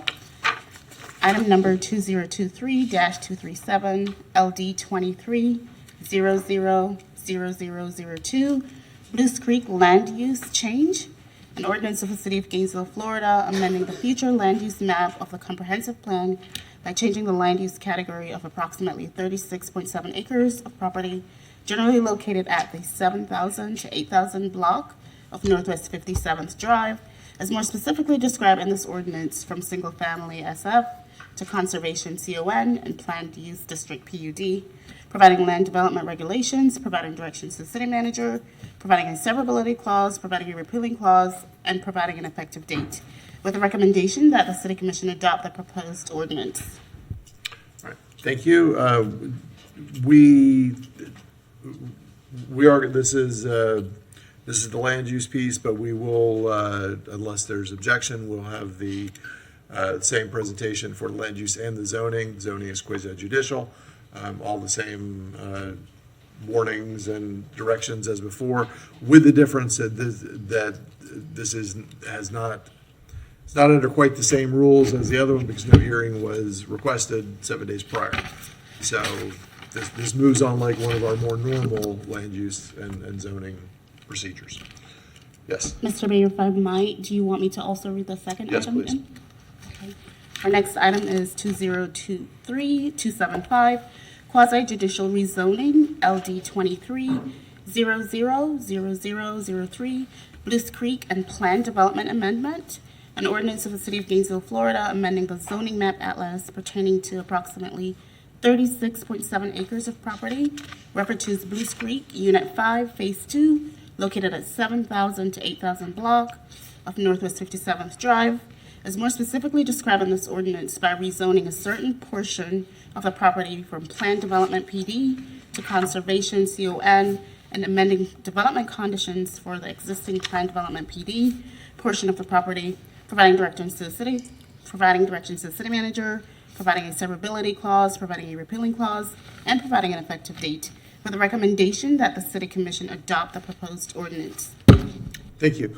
So just to give you a rundown of how this moves forward, this is an informal quasi-judicial hearing, which means first we're going to disclose inadvertent ex parte communications, then we'll hear the staff presentation, then we will hear the petitioner, then we'll hear public comment, and then we'll have deliberation and vote of the commission. All right? So, Commissioner, I'll just start this way and go down. Commissioner Book, did you have any inadvertent ex parte communications? Right, I visited the property, I met with a few of the people before I knew that it was that, and none of that affects my impartiality. I believe that we've all at the commission also received several emails that probably went to us as a city commission. Thank you, sir. Thank you, Commissioner Book. I also have spoken with folks about the issue and received email communications, but I do believe I can be an impartial judge in this hearing. I also believe I can be impartial. I can be impartial. I can also be impartial. But will you I be? spoke to anyone. I did watch the city plan board meeting, but I don't think that's ex parte communication. Okay, I thank you. received emails, all of you did. Yep. Commissioner Saco. Yes, Ms. Mayor, I received emails, but I did not have communications with anyone other than that, and I can remain impartial. Thank you. And Commissioner Willits. I received email but had no ex parte communication, so I can remain impartial. Thank you. Okay. Welcome. Let's have a staff presentation. Good evening, Mayor and Commissioners. I am Brittany McMullen. I am with the Department of Sustainable Development. As was mentioned, this will be a joint presentation for both the land use and rezoning item. So just to recap the location of the property and the size, it's about 36.7 acres in size. It's currently a vacant property. It's located in the western portion of the Blues Creek neighborhood, and it's actually also along the western border of the city. So on the slide that you see here, the parcel in question is outlined in blue, and it's right up along the city limit line. So a little bit of history on this property that you're looking at. It did receive approvals for plan development zoning in 2017. That approval was for 44 detached homes. The proposed land use change that you're hearing tonight would support the associated rezoning petition to reduce the total number of dwelling units to 36. And there has been a new layout plan proposed, and we'll get into some more of those details with what's proposed to change tonight. But that's a little bit of history about the property and what's been approved there in the past. Sorry, it's not working. Thanks. So the first change before you, the land use change, would change the land use from single family, which is what exists on the entirety of the property today, to conservation and PUD. So interesting follow-up to the last item that you heard. This petition is requesting to designate, I believe it's 32 or so acres as conservation land use. The remainder, the portion to the north of the property, would be designated with planned use district, and that does come along with specific conditions in addition to the PD zoning. And those conditions largely mirror each other. The difference you'll see, and all those conditions are in your backup, and I do have them we could look at specifically if you'd like. The PUD conditions are a little bit more broad. There's going to be less conditions there. The PD conditions get more specific, and there's more of them, is kind of the long and the short of it.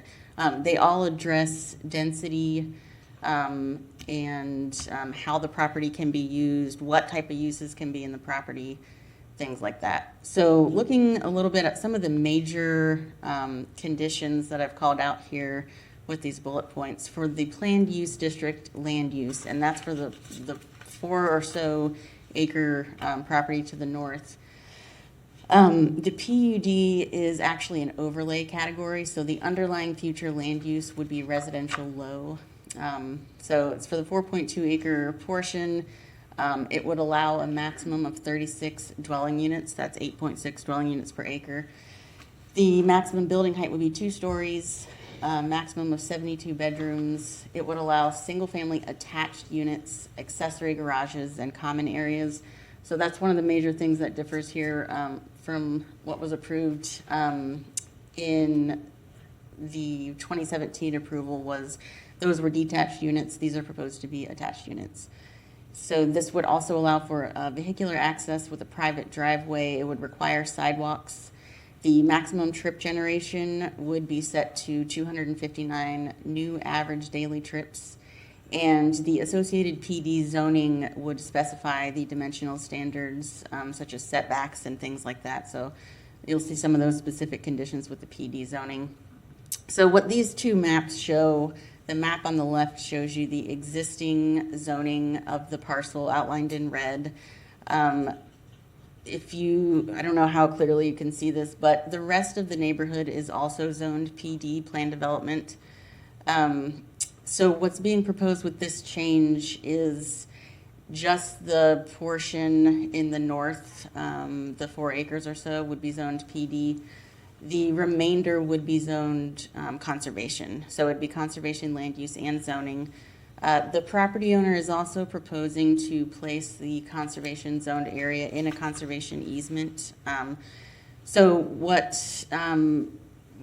staff reviewed with this zoning designation, I'll show you the review criteria in just a moment, but are the appropriateness for the zoning categories for the property.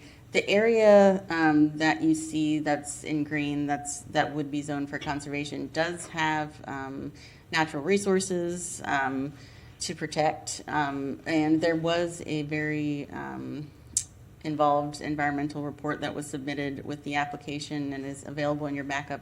We also do have the city's environmental coordinator here if you have questions on some of those things. So that effectively would take about 90% of the area that's currently zone PD and zone it for conservation.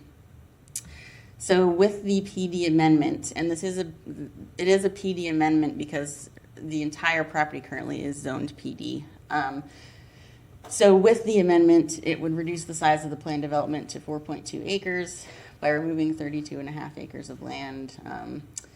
It would adopt a new PD layout plan, and it would delete or amend conditions that are no longer applicable, and new conditions that would allow for single-family attached units, accessory garages, and new dimensional standards. So again, as we've talked about tonight, that's one of the unique things with PD zoning, and then in this case, there's also PUD land use, is that you can actually talk about specific conditions on the areas that are zoned for PD, whereas with any other zoning district, you wouldn't be able to do that. It would just be based on the standards that are in the land development code. So there are a list of specific conditions proposed. So this is to show you just an overview of the neighborhood and where the property is located. And then this is the more kind of zoomed in view of the PD layout plan.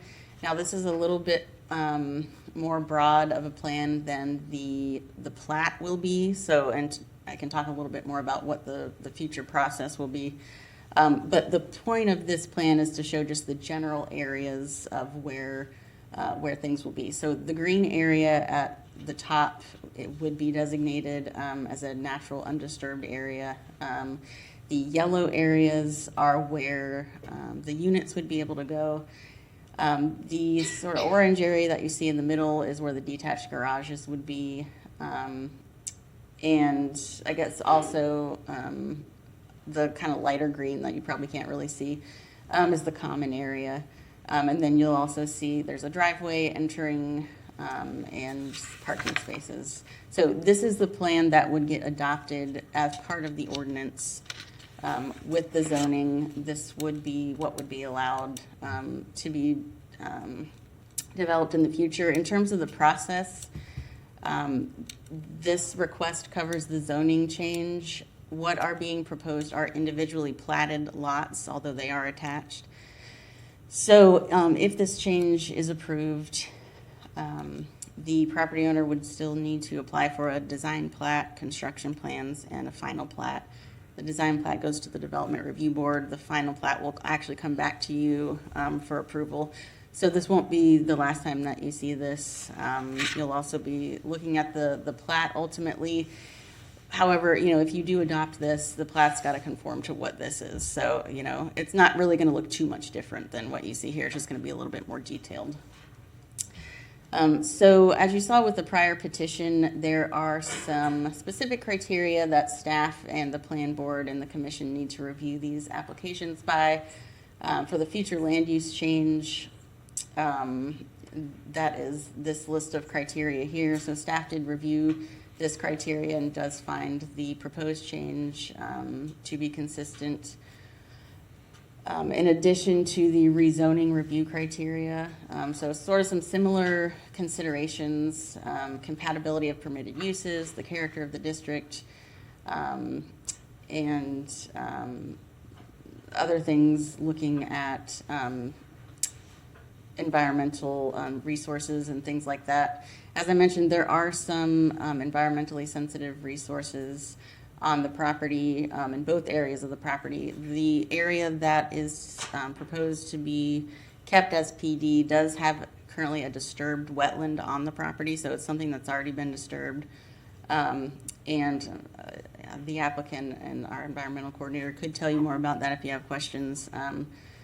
But that's one of the things that we consider with this review criteria. And then specifically for planned developments, this is the criteria that the code asks us to look at. It is, like I said, currently a PD, so this would, it has been established in the prior petition adopted in 2017 that a PD, that the PD meets the criteria specified here. And we did look at the change in the PD and do also find that it meets the criteria. So staff does recommend approval of the two petitions. The City Plan Board recommended approval at their March 23rd meeting, I believe it was. And that concludes my presentation. I know the applicant is also here with a detailed presentation and information to provide. All right, thank you. So the next step is to invite the applicant up. Come on up, Mr. Swager.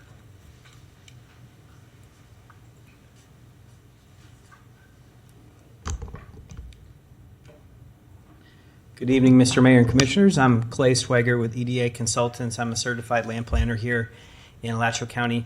I'd like to give you a brief presentation in the interest of time in the hour, and be happy to answer any questions that you all have. As staff indicated, and as they did a joint presentation, so we'll do the same since there's so much overlap with the applications and the issues themselves.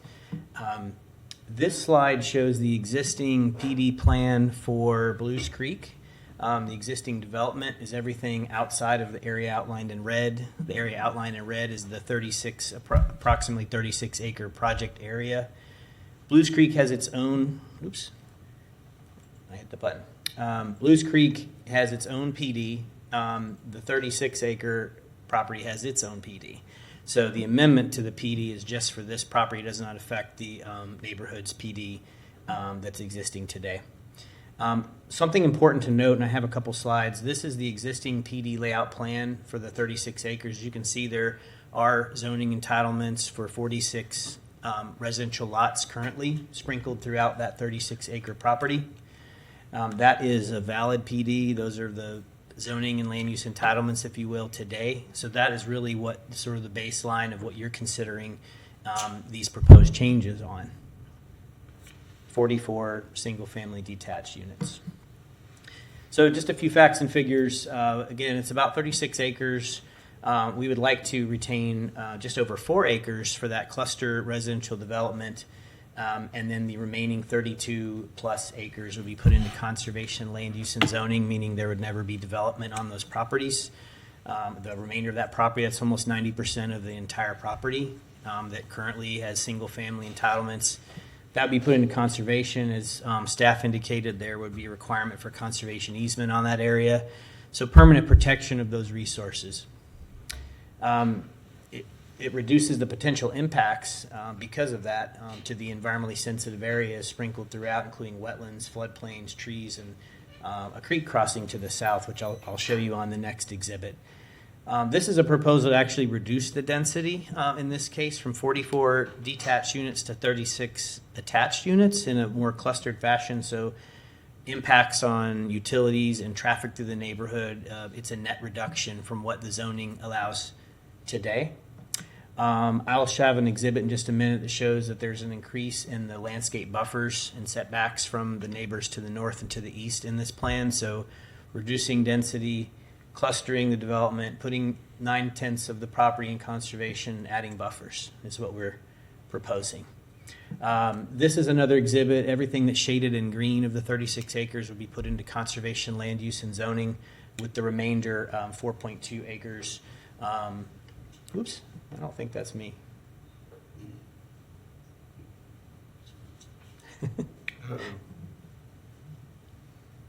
Oh. Okay, we're getting back on it here in a minute, I think. I swear that's not me. Okay.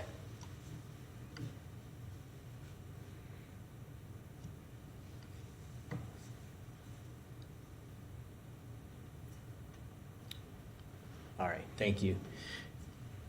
So again, the 4.2 acre PUD PD area is at the northern end. This is the existing future land use map today that's shown on the left side of the screen. It shows that a single family up to 8 units per acre on those 36 acres. And then the proposed land use map on the right shows the dark green conservation land use, and then PUD plan unit district, would be the land use designation. In this case, I do believe that this is a consideration and a good time to do a PD. So there's very predictable density and standards and buffers that otherwise straight zoning, you just have to take someone's word for it. But in a PD and PUD, there are conditions that govern exactly what can or can't be done. So that, and it's already zone PD, so it's an amendment. This is the zoning map today. The entire 36 acres is zone PD for those 44 units, and then the slide on the right is the proposed zoning map with that conservation area and the PD. So again, this is the existing PD layout plan. I'm sorry it's so small and there's a lot on there, but I just wanted to reiterate there is a development zoning entitlements for those 44 single-family detached lots. I'd like to draw your attention to the bottom where it says creek sewer crossing. With that development plan, if it were to move forward, the lots would be sprinkled throughout the 36 acres.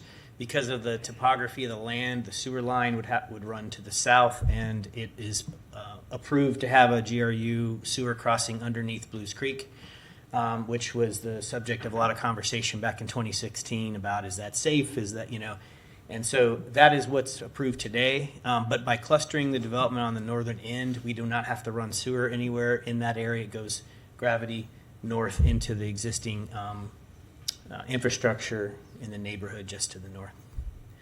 So this is the proposed PD layout plan. Again, everything in that diagonal hatch pattern, the 89% of the site, 32 acres, is conservation.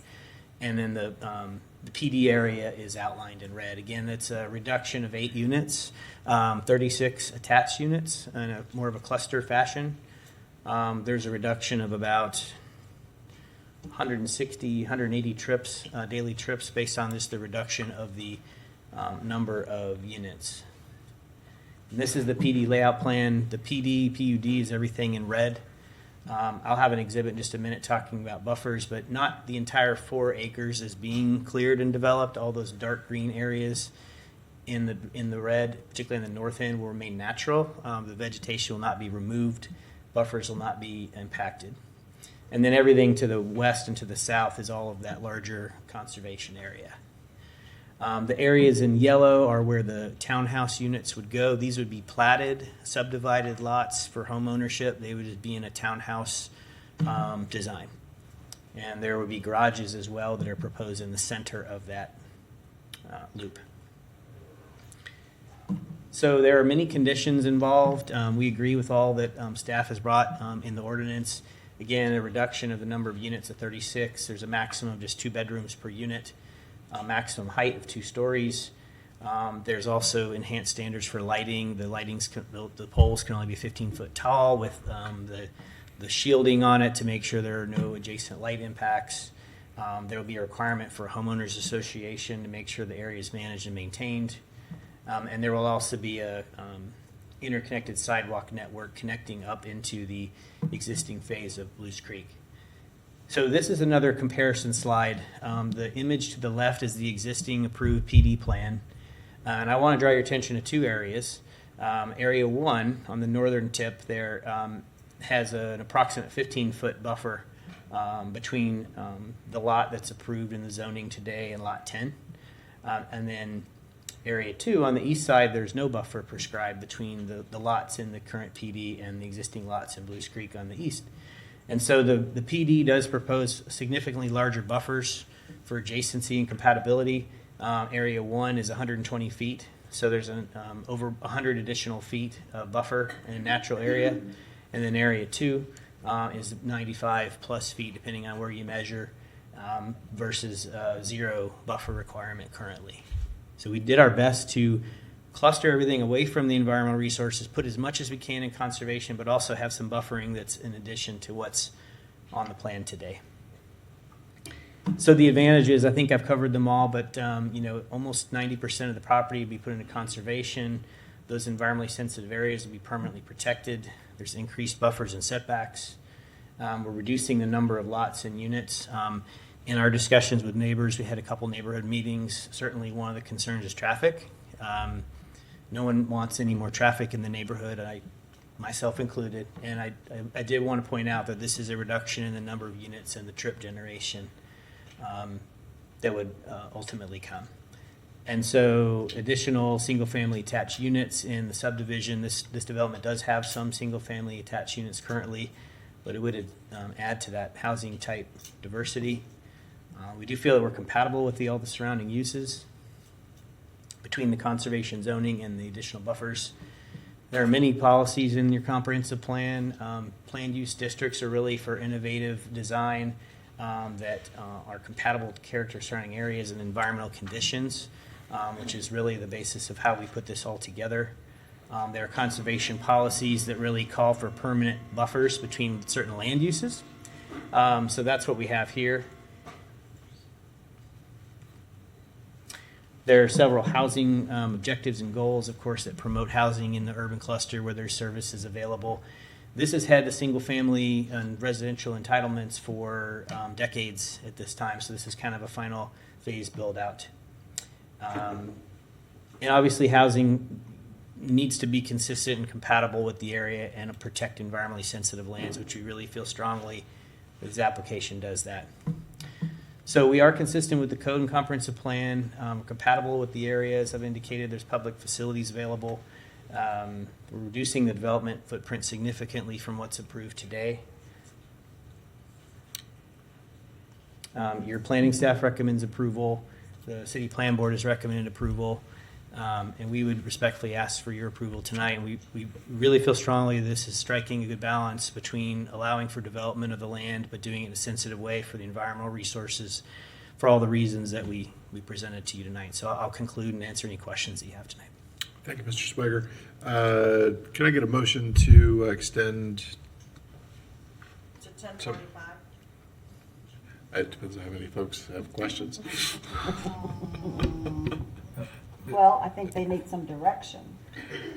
I make a motion to extend the meeting to 10:45.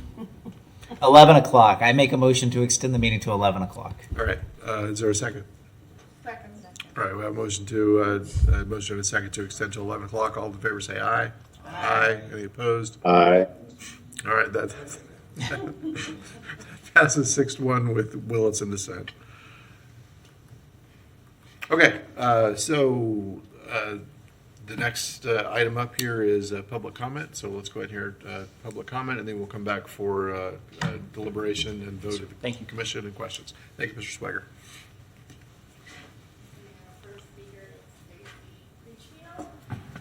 Followed by Katrina Alford and Carol Neckham.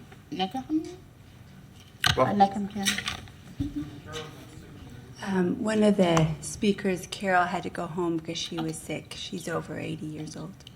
So we have somebody in her place. Okay, thank you for allowing time for input. Oh. There you go. That way everybody can see it. Okay. Thank you at this late hour. My name is Stacy Criccio, and I have lived in Blues Creek for over 21 years, and I'm currently serving on the homeowners board for that, the board of directors for Blues Creek. When people purchased houses in Unit 5, Phase 1, known as Caramar, they bought or had built single-family houses with approximately 1/3 acre size lots. Their marketing material for Caramar clearly indicated only single-family houses would be built in Caramar Phases 1 and 2. The material presented reinforces the claim.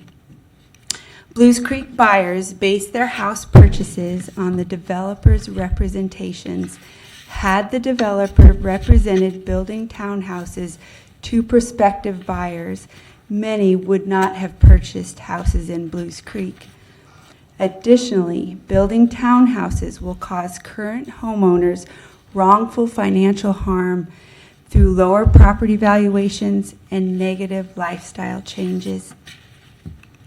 If the proposal for the land use is changed and townhouses are built instead of the promised detached single-family houses, there will likely be legal ramifications from the Blues Creek Homeowners Association.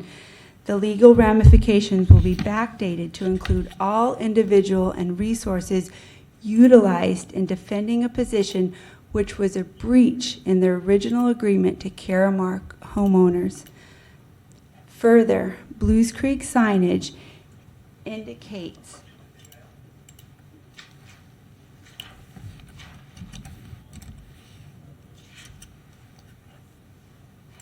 Blues Creek signage indicates what type of houses are present in each area.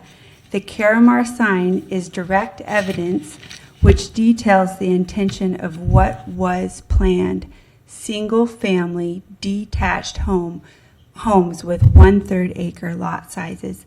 Approving the zoning change may have liability consequences for the parties involved. This is yet another example of the developer cutting corners in favor of financial self-interest. we once again reiterate the request to our City Commission that they deny the developer's application for a zoning change due to the developer's previous representations to sell houses to current homeowners in Caramar Unit 5, Phase 1. Thank you for your consideration. Thank you. Our next speaker is Katrina Alford, followed by Mike Riccio and Michael Turco. Welcome. All right. Hello, my name is Katrina Alford, and I've been appointed by the Homeowners Association of Blues Creek to represent the current issue. The proposed townhouse development is a win for conservation, and it is a win for the developer, but it does throw the homeowners of Blues Creek under the bus. During a face-to-face meeting with Mr. Swagert, he mentioned that 11 to 12 single-family houses could be built on that 4.2 acres instead of townhouses. Caramar Unit 5, Phase 1, which many of these residents live in, the developer was able to build 6 houses and sold 4 lots. So in face-to-face meetings, Mr. Swagert did say that a comparable thing can be built in that 4.2 acres that he is proposing. So it must have been profitable enough for him. So with all things being equal, us at the Blues Creek Homeowners Association would like to have him fulfill his request to donate the 32.5 acres to conservation. However, to fulfill his promise of building single-family detached lots. We do have some alternatives that we would like the city commissioner to consider. The first is to consider looking at possibly doing a land swap. That would be ideal between the county city to find a better place for the developer to do if he wants to pursue the townhouse options.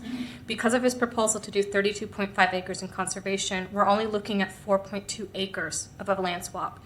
And we feel that we would be very happy to work with the city commission and the Alachua County Trust and the county to see what we can do to find that.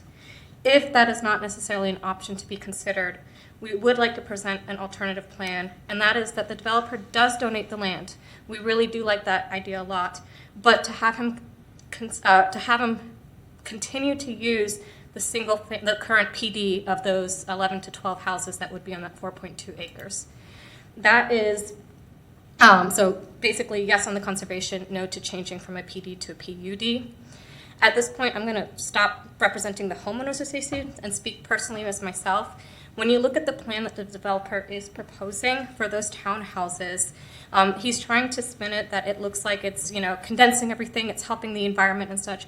But when you look at it, there's no place for safety. There's no place for children to play. There's a lot of stuff that there's just with a design flaw. And as the staffer said, what he's proposing is what's going to get built with minor tweaks. So when you look at that plan, where can kids play? Where can, we talk about these sidewalks, but there's really no place for them to do it. There's, you have to consider parking. I don't think the developer accounted parking. There's not enough garages for it. So there's just a lot of flaws to that plan. Whereas if he sticks to the 11 to 12 houses on that 4.2 acres and stays with the original thing that he promised, then it would be a better quality of life, and it would also help all of us residents at Blues Creek. Thank you very much for your time. Thank you. Mike Riccio, followed by Michael Turco. There's 2 of us? I think it's just me.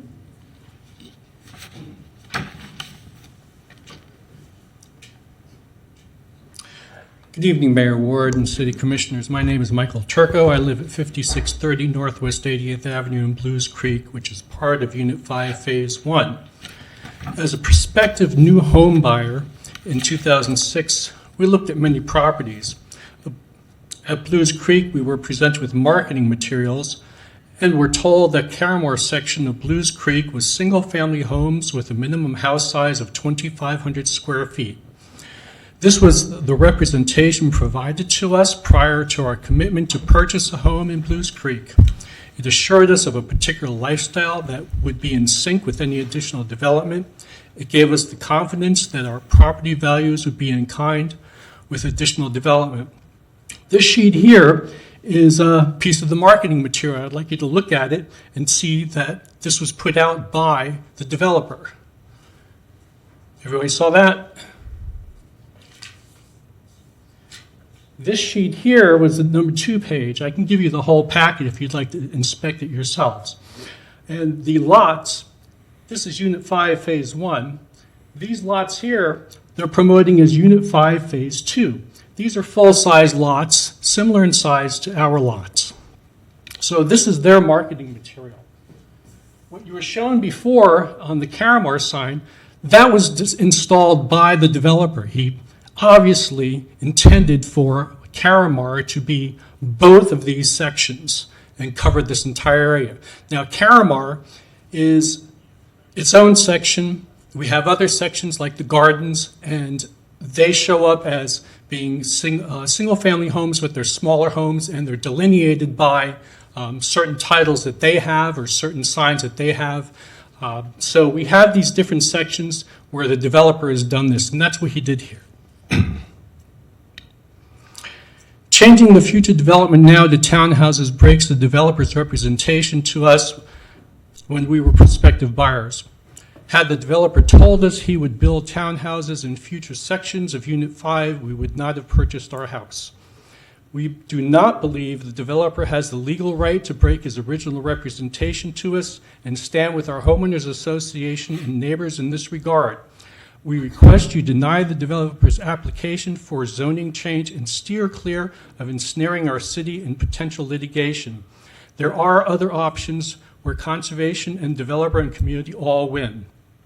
During a face-to-face meeting with Mr. Swager, he mentioned that 11 to 12 single-family homes could be put onto the 4.2 acres. Unit 5, Phase 1 consists of 10 homes.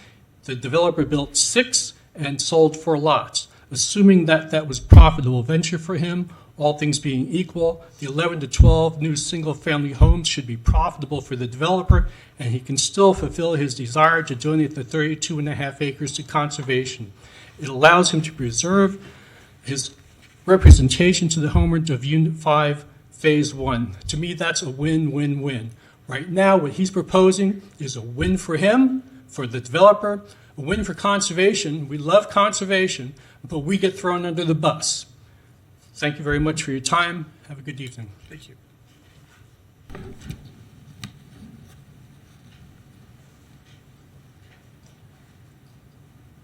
Mr. Mayor, Commission, thank you for having us. I'm Mike Criccio, and I just have a few echoing comments. So referenced here is the map that you have seen. We happened to buy one of the first lots in what is that cul-de-sac. We bought it as an empty parcel, sat on it for about a year, and then chose to build. And with that came some stipulations from Mr. Ross at that time. And so this letter indicates one of those, or a couple of those stipulations. Mr. Tirico had mentioned that 2,500 square feet was one of those specifications. Here it also outlines the fact that there needed to be an exterior color that would meet the requirements, and then also what they refer to as acceptable standards, or there needed to be a type of rock or something that was associated with the house. And so these make the point that there were at the time of building that house, and then others that were built at that time, there were standards that were to be held. And the individuals that were going to purchase homes in that area needed to abide by those standards.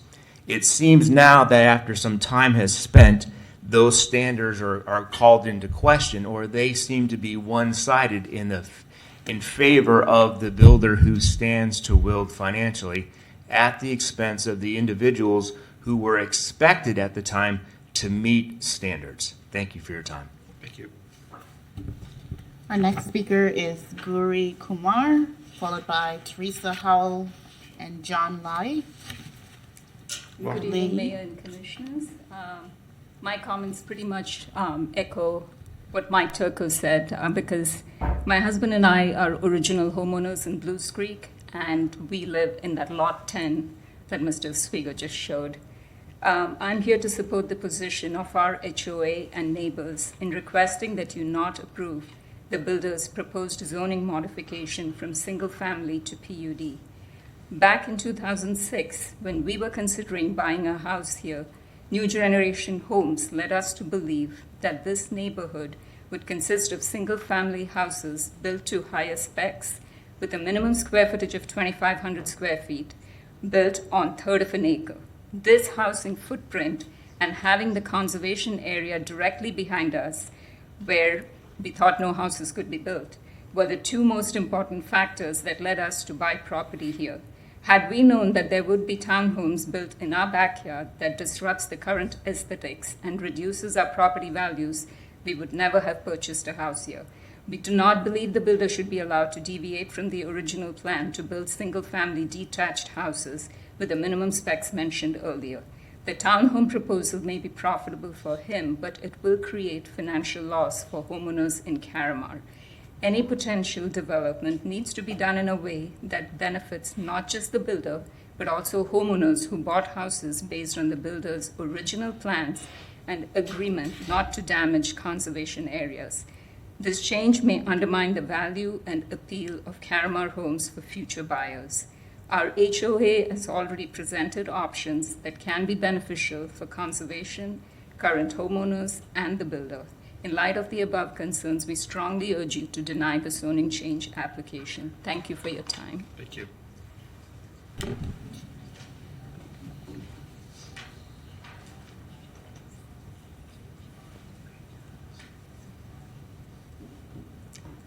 Welcome. I think you've seen this map before, but my name is Teresa Howell, and I live in Lot 8 with my family. We are one of the original homeowners there from 2005. So again, even in 2005, we were given this map depicting the different lot sizes. They were single-family homes, and to those specifications that everybody else. So I'm pretty much echoing what everyone else. The promise was made to us as a family, as a neighborhood, that we would have this type of lifestyle. I do appreciate their idea towards conservation, but again, I think keeping them held to the promise of building single-family homes, even on that 4.2 acres, would help be a win-win-win for all of us and would prevent our concerns about the valuation changes in our home environment, and as well as the aesthetics of the environment in our area as well. Thank you. Thank you. Good evening, Mayor and Commissioners. My name is John Lai. I moved back to Gainesville after graduating from graduate studies to start a new job back in April 2017. I bought a property in Blues Creek, and I'm here today because I want to support my neighbors and express some concerns. Back in 2017, I was excitedly moving back to Gainesville. I graduated from UF and starting up a new job. I shipped some items to my house to make this move transition, stored all my property in the garage, and started packing up my moving truck with my bulky items, furniture, and such, and make that drive down here. I remember April 2017 very well, particularly because it had been raining a lot. And one of the issues when I arrived to my brand new home, I opened the garage door, and what I found was that it was under nearly 6 inches of water. This was extremely alarming. All of my stuff that I had moved already, shipped in boxes, carefully packed, were soaking in water, causing nearly $7,000 in damages. As we headed into hurricane season, I'm so thankful that the city provided sandbags. Went out and even purchased additional sandbags because there was limited supply. I packed 220 sandbags to protect my home and keep water from ingressing and sitting against walls as storms passed, and water from intruding into my garage. Over the years, my wife and I have had to do a lot of remediation. It cost a lot of money to get a swale put in according to engineers through their assessment. We had to bring in 100 yards. So if you go to Home Depot or Lowe's, you go there, get a bag of mulch, 2,700 of those bags of mulch, in equivalent of sand, to backfill erosion, and also mulch as well to help kind of smooth things out and prevent my property from eroding further. The water flooding issue in our area is not trivial. It has gotten worse over the years, and the remedial work we have done so far has been helpful But I really don't want to see my neighbors struggle through the same struggles that I had experienced. It was extremely difficult as a new homeowner, and I really don't want that to happen to my neighbors. Now, the issue here is that I want to show you this diagram from this developer. According to this ED, you can zoom into this. This is an overlay of the city's GIS data, Geological Information Systems data, with the topography, all right? And if you look at what's going on here, there's going to be a lot of impervious surface area. A lot of this water is sloped down towards Lot 10, my neighbor. Maybe she left already. Gory. Oh, there she is. All right, so what's going to happen is when even a small rainfall like we just had today, I would be worried and staying up night to make sure my garage isn't flooding. I don't want that to happen to my neighbor. All right, water is going to backflow into their property, cover about 50% of their lot before it hits this sinkhole off to the side here. All right, water is going to flow this way through the natural buffer and hit this lot because of the way the topography works is that it's sloping back towards their lot, and then it slopes over here into the sinkhole. I really hope that the city would reject this application. And if there was an ask, we would ask for this buffer to have shrubbery to reduce light and noise as well. Thank you. Our next speaker is Jessica Harlan Jacobs, followed by Ma Jacobs and Susan Woodard. Thank you, Commissioners, for listening to our concerns, Mr. Mayor. So I've lived in Blues Creek for 20 years. My husband and I raised 2 children in the neighborhood. We've made many wonderful neighbor friends while walking our dogs over the years. The master section of Blues Creek, we're just down the hill from this area, is a lovely single lot home neighborhood that includes well-proportioned lots, heavily traveled sidewalks, extensive tree cover, winding streets, and even some elevation changes. So our property is lot 14, which backs up to the easement and the woods. From our deck, we can see the hill where the proposed development would be situated. If we had known that townhomes would be built behind our house, we would likely not have bought in Blues Creek. My time is short, but I want to acknowledge the developer, of course, has the right to build on this property, and we appreciate his willingness to donate the majority of it to conservation. The best solution from our perspective would be a land swap for the 4.2 acres that would allow the whole 36.7 acre property to go into conservation.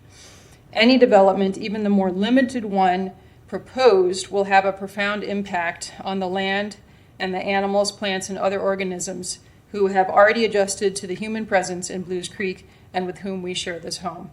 I have a whole paragraph on all of the animals and other species that I encounter every day in the woods and in my lot, but I just want to point out one species in particular.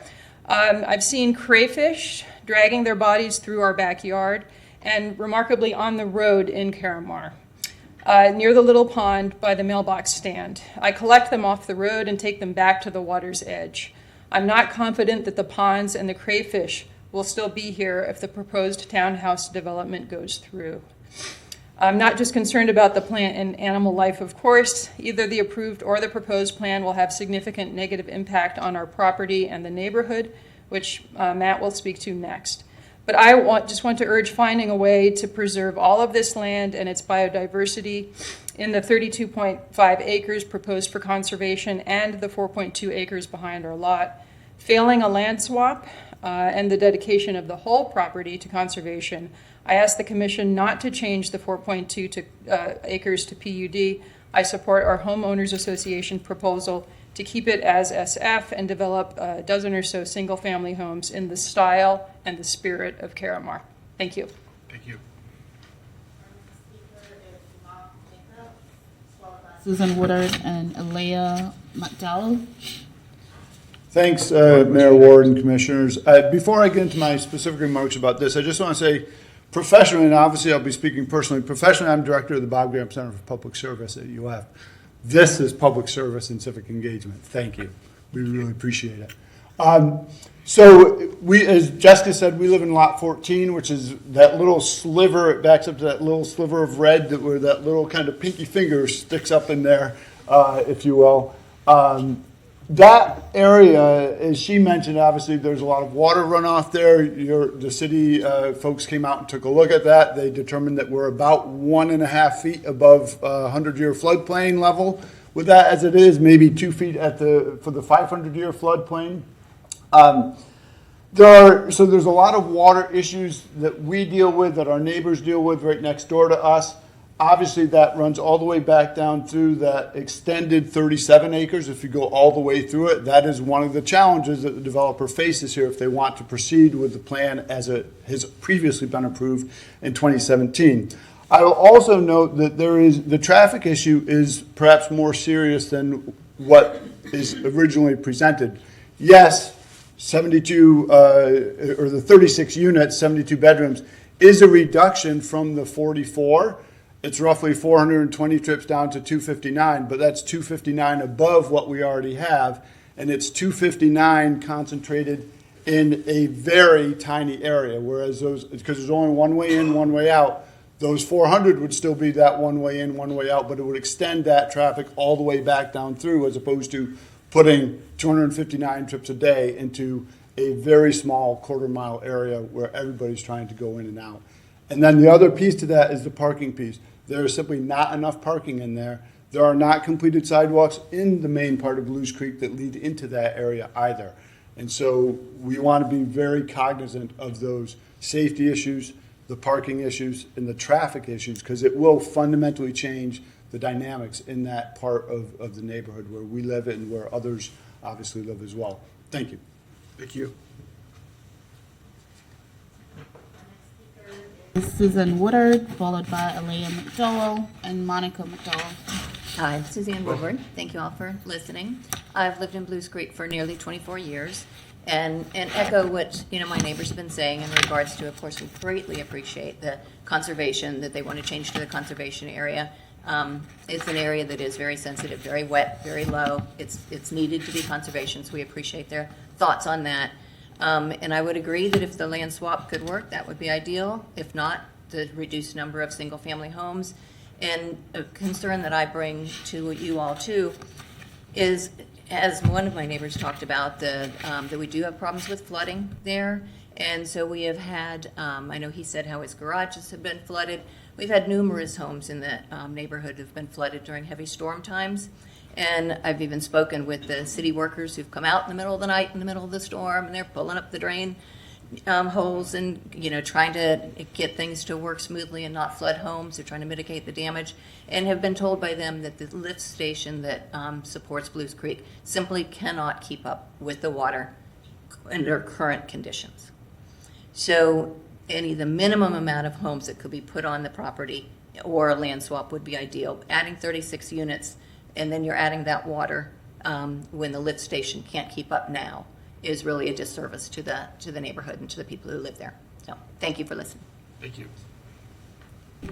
Our next speaker is Alea McDowell, followed by Monica McDowell and Don Slim. Hi, I'm Monica McDowell, Alea McDowell's mother. She she was really determined to get her civic badge tonight, but she did have to go home. She is on a medication regimen, and we couldn't chance that. So Can we write her a letter encouraging her to get that badge regardless? I will. Thank you. And so I'm not as quite eloquently versed in some of the history background and technical information. I can speak from the heart. Again, Monica McDowell, and we live, my husband and our 2 kids live directly catty corner from that Caramar sign. So one of the 4 maybe quadrants at that, where the entrance to this would be. So we certainly know we would feel the impact of any sort of development. It would be fundamental for us. I disagree that any development would be compatible. And I kind of feel like the arguments for densities and clusters, echoing everything my neighbors have spoken about much better than I can with data and background. However, I just feel like tonight we spent a lot of time talking about the With the 300 Club issues, you can see how passionate on both sides, literally both sides of the street, the traffic and safety and sidewalk concerns have been.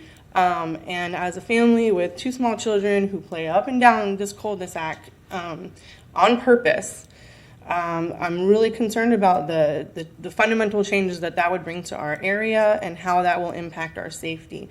My husband and I looked for over a year. We didn't do as much homework as you guys, but we looked for over a year for our home. And when we saw the cul-de-sac and the sidewalks, that was our #1 priority. My youngest was just about walking, and that was it for us. So we may not have done our homework on some of the promises, but having learned about them and having had opportunities to leave, we've chosen not to, knowing the security we might have had in that. And I just think that trying to appreciate the conservation, but going to the new plan is should definitely be denied. That's like putting vanilla frosting on a broccoli cupcake. I mean, you still have broccoli cupcake. So that's my opinion. And I'd like to just briefly read what my daughter would have said if she was able to still be here. She really wanted me to read that. She says, "Hi, my name is Aaliyah McDowell, and I live in Blues Creek. I may only be 10 years old, but my experience as a child is still very important. I love living in Blues Creek, especially, my part of the neighborhood by the cul-de-sac because it feels safe and protected. We have a great group of friends who can freely play in our open spaces because it is quiet. It is a quiet road, and I love it this way. I feel like it's important to our family to keep it the way it is." Thank you. Mr. Mayor, if I may, really quick, I believe our meeting only extended to 45 and it's 10:50. No, it was 11, but Oh, okay, never mind. yeah. Thank you.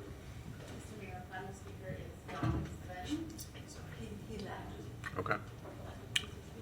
All right, Commissioner Saco, was that what you had chimed in for? Oh, no, it was for actual discussion when we got to it. You're on. Great, thank you.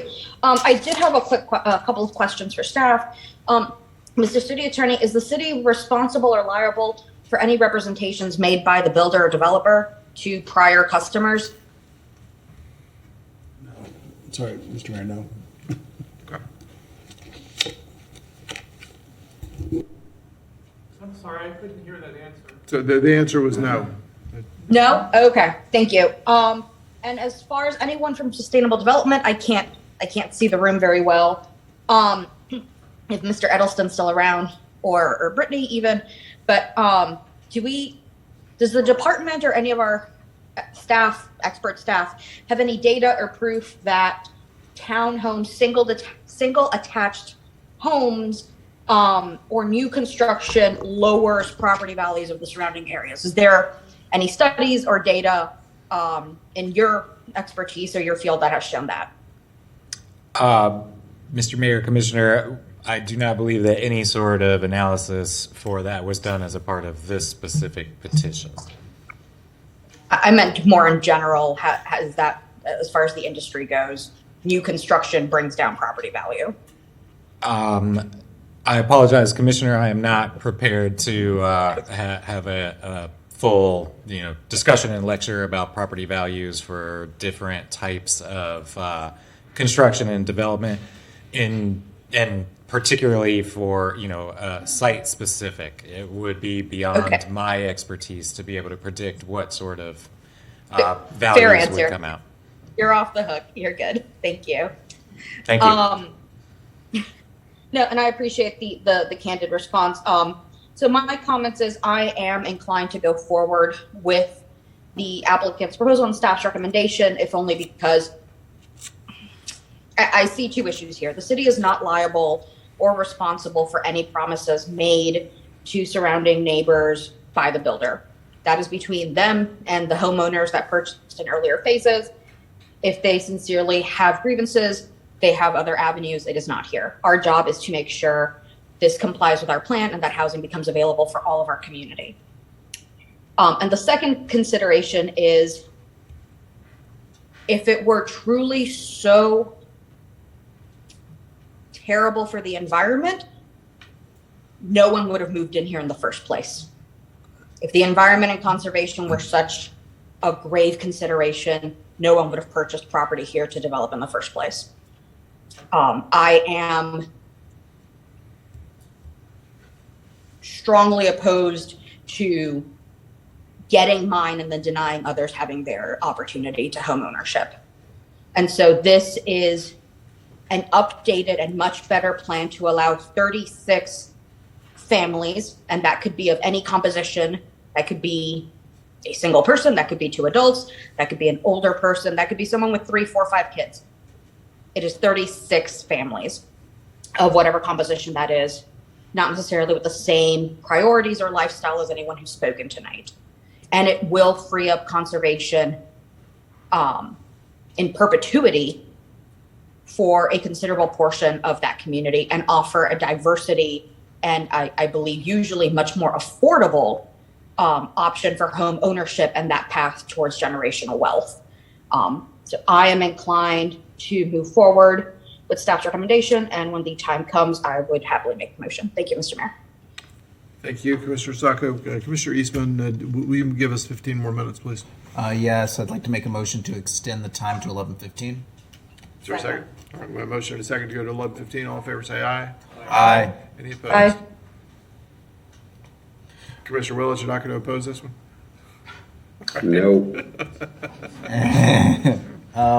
Thank you, Mr. Mayor. I am looking at this from what we currently have to where we're going with it. I have heard, so what I see here is an allowance where they can build 44 single-family homes across the entire conservation area. I recognize that's probably not economically feasible at the moment, or there must be, things related to some of the water questions within this. But I would imagine that as we're going forward, that if this does not move forward, I would not be surprised if, the average home selling for $500,000, about 2016, it was $260,000. The housing prices will keep going up. Eventually, it will be economically feasible for them to develop this entire area into residential single family. And so I've heard some folks say that they would like to continue to have this in conservation and do the land swap, but I can promise you the developer is not here out of the goodness of their heart. This is a swap where they're putting land aside because we are and as a way to say you care about conservation, but we would also like to get this in return, and that won't necessarily be on the table with a no vote here today. A no vote may mean that we have a couple more years while this may not be developed, but likely it will be developed at some point. As this goes with this, I think I understand where folks are coming from. It is this would certainly be a different kind of development style than what's in their home. I also live in a single family home, though my home abuts up to a small apartment building that's right behind it. And it is my home has not gone down in value. In fact, it's tripled in value somewhere in there since 2014 when we purchased it. And I think it's not in spite of us not having non-single family houses in the area. I think it's in large part because of it. It's created a lot of diversity, and particularly the way this has gone. I recognize my neighborhood is different than Blues Creek, but the structure they've put in here, from what I have seen out knocking on doors and talking with people when I was campaigning, is that the attached unit type developments that are home ownership focused, that have a strong HOA, which is what I saw them put in here, are the kinds that you see older people tend to really like, younger families. A lot of it is the kind of housing development that I think that you will find very similar neighbors to everyone that has found Blues Creek to be the home that they want to live in. And there's a very large natural buffer near there. So with that in mind, that that they are putting conservation, I don't know if this is going to. I would prefer to see townhomes that would kind of open up a different type of housing type that would still, I think, work for the people that are similar to the ones that are in Blues Creek. I think it's a good plan considering all of the constraints and everything else we go in there. So I'm liable to support it. That's it, Mr. Mayor. Thank you. Thank you, Commissioner Eastman. Commissioner Chestnut. Thank you. I'm liable not to support the staff's recommendation. I think that I would be very upset, as they are, with when they bought their house, what they expected, and now to have this just completely changed. So we'll see if the motion passes, but I'm inclined not to support staff's recommendation. Thank you, Commissioner Chestnut. Commissioner Book. Thank you, Mr. Mayor. So for those who have stayed this late, we've been here all day also. I just want to say we're very sorry that it's gone this late, and we know that we've lost some people who probably would speak passionately also about it. We're kind of in a quasi-judicial realm, which limited our ability, I think, to move it to another date. And it was just, so I think. More information, you don't know everything. Go ahead. Yeah, I didn't understand. All I want to do is, I'm thankful that y'all would stay here and be here this late.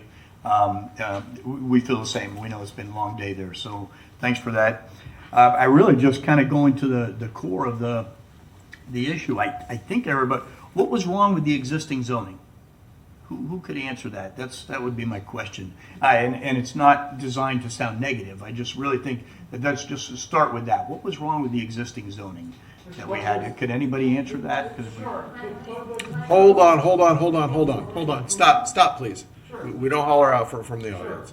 That might be an applicant So question. The maybe? applicant is the proper person to. It seemed like I wasn't sure. Yeah.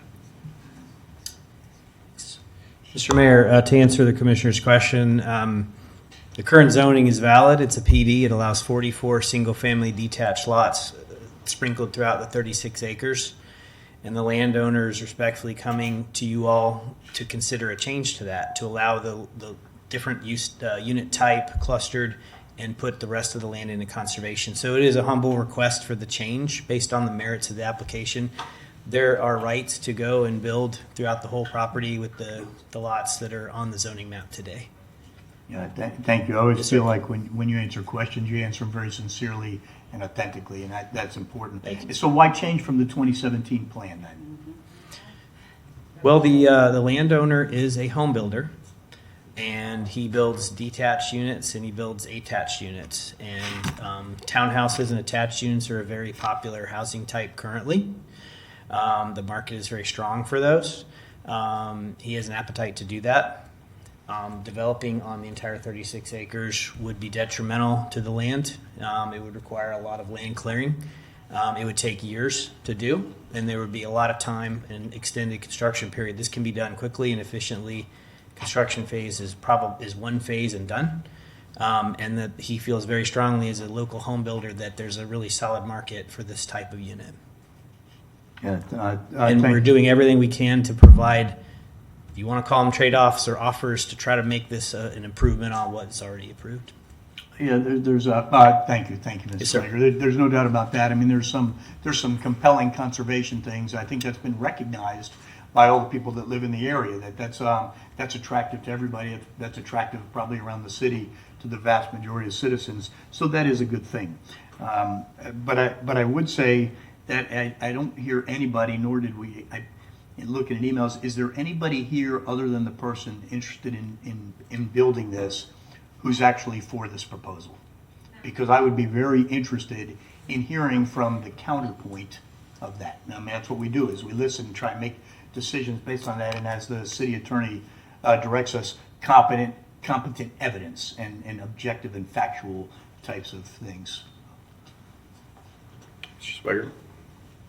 Mr. Mayor, I would like to just mention that the Alachua Conservation Trust, who owns land adjacent to this property in the Blues Creek Ravine, their board has met and they're supportive of this change in application, and they would like to see it move forward. And they have interest in potentially taking on the conservation land to manage and maintain it. So they are fully in support of this application. All right, thank you. It's somewhat Thank you. somewhat of a microcosm of what we do, what I think some of the previous commission members just dealt with over the last year. Tremendous amount of community input, and that includes emails and letters and people coming before some of you all. Some of us are new up here, and then voting in one way that's counter to what we hear. And that may not be considered the competent substantial evidence, but what is this does not appear to be compatible with the surrounding neighborhood. So I would disagree. Because on all four sides, one backs up to a neighborhood, I think it's Westchester. The other three sides are within actually Blues Creek. They're single-family residential homes. And this is homes, and it's multifamily of a different nature, but it's a different nature. So I disagree on the evidentiary. I think it's actually not compatible. For that reason, I feel that This is an exemption, it is a change, and I'm completely comfortable with what's existing in place because there doesn't appear to be an overriding reason to change that. Otherwise, obviously, maybe it's entirely understandable that a builder wants to be profitable. I think most people get that, but it still does not override the fact that it's not compatible with the existing, all four sides, north, south, east, and west. Thank you, Mr. Mayor. Thank you, Commissioner. I don't know if that's Commissioner Saco, Commissioner Willets. Commissioner Willets. Thank you, Mr. Mayor. On this one, I feel like to stick to, what I've been talking about is diversity of housing types in all four corners of the city. We just approved townhouses in Southeast Gainesville, 2 weeks ago, a couple weeks ago. And this in the far northwest is an example of what will be diverse housing comparatively to a lot of the stuff that's around there. And I understand the quibbling about whether is it truly compatible, because it's different, and the people who live in those houses are going to be different in those homes. They're going to be owned. It sounds like that's the model here.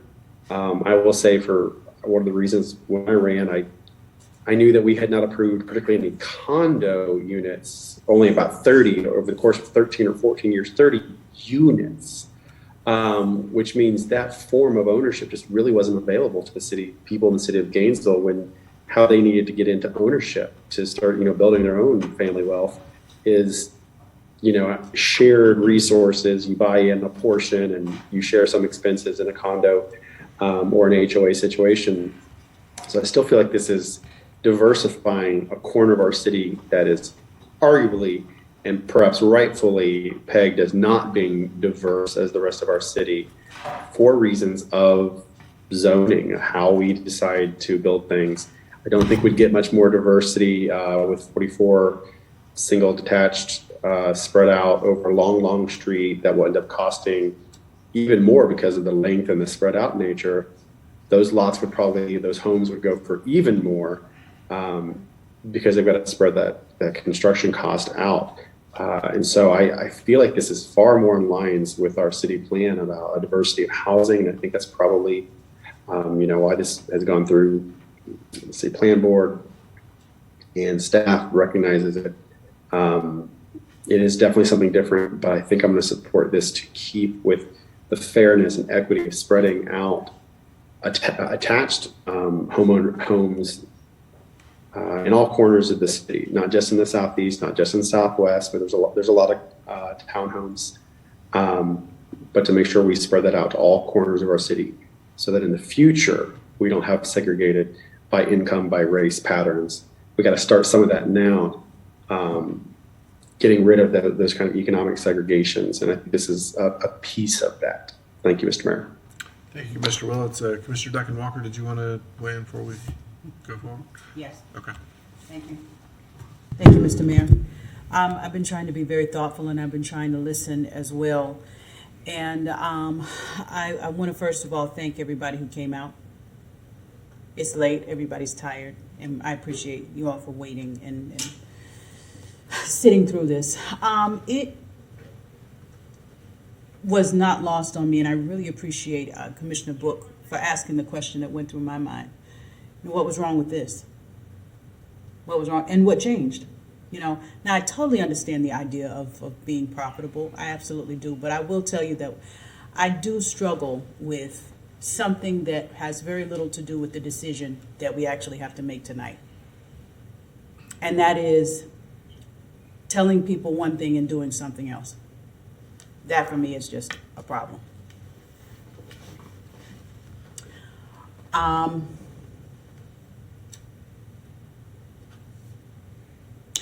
I hear Commissioner Willets. I want to say this because I started to mention this in my comments earlier today, and I just sat back because I know we have some future conversations where we'll have greater opportunities to talk about equitable development. One of the things that is important to me is not concentrating poverty. And there are reasons that that shouldn't be done. That make a lot of sense. I'm glad to hear someone else, a colleague of mine, in alignment with that idea. But we did that earlier today. We did it. So sometimes you do things based on the situation. Each situation is different. And I'm weighing this a little differently. I don't think it's a good idea to just clump everything in one ideal. I think you measure things, each on their own. And that's what I'm doing my best to do here this evening. I hear a community saying, I made an investment, a major investment, probably one of the biggest that you'll make in your life, that was couched in a particular idea of your quality of life. And while everyone's quality of life and a diversity of housing is important, existing communities are something that I believe we have to listen to. I always go back to Seminary Lane. A lot of folks like to talk about Seminary Lane, but why was Seminary Lane such an issue? Because it was an existing community that got displaced, destroyed. Existing communities. I think we can do a better job of listening to people who are in a place. There was another situation that came up over at the county. We talked about the need for affordable housing. Everybody up here on this dais wants affordable housing. But one of the issues with the Ability Project was the existing community had not been heard. And they clawed back millions of dollars on that deal to listen to the existing community. I think that's powerful.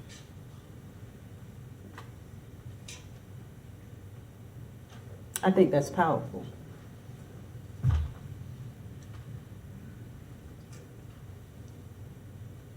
Existing community. I won't talk too much longer because it's late. But I will say,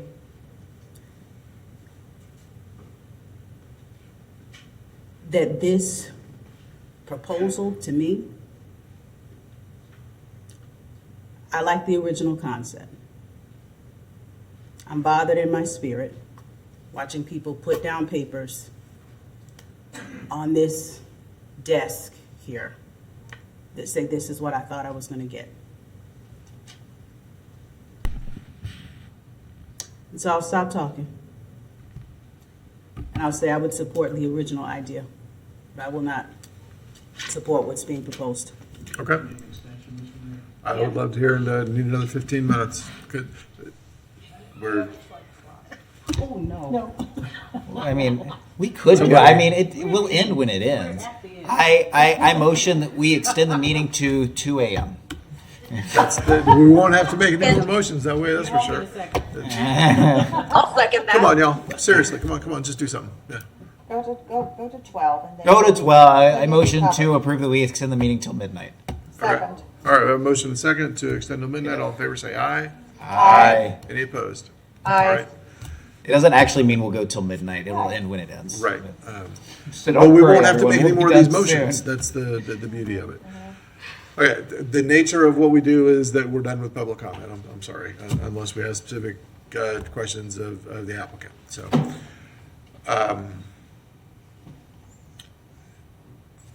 So, okay. Commissioner either Willets or Saco. Commissioner Saco, go ahead. It was me, Mr. Mayor. Mentioning public comment, have we had regular public comment on the item yet? Yes. Okay, and so are you able to accept the motion? Yes. Now, of Okay, course, and there's a that- land use and a zoning issue here, so one at a time. Yes. So one at a time. And so I'd like to move approval of petition, I think I'm going to get it right, LD 23-02 LUC on first reading. Did I get the right one? Is that the land use one? Second. Yeah, okay. So we have a motion and a second on the land use portion of this. That is roll call? Commissioner Saco?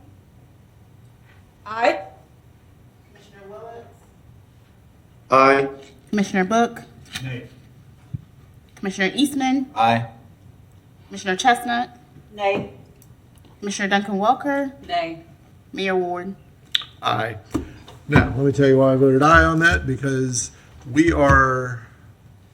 this is not a vote on whether we like something or not. This is a vote on whether it meets competent substantial evidence. And unfortunately, that is a different standard than, do we like it? Would we do this? Is this a thing we would like to engage in? Those are different standards. So that's the reality of this. I will say, as I have said in a lot of different venues over the last year or two, never thought I would end up in that spot, but I really believe that this is another one of those cases where it is not going to be great and it is not going to be awful. It is simply unlikely to be either one of those things. It is likely to be more neighbors. That's what it's likely to be. Change is uncomfortable. And I totally understand that, and I agree with you. But that's what it is. It is unlikely to be the end of the world. It is unlikely to be the end of your property values. It is just unlikely to drag your property values down. It's unlikely. I hear what you're saying, and I understand why you would be concerned. Time will tell. We need another motion. Commissioner Eastman. Thank you, Mayor Ward, and I hear you. I'll make a motion, but I didn't want to say that I also sometimes feel like when we're up here, we're kind of making the least bad of multiple options. I mean, development is never a.